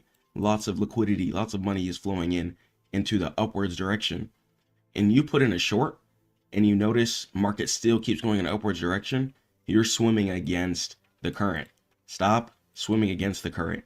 If you're doing that right now, stop doing it. If you see market going in an upwards direction, you need to be buying in an upwards direction. If you see market shorting, okay, then you need to trade with the trend and take shorts. Stop trading against the market. Stop trying to see market go in an upwards direction and be like, market's going to short exactly right here. And then try and plant something that's not even going to happen. Next thing you know, buyers are still in place. The breakout happens. And then price continues in an upwards direction. Why? Because the trend is so heavy. The buyers have stepped in. If it's an upwards trend on the higher time frame and it's real, it's going to be a heavy trend. Okay. Trading. It's the art of reading human psychology through price. Most traders fail because they look at the reflection and not the source. And price is the only really thing that matters. Where's price going? Is price going up or down? Price can literally only go up or down. Trading is quite simple when you think about it. Okay, everything else is pretty much a derivative. So any type of indicators, things like that, all delayed, not things you need. So let's talk about the cycle of money. So accumulation, right? Professional buying. Accumulation is going to be people loading up on things, people loading up on shares, people loading up on crypto. When people are accumulating large amounts of an asset, such as the government, many governments buying hundreds of millions of dollars worth of Bitcoin, for example. Okay. Accumulation is going to be when an investor or an investing class, such as a government, a hedge fund, and the hedge fund is pretty much just a bunch of people with a lot of money coming together investing, and they buy. Okay.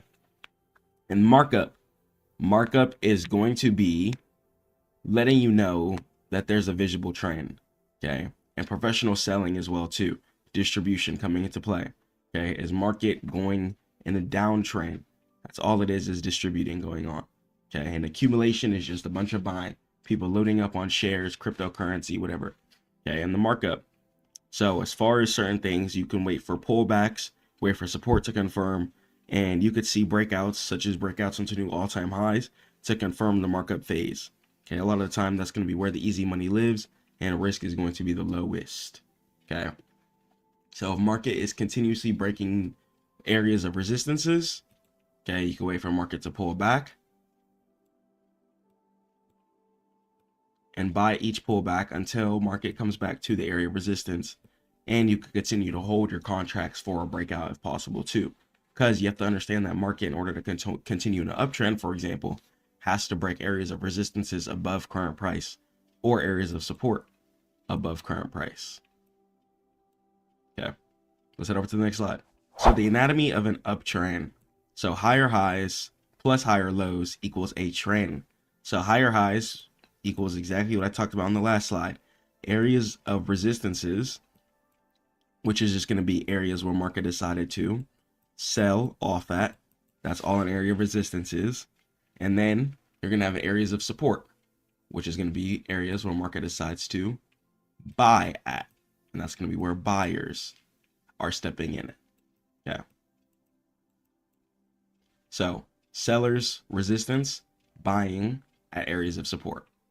And you see higher highs, which means areas of resistances are getting broken into higher areas of resistances. Okay. See these areas of resistances, see how each one of these are higher, and then you're going to have the higher low. So look at this low, this area of support where buyers are stepped in. Then this low, buyers are stepped in. And this low is higher than this low. This low is higher than this low. This low is higher than this low. Okay, so whenever you see higher lows getting put in and higher highs getting put in, then you know price is trending in an upwards direction, inshallah. So certain things matter. Resistances getting broken out into new highs and higher lows being maintained so price doesn't keep dumping down to the same areas of support over and over again. So it can actually trend in a staircase.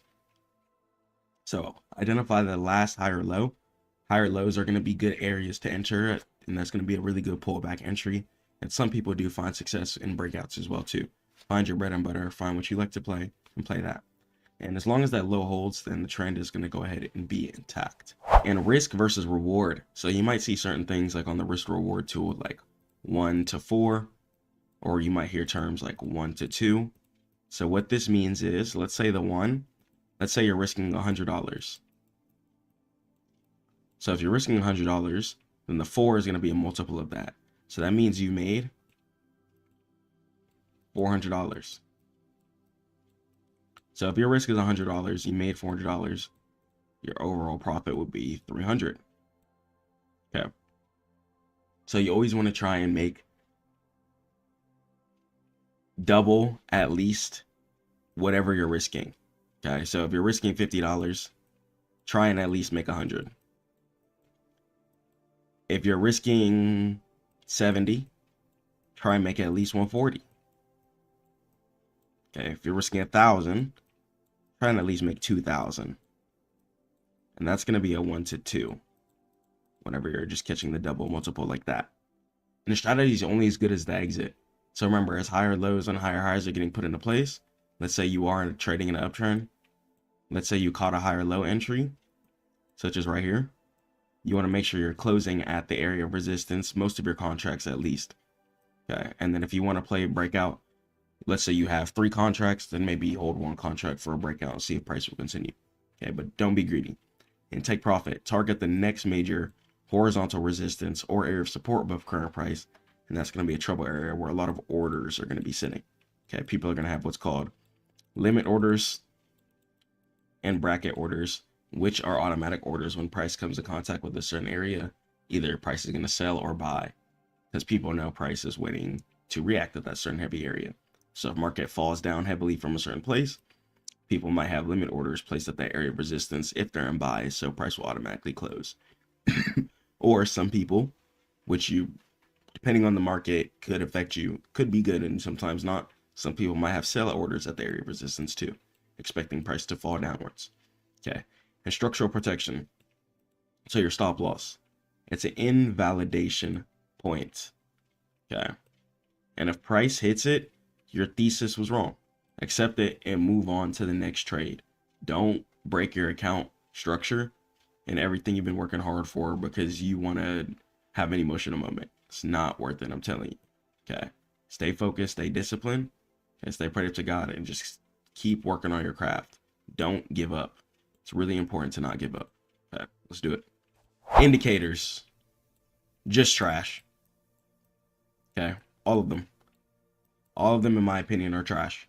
Okay, everything you need to see is baked into the candlestick chart, which I'm going to cover right after we get over these slides. Okay, but all RSI, MACD, stochastics, EMAs, barf, okay? Trash can, and we take the indicators and we put them in the trash can. That's what we do, okay? We grab the indicators, you get on your trading view, you get on your broker, you click the trash can on them, and you delete them. Everything you need is baked into the chart. Why are you looking at lagging indicators? It's not worth it. They tell you what already happened. Just look at the chart. Look at the chart and look at your higher time frames. Stay prayed to God and focus on your wisdom. Focus on how you're analyzing the charts. Focus on how you're feeling the charts. Okay. So the lag, late data is going to kill your edge because you're relying on something that's already in your face. So stop it. A lot of people do that in life. A lot of people look instead of just doing and reacting. And it can cause analysis paralysis. Clutter clouds judgment. Instead of just being confident in the candlestick chart analysis mixed in with the economics with whatever you're playing, you're waiting for an indicator. Stop it. I used to be there. It's not worth it, I'm telling you. So, naked charts, okay? Just straight up candlestick charts, all you need. Indicators suggest reversal, and price action proves it. Stick to the source data. Stick to the actual candlesticks that are moving in your face, not lines that react off of the candlesticks later. Please don't do that. Don't destroy your account like that. Don't destroy your future's family profit like that. You got this. You're the breadwinner. You can't fail. Okay? And if you do, get up, scrape your knees off, and pray to God and keep winning. Don't let these indicators hold you back. Let's go. Simplicity wins. I'm going to show you guys how to read the chart with just candlesticks. No indicators, no squiggly lines on the candlestick chart. It's not making sense. Turn it off. Turn everything off. Okay, trade price, not the derivative. Follow institutional footprints. You can see it all. A lot of it's going to be baked into the higher time frames. Okay, stick to your weekly, daily, your 4 hour. Okay, and lowest, maybe your 1 hour. Okay, stick to your higher time frames. It's really going to help you get that good edge and break everything down strategically. Remove the clutter, use your higher time frames, and use horizontal lines. Let's go ahead, continue on to the charts. So we're on the charts with it. Let's go ahead and analyze Bitcoin. So I'm going to show you guys two examples. I'm going to show you guys how to read an uptrend. And then after this, I'm going to show you guys how to read the downtrend. So a lot of the times the United States markets and cryptocurrency are meant to go in upwards directions.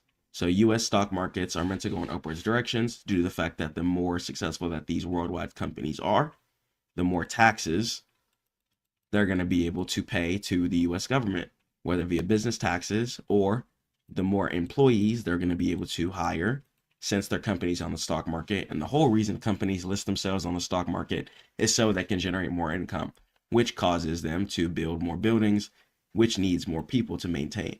The more people, which means more taxes can be taken out of their wages, the richer that the US government gets. So it's really imperative that US stocks go up year after year after year, especially the big important ones that help the whole world. And cryptocurrency is meant to go in an upwards direction because the creators of them, especially Bitcoin, is going to be finite, which means that there's a limited amount. Okay, so people are trying to buy it up, and there's a lot of imperative value to owning cryptocurrency and buying and holding. So let's talk about how to read the uptrend. So a lot of the times you want to be starting on your higher time frames first. Make sure you're not trading when price is already at all-time highs, okay, because then you're just going to go ahead and get pulled back on. It's not worth it. You don't want to get pulled back on. It can really just destroy your account buying at all-time highs. Buying after all the hype is done, you want to buy at pullback areas and then catch the sweep upwards, okay, back to the area of resistance above current price.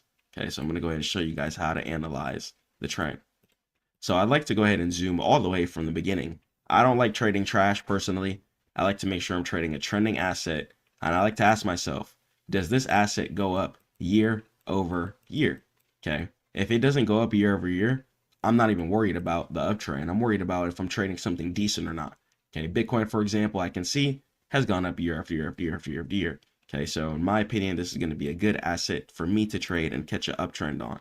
If it doesn't go up year after year after year, if it's sideways, like if price action was like this, and then this, and then this, and then this, and then price was over here today, it's not something I'll be looking forward to uptrending on personally. Okay, but I could see price starts from here and decides to progress over time. And I like that a lot. Okay, I can see a lot of upwards projection value in this since year after year data is showing me that it likes to uptrend. So I can see price decides to burst up. So we started here from the beginning of time. Price came up and it bursted up here. So buying started happening. So when you start seeing price heading up in an upwards direction, multiple green candlesticks, a lot of times is what I like to look for. Multiple green candlesticks on my higher time frames in a row. Okay, it's going to signal a lot of the buying. Okay, a lot of buying happening here. The price decided to top out right here. And then it fell down. Price decided to fall down and create an area of support. So let me go ahead and show you guys here. When price decides to fall down from an area, that's going to be called an area of resistance. And when price decides to bounce upward from an area, that's going to be called an area of support. Okay, resistance is going to be an area where price falls down from. Support is an area where price decides to bounce upward from. Okay. Then we could see this area of support. Price decides to bounce in an upwards direction here. Price decides to bounce up and stop again. So whenever I'm looking at an uptrend, I like to think of price moving in a V. V meaning that the top left of the V is going to signal the resistance. Okay. And the bottom of the V power off is going to go ahead and signal the area of support. So I'm going to have the left side of the V, which is going to signal area of resistance. And the bottom of the V is going to signal the area of support. Our goal, if we're catching an uptrend, is to catch the right side of the V. So on my higher time frames, I like to wait for price to make an area of support first. And if I get multiple green candlesticks heading in an upwards direction after price has already fell down, because that's going to let me know that sellers are selling. And then if I see price making a bottom and then buyers start buying, that's going to let me know that price is done selling and buyers have stepped in. Okay, price is not going to sell forever. And there's also going to be a lot of laws, especially on the stock market, such as the short sale restriction, which prevents a lot of things from just flash crashing to zero.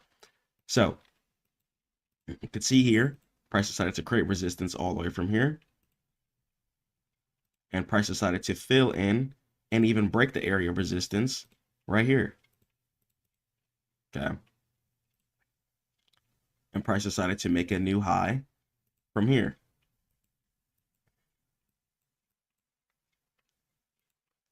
Price decided to come up here and make an area of resistance up here.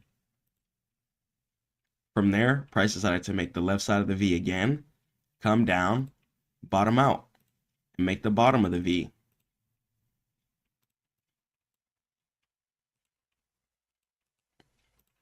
Right here. And then we see multiple green candlesticks going up in a row on the higher time frames, and the right side of the V being filled.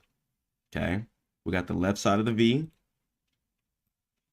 bottom, and then our job is to catch the right side of the V. Okay, so the later you enter on the V, let's say you enter like right here where that black line is, the later you enter in the V, the more confirmed. The earlier you enter, the more profit you're going to be able to make, but more of a chance that you could potentially get burned. So it's going to be depending on the certain setups you take. So if you wouldn't enter like right here on the black line, if you're trying to close at this area of resistance, it's like not a lot of money left. But if you enter like right here, like that would be fine. Or even right here, that would be fine too. Try and enter like halfway of the V, and then go ahead and close at the resistance. Yeah. And then you can see price decided to make a low right here. Price decided to come back up to the resistance. Didn't quite break it. It said, nope, gonna go ahead and reject again. We came down, and then we bounced at this low here. So this low is higher than this low. And then this low is higher than this low. Now we can see the V right here being filled in. Again, just like the V here filled in, V here filled in. Okay, and price will continuously do that. And you can also use your daily time frame to go ahead and plot out trades too. So even if I delete something here, and I just see this trend, I have the bottom area of support right here. We got another area of support right here. Then we got another one right here too, the C being generated.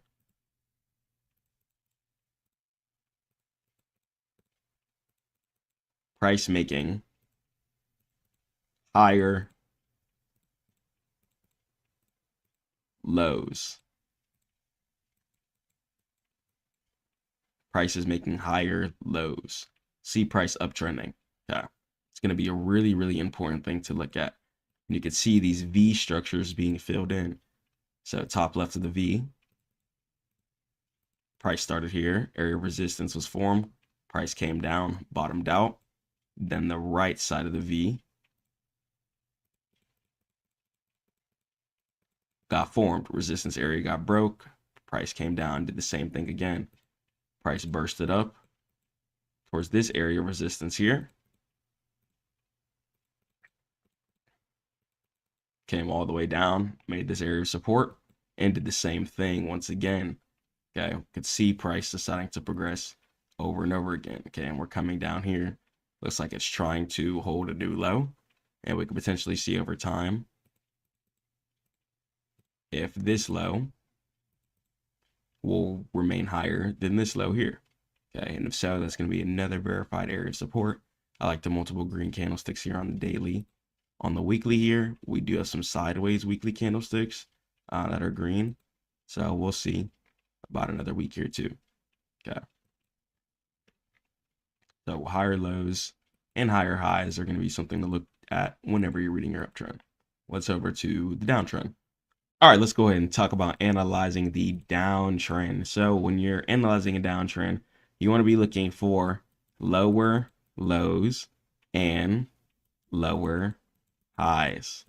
Okay, so let's go ahead and let's talk about it. So let's say price decided to super top out right here.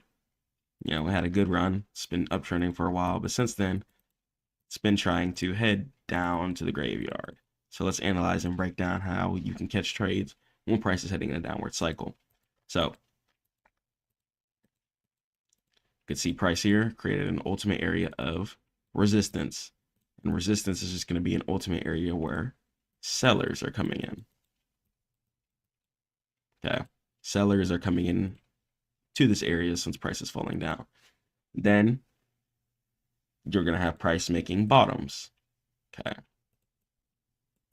Once again, that's going to go ahead and be areas of support.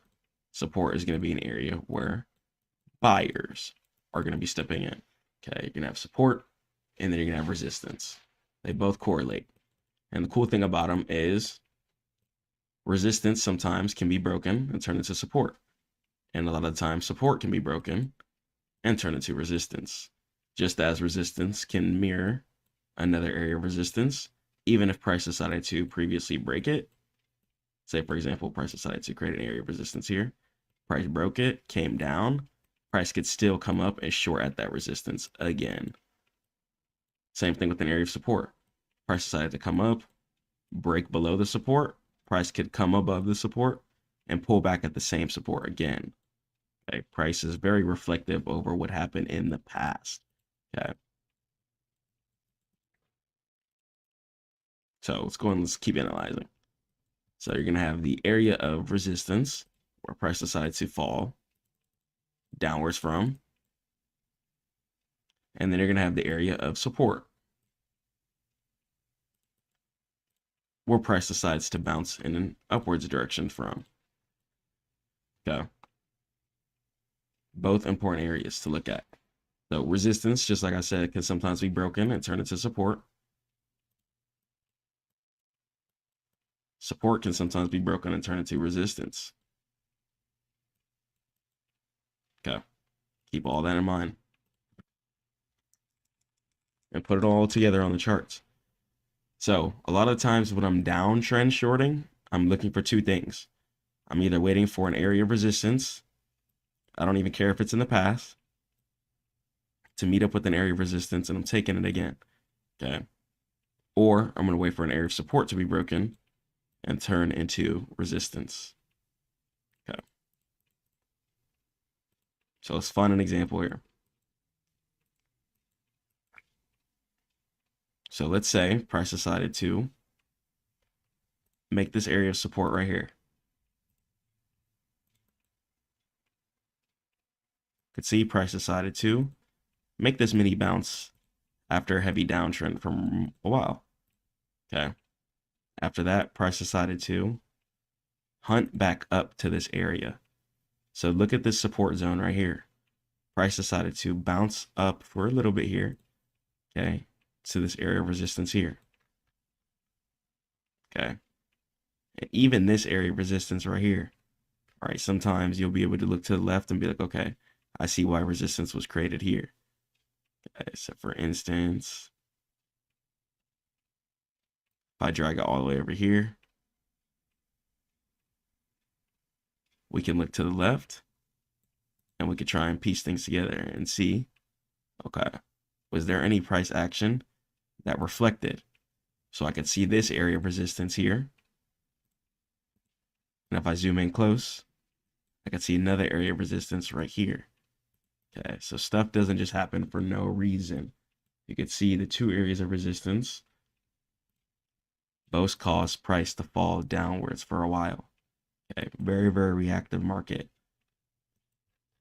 So stuff even from years, months ago, okay, could be reactive. And even right here, price decided to create support. And price broke it and turned it into resistance. Support right here got broken, turned it into resistance. And then price headed in a downtrend. That's going to be one of my favorite ways to downtrend. Is going to be waiting for support to get broken and then waiting for price to run back up to it and turn it into resistance. A lot of the times, if you see that, it's going to be a really, really good short or a good time to short. And even if you see two areas of resistances meeting up with each other, it's going to be a good area to short at as well, too, a lot of the times. Okay, but be careful with that, especially during uptrends. You don't want to get caught trying to short something that's not meant to be shorted. That's in a clear uptrend because you're just hunting for something. Okay, so that's why I like to wait for support to get broken and turn into resistance cleanly, whether it be it on my daily. A lot of the times I'm gonna wait for it on my daily because that's gonna give me the cleanest structure and what I'm actually looking for, making sure it's confirmed, because I don't want to be taking any type of nonsense trades. Okay, you don't want to be wasting your funds. You don't want to be wasting your time. You want to try and take the trades you know are going to be making you good money. Okay, and waiting for confirmation is also going to be really, really important too. So just as you're waiting for, let's say, an uptrend, I like to wait for 2 to 6 daily candlesticks going in an upwards direction to the right. If I'm waiting for a downtrend, I'll wait for 2 to 6 red candlesticks going down just to make sure. Okay, I don't buy the first immediate reaction a lot of times because I don't know if it's going to be completely true. So let me go ahead and pull up an example here on natural gas. Okay. So even here on natural gas, we can see price farming this downtrend here extremely, extremely heavily. Okay. And certain trades can be found by just being patient, okay, analyzing the market, and really just taking your time. So even right here, take this area of support. That was very important. I like to look at very important areas of support, especially on my higher time frames. You can see price decided to break below it. And we could see a daily wick right here. After that, I got 1 red candlestick, 2, 3, and then we got price heading in a downwards direction. Okay, from there. Okay, and you could have did take profit at like this support here, or even this support right here. Okay. Caught that good trade down. Could enter it down here. Take profit here. And that will give you about a 1 to 2. Yeah. So taking your time with the setups and analyzing everything, it's really going to be important. And when you're downtrending, a lot of the times your take profit is going to be either an area of support above current price or below current price, not above, an area of support below current price, or an area of resistance below current price too. Because just like I talked about, resistance can turn into support. So when you're shorting, your take profit can either be resistance or support. Same thing if you're uptrending too. So yeah. So say here, price decided to create a little buy zone right here. Price bounced in the same area 3 different times. Price broke it, and then price hunted all the way up to it, shorted, and then gave us 1 red candlestick, 2, 3. I like that a lot. You could have did take profit at like this support right here, and you could have went ahead and caught your trade. Okay.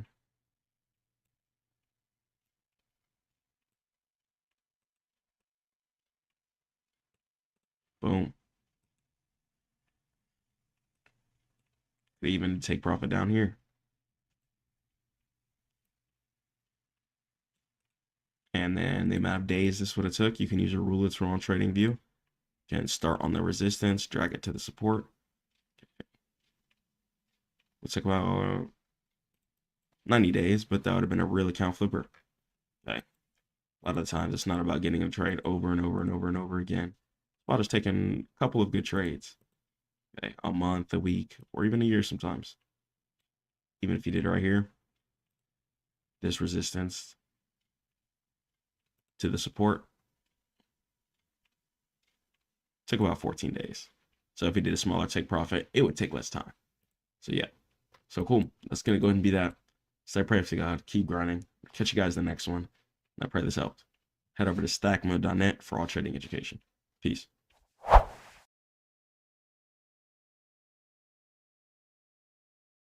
Imagine waking up and realizing the Federal Reserve just moved this single number, and suddenly Bitcoin, Ethereum, your entire portfolio either pumps like crazy or falls off a cliff quickly. Sounds dramatic, right? But that's exactly how strong interest rates are. And today, I'm breaking down how the Fed quietly controls the entire crypto market. So here's the truth. When interest rates go up, money gets expensive. Investors pull cash out of risky assets, and crypto is usually first on the chopping block. But when rates start to drop, liquidity floods back in, risk appetite returns, and when crypto wakes up fast, then the whole economy is ready to pump the market back up. Let's go on and jump into the reasons why interest rates are so important for the crypto market. Fed rates, they're extremely important. Let's go and let's understand the macro forces and how central bank decisions move the digital asset market. So the engine, the Federal Reserve policy. The U.S. Federal Reserve, which is the Fed, it operates with a dual mandate, maximizing employment and maintaining price stability, which helps manage inflation. Their decisions ripple across all global financial markets, and the primary tool is used using the funds rates. This is the target rate for commercial banks lending reserves to each other overnight. By raising or lowering this rate, the Fed influences the entire economy's borrowing cost from mortgage rates to business loans. Let's talk about a rate hike, right? Tightening. It makes borrowing more expensive, and it slows down the economy and cools inflations, and this generally hurts risk assets. And rate cuts, it makes borrowing cheap, stimulates spending and investment, and this generally favors risk assets. And the secondary tool involved into it, quantitative easing and tightening. These involve open market operations where the Fed buys or sells government bonds to expand or contract its balance sheet. Okay, so we're going to go ahead and keep understanding certain implementations and why Fed cuts are going to be important. And to understand that importance, let's talk about the DXY. The US dollar index, also known as the DXY, measures the value of the US dollar against a basket of 6 major world currencies: the euro, the yen, pound, etc. And because the USD is the world's primary reserve currency, its strength dictates global capital flows. In the inverse correlation mechanism, Bitcoin, BTC, and the DXY often exhibit a strong negative correlation. When the US dollar strengthens, DXY rises, and risk assets like crypto and sometimes stocks tend to fall, and vice versa. And why does the inverse move occur in the first place? A stronger dollar often results from higher US interest rates, and higher rates make safe haven assets like US Treasury bonds, for example, much more attractive, leading investors to sell off riskier non-yielding assets such as Bitcoin or other cryptocurrencies to move capital into dollar-denominated stability. This is known as a risk-off move, so people can plant their money in a less volatile environment. And USD and global liquidity. Since much of the world's trade, debt, and finance is denominated in US dollars, a strong dollar effectively tightens global financial conditions, reducing the total amount of available capital for speculative investments globally. So, how well the US dollar is doing and how high inflation is really going to correlate to everything, such as crypto. And taking a look at the DXY is going to be a nice way to navigate and understand where the economy is at as far as the US dollar. And with all this, it can have a significant impact on crypto. As a high growth, non-yielding, and historically volatile asset class, crypto is highly sensitive to the cost of money and general market risk appetite. And rising rates, right, during the tightening cycle. Higher interest rates hurt crypto in several ways. A higher discount rate is going to be one of them. Future cash flows for growth stocks and projects are valued less in the present. And a yield competitor. Safer assets like bonds start offering attractive yields, pulling capital away from speculative assets so people can have more of that definitive, stable income. And credit contraction.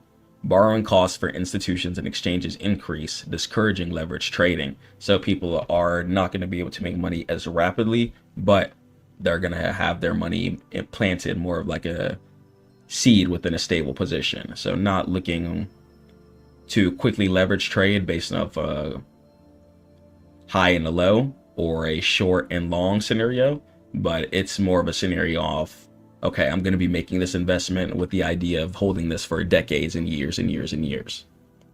And falling rates, this helps ease the cycle. Lower rates are typically a tailwind for crypto, and it increases liquidity. It includes cheaper borrowing and it injects capital into the financial system, with some flowing into risk asset. It also involves lower opportunity costs.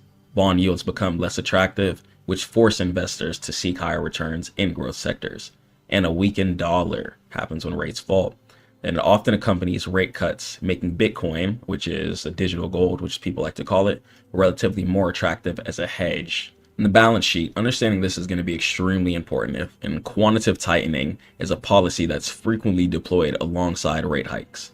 It directly reduces liquidity by shrinking the central bank's balance sheet, creating a powerful headwind for risk assets. And how quantitative tightening works in the first place.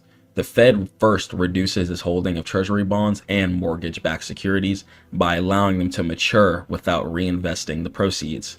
And this effectively removes cash from the banking system, which achieves several outcomes. One, reduces the money supply. It directly pulls liquidity out of the broader financial ecosystem, and it increases the bond supply, which floods the market with more bonds, which requires higher yields to attract buyers, driven up long-term interest rates. And quantitative tightening's direct impact on cryptocurrency. Since cryptocurrency thrives on liquidity and risk appetite, quantitative tightening is a major negative factor. And historically, periods of aggressive QT have coincided with significant drawdowns in the Bitcoin and altcoin markets. Less money circulating means less capital available to flow into speculative digital assets. And the word speculative, it's pretty much meaning where you're trying to make money based off directional bias. If you think something's going to go in an upwards direction or in a downwards direction. And crypto's evolving macro relationship. So while Bitcoin was once seen as totally uncorrelated, its relationship with macro forces has evolved due to the increased institutionalization.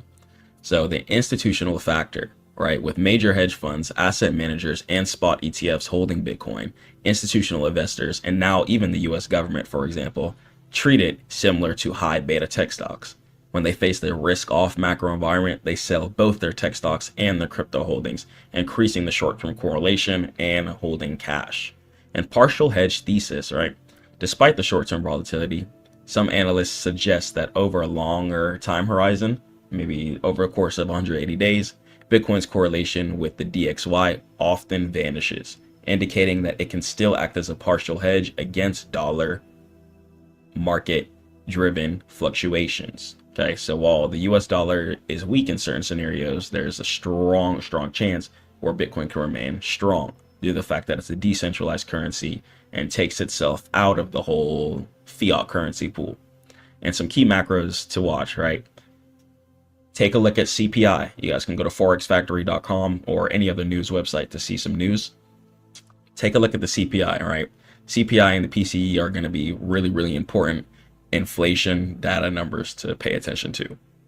It signals the Fed's next move, and typically after CPI and PPI happens, the market makes a drastic move a lot of the time, since people are going to know how to move. So if rates get cut in certain ways, people are going to know how to invest, and then you might see market get extremely bullish after CPI. So if you're going to make a super, super big investment, whether it be in a cryptocurrency, stock, whatever, wait for CPI to happen, wait for certain earnings to happen, and then see how the market reacts, and then you can make your decision a lot more logically based off of that. So the DXY is also going to be a great macro to check out too. It's an indicator of the dollar strength in capital global flows. And check out the Fed balance sheet. It tracks the velocity of quantitative tightening and QE. So everything together is really, really going to help you put together a good thesis and know when is a good time to buy. And as of recently, we've been trading in a much more mature market when it comes to the cryptocurrency space. The cryptocurrency market is no longer isolated. It's intrinsically linked to the global economy. If you check out SPX or the S&P 500 and you pull up the Bitcoin chart, you'll see certain correlations, which is definitely going to let us know that it's classified as a high value asset. So it's intrinsically linked to the global economy, making the Federal Reserve policy the single most powerful external driver of market direction, especially as governments get more control over it and things like that. And understanding the Fed's tools, the rates, quantitative tightening, QE, it's all essential for interpreting market shifts and when market is going to be bullish, which is when market is going in upwards direction, or bearish, which is when you think market's going to go in a downwards direction. And particularly the inverse relationship between the strength of the US dollar, the DXY, and the appetite for high risk, high reward digital assets can have some things you can look at to let you know when it is ready to buy on either sides. So stay prayed up to God, keep grinding. Head over to Stackmode.net if you want to learn how to trade cryptocurrency. I'll catch you guys in the next one. Let me know what you thought in the comments below. When a company drops its earnings reports, it's like opening the result envelope on award night. Traders, investors, hedge funds, everyone is waiting to see if the company beats expectations, meet them, or completely miss the mark. And depending on that reveal, price action can turn into a calm wave or a full-blown tidal surge. During earnings, companies reveal how much money they made, how much they spent, and what they expect for the future. And here's the twist. Sometimes a company posts great numbers, but the stock still tanks. And here's why. Because Wall Street wasn't impressed, or the expectations could have been higher than reality. And other times the results are just okay, but the stock still shoots up because traders were expecting something a lot worse. In just a few minutes, spreads widen, volume spikes, and algorithms fire off like fireworks. And this is why many traders either love earnings season or avoid it like a thunderstorm. A lot of the times though, in order to avoid gambling, it is better to place your trades after the earnings report has released. So let's go and jump into what earnings is and how it affects the market. Inshallah, if God wills. So we're going to go ahead and cover earnings. So what happens when financial earnings release? Okay, so every quarter, okay, every couple of months, financial earnings are going to be a report that determines the amount of money that a company made, okay, and the amount of expectations that they were trying to arise to. So if a company was projected to make $500 million, but they only made $300 million, then in that case, they would go ahead and lose earnings. Okay. But if a company was projected to make $500 million and they made $800 million, then that would go ahead and be a positive earnings beat. Okay. So earnings are going to go ahead and determine the price action too. Now, just because earnings gets beat or earnings loses doesn't mean that a stock will head up or down. Okay. Stocks will do whatever it wants. Do not try and use the earnings releases to try and gamble and make trades. Okay. Try and trade after earnings releases if you're going to put down a brand new position. Okay, wait for the price action to kick in, and then after the earnings release comes, then feel comfortable to make your trade. But never trade like a day or a couple of days before earnings. Wait for earnings if you're a couple of days before earnings. Okay, wait for earnings to come out and then take your setup.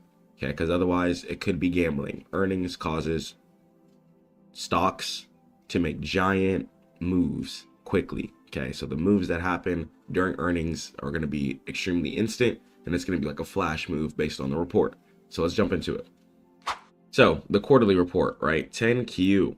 Okay, every 3 months, public companies are required by law to reveal their financial health to the public to let them know how they're doing. Okay, it's going to go ahead and let investors know if they want to keep throwing money into the company or not. If a company is not beating earnings, then that means that they're not making any type of income. Okay, and a lot of the times we don't want to be invested into something that's not even making income in the first place. So every 3 months, public companies are required by law to reveal their financial health to the public. Okay, and let's talk about the revenue. So revenue is going to be how much money came into the door. Okay, how much money did that company make during that quarter? And the net income is going to be the bottom line. It's how much profit is left after expenses. So certain companies might have to pay for building power, warehouse cost, employees cost, etc. And the EPS, it's going to stand for earnings per share. And it's the profit divided by the number of shares that are going to go ahead and be available. Okay. So EPS, net income, and revenue. Those are going to be the 3 factors and the 3 things that are shown on the quarterly reports. Okay, so let's keep jumping into it. So the expectations game, right? The actual numbers don't matter as much as the expectations. Okay, so once again, let's say a company was projected to make 100 million, right? Expected, but then they actually made 170 million. Okay, that would go ahead and give them a beat result. Okay, so whenever you hear the words beat, that means that the results that actually came out were going to be better than what was projected or speculated in the first place. Okay, so priced in. If everyone expects Apple to make $1 billion and then make $1 billion, the stock might drop. Okay, why? Because the good news was already bought weeks ago. Okay, so to see a stock pop, a company usually needs to beat company earnings, okay, and beat the analyst consensus estimates based on the company's averages is how the estimates come out too. So it's not just going to come out with random numbers. If a company is making around like $50 million a year, okay, the earnings might be around like $60 or $40 million expectations. Okay, it'll be around where the company is performing as of recent years. Okay, so don't just expect the numbers to just be some random inflated numbers. These are all numbers that are going to be based in and baked into averages for a reason. Okay, earnings come into play. But once again, don't try and just hop in a contract the day before earnings trying to trade like that. Please don't do that. Okay, please don't do that. Now, sometimes there's going to be little rumors as well too. You'll see like, oh, this company is going to be earnings. Nobody knows what's going to happen until the earnings report actually comes out. So please do not lose money gambling for no reason. Okay, wait for the earnings report to come out. Unless you're in a hefty swing already, please wait for the earnings report to come out. Okay, let's keep going into it. And understand that guidance is going to be king. So stocks trade on the future, not the past. Okay, so guidance. Guidance is going to be the company's prediction for the next quarter, how much money they're going to be making. Okay, it's pretty much going to be giving the company a trail and letting them know how they should be performing in order to get to the next level. So in any scenario, company reported record profits. Okay, but let's say next quarter looks slow. Okay, then that'll be the future. And results. Okay, the stock would go ahead and crash if that's the case. So we're lowering our outlook due to supply chain issues would equal an instant sell-off, since that means they're pretty much letting us know, hey guys, the company can't expand right now because of financial issues. Okay, so guidance in the future of the company is also going to be really, really important too. There might be times where a company might lose or not beat their financial earnings, but then end up making a pretty profitable couple of next quarters. Okay, so one quarter is not going to go ahead and determine a company's entire worth. It's the consistent stream of quarters and reports year after year after year after year. If a company is consistently losing earnings, then that tells you about the company. Okay, so we'll talk about the implied volatility crush. So IV is going to stand for implied volatility. So before earnings, options prices can get very expensive. This is called high implied volatility. So it's like buying insurance right before a hurricane, okay? Or driving your car and then you just put insurance on it, you know? So before the release. So uncertainty is high, so options get more expensive in this case, okay? So if you are going to buy a contract before earnings come out, okay, make sure you sell it before earnings come out too. Don't gamble and sell your contract after earnings comes out, because then the uncertainty would go ahead and vanish, okay? Unless you're playing for a way bigger take profit that's going to be way further out than you think, okay? Then try and sell your contract before the earnings comes out, because it's going to be worth the most expensive then, okay? So buying options right before earnings often loses money, even if you guess the direction right. So if you buy a calls contract and the company beats earnings, and even if price goes in an upwards direction, okay, you might notice that your contract didn't even make you that much money, okay? That's because price has to get rebaked into what it actually is supposed to be. So do not buy earnings before expecting you to catch the right direction, okay? Because even if you do catch the right direction, you're probably not going to make as much money as you would think, okay? Especially depending on the contract that you buy, okay? The reasons why contracts get expensive like that before earnings is because they don't know what the number is going to go to, okay? That's why. So implied volatility makes things more expensive. So understanding this really helps us. Let's head over to the next slide. And let's go ahead and let's talk about the gap. So earnings are usually released after the market closes. So it's usually after 4 p.m. Eastern Standard Time. Okay. Or it's going to be before market opens. So it's going to be before 9:30 a.m. Eastern Time. So you cannot trade standard stocks during the release unless you have extended hours access. So a lot of the times, once again, just like I talked about earlier, you're going to see that instantaneous price action. So the stock price will teleport, so it instantly gap up or down. Okay, and stop losses do not work against gaps. If you hold overnight, then you're going to be taking the full risk. So just know that even if you have a stop loss placed during the day, if price decides to run through wherever your stop loss is, then what it's going to go ahead and do is decide to not validate and just ignore all of those orders due to the fact that the price action is happening pre-market and after market, okay? And you can only maneuver your options contracts. If you have shares, you can close a little before or after, okay? But if you're on options, you've got to only get what you get when you wake up to the contracts, okay? So even if you see price going in an upwards direction and you had some calls, don't expect money all the time. It really depends on a lot of things, such as implied volatility, etc. Okay, so expectations matter. Okay, so beating estimates are required a lot of the time for a stock to go in an upwards direction, okay, in order to start seeing a rally. And guidance is going to be critical. So the future outlook is a lot of times going to go ahead and overshadow the past results. And volatility crush. Options lose value instantly after the news. Okay, so you might notice a contract might be $500 before the news. Okay, and then after the news, it might go down to $200, even if the number were to go ahead and hit. Okay, so options lose value instantly after the news, and the gamble between everything. So holding through earnings has a high risk. Okay, just a high risk factor. I'm not even gonna say high reward.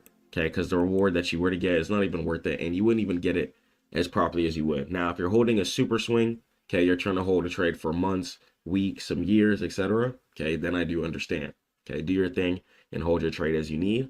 But a lot of the times, make sure you're closing your trades before earnings come out. Okay, unless you know exactly what type of swing that you're holding. Okay, head over to Stackmode.net to learn more about anything stock related, investing related, or trading related. I'll catch you guys in the next one. Peace.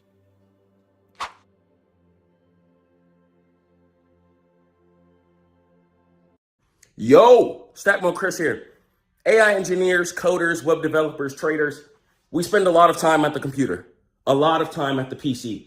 Just because you're spending a lot of time at the PC doesn't mean you got to be fat, lazy, and disgusting.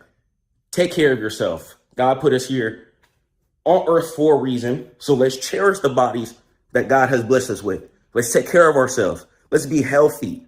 Let's understand that without health, how are we even going to succeed in the first place?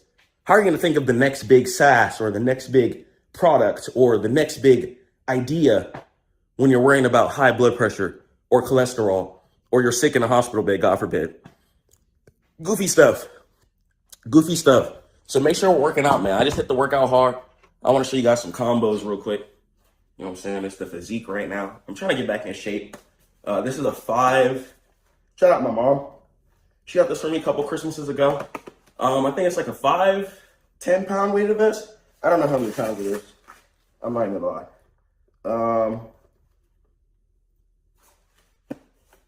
I don't know. I'm gonna find it though. But yeah, the weighted vest. I don't really like to lift weights anymore. I used to lift weights to like build my muscular physique and get it going forward. But as far as weights, like I really quit weights. I just do straight calisthenics. I do pull-ups, push-ups, chin-ups. I like to punch this thing here.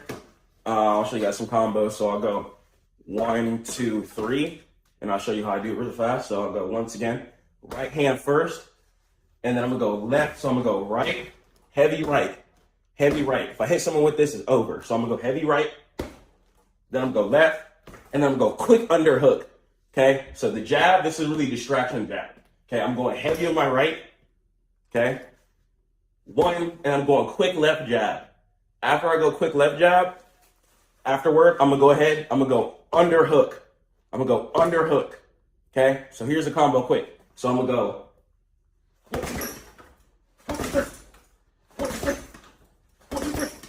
Okay, and then I'm gonna swap it up. I'm gonna go left, left, heavy jab.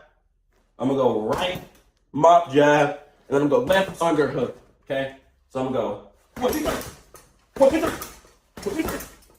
Okay, 1, 2, 3. Okay, get everything intact. So, yeah, that's the combo I like to do. And then from there, I like to hit clap push-ups and stuff. I don't know if y'all do those or not, but clap push-ups are fire. You just like get down on the ground.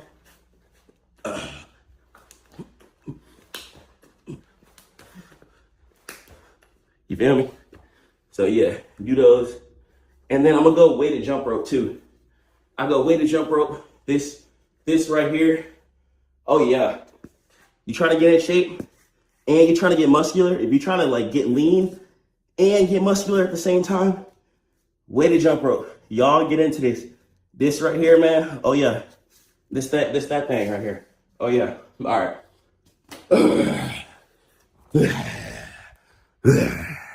The workout was crazy. I won't lie. I hit it hard today. I'm gonna go shower, put on some drip. So let me take this off for y'all. So we're gonna go upstairs. I'm gonna show y'all some little fit. Some little fit. Shout out RSYP. But jeez, we're mogging shit. Rah, rah, rah, rah. That's how you should feel after the gym. You should feel like a monster. You should feel proud of the fact that God even created us, that God even created you. Be proud of yourself, man. Man, I'm finna go get some drip on and stuff. I do need to hit the store though. I'm not gonna lie. So I'm gonna open up to y'all about something, man. I'm done being fake on here. I'm just about to show y'all everything. I'm about to just show y'all me. I got nothing to restrict no more. I'm about to show y'all my lifestyle, how I be living. That wasn't correct English. That was Atlanta. Excuse me. How I live. I'm about to go. Well, I started the day off. Y'all know how I start the day off. I wake up, pray to God. We just hit the workout, John. Now, I need some Swiss reliefs or some backwoods. Cause it's time to smoke. I'm not gonna lie. It's time to smoke. I smoke, guys. I smoke. Cat's out the bag. All right. No point to cap to y'all. No point to lie. Okay. So when you're hitting your workout hard, afterward, like the amount of mental peace you'll be feeling afterward is really crazy. It's crazy. Like cortisol, literally 0. Yeah, cortisol, literally 0. So let me go up here. Show y'all what drip I got going on for the day. So now, like, say if you're running into like a syntax error, especially after your workout, you're not going to be upset because your cortisol is lowered. So yeah. So let's see what drip we got on for the day. We got to clean this room. We got to clean this room. I can't even show y'all this. But I might go blouse. I got this little blouse here. You'll see me wear this a couple times. I'm gonna probably go blouse today. Blouse, and then we got some dress pants. Two blouse, dress pants. Let me get myself some socks real quick. And then we gonna do some of this. That was good. Okay, so let me go ahead and get myself some socks real quick. Okay. Oh, okay. Socks. We got these boots here too. These boots are fire. Thrifted these. I could go boots today, but I could go boots today. I'm kind of feeling like red bottoms. I don't know. I might bust these out.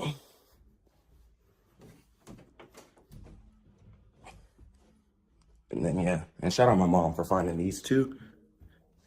I'm about to bust these out today. You see, my mom Dukes really take care of me. Yeah. I can see that. Yeah, you'll see that. Ain't no fake stuff going on in here. They're a little dirty, but I'm trying to like, see, I don't think we get rocking fake clothes over here. See that? Yeah, really. If you know, you know. You see that?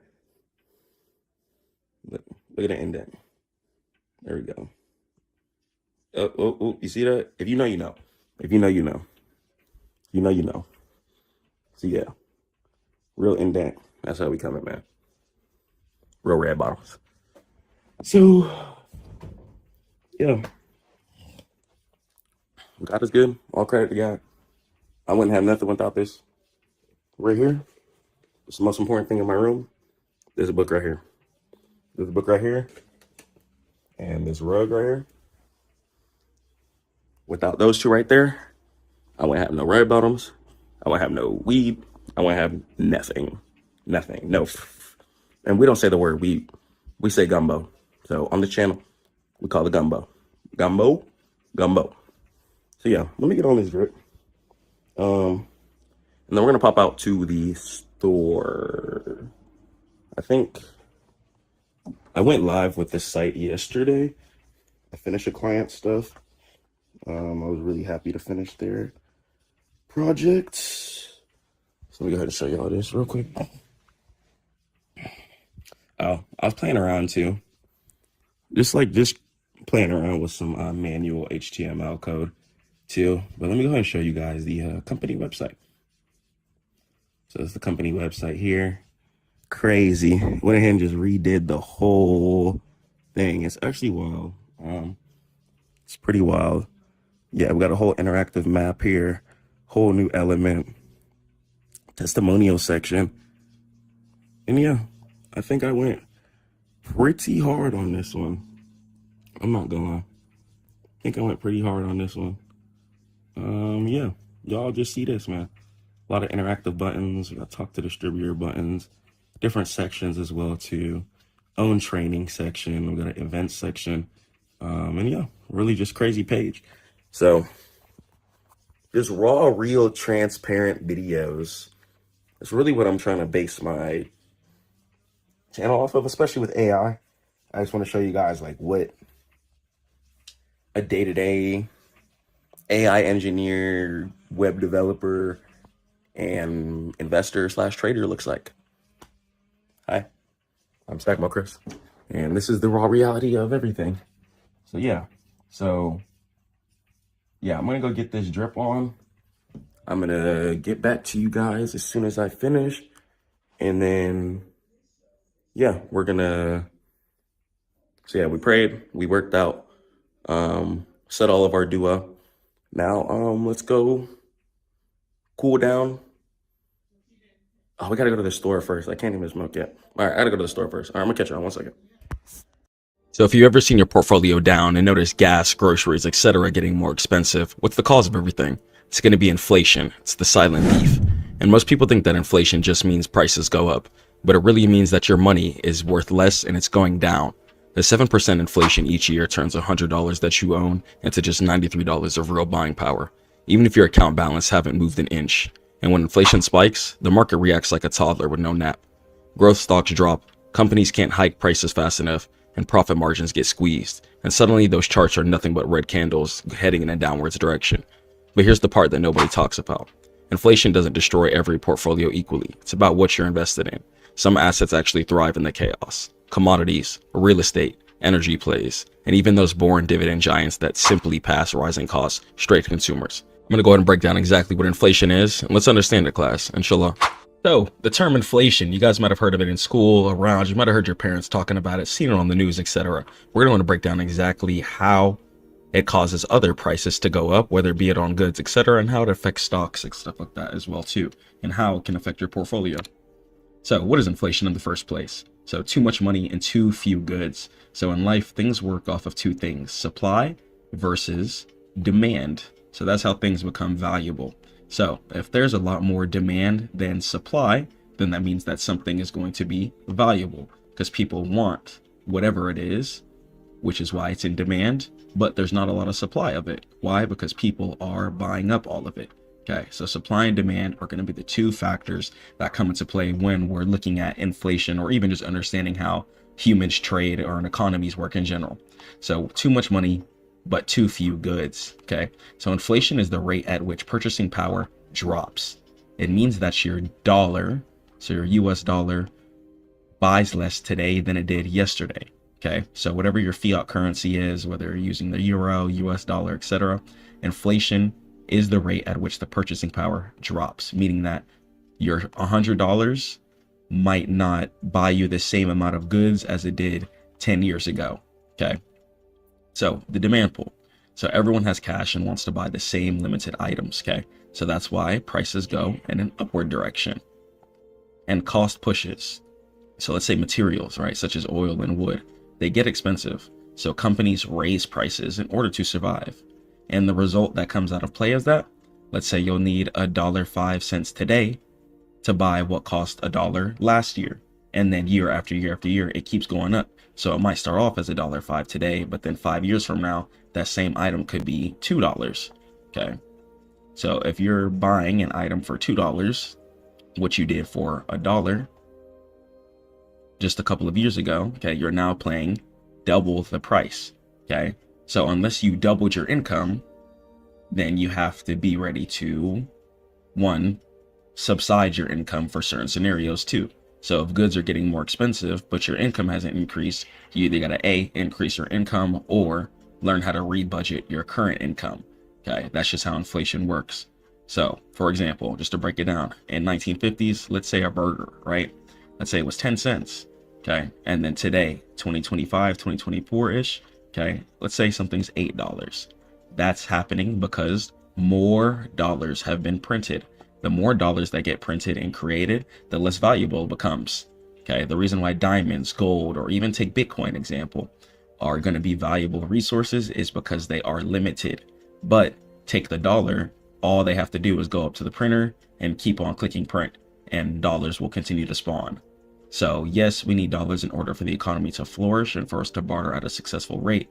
But if humans continue to lead by their flesh and think that printing more dollars will solve everything, then humans will continue to pay certain consequences, such as dealing with more mental stress for having higher real estate prices, higher grocery prices, higher gas prices, etc. So how do we measure inflation in the first place? We got to take a look at the economic news event results. So let's go and let's jump into it. So let's talk about CPI. CPI is going to stand for Consumer Price Index. So for example, let's take a hypothetical basket of goods: eggs, gas, rent, and clothes, right? The government is then going to check the price of the basket of assets that people need in order to see if it got heavier. Okay, so that's what the CPI report is going to measure. A lot of the times after the CPI report occurs, you'll see a substantial move within every single market, whether it be at the crypto markets or the stock market. Okay, and then we're going to have PPI. Okay, PPI is also going to be very important. PPI is going to stand for Producer Price Index. and it's inflation for factories. So for example, if it cost Apple more to make an iPhone, okay, then that means the PPI would be up, okay, and they will eventually charge you more, okay, which means that the CPI, Consumer Price Index, would be up, okay. So if it costs Apple more to make an iPhone, the producer price index would be up. Why? Because Apple is the producer. Now, if they're charging us, the consumers, more, then the consumer price index, the CPI, would go in an upwards direction. Okay. So core inflation at the baked center of everything. So CPI minus food and energy, right? Consumer price index. So why? Because food and gas prices swing wildly. Okay. And the Fed prefers core to see the real trend. Okay. So looking at the core inflation of everything is really going to be a much better statistic to look at when it comes to how the economy is actually doing within the full broad picture. But looking at every single news event, such as the rate changes, etc., are really going to help you give you a good measure of how the economy is standing up and a direction of which the market could potentially head to. All right, let's talk about the melting ice cube with everything. So cash is a liability. Okay, so cash is a liability. Okay, this is Stackmode Chris talking to you guys right now on some personal stuff. Okay, ignore the presentation for just a second. You guys should not be spending your cash. Okay, you need to be spending your cash to pay off credit. That way you're going to be able to get more credit and you're going to be able to spend that. Okay, you need to be investing all of your cash. Okay, you should not be spending your cash. Okay, you have to understand that it's a trap.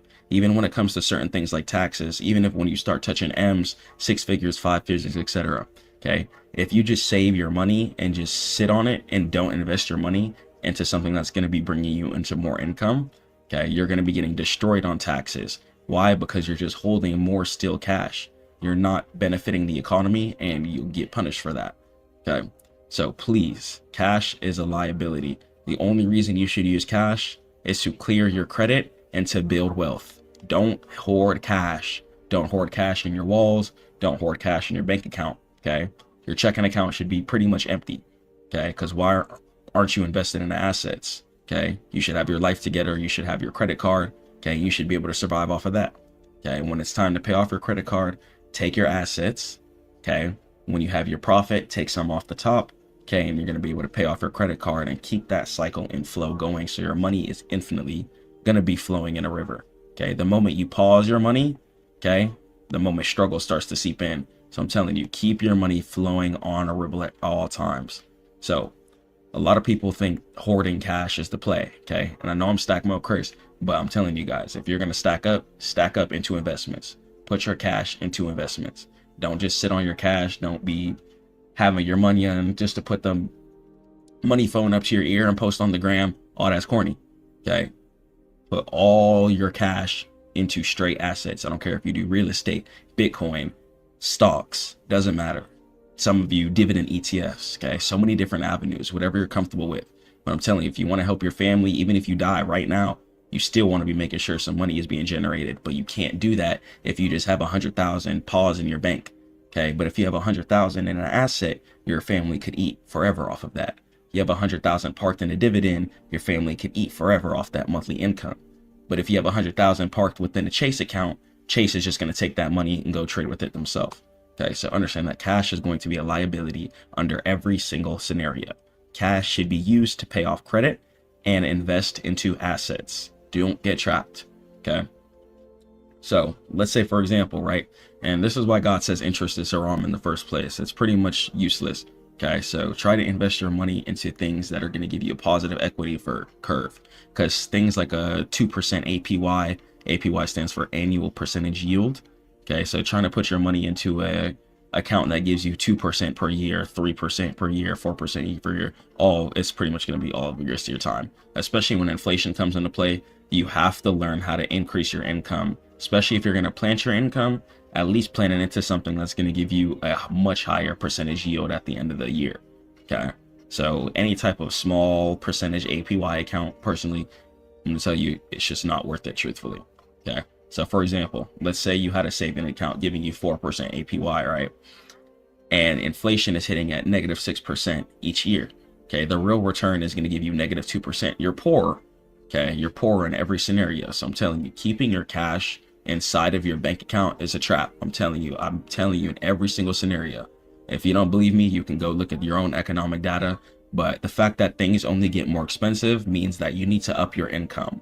Okay, you need to up your income. And in order to do that, your cash needs to always be moving in the river. If you want to have your cash inside of the desert field, that can be you. But if you want to have an easy time in life, I really recommend you guys put your cash inside the river. You must invest in assets that grow faster than inflation to break even and to even see any type of profit for yourself, your kids, or your family.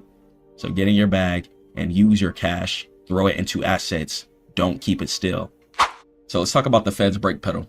So fighting fire with ice. So when inflation gets hot, the Federal Reserve raises interest rates, right? Which means borrowing gets more expensive, mortgages go up, credit cards start going up, okay? And spending starts slowing down.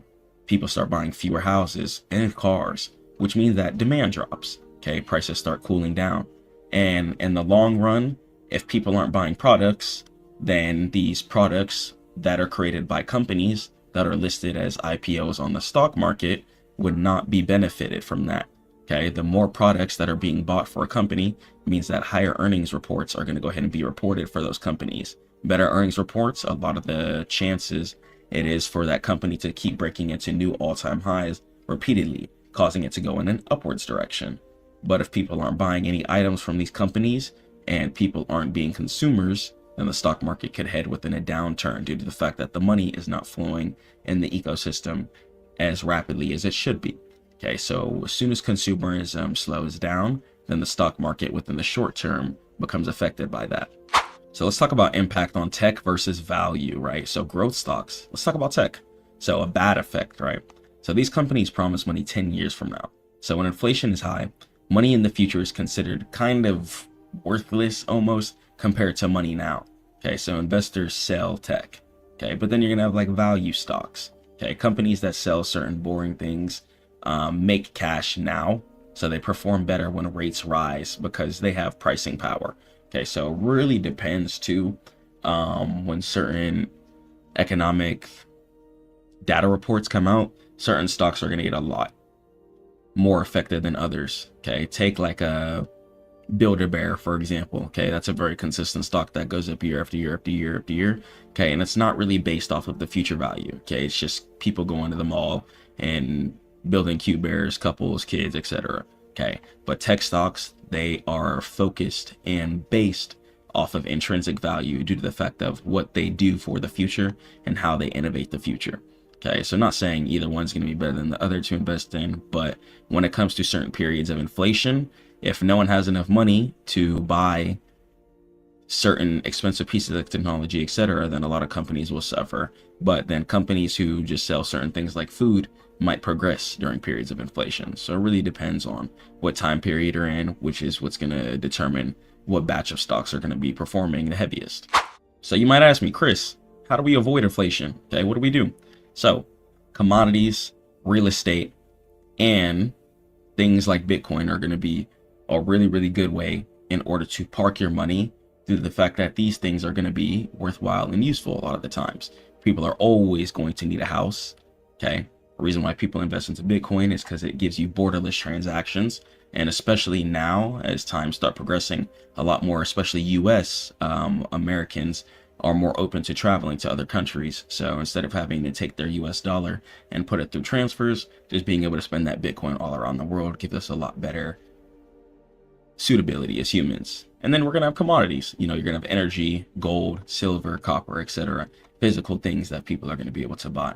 So let's break down what these all mean. So commodities, right? So commodities. So if the price of stuff is going up, then owning the companies that produce the stuff is going to be a direct hedge. Okay.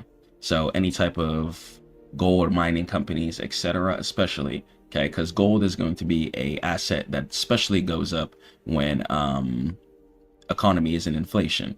Okay, due to the fact that it's something that's going to always be useful and it's a limited resource.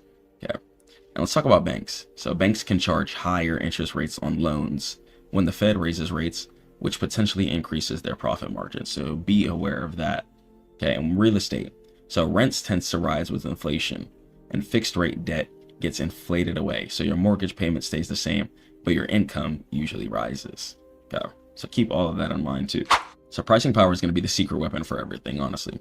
So can they raise prices? So the ultimate stock market defense is holding companies that can pass costs to customers. So people buy iPhones even if they cost $50 more, right? Due to the fact that it has a high pricing power. Okay. Or take a commodity product. Okay. If brand A raises the price of white t-shirts, then you would buy brand B, okay, giving it no pricing power. Okay. But when you're investing into certain companies that have exclusivity, okay, certain companies that only do what they do and puts a smile on many humans' faces, then even if inflation were to occur, a lot of people would just see that as an opportunity to buy as the market going downwards. Okay. So especially certain tech stocks too that still have a lot of future value and have a lot of expectations to change a lot of things in a lot of ways. You know, if they're going in a downwards direction, people are going to look at that more of an opportunity rather than, oh, the stock market is failing, etc. So the bottom line for everything, just wake up, pray to God, be a disciplined person. I want you guys to look in the mirror, feel confident, feel proud of yourself for what you got put up.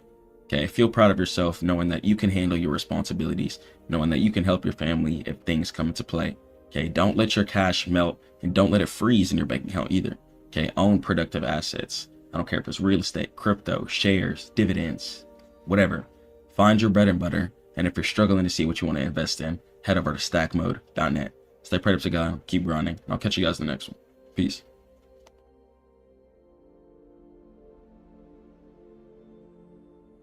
Trading can be difficult sometimes, but through prayer, discipline, and being consistent, you won't have any days of you just sitting at your screen wondering how everything slipped out of your control. Emotional trading days feel heavy, but they don't have to follow you into tomorrow. The truth is, recovering starts with separating the market from your identity. One bad day does not make you a bad trader. Sometimes it's just the wrong mindset meeting the wrong moment. So let yourself step back and give your mind space to cool down, because the clarity never shows up when your emotions are running the show. Once the noise fades and once things shift, the mistakes you made earlier stop feeling like failures and start looking like signals, little messages from the market about what needs to change. And that shift alone is powerful. It turns frustration into fuel, because the real comeback doesn't happen on the charts. It happens in your head. When you decide that today's chaos isn't your story, it's just a chapter, when you choose to reset instead of spiral, when you remind yourself that disciplined trading is built on composure, not emotion, then that's when you'll start seeing the profits flow in. Let's go and let's jump in how we can control ourselves and become a more disciplined trader, inshallah. So trading discipline, it's going to be the factor that determines if you're going to be profitable or not.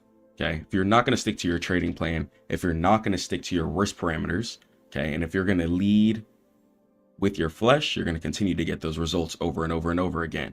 Okay. So being spiritually grounded is going to be extremely important. In Quran, okay, it states, and those who, when they spend, do not excessively or sparingly, but are ever between that, justly moderate.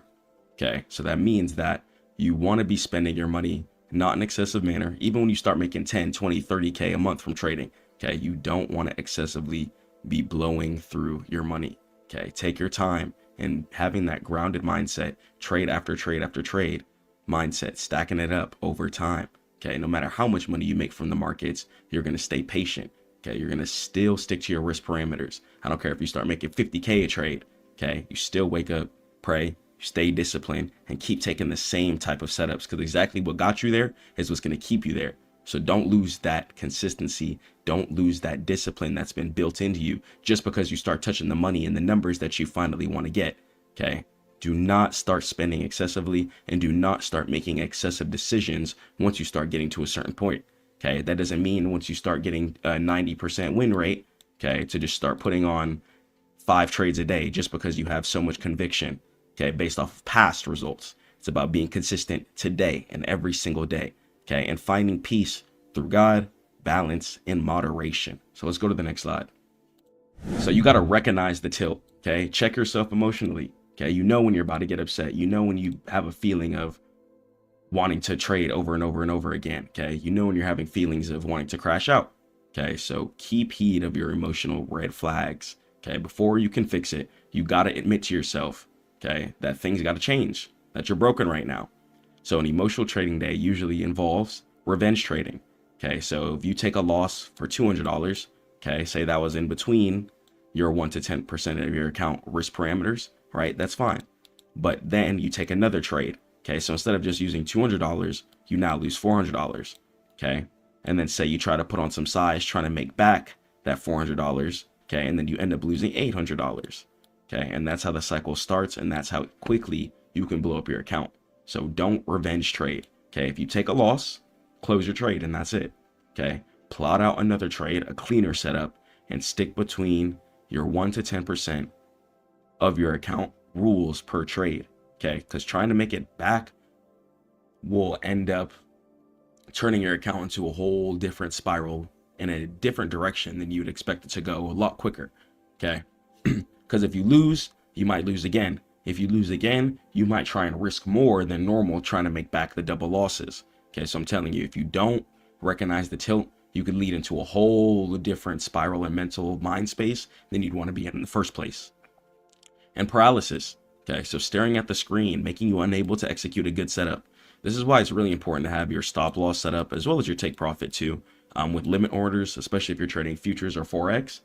Okay, this way you guys aren't going to have any emotional paralysis. Say something just clips way past your mental stop loss, you're not going to freeze, okay, because you don't want to lose all that money and close out your trade, even though you know you should.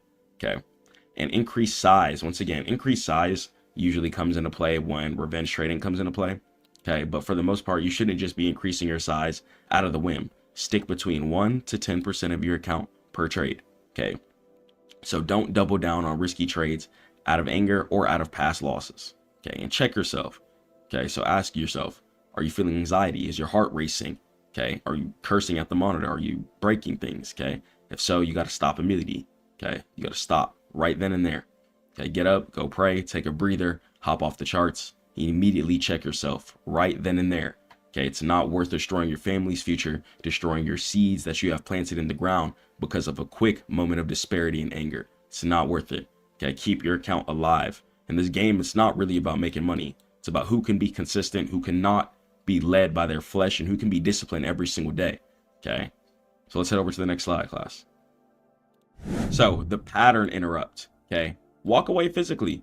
Okay, if you notice yourself, especially if you're on prop firm or trading something quick like futures or Forex, where you can instantaneously lose money fairly quickly, okay, you got to get off the charts. Okay, hop off the charts. If you notice you have a trading addiction, you got to pray to God, okay, and really ask to get better. Okay, ask yourself, why are you taking so many trades too? Are you chasing money? Do you have bills that you're trying to pay? Do you have some debt that you're trying to clear? Okay, because you can't trade out of desperation. Okay, trading is not something that you look to when you're dead broke trying to make it out. Okay, you got to get your life together first, get some income, then come onto the charts. Okay, get closer to God, build that relationship with yourself and know yourself intimately and deeply. This way you can check yourself and check any type of emotional parameters or boxes whenever you feel like you're about to crash out or having a rough trading period. Okay, you can't solve a trading problem with more trading. Okay, you need to sever the connection between your brain and the charts. Okay, so once again, you cannot solve a trading problem with more trading. You have to sever the connection between your brain and the charts. Okay, so close the terminal. Okay, if you notice yourself crashing out, taking multiple trades during a day, okay, you got to close TradingView. You got to close your broker and you got to just hop off. Okay, or sign out of your brokerage account and log into paper trading. Okay, and change your environment. Okay, leave the room, go outside, take a breather, and the change in lighting will really help reset your circadian rhythm. So when you come back on the charts, you're going to be like, you know what, I was tripping. Why was I crashing out and doing all that? Okay, and don't check quotes on your phone. Okay, whenever you enter in a trade, stop staring at it tick by tick. Okay, enter your trade, have your alert set at your stop loss and take profit, or set your limit orders. Okay, and don't look at it. Don't look at it. Okay, because I'm telling you, you might look at it, make a decision that will ruin your trade, okay, and then end up taking another trade, and that could start a whole downward spiral that you don't want. Okay, so understand that trading is pretty passive and hands-off. Okay, after you've aggressively studied and gained the knowledge, once you actually hop on the charts, it's going to be pretty passive. Okay, so let's head over to the next slide, class. So you got to reset your biology completely and get out of survival mode. Okay, give yourself a cold reset. So your nervous system is in fight or flight mode, especially when you enter a trade for the first couple of times. Okay, and you got to force it back to rest and digest. Okay, so some actionable tactics. Number one, praying to God. Go to God about all your issues. It's really going to help and really going to build accountability within yourself too. Okay, you can't just be blaming the markets like, oh, market's doing this, market's manipulated, market's not manipulated. Okay, it's been going in an upwards direction, especially United States stock market, year after year after year after year after year.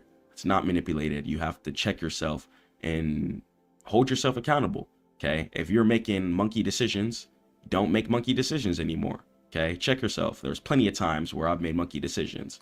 Okay, plenty of times where I blew an account within a couple of minutes. Okay, due to the fact that I was chasing that quick money. Okay, so checking yourself and staying in tune with yourself, even when you fail, is going to be an important part of being a CEO and being a boss.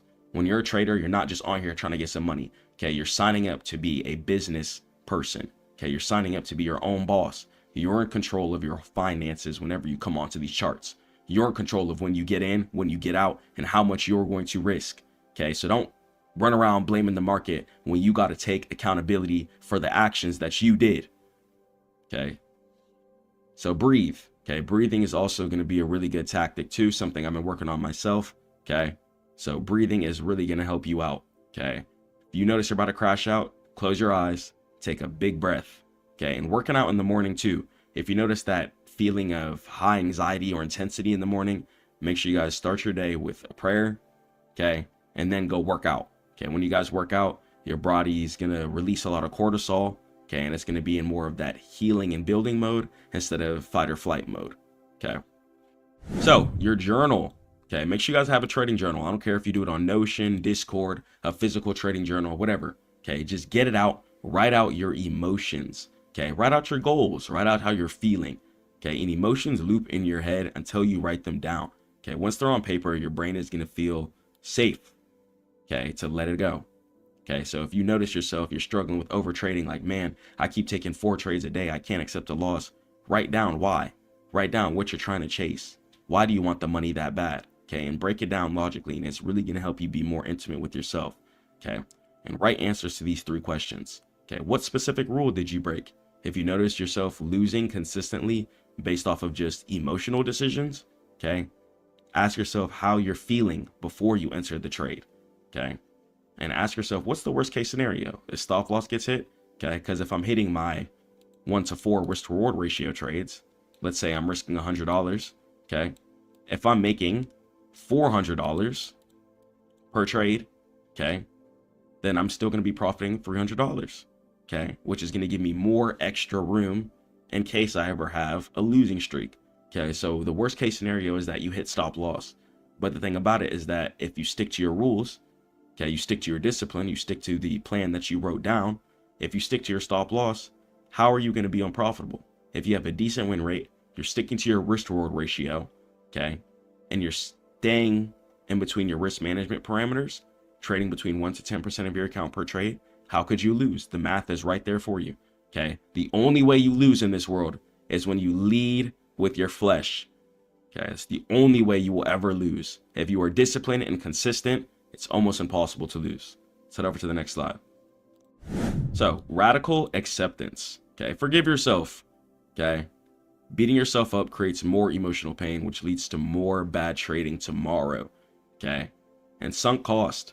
The money is gone. Okay, once it's gone, don't try and chase it back. Don't try and boot up your account again and be like, oh, I'm about to recover all this. No, don't do that. Okay, you cannot trade to get that money back. Once it's gone, it's gone. Once something is gone in the world, it's gone. Okay, but that's perfectly fine. Okay, because you can only trade new setups. There's going to be better setups. Okay, and view every single loss in life, in business, wherever. Okay, just view it as a lesson. View it as tuition. Okay. Some of you might be in college, okay, paying for your tuition. Treat every single loss in life, I don't care if it's on the charts, okay, business, relationships, whatever it is, if you need to view it as a lesson to learn and progress and go forward, okay? And you're not your profit and loss, okay? You're your risk manager. You're still going to be the same person if you're making $50 a trade or $50 million a trade. Okay, you're still going to be the same person. Okay, your spirit is still going to be the same. So the money is not the thing that changes you. Okay, the thing that changes you is the knowledge. Okay, and you learn how to keep your spirit happy, how to not go through pain. Okay, and that's what we're here to do on this earth. Okay, pray to God and find out ways to keep our spirit happy and avoid pain. Okay, if you notice yourself crying at the end of the night because you crashed out your account and you got bills due the next day, okay, you need to learn from that pain so it doesn't happen again, so you don't grieve your spirit. Okay, so if you're frustrated due to your own actions, stop doing it. Okay, pray to God on it, check yourself, and come back stronger and better. Don't let it happen again. Let's head over to the next slide. The return protocol. Okay, start small.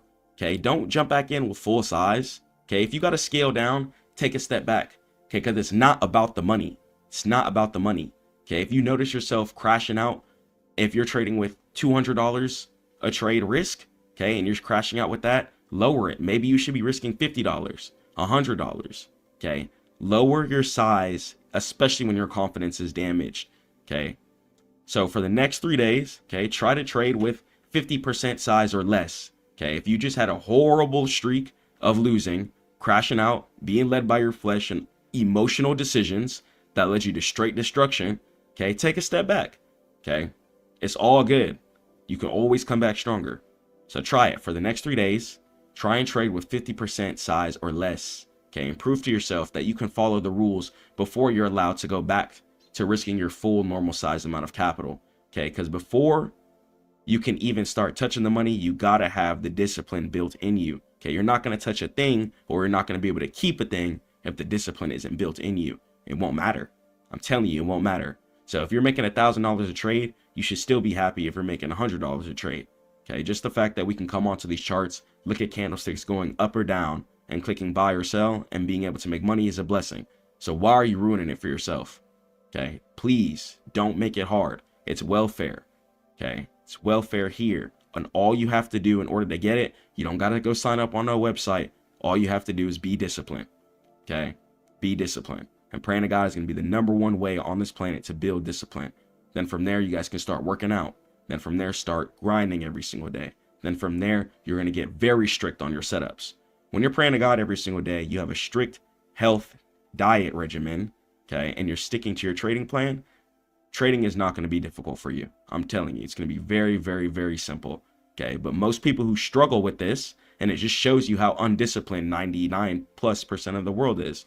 Okay, the main reason why 95% of people plus aren't profitable is because most people on this planet lead with their flesh. Everyone always wants to feel good all the time. Everyone always wants to be comfortable all the time. Everyone always wants to be happy all the time. And that's not realistic. Okay, you have to be disciplined, consistent, and you have to have that iron edge regardless of what's happening in life. Okay, if you want to live in a fake realm, okay, being led by your flesh, that's fine. You'll continue to get those results. Okay, but if you want to be the 1% in the world who's ready to reap the harvest, okay, who's ready to get the resources, who can help everyone else out, okay, you got to put yourself through the fire. Okay, and you got to come out not tripping. Okay, let's head over to the next slide. So tomorrow is a new market. Stop tripping about the past. Okay, that little bread that you messed up, forget it. That account that you blew up, forget it. Okay, whatever happened back then, it happened back then. That was a weak version of you, and it's time for that version to die. Put it away. Okay, come stronger. Build yourself a whole new version and come way better. Think different. Okay, so wake up, pray to God, and work out. When you guys are working out consistently, it helps your cortisol run through your body a lot less intensely, so you're not going to have random crash out spurts. Okay, working out is really, really going to help you. Okay, and walk away from the computer too. If you notice yourself pansying on the market, spamming buy or sell because of a loss, relax. Walk away, go pray on it, check yourself. You probably did some emotional stuff that's your fault, and cool down physically. Okay, then go journal the mistake. Okay, throw it in your Discord, your Notion, your trading journal in real life, notes on your iPhone, whatever. Okay, you got to release the loop. You cannot do the same things in life and expect different results. Okay, so if you're doing something in life and it's working, okay, you notice you're waking up, you're praying to God, you're grinding, and you're getting somewhere, continue to do that. Okay, but if you throw off the loop, if you notice yourself throwing in random days of doubling your leverage, okay, then your risk to reward and your consistency is not going to be able to be built like that. You can't be risking $100 one day and then 2 days later you're risking $400. It's not how you're going to build yourself, okay? And then when you return to the market after a crash out series, start smaller, okay? Start smaller, because you're not even ready for the money right now. So if you're blowing up your account, you're not even ready for the money. Some of you guys are thinking about the money, but you're not even ready for the money. Too many of you forget about the grind. If you have a skill, a talent, and discipline in this world and you pray to God, you'll get to some money.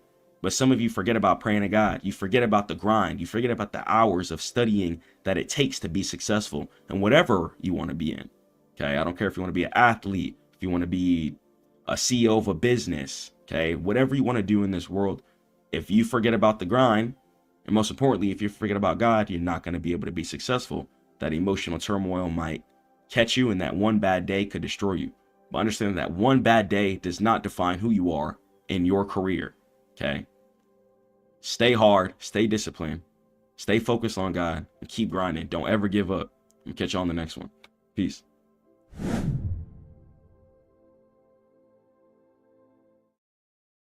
The real danger in the options trading space isn't the market, it's the people jumping into it with zero understanding.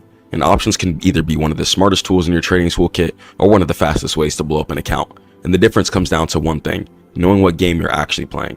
Most people think that options are some get rich quick button. They might see a clip on TikTok, hear someone brag about a 300% gain, or see something on Twitter, and suddenly they're buying weekly calls or puts like it's a lottery ticket. And that's exactly why they lose. Options aren't risky by nature, but they're risky when you don't respect how they work. Let's go and let's talk about and see if options are too risky, and let's talk about the difference between a gambler and a proper trader. Inshallah. All right, let's go and let's talk about the truth. So is options trading truly too risky? This is the prevailing myth in finance, is that options is just strictly gambling. So with options, it's a little bit different. So let's go and let's break it down. So on options, you make money based off of time. So there's going to be two directions you can either buy based off of. You're either going to buy calls, which is when you're waiting for price to go in an upwards direction, or you can go ahead and purchase some puts, which is when you're going to be waiting for price to go in a downwards direction. Okay. Now on options, you get paid based off of predictions. So let's say for current example, a share price is at $50, right? So let's say you opened a stock and it's at $50 right now. If you think it's going to go up to, let's say, $55,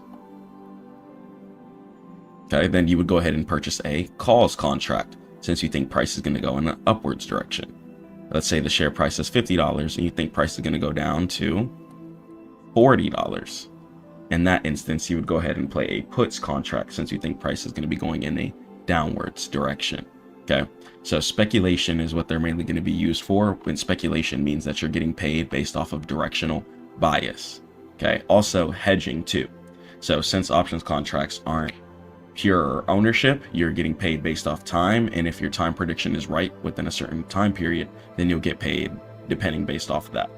So on options, you want to, a lot of the times too, have some time on your contracts. Once again, that's going to be one of the most important things that separates it from gambling versus actual trading.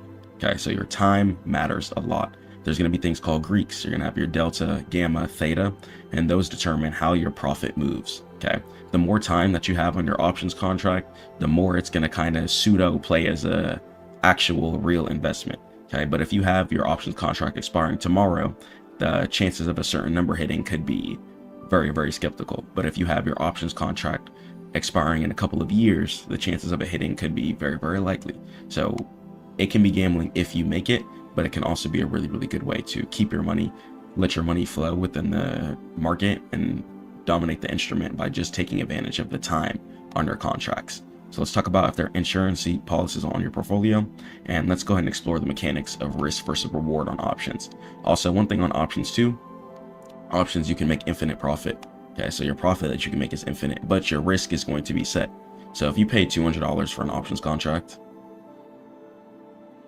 the max you could lose is going to be $200. Okay, but the max you could win is going to be infinite. Okay, so that's the big advantage of options too. So let's go.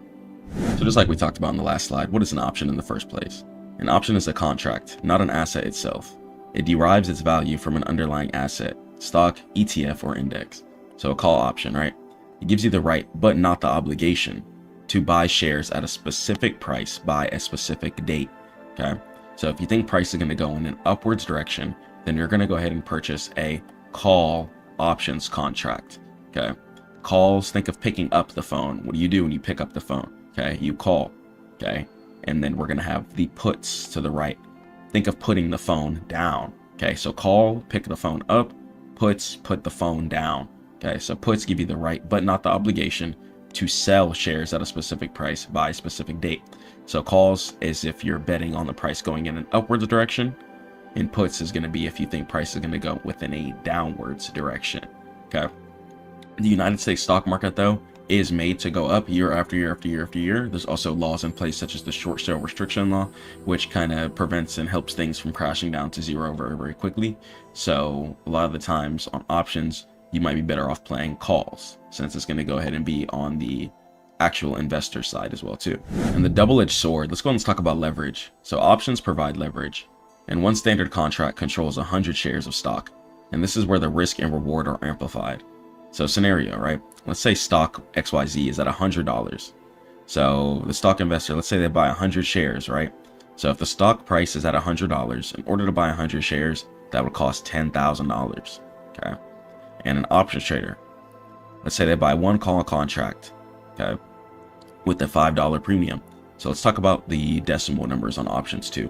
So if you ever see an options contract, let's say 2.50, you always want to multiply every options contract by 100 to get the real dollar value. Okay, so 2.50 times 100 is going to go ahead and be 250. If an options contract is 14.20, okay, we're going to multiply that by 100. That's going to equal 1420. Okay, just make it super easy. Okay, whatever you guys see, you multiply that by 100. So let's say the stock price is, or let's say the options contract is 5.70. Okay, then multiply that by 100. It's going to go ahead and be 570. And that's how you're going to go ahead and get the share price for that. Okay, so if the stock goes to $110 and you have a calls contract, then that would be a 200% return. Okay. But if you have it on shares, then that would be a 10% return. Okay. Let's just say that, for example. So if the stock stays at $100, the stock investor loses nothing.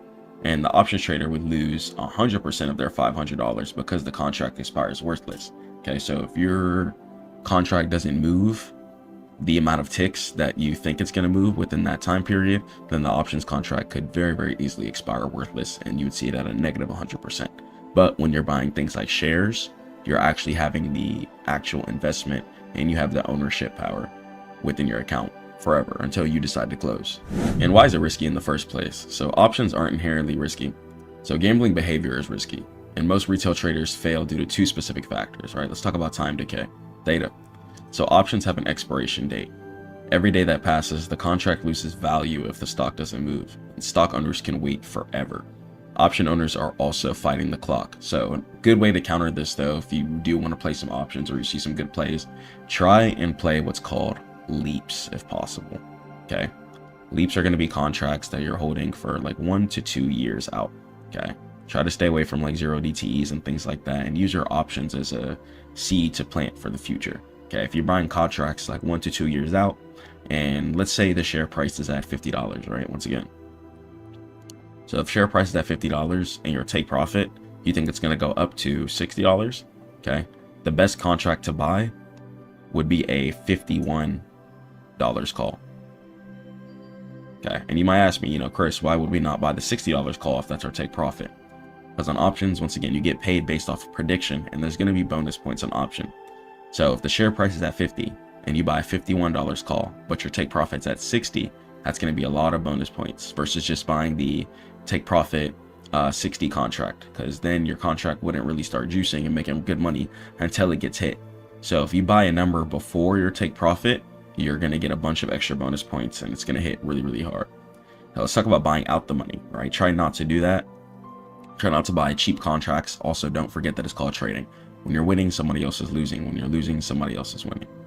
So beginners buy cheap, unrealistic contracts hoping for a lottery win, and these have a low probability of profit.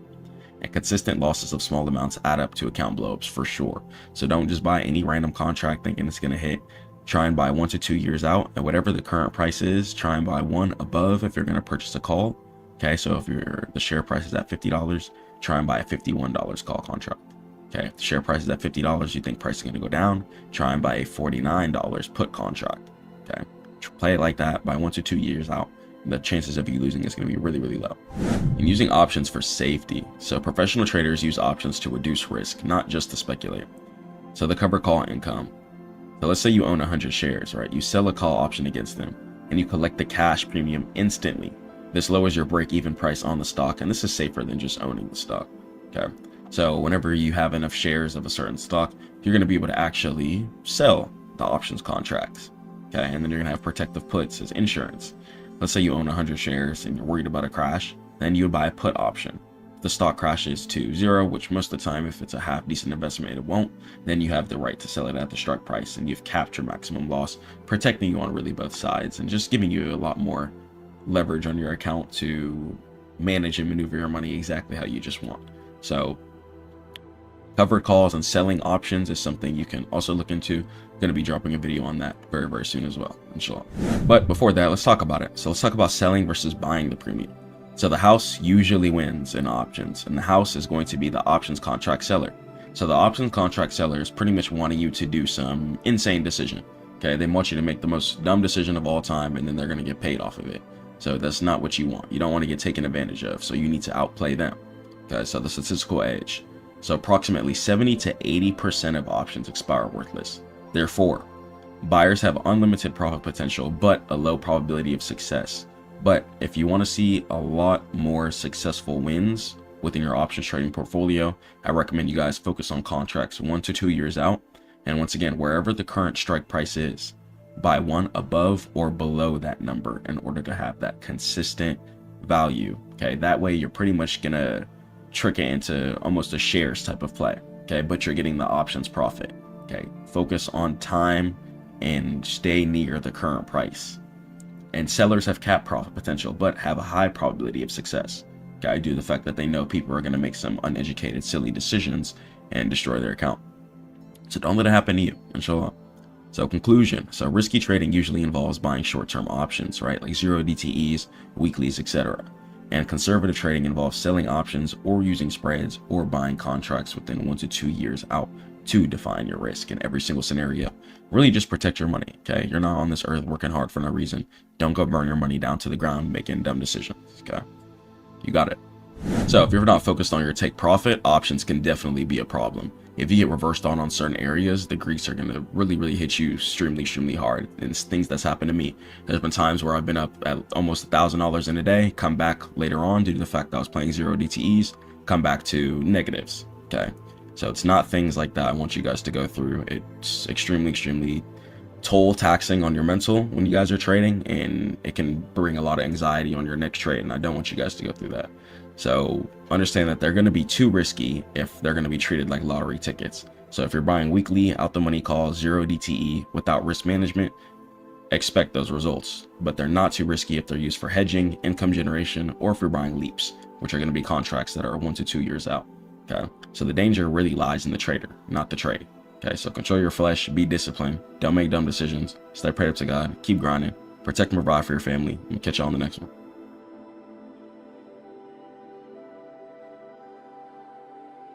I just built this client's website, and I'll show you how to take your files in your IDE, deploy them to GitHub, and then send that to Vercel. So then you can then have a live, active, working site. So then you can either start your own company or start converting clients. Let's get into it.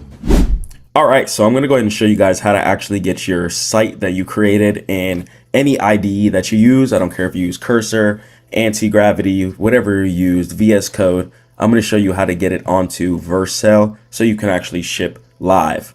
So first thing you're going to go ahead and do is open up your IDE where your files are hosted. So that's going to be your VS Code, your Anti-Gravity, or Cursor, wherever you actually built your site. You're going to go ahead and head over to your file section.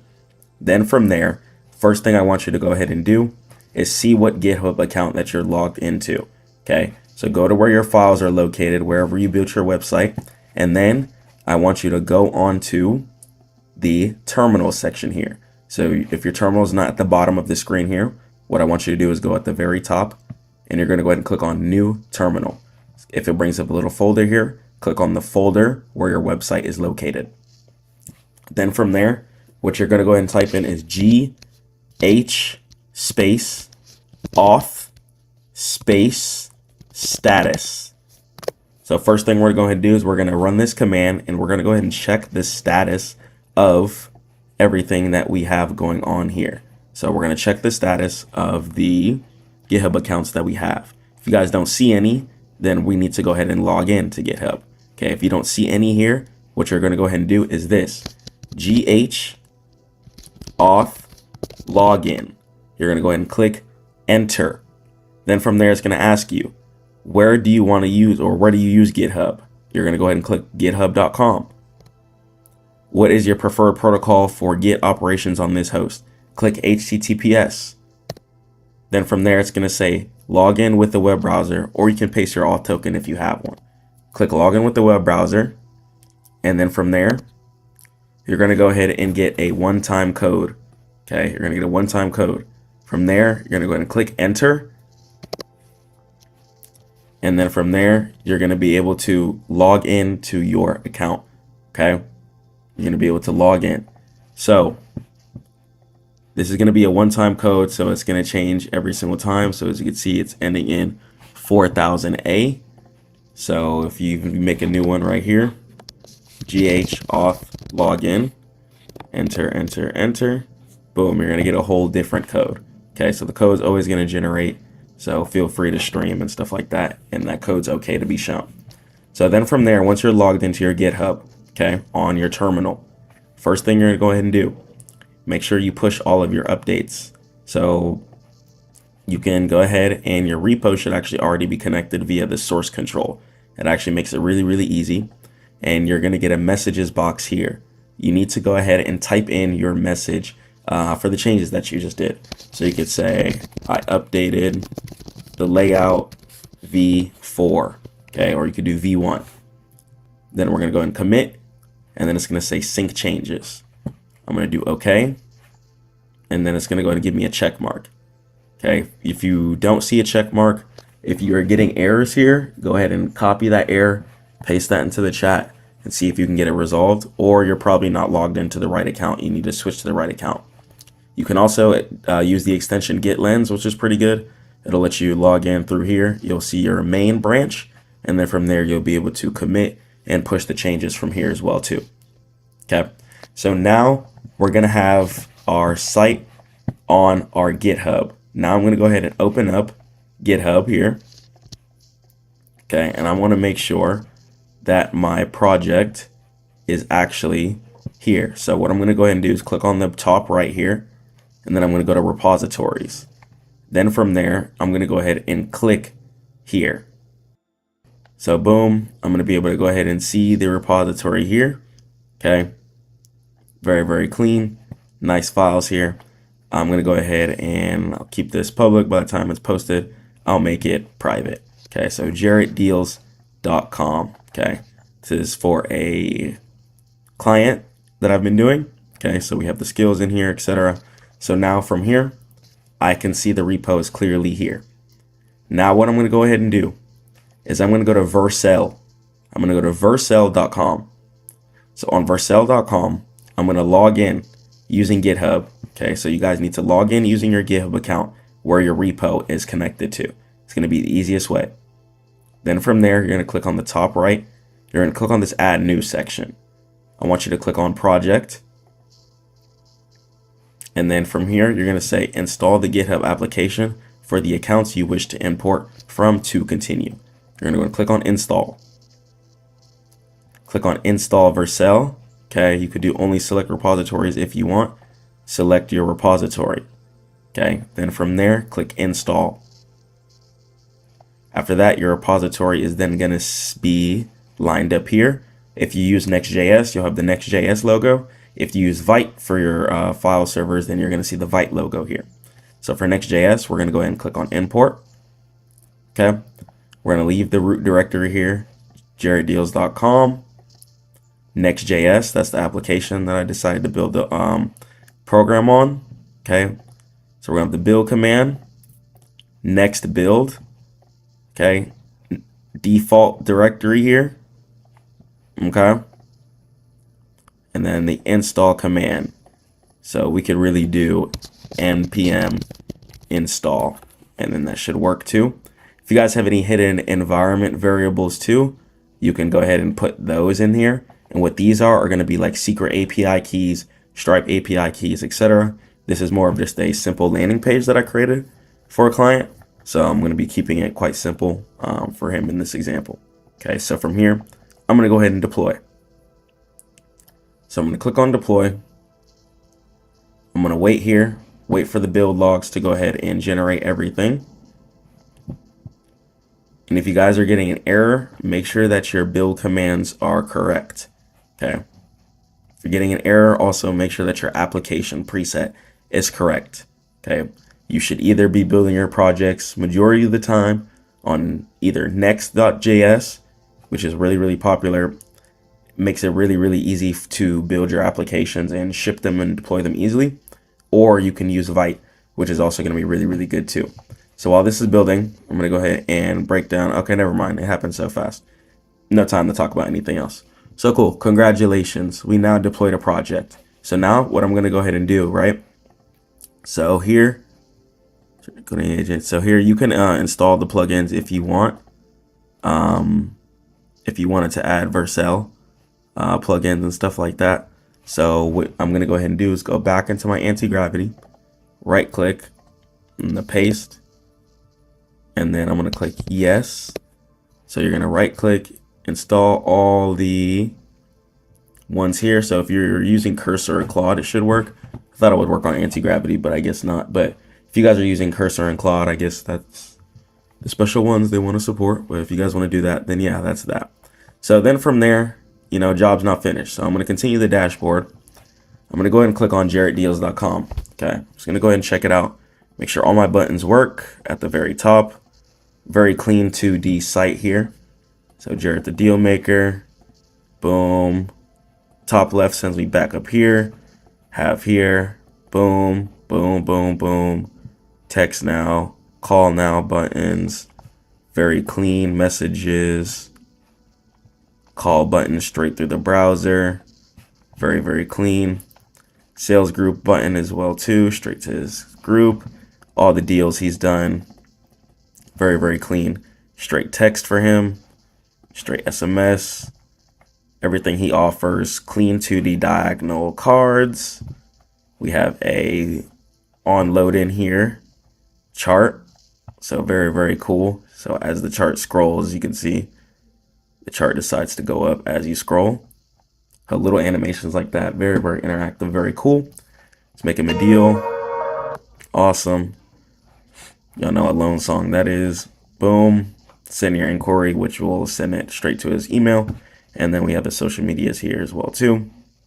Privacy and terms and conditions pages. Gotta generate those too. Okay.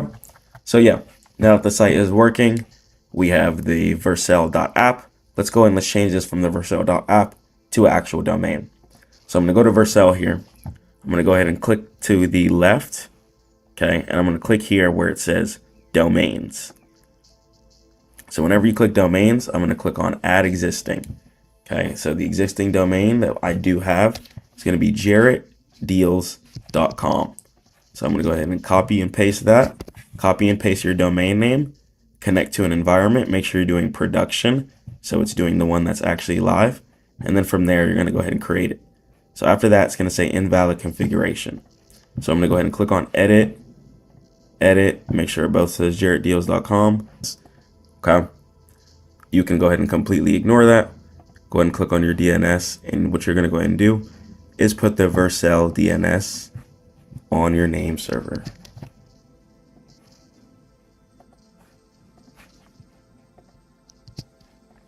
Now, I can go ahead and it's going to completely ignore the DNS records. It's just going to disable it.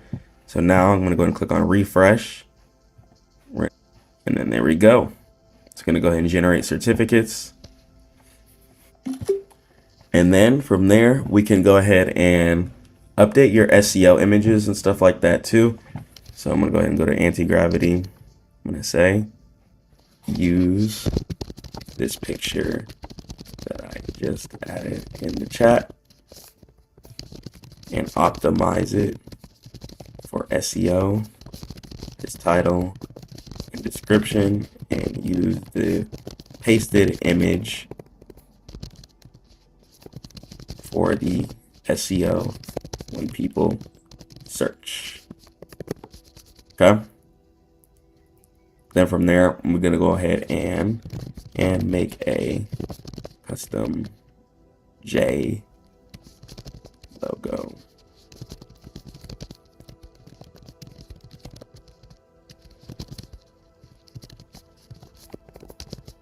With SVG, optimize the SEO heavily. Okay. So I'll go ahead and I'll swap to a decent model. We'll go Claude for that.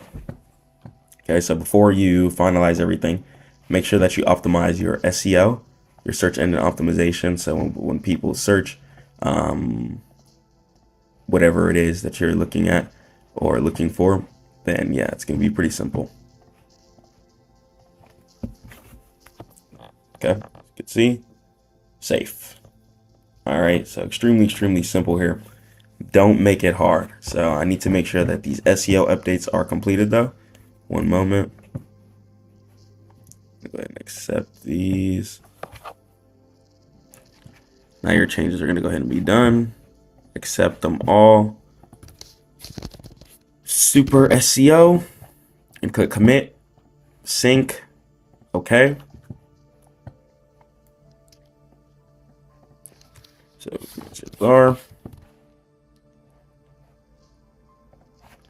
now what I'm going to do is go back to Vercel deployments. Pray to God that these go through. God, please.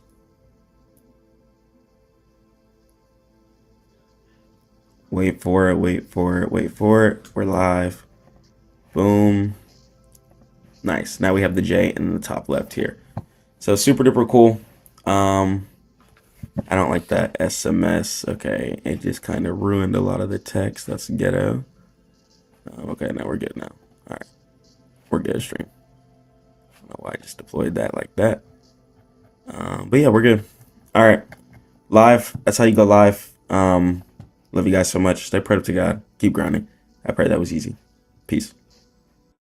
I'm not the richest person in the world, but I've bought over $10,000 worth of Bitcoin at 22. All credit to God. And here's a couple reasons why. One, Bitcoins come clutch for me. Many times at night, my bank might be going through certain maintenance, and I'm able to go ahead and send over some Bitcoin to my Coinbase card and spend it and make the purchase that I need to. Or say I want to send some money to somebody in another country easily and without worrying about any holds, stoppages, or anything like that. Or if I want to just turn my money into more money by investing into the future, Bitcoin was one of the many options that I chose in order to stack my money. We're going to go ahead and jump into some great reasons and why I personally invested in Bitcoin, and you guys can see if you want to jump into it as well too. All right, let's jump into it. Let's go and let's talk about Bitcoin, why we're purchasing, and let's take a look at this chart. So I want you guys to start focusing on your higher time frames. So for this example here, we're going to be paying attention to the weekly time frame, okay? Some of you guys are too caught up on the 5-minute, 15-minute, etc. Make sure you guys are at least on your daily time frame whenever you're analyzing your chart before you scale down to your lowers, just so you can get the real bigger picture. So let's check everything out. So I'm zoomed all the way out here. We can see Bitcoin had a beginning price here, and price decided to trickle up year after year after year. And you could see price has been going within a vertical direction year after year after year, not sideways like certain Forex markets or other crypto coins as well too. So crypto, especially Bitcoin, is mirroring the stock market a lot of the times as well too. So if you pull up the S&P 500, you're going to be able to see some correlation between that and Bitcoin. So let me go ahead and show you guys something, for example. So pay attention to this April 2025 low here in Bitcoin, correct? And then I'm going to go ahead and pull up the S&P 500, also known as SPX, and you'll be able to see the same low mirrored within the same place, okay? So Bitcoin is also going to be a limited quantity asset, okay? There's not an infinite amount of it. So that generates scarcity, and the scarcity alone makes it a great investment. Very similar to why people invest into gold, buy diamonds, buy certain expensive pieces of jewelry, rollies, APs, etc., due to the fact that there's a limited amount. Okay, limited amount of something, especially with large amounts of people, amounts on this earth, and more people spawning in every single day. Scarcity is going to pretty much equal value 100% of the time, especially in a situation dealing with digital currency where more and more people are starting to spend money online. Since we have the ability, thank God, to save the headache from going to certain stores now, Bitcoin is going to be a really, really good asset that people are going to be looking to park tons of money into, since they can pull it out any single time. Okay, you can transfer it to either a Coinbase card, for example, spend the crypto just like that, or transfer it over to your bank account. Okay, so you have a couple other options. I have a presentation for you guys, and let's jump into the specifics of why I invest in a Bitcoin, why I think you guys should too. Let's go. All right, let's go and let's cover Bitcoin's uses for the future, its technological fundamentals, and its place within society. So the foundation of everything, right? The scarcity and decentralization. Let's talk about it. Scarcity. So when something is limited, one, it equals value, okay? Take certain cars, for example, okay? A Lamborghini is significantly more valuable than a Honda, for example, due to the fact that the materials are more scarce, okay? Since there's a limited amount, okay? So scarcity, a lot of the times, especially when it's something that's going to help society, okay, or make a human feel a certain type of emotion, value is going to be presented by making things scarce. And let's talk about decentralization. So decentralization is pretty much meaning that there's no human higher power controlling the funds. Okay, so within the bank world, if you try and send a wire transfer to somebody, the higher power within everything that can see all transactions has the ability to decline or approve said transaction. Okay, but now if you're trading within the decentralized world, trading cryptocurrency, if you want to send 10,000 to somebody, you can instantly do it as long as you have their receive address. Okay, so decentralization is putting power back in the people's hands. Okay, and you're going to be able to send money to people all around the country, all around the world within an instant time, whether at 3 a.m., 6 p.m., no waiting for the traditional Monday through Friday window as well too, that centralized banks use. So Bitcoin's power is derived from its two defining characteristics, which solve fundamental flaws and really put the power back into people's hands once again. So the Bitcoin protocol is hard-coded to produce a maximum of 21 million Bitcoin. Okay, so there's 21 million Bitcoin in total. And if you don't know how Bitcoin is created, here's how it's done.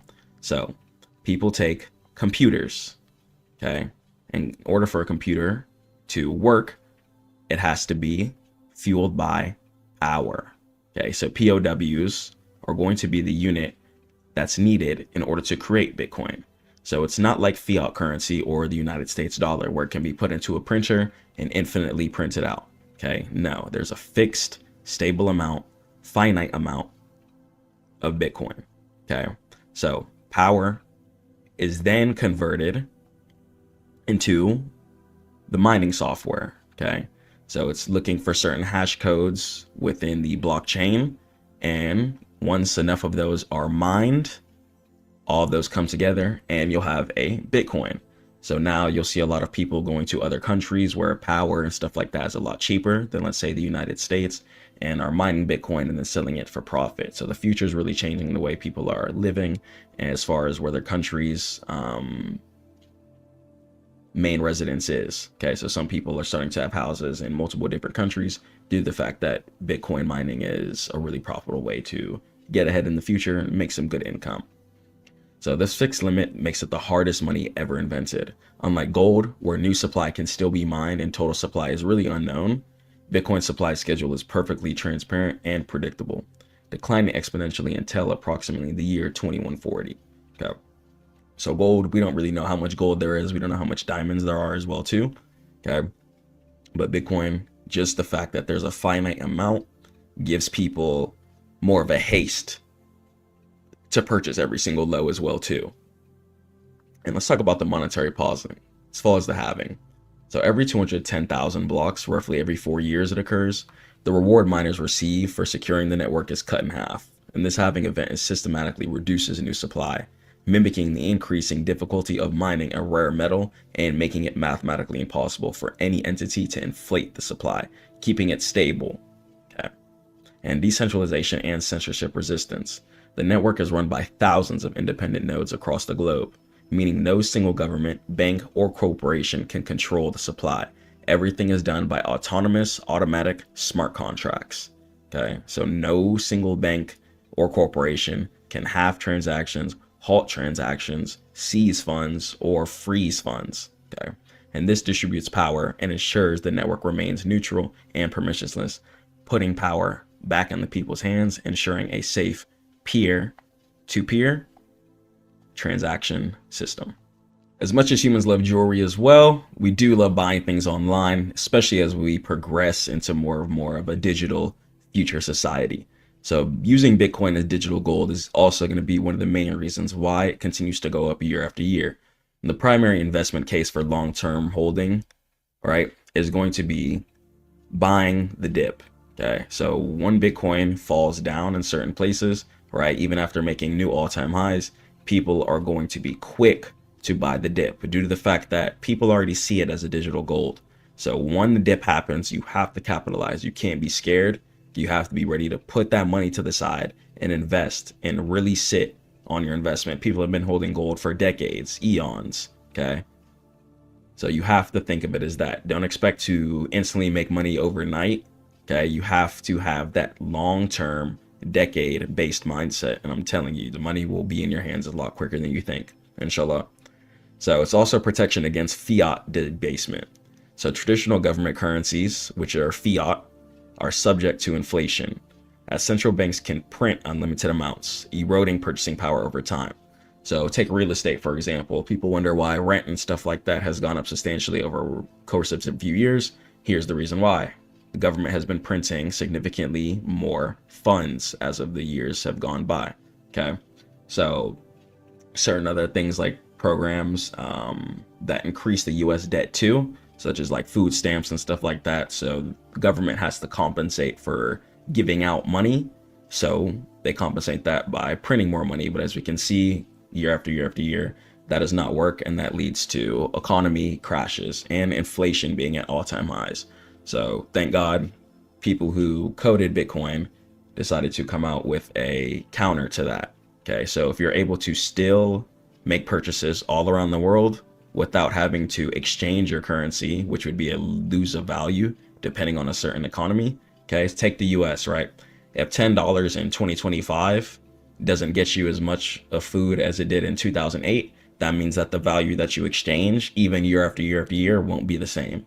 But Bitcoin, a lot of the times, will be that stable debasement. Okay. It's also going to have some superior physical characteristics compared to gold and diamonds too. You don't got to worry about getting robbed in certain ways physically. You don't got to worry about stashing your house, or if your house burns down, or God forbid you run into any type of unfortunate event, you're not about to lose all your wealth. You keep it parked though. Okay. Keys are going to be really important. Don't give anybody your secret key. There's also going to be things called cold wallets too, where you can keep all of your Bitcoin on USB drives, physical drives. But if you get it wet, destroy it, lose it, or something like that, you can also lose all your funds that way too. So choose what's the best option for you. So portability, right? Gold bars are cumbersome. Bitcoin is borderless. You can trade all around the world. You can buy stuff all around the world and send money to anybody all around the world. And it can be transferred via a simple 12-word phrase called your secret key. Make sure you guys don't give that to anybody. Keep that safe, keep it around, and you guys will always be able to get back in your wallet. Okay. Indivisibility. Gold is pretty hard to divide. If you have a nugget or a bar, that's pretty much what you have. It's not easy to split that down the middle or make some kind of easy trade. Somebody has to be down to accept what you have. And one Bitcoin is divisible into 100 million Satoshis, for example. Okay, allowing for microtransactions and small investments, or if you just want to purchase something. Okay, if you have 50 gold bars and they're 3 pound solid gold bars, it's not easy to exchange that for currency immediately. Bitcoin, you can easily send it to a broker like Kraken, Coinbase, or something like that, and instantly get your money in your hands quickly. And gold requires specialized assays as well too. Okay, so you can't just pull up on anybody in the world and give them a gold bar and expect some money. Okay, they're going to want to verify the gold, want to do certain tests, make sure that the quality is decent that they want, and see what carat it is, and all that is really going to determine how much you're going to get. And all that also is really based upon how well you're taking care of the gold bar too. Bitcoin, you just buy and hold, and that's really the beauty of it. Buy and hold. So it comes to the point of, okay, instead of you buying that McDonald's for the day, you bought some Bitcoin for the day. So it's really a test of who's feeding their flesh and who's being disciplined. Okay, if you're being disciplined, inshallah, you'll be rewarded. Okay, so because Bitcoin is still early in its adoption, right, compared to gold, which is still at all-time highs as of this recording, right, investors view it as an emerging store of value, and this is just massive potential. Okay, and a lot of asymmetric upside, especially as we start seeing stuff like the US government invest into it, start seeing other countries start teaching it within schools and stuff like that. And we could just see the world going into a lot more borderless, financial, revolutionary, and freedom era within society. Whether you're a boss trying to place some employees in a whole another country, Bitcoin is really going to be an efficient way for easier payments. Just like I spoke about in the beginning of the video, there's been times where my bank has had maintenance at 3 a.m., 2 a.m., and I haven't been able to make some transactions, but was able to go dig in the crypto stash, go to my Phantom wallet, transfer it to my Coinbase, and was able to make the purchase that I needed to. Okay, so once again, having that decentralized, safe, and pretty much having your money parked away into a world that's not controlled by maintenance times and centralized control, whether it comes to banks, whether it comes to power with when you can send your funds and how you can send your funds as well too. Banks also come with certain things such as deposit amounts and withdrawal amounts too. So a lot of things are really outside of your control when it comes to that. So having your money parked into a world that's going to be a bit more free is going to be best case scenario for yourself, for your survival as a human, and for your family if you have one too. So beyond its role as a reserve asset, Bitcoin and scaling layers are solving critical pain points in global payments, making transactions a lot faster, cheaper, and more transparent than the legacy banking system. Then it really streamlines international remittances. That's really the biggest part of Bitcoin, and it's really a blessing. It lets people from other countries be able to receive funds in case you want to send some money to your family, or you might have somebody that works for you or work for somebody in another country, and you'll be able to get paid quickly within the crypto. Okay. And traditional wire transfers can be extremely slow, like 1 to 3 business days. And don't forget, that doesn't include the weekends, and it can get declined due to the fact that they don't have to let that go through if they don't want. They could be expensive. You're going to be paying that wire transfer fee a lot of the times, and pretty opaque, right? You're not going to know when the money exactly is going to hit. It's not going to be direct, and you're not going to be able to check certain things. When you send Bitcoin, you immediately can go check the confirmation link, and you can go see it on the blockchain explorer, see exactly when the transaction is going to get confirmed. And what a confirmation is pretty much lets you know when the other person has received the funds, most likely. Okay. And it utilizes layer 2 solutions like the Lightning Network, which allows the value to be settled globally in seconds, bypassing multiple correspondent banks and drastically reducing fees dramatically. Okay, so let's talk about the Lightning Network. It's a second layer protocol built on Bitcoin that enables near instant zero fee payments for the most part, almost zero fee. And this technology is being adopted for everyday purchases and micropayments, proving Bitcoin's capability as a medium exchange, not just a store of value. And transparency and security. So every transaction is permanently recorded on the immutable public blockchain ledger. And this enhanced auditability reduces fraud risk and fosters greater trust between distant parties, which is often lacking in complex legacy cross-border payment systems. Okay, so you don't have to worry about any things like weird holds, weird stoppages, or things like that, which can be extremely frustrating when you're trying to do business or just buy something pretty simply. And it's definitely a big help to society, right? It's bringing in the democratization of finance. Bitcoin's greatest societal contribution is arguably the empowerment of financially undeserved and its ability to act as a lifeline in politically or economically unstable regimens. And banking the unbanked. Globally, billions lack access to traditional bank accounts due to high fees, certain things like ID requirements, and stringent KYC, which stands for Know Your Customer, and AML requirements, or geographical remoteness. Bitcoin only requires an internet connection and a smartphone or computer, and the wallet-based infrastructure opens up participation in the global economy to literally anybody on planet Earth, regardless of their location or documentation status. which means that even if people in other countries don't have their papers and stuff like that, doesn't mean that they have to starve. So you have the ability to send people who don't have their papers and stuff like that, or have a traditional bank account, money, even if they're working for you, helping out family. So it really just comes in clutch in a lot of areas.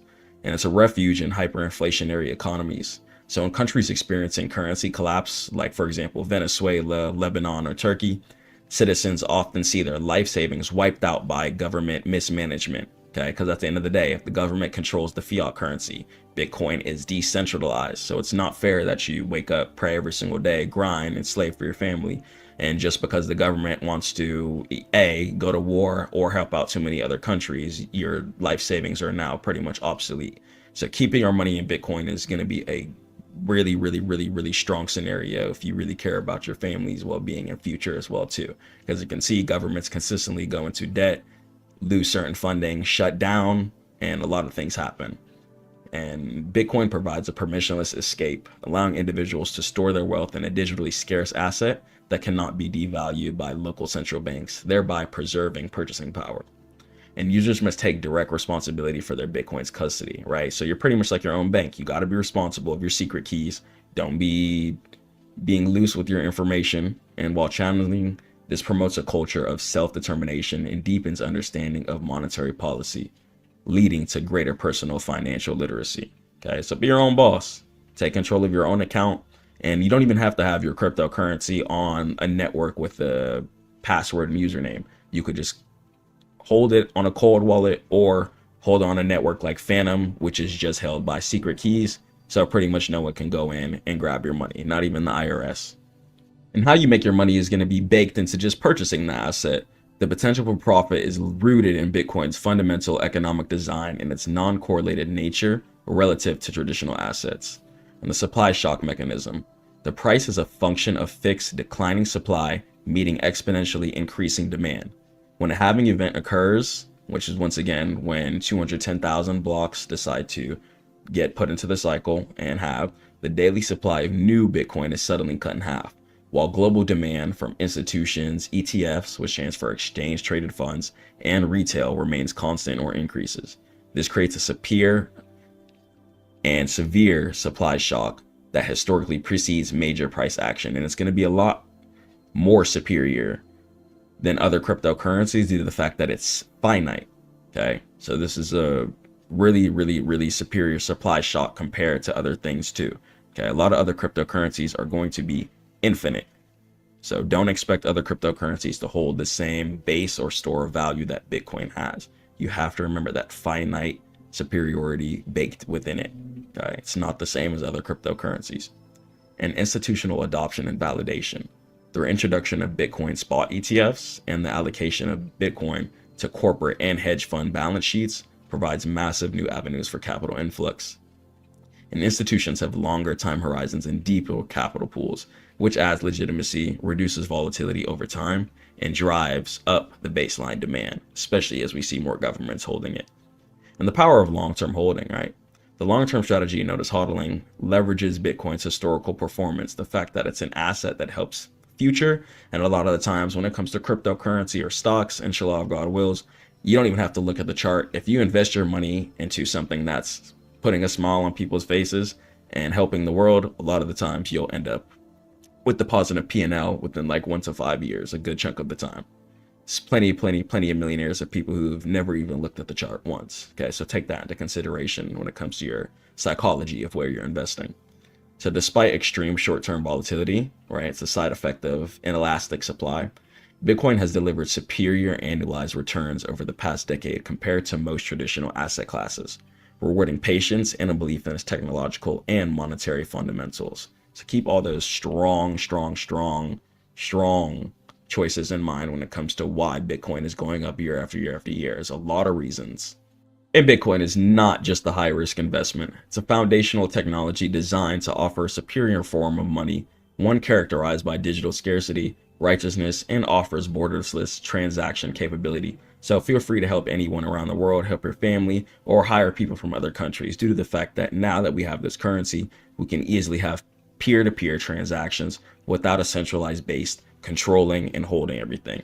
No more getting your transactions declined. No more the bank stopping your payments from coming through. And by buying and holding Bitcoin, participants are betting on the continued adoption of a sound, mathematically enforced monetary system that stands as an alternative to the inflationary pressure of a fiat currency. And its utility ranges from institutional portfolio diversification, like digital gold, to providing essential financial services to the world's most vulnerable populations. Stay prayed up to God, keep grinding, and if you guys want to learn how to invest, head over to stackmode.net. Catch you in the next one. Peace. Whoa! Another episode of Coop Talk. It's cold like Minnesota outside. May God bless y'all. I pray y'all are doing straight. Want to talk to y'all about a very sensitive topic. What are you trading for? Are you trading for family? Are you trading to just ball? Are you trading to clear your debt? Because there's different styles of trading and investing for everything. But at the end of the day, you're looking for income, I assume. Okay? We're all in the markets trying to make some income. But the income is not going to be the end all be all. You don't just get the income and ball out and that's life. You know, yes, balling out is amazing. But don't lose your family values. Don't lose yourself as a person. When you start touching the income that you want to be touching, it's really important to stay intact with yourself. Okay? What are you trading for? Are you trying to own a bunch of real estate? Whether it be duplexes, multiplexes, multifamilies. Excuse me. Ask yourself, why? Why are you trying to run up these bands? Why are you trying to run up a surplus amount of income? Because it has to be channeled. It has to be channeled. Okay, right now, for example, right, God forbid, let's say you're a drug addict. If you're a drug addict, right, and you're a heavy drug addict, once you start getting more income, what do you think your money is probably going to be directed towards? More drugs. If you're addicted to buying clothes, what do you think your money is going to be directed towards once you get more money? You're going to start buying more clothes. So if you're an investor, you're going to call yourself an investor, you need to focus on keeping your money in an asset river. Okay, once you touch that big bag from the markets, what are you going to do with it? Do you want to buy real estate? You want to buy yourself a house? Do you want to pay your mom's bills? Pay your loved ones' bills off? So you got to really have a talk with God and talk with yourself. Because I'm telling you, when you start touching the money, it's different. You know, yes, you're going to be able to live in peace, but don't forget you also have to pay taxes. But when you start touching the money, it's really important to not lose yourself. Okay, direct your focus and your income will flow in that direction. Okay, if you're really into fitness, you could potentially build gyms if that's what you want to do, or build yourself your own personal gym in your house. Okay, put a sauna in your house. Don't indulge in sin when you start touching the money. I especially am talking to my younger crowd for sure. I've done it, you know, living the high-rise lifestyle. I did it for a couple of months.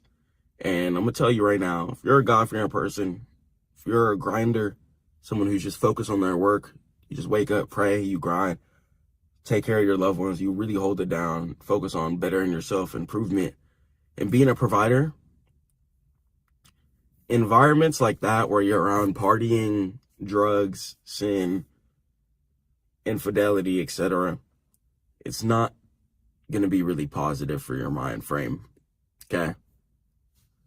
So if you touch the big bag, even if, let's say if you're in your hood right now, right? Even if you're in the hood, right, and you're looking on YouTube, you're seeing people in Miami, you're seeing people on the boats do this, whoop-de-whoop. And, you know, take a vacation, experience it first. But don't overly glorify that lifestyle. You know, take a Lamborghini, for example, seeing the guy with the lamb. You don't see underlying issues. There's tons of stress I go through outside of finances. Okay? So you don't see underlying issues when it comes to social media and certain things like that. So when you touch the big bag that you want to touch, when you start making the income that you want to make, it's really important to, one, stay focused on God. I'm not just talking about God for no reason. It's because, one, I've made mistakes in the past, right? And I pray God can forgive me. And I don't want you guys to go through those same mistakes. And I don't want you guys to go through mental spirals of, whoa, this isn't really what I thought it was. You know, you might want to go towards maybe some farm life. Just a calmer, more decent life. You can still go nice car, get you a Porsche, you know, just something chill. But you don't gotta have 10 cars. You don't gotta have 5 Ferraris, 3 SRTs, 2 Bentleys, and the Lamb. Like, you don't have to have that. You know what I'm saying? And then a Benz, and then 5 Maybachs. That's not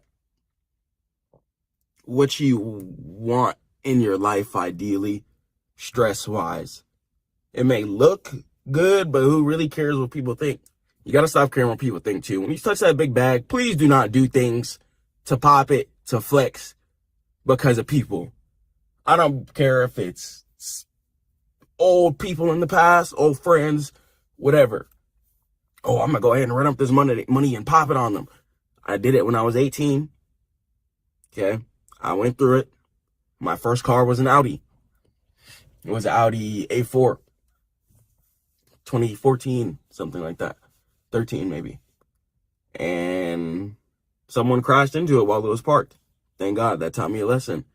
But during that time, it made me very arrogant, and I repented to God. But, you know, just after all the years of getting bullied and stuff like that, finally be able to have something and people look towards, you know, me for some type of motivation. But I realized it's not about the materialism. You know, even if you do pop up nice car, try and give some game. You know, try and give some game so they can get one too.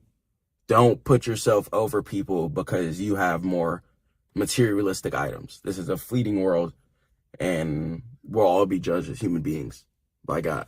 Okay? So just because you cop the Lamb, don't start popping it on people that you used to know. Don't start poo-pooing on people.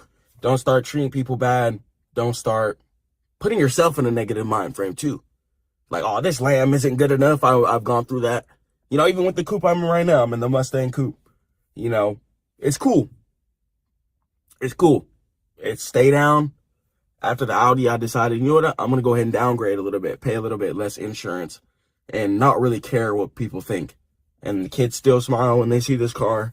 I think it's pretty cool. My wife thinks it's cool. My family thinks it's cool. So I'm not tripping. But I'm not over here posting every little thing, posting my car all the time. You know, even inshallah, if God wills, if I do cop a better car, like a Benz or a Maybach or something like that, the whole channel is not about to be back about the Maybach. I'm not about to make my whole life about the materialistic item that someone could crash into and it could be gone in 2 seconds. Okay. Is it nice to have? Is it a blessing? Absolutely. All credit to God. Thank God we have the wisdom and the strength to be able to enjoy this world. Okay. Especially as we grind, get more resources, work harder, hit more trades, stack up more income, and invest. We'll be able to do more. Okay. But don't lose yourself when you touch that big bag. Please. Please. Please. It's really important. Keep God first. Okay. Even when you start touching 5 figures a month, 6 figures a month, don't forget about taxes too. But keep yourself mentally focused. Do not lose yourself in sin. Do not start living in a super unrighteous lifestyle. For example, you know, I'm not better than anybody, but I don't drink alcohol, for example. Okay. And just being around people who constantly drink alcohol, it's not for me. It's not for me. And if you're someone who likes to be focused, if you're thinking about moving to a high-rise city type of life, and right now you're maybe in like the suburbs or more of a rural-ish area, what you have is a blessing. Please understand that. I just moved to Las Vegas, and I tried out the city of Atlanta. And I still like living in rural areas more. Okay. I tried the city life, guys. It's not for me. It's not for me. And for a lot of you guys who are just focused, tunnel vision, focused on providing for your family, focused on God, don't think that type of lifestyle is going to be for you guys either. Trying to have 5 cars just to post on social media. Whole time you got 5 insurances. You got 5 different people who could break into 5 different cars, or someone could try and break into all your cars. You got items to keep up with in all your cars. You got people asking to borrow, yo, can I drive this today? Yo, I got this. Yo, oh, you're not letting me drive the car today? You could fall out with your family. A lot of this comes with underlying stress. So I just want to keep it real with you guys. Okay, please. Just wake up, pray to God, work out. Working out really helps you channel your energy, your direction, especially so you're not talking to your loved ones or anyone disrespectfully. Let's say you have a bad trading day. Let's say you lose like 5K in a day or something like that. You don't want to be storming around the house grouchy, everything about money all the time. You're treating your family bad because you just lost. Chill. Don't lose yourself. Relax. Okay, you could lose all the count. Don't crash out on your family or yourself. Don't put yourself into mental desperation. Please don't commit suicide. Okay. And please just try and keep yourself focused on God. Don't grieve your spirit so you don't go through depression. Because this money stuff can get deep. Especially when you start balling and then whoosh, God takes it all. Okay, because if you fall into sin, you will get the results you deserve. Okay, anytime I fell into sin, God forgive me, I got the results I deserve. Cars taken away from me, luxuries taken away from me. And thank God I was able to be focused and get it back. Okay, all credit to God, alhamdulillah. So, this journey is going to be a long, beautiful one. But I just want you guys to be conscious of what can happen when you do start touching certain levels of income. Don't change yourself. Don't lose yourself. And don't let the income affect your life to the point where you just don't even know. Okay? Got a call there. My fault, guys. But the income, don't let it make you. You make the income. Okay? Take care of your family. Take care of yourself. Okay? Especially if you're a provider. Let me talk to you guys about this too. If you're a provider, let's say you're someone who takes care of your family and yourself, etc. Have some time for you. Do the things that you like to do. Take care of your mental health. Because especially as a provider, you can really lose yourself and everyone else, making sure everyone else is okay. Make sure you're okay. Okay, take care of you. You ball out. Okay? Don't overly pop it and lose all your money. You know what I'm saying? But get yourself a nice meal. Get yourself some new clothes. You know what I'm saying? Cut your hair. Get your hair done. You know what I'm saying? Do your thing. Do yourself. We're human beings. You know, life is, you know what I'm saying? It's more than just money. So don't lose yourself. Yes, we're getting this income to make sure we're good. Make sure we can chill out, do what we want to do. Thank God. But at the end of the day, take care of yourself. I've lost myself a few times in the grind. I'm not going to lie, guys. I've lost myself a few times in the grind. Was my work always consistent for the most part? Yes. I'll say that. Was my income always consistent and going in an upwards direction? Yes. But was my mental health always in the right place? No. Was my physical health, you know, I was in shape weight-wise, but as far as my other external factors or internal factors, like my kidneys and stuff like that, not drinking enough water, I had to quit soda, a lot of certain things, you know. So just maturing and growing up is really just teaching me a lot of lessons, and I just want to come on here and just give you guys some just warnings and just let you know what I've gone through, just so you guys don't go through any hardships and any hard times. Just stay focused on your family, your loved ones, and most definitely God. And I promise you'll probably have a good life. Yeah. I love you guys so much. Catch you in the next one. Head over to stackmode.net. Peace. Welcome to the beginner-friendly guide to trading futures. I'm going to make it extremely simple for you guys. Futures might sound intimidating at first, but here's the truth. They're just contracts that let you trade the future price of things like oil, gold, and even like the S&P 500 or NASDAQ 100 without ever actually owning them physically. And the best part, you can start small, control big positions, and react fast to the market. And here's how it works. You pick an asset, whether an index, currency, or commodity, decide whether you think the price will rise or fall, and place your trade and let the market move. If you're right, you win, profit. And if you're wrong, then you lose, but only what you put at risk. And it's that simple. And when you understand the rules, it all comes together over time. But here's the real secret. New traders really fail because they treat futures like gambling. Successful traders treat it like a business and a skill. They use levels, trends, risk management, and most importantly, have a trading plan every single time.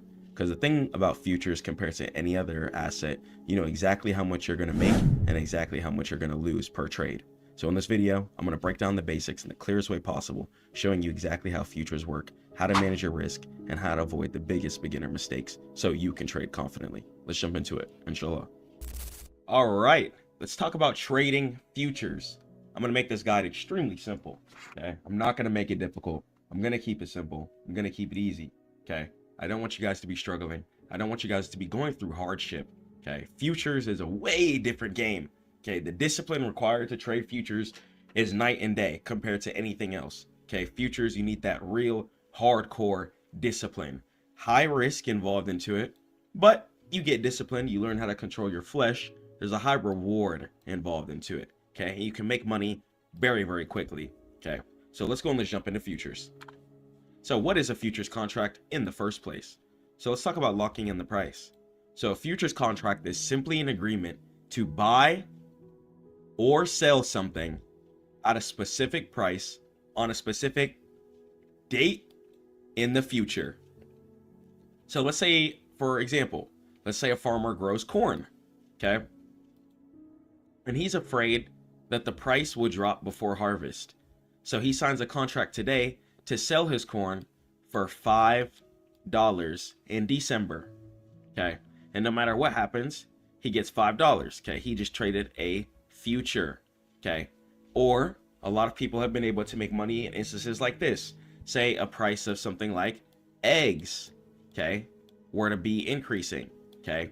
Some people were to buy futures and prepare for the increase and the cost of eggs, okay? So if you think the NASDAQ 100 is going to go up, the NQ, then you would go ahead and buy a long, okay? So a futures contract is being able to speculatively buy a directional bias and get paid based off of it. So you're buying whether or not if you want to buy a contract for buys, okay? Or you can buy if you think something's going to go down, okay?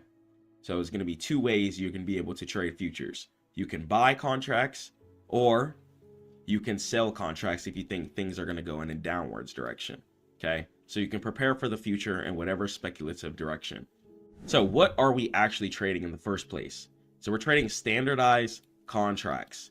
So we rarely trade the actual physical corn or oil. We're trading the contracts, and it's standardized. So every contract is identical, okay? Has the same size, same expiration date. And that's what makes futures so linear. On futures too, you know exactly how much you're going to make and exactly how much you're going to lose due to the fact that the tick sizes, okay, which is how much money a futures contract moves, okay, it's going to stay the same. Okay, only thing that's going to ever increase is the amount of contracts that you're playing with. Okay, but as far as your tick size and as far as the amount of money per tick, that is always going to remain the same per whatever contract you're looking at. Let's talk about liquidity. So you can buy and sell these contracts in milliseconds. Now, futures gives you a lot of control in your hand in 1 second. Okay, you can instantly click buy, and once again, it gives you the ability to buy or sell and get some money based off a directional bias.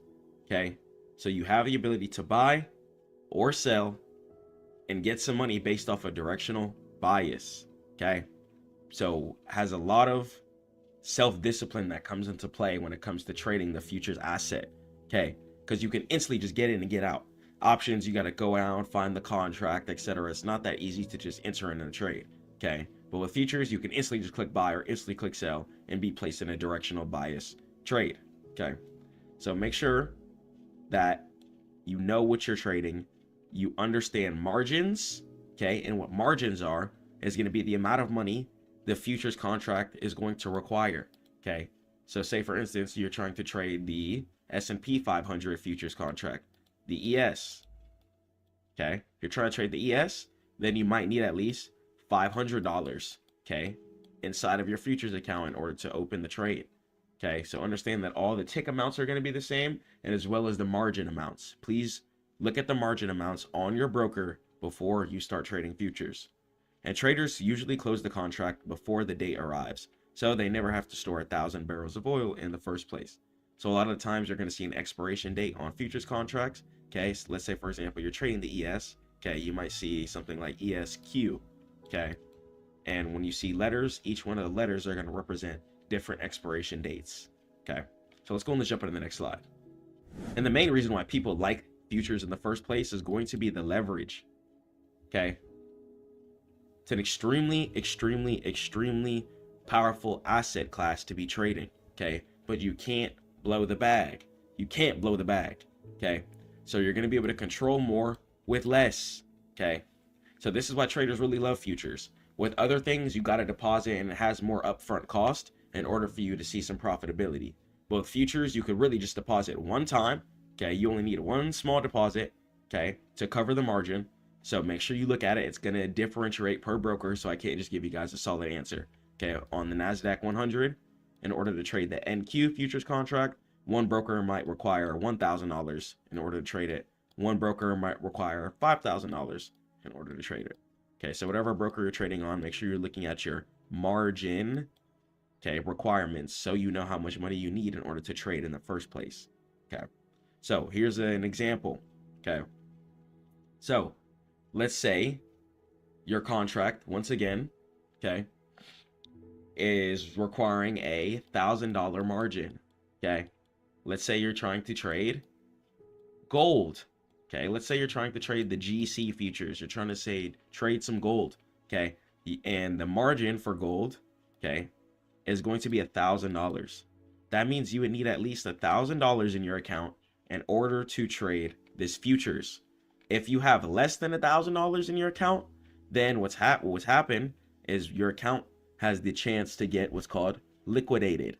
Okay, so if you need $1,000 in order to trade the asset class, you cannot go underneath that. Otherwise, your account is what's going to be called liquidated. Yes, futures is a leveraged asset, but that comes at the cost. You have to have the bare minimum amount in order to trade with the leverage. Okay, that's the only reason why people trade things like prop firm and stuff like that, is because they don't have the capital for the margin up front right now. But be patient and stack up that capital, because trading on your own live account really does help, makes things a lot easier, and you have full control over your funds. So you could feed yourself and your family however you want.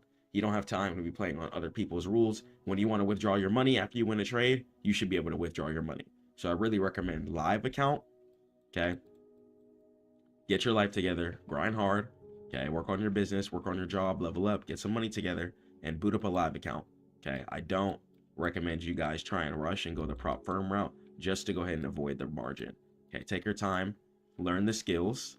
Okay, pay for some mentorship first, or sign up with a free call at stackmode.net, and I'll teach you guys how we could trade futures before you just start trying to boot up a prop firm and trying to just take any type of ghetto weird trades. Okay, because there's a lot of things that come into the futures market. Okay, especially on a live account, your margin is going to be the most important thing.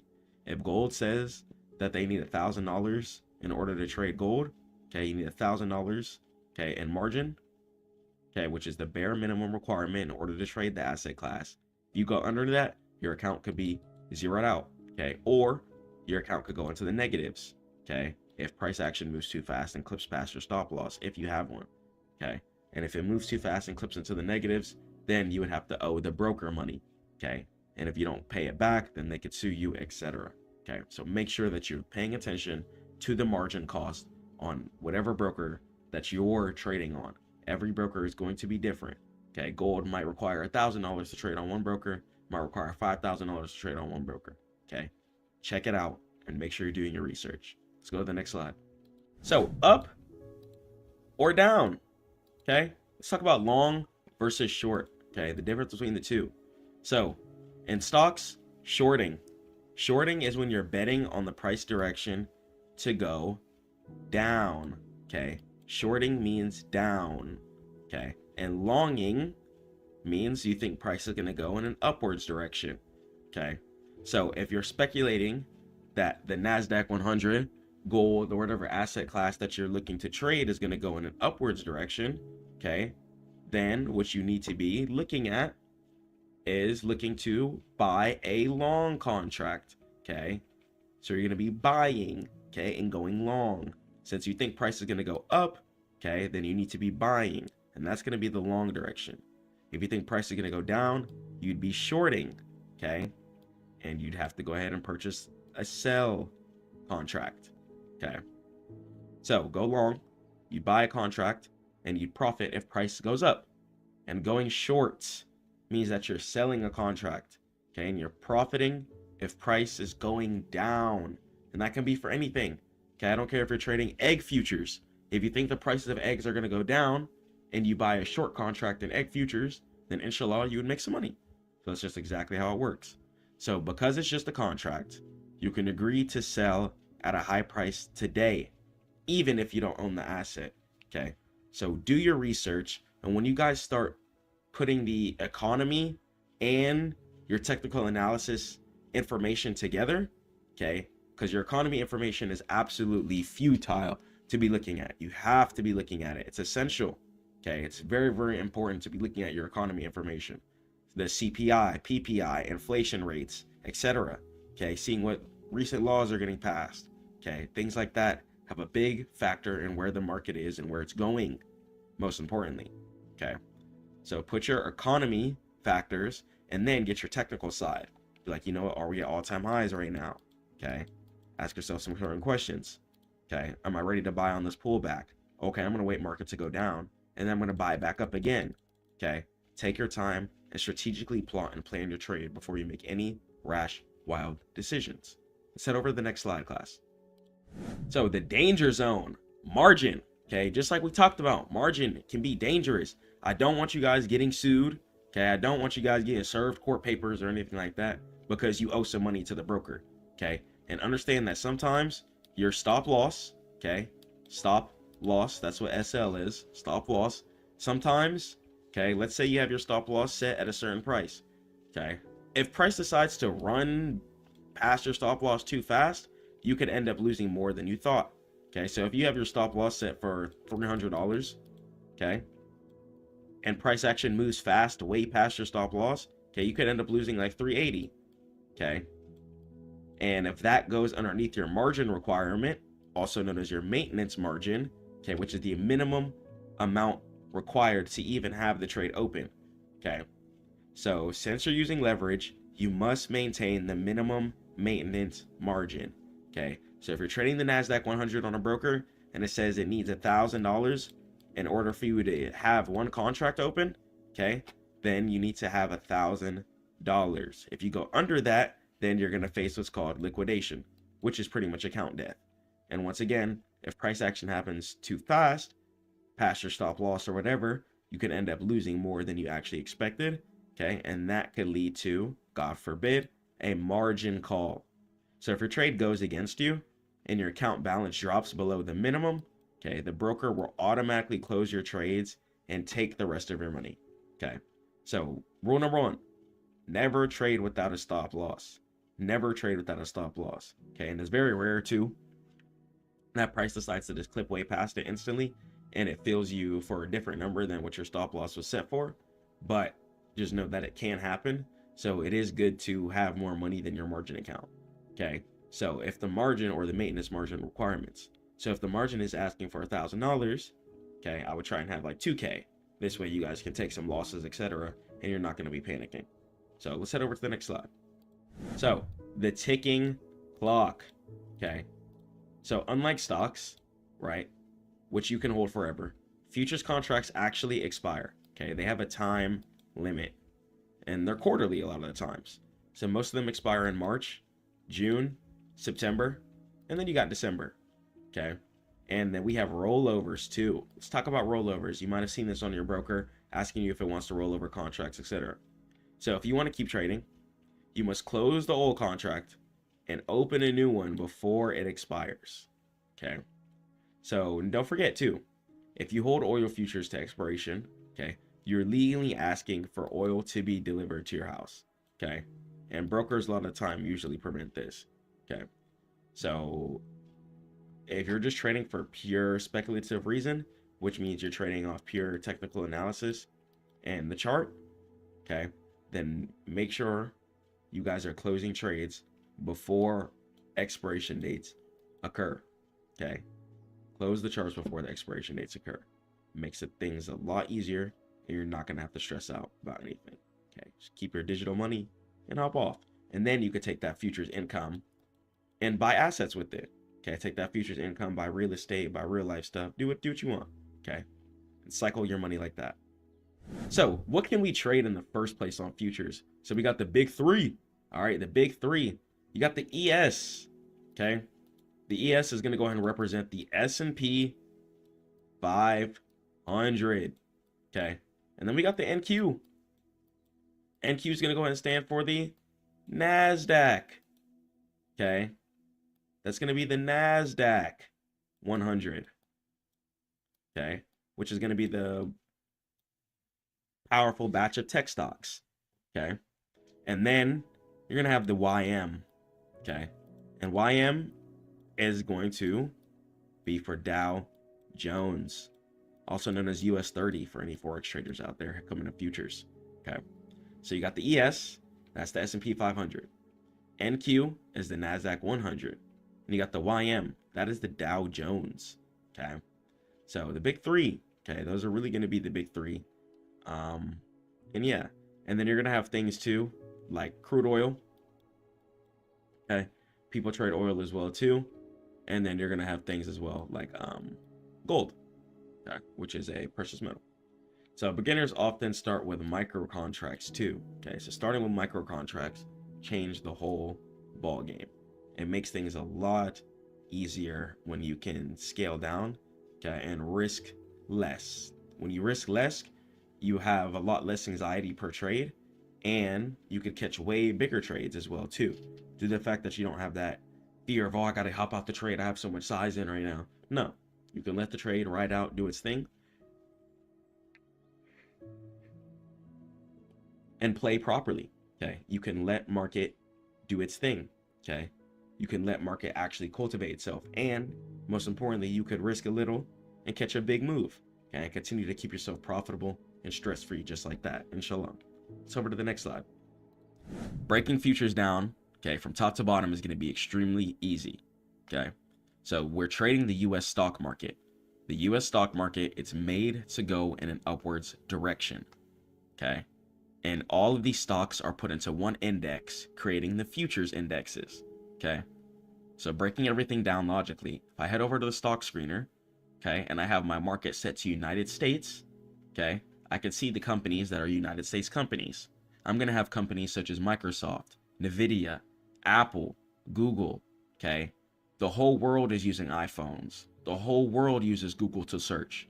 Okay, the whole world owns Microsoft products. Okay, the whole world orders off Amazon. Okay, and we have to also understand that these companies employ hundreds of thousands, if not millions of people, okay, all across the world. And these people are paying taxes. And the more taxes getting paid, the more beneficial it is for the United States government. So of course, the United States stock market would be made to go in an upwards direction. Okay, so forget getting lost deep in the technicals, okay, because market is pretty easy to understand technically. It's just support and resistance and understanding where market wants to go. But understanding where market wants to go and why is going to be a big part. When you're trading the United States stock market, stocks are meant to go in an upwards direction year after year after year, because that's the baseline of the company. America is built off of strong companies. Okay, so take this area for example. you're going to have areas where market decides to bounce from the bottom from. Okay. As you can see, this area here, market decided to bounce twice from this area. Okay. And as we know, whenever we see market bouncing within an upwards direction, okay, that's going to indicate that, of course, buying is coming into place. Okay. And when buying steps into place, that's going to let us know that that's an area of support. Okay. And we want to be looking at everything on our higher time frames first. Okay. So doing top-down analysis and looking at your chart on your higher time frames is going to give you that real bigger picture for absolutely everything. Okay. So start on your weekly time frame and then head down to your daily, then your 4-hour, and then your 15-minute. Okay. Your weekly time frame is going to be your bird's eye view. Okay. We need to zoom all the way out to see the true trend of the market, where stuff is heading to, okay, and how market wants to react on the higher time frame basis. Okay. The higher time frame is going to show us the true price action. It's going to show us where price truly wants to go, what it truly wants to do, and where the orders are truly being placed and stopped at. Okay. Your daily time frame, okay, you're going to use just to see a little closer for take profits. Okay. And then your 4-hour.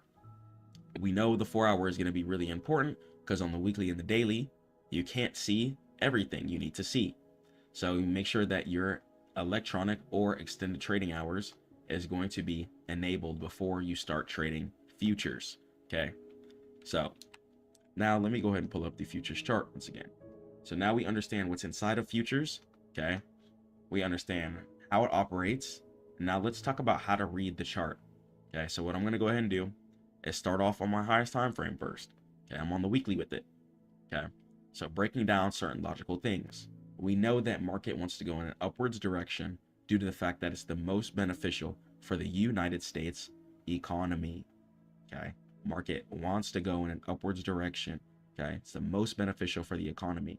Okay. And the United States dollar is one of the most powerful currencies in the entire world. Okay. So our stock market is really, really important. We have innovative minds that build world-changing companies here. Okay. So putting that into perspective, we know that whenever we're trading the stock market or futures, as we can see on the weekly time frame, price is meant to go up year after year after year after year after year. Okay. Regardless of how many new lows are being made, okay, we could still see price heading in an upwards direction year after year after year after year. That's because that's what it's made to do. The United States' backbone is built off of companies and work. Okay. So this is pretty much going to be looking at real life in chart form. Okay. So as more companies get created, as technology starts expanding, okay, etc., you could start seeing more money being pumped in to the economy. Okay. Thus leading the index to go in an upwards direction year after year after year after year. Okay. So trading futures, a lot of the times you're going to be looking to trade longs. Okay. So what a long is means that you're going to be trading in the upwards direction. Okay. So futures, you get paid based off speculation, which means you get paid based off your directional bias. Okay. So primarily, since logically on the higher time frames, we see market going up year after year after year after year after year. Okay. We're going to go ahead and focus on buying up. Okay. Since the market is made to go up, let's focus on the direction where the market is made. Okay. The reason why people short is Forex traders came on and influenced US traders, and people who are in the US are now trying to short. Okay. So you can see this is going to be the United States index, the NASDAQ 100, goes up year after year after year after year after year, almost undoubtedly. Now let me go and pull up some Forex. So I got Forex here. Okay, I can go back all the way back here on Forex. We can see that all-time highs is way higher than it is today. It does not work the same. Okay, the United States stock market is meant to go in an upwards direction. Forex is going to be a lot more sideways. So don't let Forex traders influence you if you're a United States stock market trader. Meaning if you trade options, if you trade futures or shares, understand that these companies are meant to go in an upwards direction. It is not sideways like Forex is. It is two completely different instrument and asset classes and has to be treated as such. Okay, now let's continue. Okay, so we know price is going to go ahead and hunt this all-time highs up here. Okay, price is hunting all-time highs. And let's talk about the V formation. Okay, so market will continue to head up in an upwards direction year after year after year after year. Once again, for the greater good of the world. Now, it's about knowing when to buy. So you don't want to buy when market is at all-time highs. Okay, because remember, we make money whenever we buy longs, which means we want market to go in an upwards direction. So in order to buy when and be profitable whenever market's going in an upwards direction, we can't buy at the tippity top, because then we're just going to eat the whole drawdown. Okay, so you never want to buy at all-time highs. Okay, never buy at all-time highs. Okay, so all-time highs is going to be the highest point into the market. Okay, you never want to buy at all-time highs. Not worth it. Okay, because then you're just going to get pulled back on. But understand that market always wants to try to make new all-time highs. Okay, so in that logic, let's put something together. That means that market will always want to hunt an area of resistance above current price. Okay, to try to meet it again and try to break it, or sometimes it might meet it again. Okay, and then price might decide to reverse hard. Okay, so this is why we want to go ahead and close at the area of resistance, okay, where market decided to fall down from in the first place at all times. Okay, all of our trades are going to look the same from now until we fall off the earth. Okay, until it's time to die, all your trades are going to look the exact same. Okay, we're going to focus on letting market make the top left of the V. Okay, that's going to indicate the area of resistance. We want market to fall down first. After market falls down, you want it to also make the bottom of the V. Okay, so you want market to do two things for you. Okay, you want it to make the left side of the V and the bottom of the V. Okay, the left side of the V is going to indicate where it decided to start falling down from. Okay, so the left side of the V indicates where market decided to start falling down from. And the bottom of the V is going to go ahead and indicate whenever price wanted to stop falling and catch itself. Okay, and whenever market stops falling and catches itself, okay, that's going to indicate an area of support. So support equals buying. Okay, support equals buys. And the top left of the V is going to go ahead and equal resistance. Okay, resistance is going to go ahead and equal selling. Okay, sells. Hence why market's going in a downwards direction. And then once people start buying, longing, okay, buying and longing is the same thing, then market's going to start going in an upwards direction. And understand that logically, okay, because market wants to try and always make new all-time highs, we can put some logical perspectives together. Okay, we can understand that wherever market decides to fall down from, market will eventually try and reach that area again to smash past it, or reverse from the area to try to smash past it again. Okay, so understand that wherever market decided to fall down from originally, okay, wherever market fell down from, it will try and recover to. I don't care what it is. Okay, wherever market fell down from, I don't care if you're looking at futures, stocks, options, whatever. Okay, wherever market fell down from, if it's a half decent asset that people invest into, it will try and recover and break past where it fell down from every single time, because that's the greater good for the economy. Okay, the stock market isn't just going up to go up for no reason. Okay, so I don't want you guys to just be faked out, and I'm not going to be just showing little 15-minute breakdowns of structure and this and that. Understanding the true logistics between everything is going to give you a lot less anxiety when you're in your setups. You're going to have so much conviction, you're going to have so much understanding and understanding that, you know what, price has to go up. It's logically meant to go up. Price already sold off, buying has stepped in. Price is going to go ahead and meet up to the area where it sold off at to try and break into new all-time highs. And you continuously farm that logical structure. You continuously take the same setups. Okay, when you see the staircase stock chart emoji, okay, understand all you see is market going up, pulling back, going up, pulling back, going up, pulling back. Okay, and when you see market making these higher lows, okay, this low is higher than this low. Okay, this low is higher than this low. Okay, we got this low is higher than this low. Once you start seeing market making higher lows and breaking previous all-time highs, okay, you know you're trading a good asset class. Okay, that's going to be an asset class that you want to be focused on primarily, because all you have to do is wait for market to make these little pullbacks. Okay, please pay close attention to this drawing. Okay, that's exactly how market works. All market does is go up, come down, then go back up and break where it previously fell down at. Okay, and take advantage of that. Wherever market previously fell down at, it will almost always want to meet it because it has to break it in order to make progress. So wherever market decides to fall down at is going to be your take profit. Okay. So your take profit, which is when you close and you get your money, that is going to be wherever market decided to fall downward at. Okay, wherever the left side of the V was created is when you're going to take your profit. Because we don't know if market always wants to break into new all-time highs. Okay, market could easily come into the resistance again, okay, and fall down extremely hard, okay, and then break one day again. But still, you don't want to eat the whole fall down. Okay, just take advantage of the logic that's there.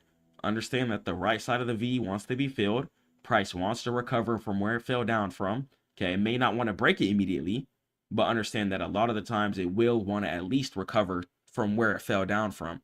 And that window of price recovering to where it fell down from is our money window. Okay, that's going to be our money window. So using all of our time frames and seeing everything and doing our top-down analysis is going to help us put it all together so that we can make the right profitable decisions. Okay, so let's go and let's keep going here. So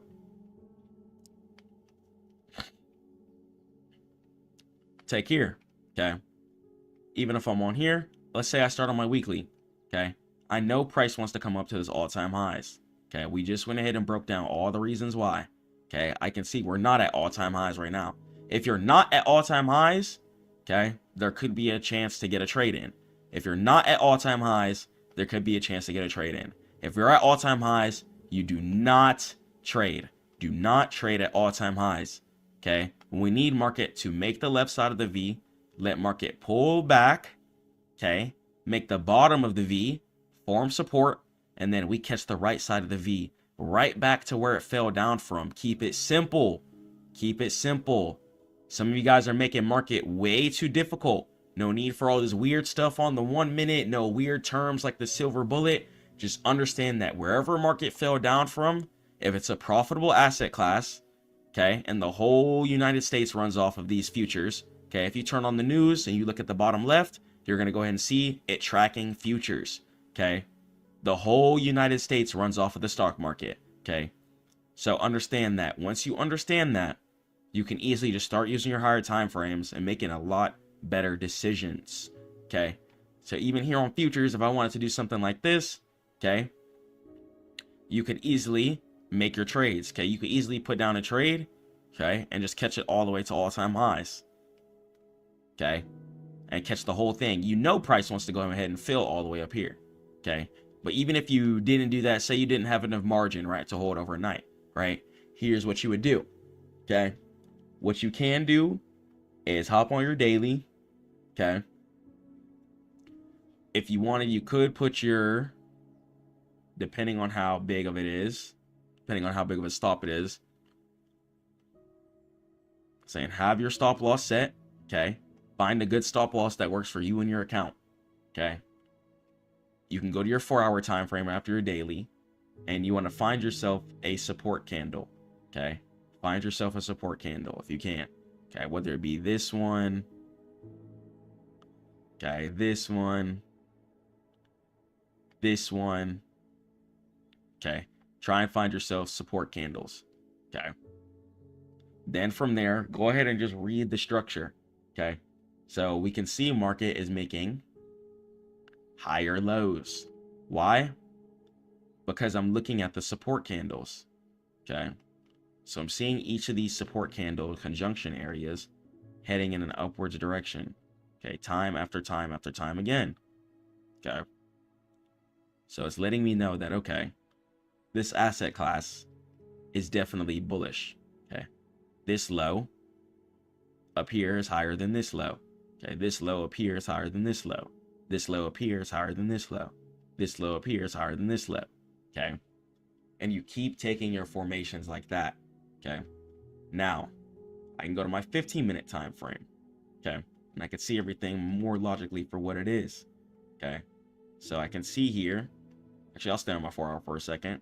Okay, we could see price decided to come in contact with this area here of resistance. Okay, we could see price wants to come up here first on the 4 hour. Okay, so what I'm gonna do is go to my 15-minute. Okay, and I want price to show me bullish structure. Okay, so this is exactly what I mean. So price decided to make the left side of the V here on the 15-minute. Okay, and getting on the 15-minute is where it gets nitty gritty. Okay, it's really turning on your Sharingan, making sure you can see everything that you need to see, and putting that same higher time frame logic on the lower time frames is what's going to make the world of difference. Okay, so go ahead and get on your lower time frames after you've done your highest time frame analysis. Okay, I'm trying to make you guys the best traders in the entire world because it's not that difficult. Okay, after I touch $1 billion from this, so many free guys that's going to be out for you guys. Okay, because it's not hard. It's just you have to get your psychology down packed, inshallah. So look, you could see market decided to make the left side of the V here on the 15-minute. Okay, so on the higher time frame, this is the ultimate beginning of the V is up here on the 4 hour. Okay, we can see market topped out right here before it decided to fall down. Okay, market decided to fall down all the way down here. Okay, found an area of support and then started to make some higher lows.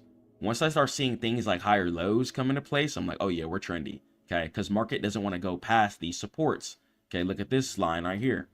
Okay, let me go ahead and change the color of this. So if you look at the yellow line, you can see market has these 2 wicks that did not want to go beneath. Okay, now we have this line up here, did not want to go beneath. Okay, and then we have the support accumulation zone up here. Okay, and price looks like it wants to hold this area right here. Okay, price looks like it wants to hold this area very, very confidently. Okay, price looks like it found another area of support right here. Okay, so I can start seeing here I have my 4 hour wick and I have a 4 hour close above the zone. Okay, so I like that. Okay, I have a 4 hour candlestick above the zone and I have a 15-minute candlestick above the zone. Okay, so I can see that market is trending, okay, in an upwards direction. Market fell down and it looks like it's trying to make the V right here, so then it can go in an upwards direction from here. Okay, and at least hit this resistance. Okay, and this profit window is what we're going to use in order to make our trade. Okay, then from there you'd be able to pull out your risk to reward tool. Okay, this would be long position. Okay, you could put your stop loss below this area of support if you wanted, and then take profit would go ahead and be the area of resistance up here, and we play this for a 1 to 2 about. Okay, so you play this for about a 1 to 2, catch your trade and hop off. Okay, or even if you wanted to play the take profit up here, you could play this one too. Or if you had multiple contracts, you could do it like that. Okay, but if you just wanted to play the first 15-minute V structure after the higher lows were created, then you could go ahead and get in just like that. Okay, so it's doing that top-down analysis, seeing everything, okay, and then catching the V structure, even on the smaller time frames, breaking everything down and seeing it for exactly what it is really going to help you put things into logical perspective and help your trades over time. Okay, so we could see market decided to make the main V here. Okay, so starting off on the weekly, okay, we got all-time highs. Okay, I can see market decided to make some higher lows here, even on the weekly. Even on my daily here, I can see market made the top of this main V up here at all-time highs. Market fell all the way down and made the bottom of the V on the daily. Now I'm going to go to my 4-hour time frame, okay? And I can see market decided to do its thing, okay? Market's decided to trend in an upwards direction, and I could see all the higher lows on a smaller time frame for exactly what it is, okay? I could see that market decided to make this area of resistance here, fell down, but it's still trying to trend up to fill in this V right here, okay? And ideally, it wants to fill in the whole V, okay? So what we can do, I could get on my 15-minute time frame here, okay? And I can open my trade, okay? Catch my 1 to 2 and catch it up here. Or I can move my take profit to up here if I wanted to as well, okay? And keep my stop loss as this support right here, okay? And have the take profit as the final V all the way up there, okay? So it's just about knowing when to enter, okay? So on your 15-minute, you want to make sure that you're seeing that recent support structure, okay? And you want to make sure that you're buying when everyone else is buying. Once again, let me repeat that one more time. You want to make sure that you're buying when everyone else is buying, okay? So if market right here just made the left side of the V, okay? And then the bottom side of the V already got made. So market already dumped down and it already made a bottom, okay? What direction is it most likely going to go into from here? Buys, okay? Because people already sold, okay? And the low already got formed again, okay? And understand that this asset class also has laws in place to make sure it doesn't flash crash to zero, the short sale restriction, okay? So don't expect when market's going in a downtrend for it to last too long, okay? Because people are going to be fiending to find a new low to buy it again because they know it's going to go up year after year after year, okay? So on futures, primarily try and focus on the pullback formations. I'm going to go ahead and pull up the S&P 500 futures, known as the ES. Okay, let's go ahead and let's cover this and break it down. So what I'm going to go ahead and do, just like we talked about, is I'm going to start on my weekly time frame first, okay? Then I'm going to go to my daily, then to my 4-hour, and then to my 15-minute, okay? Then to your 15-minute, finally, okay? So what I like to go ahead and do is ask myself, are we at all-time highs? We cannot trade if we're at all-time highs, okay? We just can't. We want market to pull back first, and then we take it back up, okay? Don't trade at all-time highs. Don't do that. Don't do that. Don't short, don't long, don't do nothing.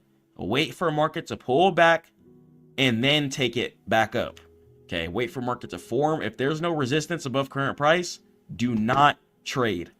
Once again, if there is not resistance above current price, okay, if you can't get on your time frames in market area of resistance above current price, like right here, okay, then you shouldn't be trading. If market's way up here and there's no resistance above current price, you're gambling, okay? You're not playing logically, okay? Market works in structured formations, okay? You know market wants to come up and head to this area of resistance right here. As you can see, market decided to make this bottom right here. Price went all the way up from this bottom and stopped up here, okay?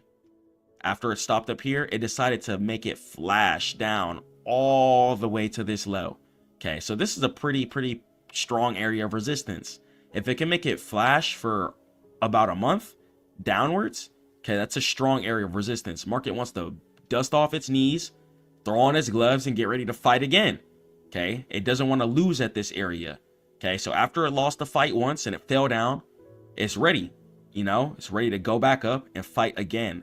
So always think of market as a fighter, okay? After it got knocked out, punched in the teeth, all their teeth on the ground, okay? They come back, mouth guard in, gloves in, training sessions done, and it's ready to try and fight and break the new all-time highs again, okay? So it's real life too, okay? There's going to be seasons where you're dumb up, but when you fall down, are you going to panic? Okay, and trading's the same way. If you panic sell while market's falling in a downwards direction, okay, instead of just waiting for market to bounce at a certain low and then buy then you're going to get your results. Okay, so when you're drowning, you're falling down, you can't panic. Okay, you got to wait, catch yourself, and then go right back up. Okay, so right here, even logically, I know price wants to reach this area of resistance. Okay, price is upset that it fell down from here. It almost can't believe it that it lost. Okay, it lost at this area right here. And sellers stepped all the way in, stopped buying from here. Okay, and market's like, hold on, you know what? Who said sellers could step in right there? Okay, it doesn't like that. It's going to try and break past that area and do it over and over and over again until we die. Okay, that's just how it's created. It's how it works. It's welfare sitting here for us. Sitting here. Okay, all you have to do is plant your seeds. So boom. So market is going to go ahead and chase this main V up here. Okay, and I can know that because one, market decided to bottom out after making that heavy fall down.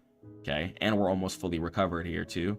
But I can also see market making on my 4-hour higher lows. Okay, so I can see that this low is higher than this low. This low is higher than this low. Okay, and I can start seeing this low even here too. Okay, and then let me get on my 15-minute time frame. Let's check it out. Okay, so I'm on my 15-minute time frame. Let's see everything a little bit more logically. Okay, even right here, this is going to be an area of support here too. Okay, that's a very, very recent low. Okay, and we could see, okay, price decided to fall downwards recently. Okay, price recently fell down from this area of resistance here on the 15-minute. Okay, so what we need is to see market hold an area of support and see if it's really for true. Okay, so after market decided to fall down from this area right here, okay, it came down and it looks like it made this kind of candle right here of support. Okay, so after a heavy sell-off, you want to see, okay, did the market try and bounce from that at least? Okay, so we could see even right here for this top, okay, market decided to have a heavy sell-off, but it decided to find a low right here, correct? Okay, market decided to even come down and test it in the same area. Okay, so I want to see, okay, is this a higher low? Okay, this low right here. Okay, I want to see if this low is a higher low than this low for real. Okay, so what I want to be waiting for is I want more 15-minute candlesticks that are green filling in the right side. Okay, so I can see this low right here is real. Okay, you know this low is real because outside of the zone, okay, you start seeing green candlesticks heading up in an upwards direction, buying multiple green candlesticks in a row. Even down here with this low, okay, you know this low is real because you start seeing green candlesticks heading in an upwards direction, ready to fill in the resistance gap. Okay, but we could see here from this low, okay, it's just a wick. Okay, after this, it's red candlesticks, green, red, green, red, green, really choppy. Okay, really choppy. Hasn't started fully trending yet. Okay, has not started fully trending yet. Okay, after market found this low, green candle, green candle, green candle, green candle, you start seeing them rapidly success in a V direction.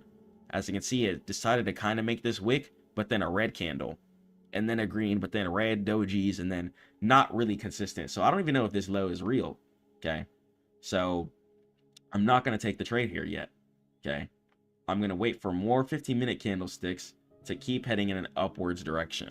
Okay, I want to see price fully give me that V curl. Okay, one thing too, especially when you first start off and it's helping you eyeball, you can draw trend lines too. Trend lines, like when you first start, could help you out too. Okay, it's really just knowing where the area of resistance is. Okay, so look at where price decided to start falling down in the first place. Okay, so price started falling down up there. Okay, in this area up here. Okay, from there, you could draw the trend line off of that. And a lot of the times, by the time the trend line gets broken, it'll let you know if the area of support is real for the most part. Okay, but that's why trend lines work, because price is confirmed. Okay, but you have to close at the area of resistance above current price. Otherwise, it's all going to be shambles. Okay, it's not going to work how you want it to. Okay, so even with here, honestly, it's been a couple minutes, honestly. That's why I like to wait for multiple 15-minute candlesticks. So you have this low, and then you have a bunch of candlesticks above the zone 2 that's closed. Okay. So you could either wait for the trend line to get broken and then enter, and then stop loss could be under the low and take it up to the high. Okay. And it's about knowing when to buy. You buy directionally. Okay. You want to buy after market sells. Okay. We just play logically. Buy after market sells. Okay, that's it. You buy after market sells, and that's literally how you trade. Okay, that's how you trade the United States stock market. Okay, is you buy after market sells off. Okay, after it sells off, then you buy. Okay. So even this here too, like, yeah, you could avoid a fake out if you wanted to just wait for the trend line, honestly. Or you could take your chance and see if this low is pretty real. We're starting to get some more 15-minute structure here that I like. Yeah, and I really, we could either do that, or I really like this too, though. We have a kind of higher low being formed here on the 15-minute. So a lot of the times too, you see how this area of support got tested like twice. So sometimes it'll do that. Take like a price like right here. We got two 15-minute candlesticks stopping in the same place. Okay, after I see something like that, that's gonna let me know, okay, price doesn't want to break below the support. Okay, giving me way more conviction. Okay. Price would have broke below the support if it wanted to, not bounce at the same place. Okay. Once I start seeing stuff like that on my 15-minute, for sure. Yep, I can go ahead and I can get in right here if I wanted to. Okay, stop loss underneath this low. Okay, and then take it all the way up here. Okay. Yeah. For it's a 15-minute time frame. So yeah, this could be like overnight. Could be a couple days. Yeah, for sure. A couple days at max if it's choppy. But a lot of times it'll be like a couple hours. So yeah. And then you just take that structure and you just keep taking your trades. Just keep taking your trades. Okay. And this is a very small stop loss here. It's 37. Let me go ahead and log into my paper trade here to break down the math. Okay. So boom, you'd be playing for about 108 ticks. Okay. So this is a really, really good trade. Okay. So you're only risking, okay, let's say you're on the micros. Okay, you'd be risking $45, right, to make 135. Okay. So that's over double your money. Okay, and this is a pretty small take profit. You could definitely take this take profit up here as well too, if you feel comfortable holding a little longer, for sure. Okay. So if you wanted to take the take profit up here, okay, that would be playable up here as well too. Okay, so you'd be risking $45 to make 180. Okay. And just wherever market decided to fall down from, it'll want to return to. It will want to return to almost every single time. As long as you're trading, whenever market is making higher lows, okay, understand that market is always going to want to fill in and return and try for vengeance again from where it fell down from. Okay. Wherever market fell down from, it's going to try to recover. Okay. It's going to try to recover. And keeping that perspective is really going to help you. Okay. After market makes its low and falls down, okay, let market make its own area of support. Okay. And we can see on the 15-minute here too, once again, areas of higher lows being formed. Okay. I have this area right here. Okay. I like this candle a lot. After that, price went all the way up. Okay. Fell all the way down and then made this low. Then price went up. Okay. Came down and then made this low. We got two 15-minute candlesticks chilling in the same place here. Amazing, amazing area. Okay. So I wanted to stop loss underneath this area of support since we look like we're trending here. Okay. And then take it up to this area of resistance. Okay. For the whole formation fill. Okay. And it's about just waiting for pullbacks, taking the trade. Wait for a pullback and then take the trade. Okay. And being as patient as possible is really going to be the determining factor versus profitability and just unprofitability. Okay. And buying during trending times. Okay. Because you can't just live on your 15-minute time frame and try and do things like that. Okay. It's still important to do the whole top-down analysis. Because we did the top-down analysis, I was able to understand the 15-minute time frame structure a lot different. Okay. Because the 15-minute If I just pull it up, it could be a whole different story. Okay. But when we're on our higher time frames, we can see everything for what it is. We can see that this is the bullish asset class year after year after year. And all we got to do is buy the dips and catch the sweeps back up. Okay. And that's it. So get ready to rumble, traders. Okay. If you guys want more help with futures trading, okay, whether it be education, technical analysis, or anything, head over to stackmode.net. You guys can book a free call with me. I got free courses, free ebooks for you guys, and there's just too much information out there, okay, that I really try and give you guys to help you get profitable, inshallah, if God wills, okay? And let's break down these things, okay? Understand that leverage gives you a lot of power, okay? But you gotta be in control of this. This could be a really good thing or a really bad thing if you don't have it down packed. So make sure you study yourself as a human. Make sure you're aware of your emotions and don't crash out and make irrational bad decisions, okay? And liquidity gives you speed, okay? When everyone is buying, okay, you're gonna start seeing price action flood in a upwards direction. When everyone's selling, you start seeing price action flood in a downwards direction, okay? And risk management is the thing that's gonna keep you alive, okay? And your risk to reward, okay? So if you're risking $50 a trade, you need to be at least trying to make 100 to 150, okay?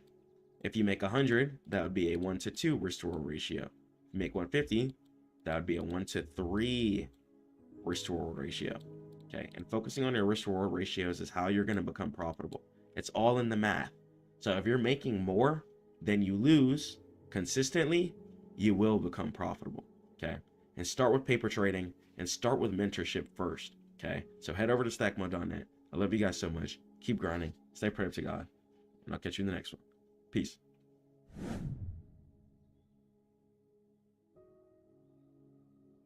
To survive volatile markets, discipline is essential, more so than strategy or indicators. Volatility punishes bad habits, not just bad trades. When a trade moves against you, or price runs, an undisciplined trader panics or chases entries, making them unpredictable, not the market. Discipline distinguishes consistent traders from the gamblers. It means that you stick to your plan, you manage your risk, and you wait for confirmations and wait for the right entries, even when your emotions urge you to break the rules. Long-term success requires self-control, as the most dangerous factor in a volatile market is an undisciplined person trading. And it doesn't matter how much you've made either. A season of having low self-control can wipe out months of progress. Let's talk about how we can train our mind to make the right and righteous decisions in the market, inshallah, if God wills. Welcome. This session will not focus on charts or indicators, but on the single greatest detriment of long-term trading success and success in general, whether it be in business, on the charts, wherever. Discipline is the separation factor, which is going to separate from who's successful and who's not, who's going to be sticking to their stop loss, who's going to be adhering to their risk management, and who's going to be able to take the setups that they said that they're going to stick to. Self-mastery and emotional control, whether in the business world, on the charts, is going to be the separating factor between who's successful and who's not, and who's going to be winning within this world. Let's go and let's jump into the presentation. So the volatility trap, right, where most traders fail and fall in a downwards direction. Volatile markets, like cryptocurrency, amplify human emotional biases. Same thing with futures, leading to impulsive and destructive decision-making that quickly can drain capital. But it doesn't have to be that way, I really promise you. When the market is volatile, it's extremely bearish, which means markets falling in a downwards direction quickly. Or if market's extremely bullish, which means markets going in an upwards direction quickly, you need to be prepared for either sides, okay? If you're telling yourself you want to invest into some spot cryptocurrency, right? Which is where you're going to be making money when price goes in an upwards direction. So if market is volatile and it's making a certain low, you need to think of that as a positive. If market's dumping down really fast, you shouldn't think, oh my gosh, I'm losing all my money. No, that's going to be an opportunity for market to collect more ammunition and sweep back up further. You have to understand that no matter how low the market's dipping, when you're trading a good asset that puts a smile on people's faces and helps the future, within a couple of weeks, months, or years, inshallah, a lot of the times, and you could check out some old price action to see if I'm lying, you'll see price recover way past where it fell below, okay, and previous all-time highs as well. In order for price to keep breaking into new all-time highs, market has to fall in a downwards direction. Market has to come down in order to go back up. It has to collect ammo and collect liquidity.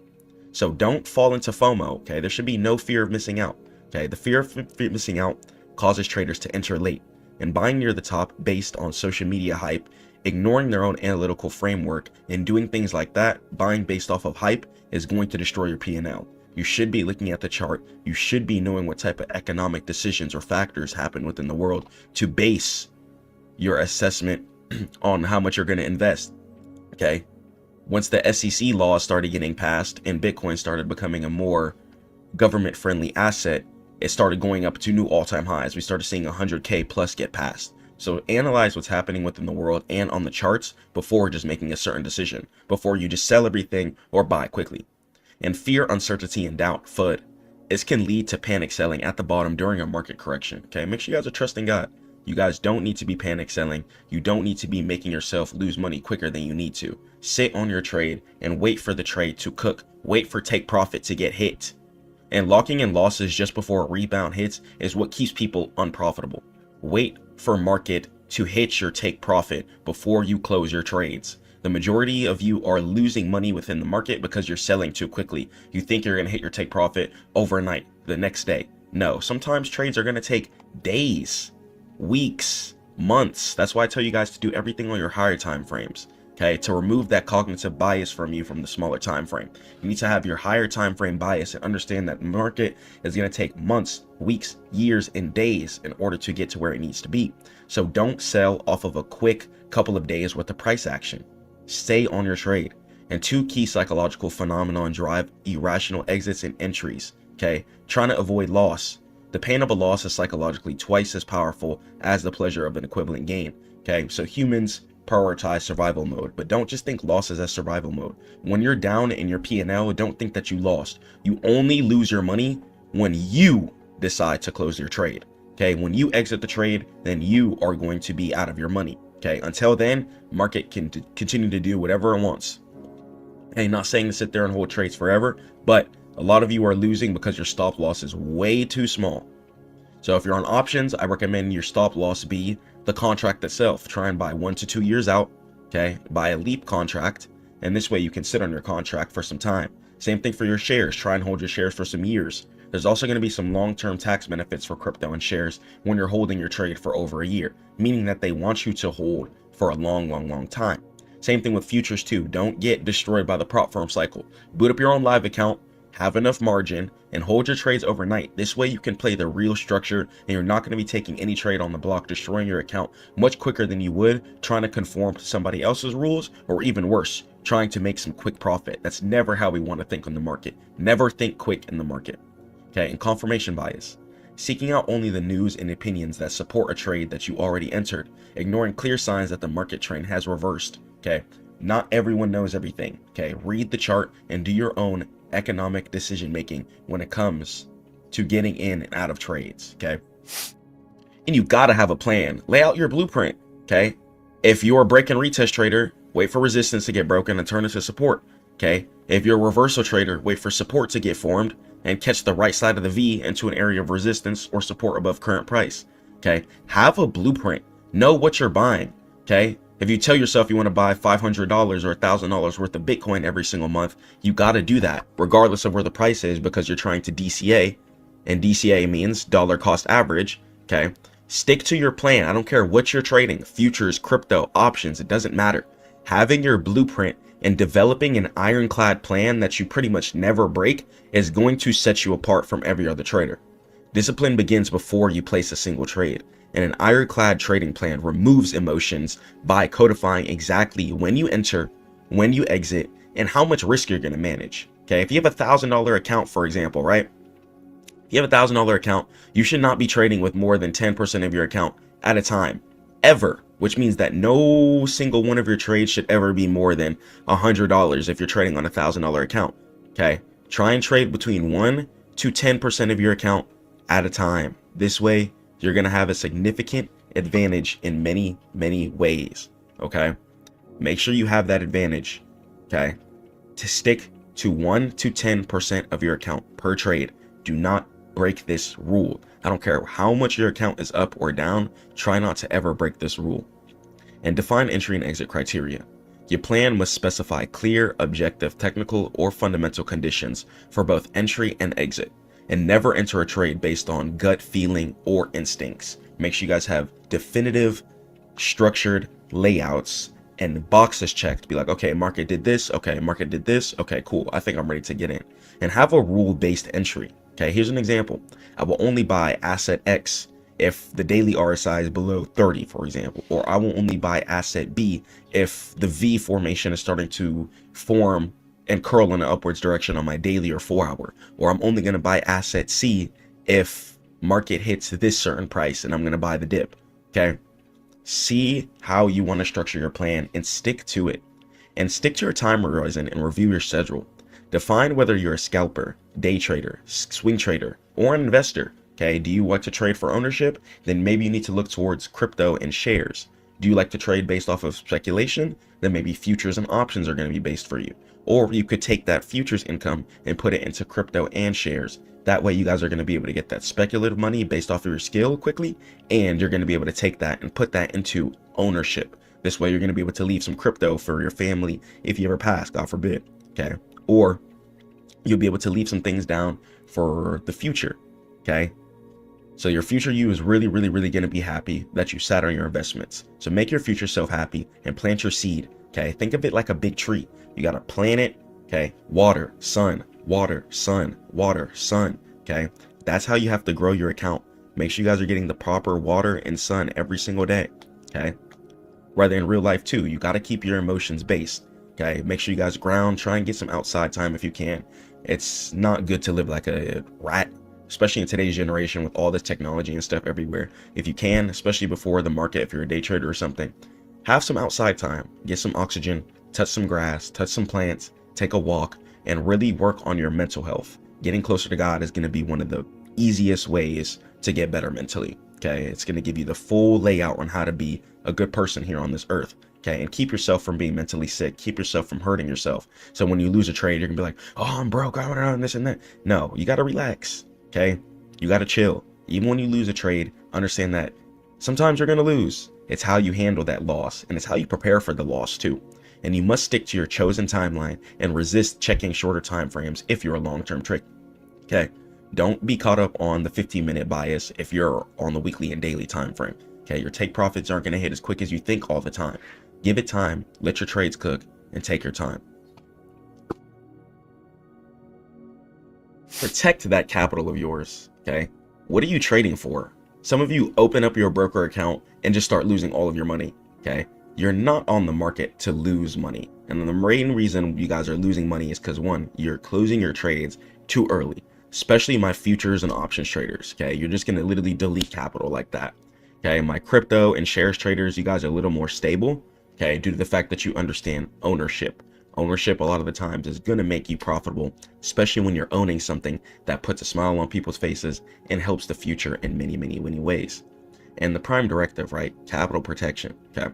The most important rule in trading is not how much you can make. It almost kind of doesn't matter, but it's how little you can lose and how healthy you can keep you alive year after year after year, month after month after month.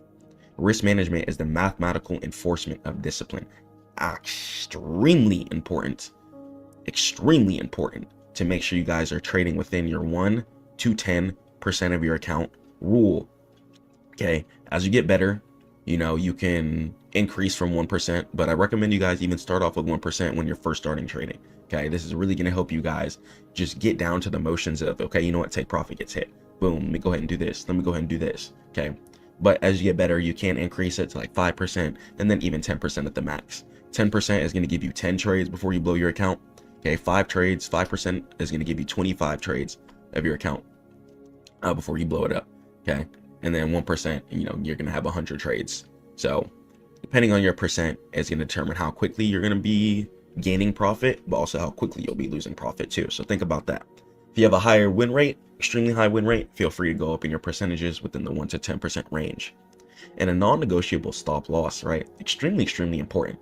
If you say you're going to close your trade here, okay, I don't care if it's a stop loss or a take profit. If you say you're going to close your trade at a certain area, close the trade. Some of you guys are literally extremely undisciplined and you're wondering why you're not making money from the markets. Take profit literally gets hit. You got to close at that certain area before you get reversed on. Okay, it's not like you're just, oh, I'm going to close here. I'm going to close at this area of resistance because I want to. Oh, I'm going to put my stop loss here underneath this area of support because I want to. No, if price were to clip past underneath that area of support, price might fall down dramatically. And if you're a long, that's not what you want.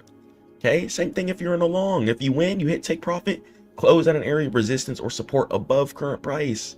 Okay, make sure you guys catch your gap fills. Get your money. Some of you guys are just losing your trades since you want to hold way too long. You got to know where you're exiting at. You got to know where market wants to temporarily reverse in order for it to continue its flow.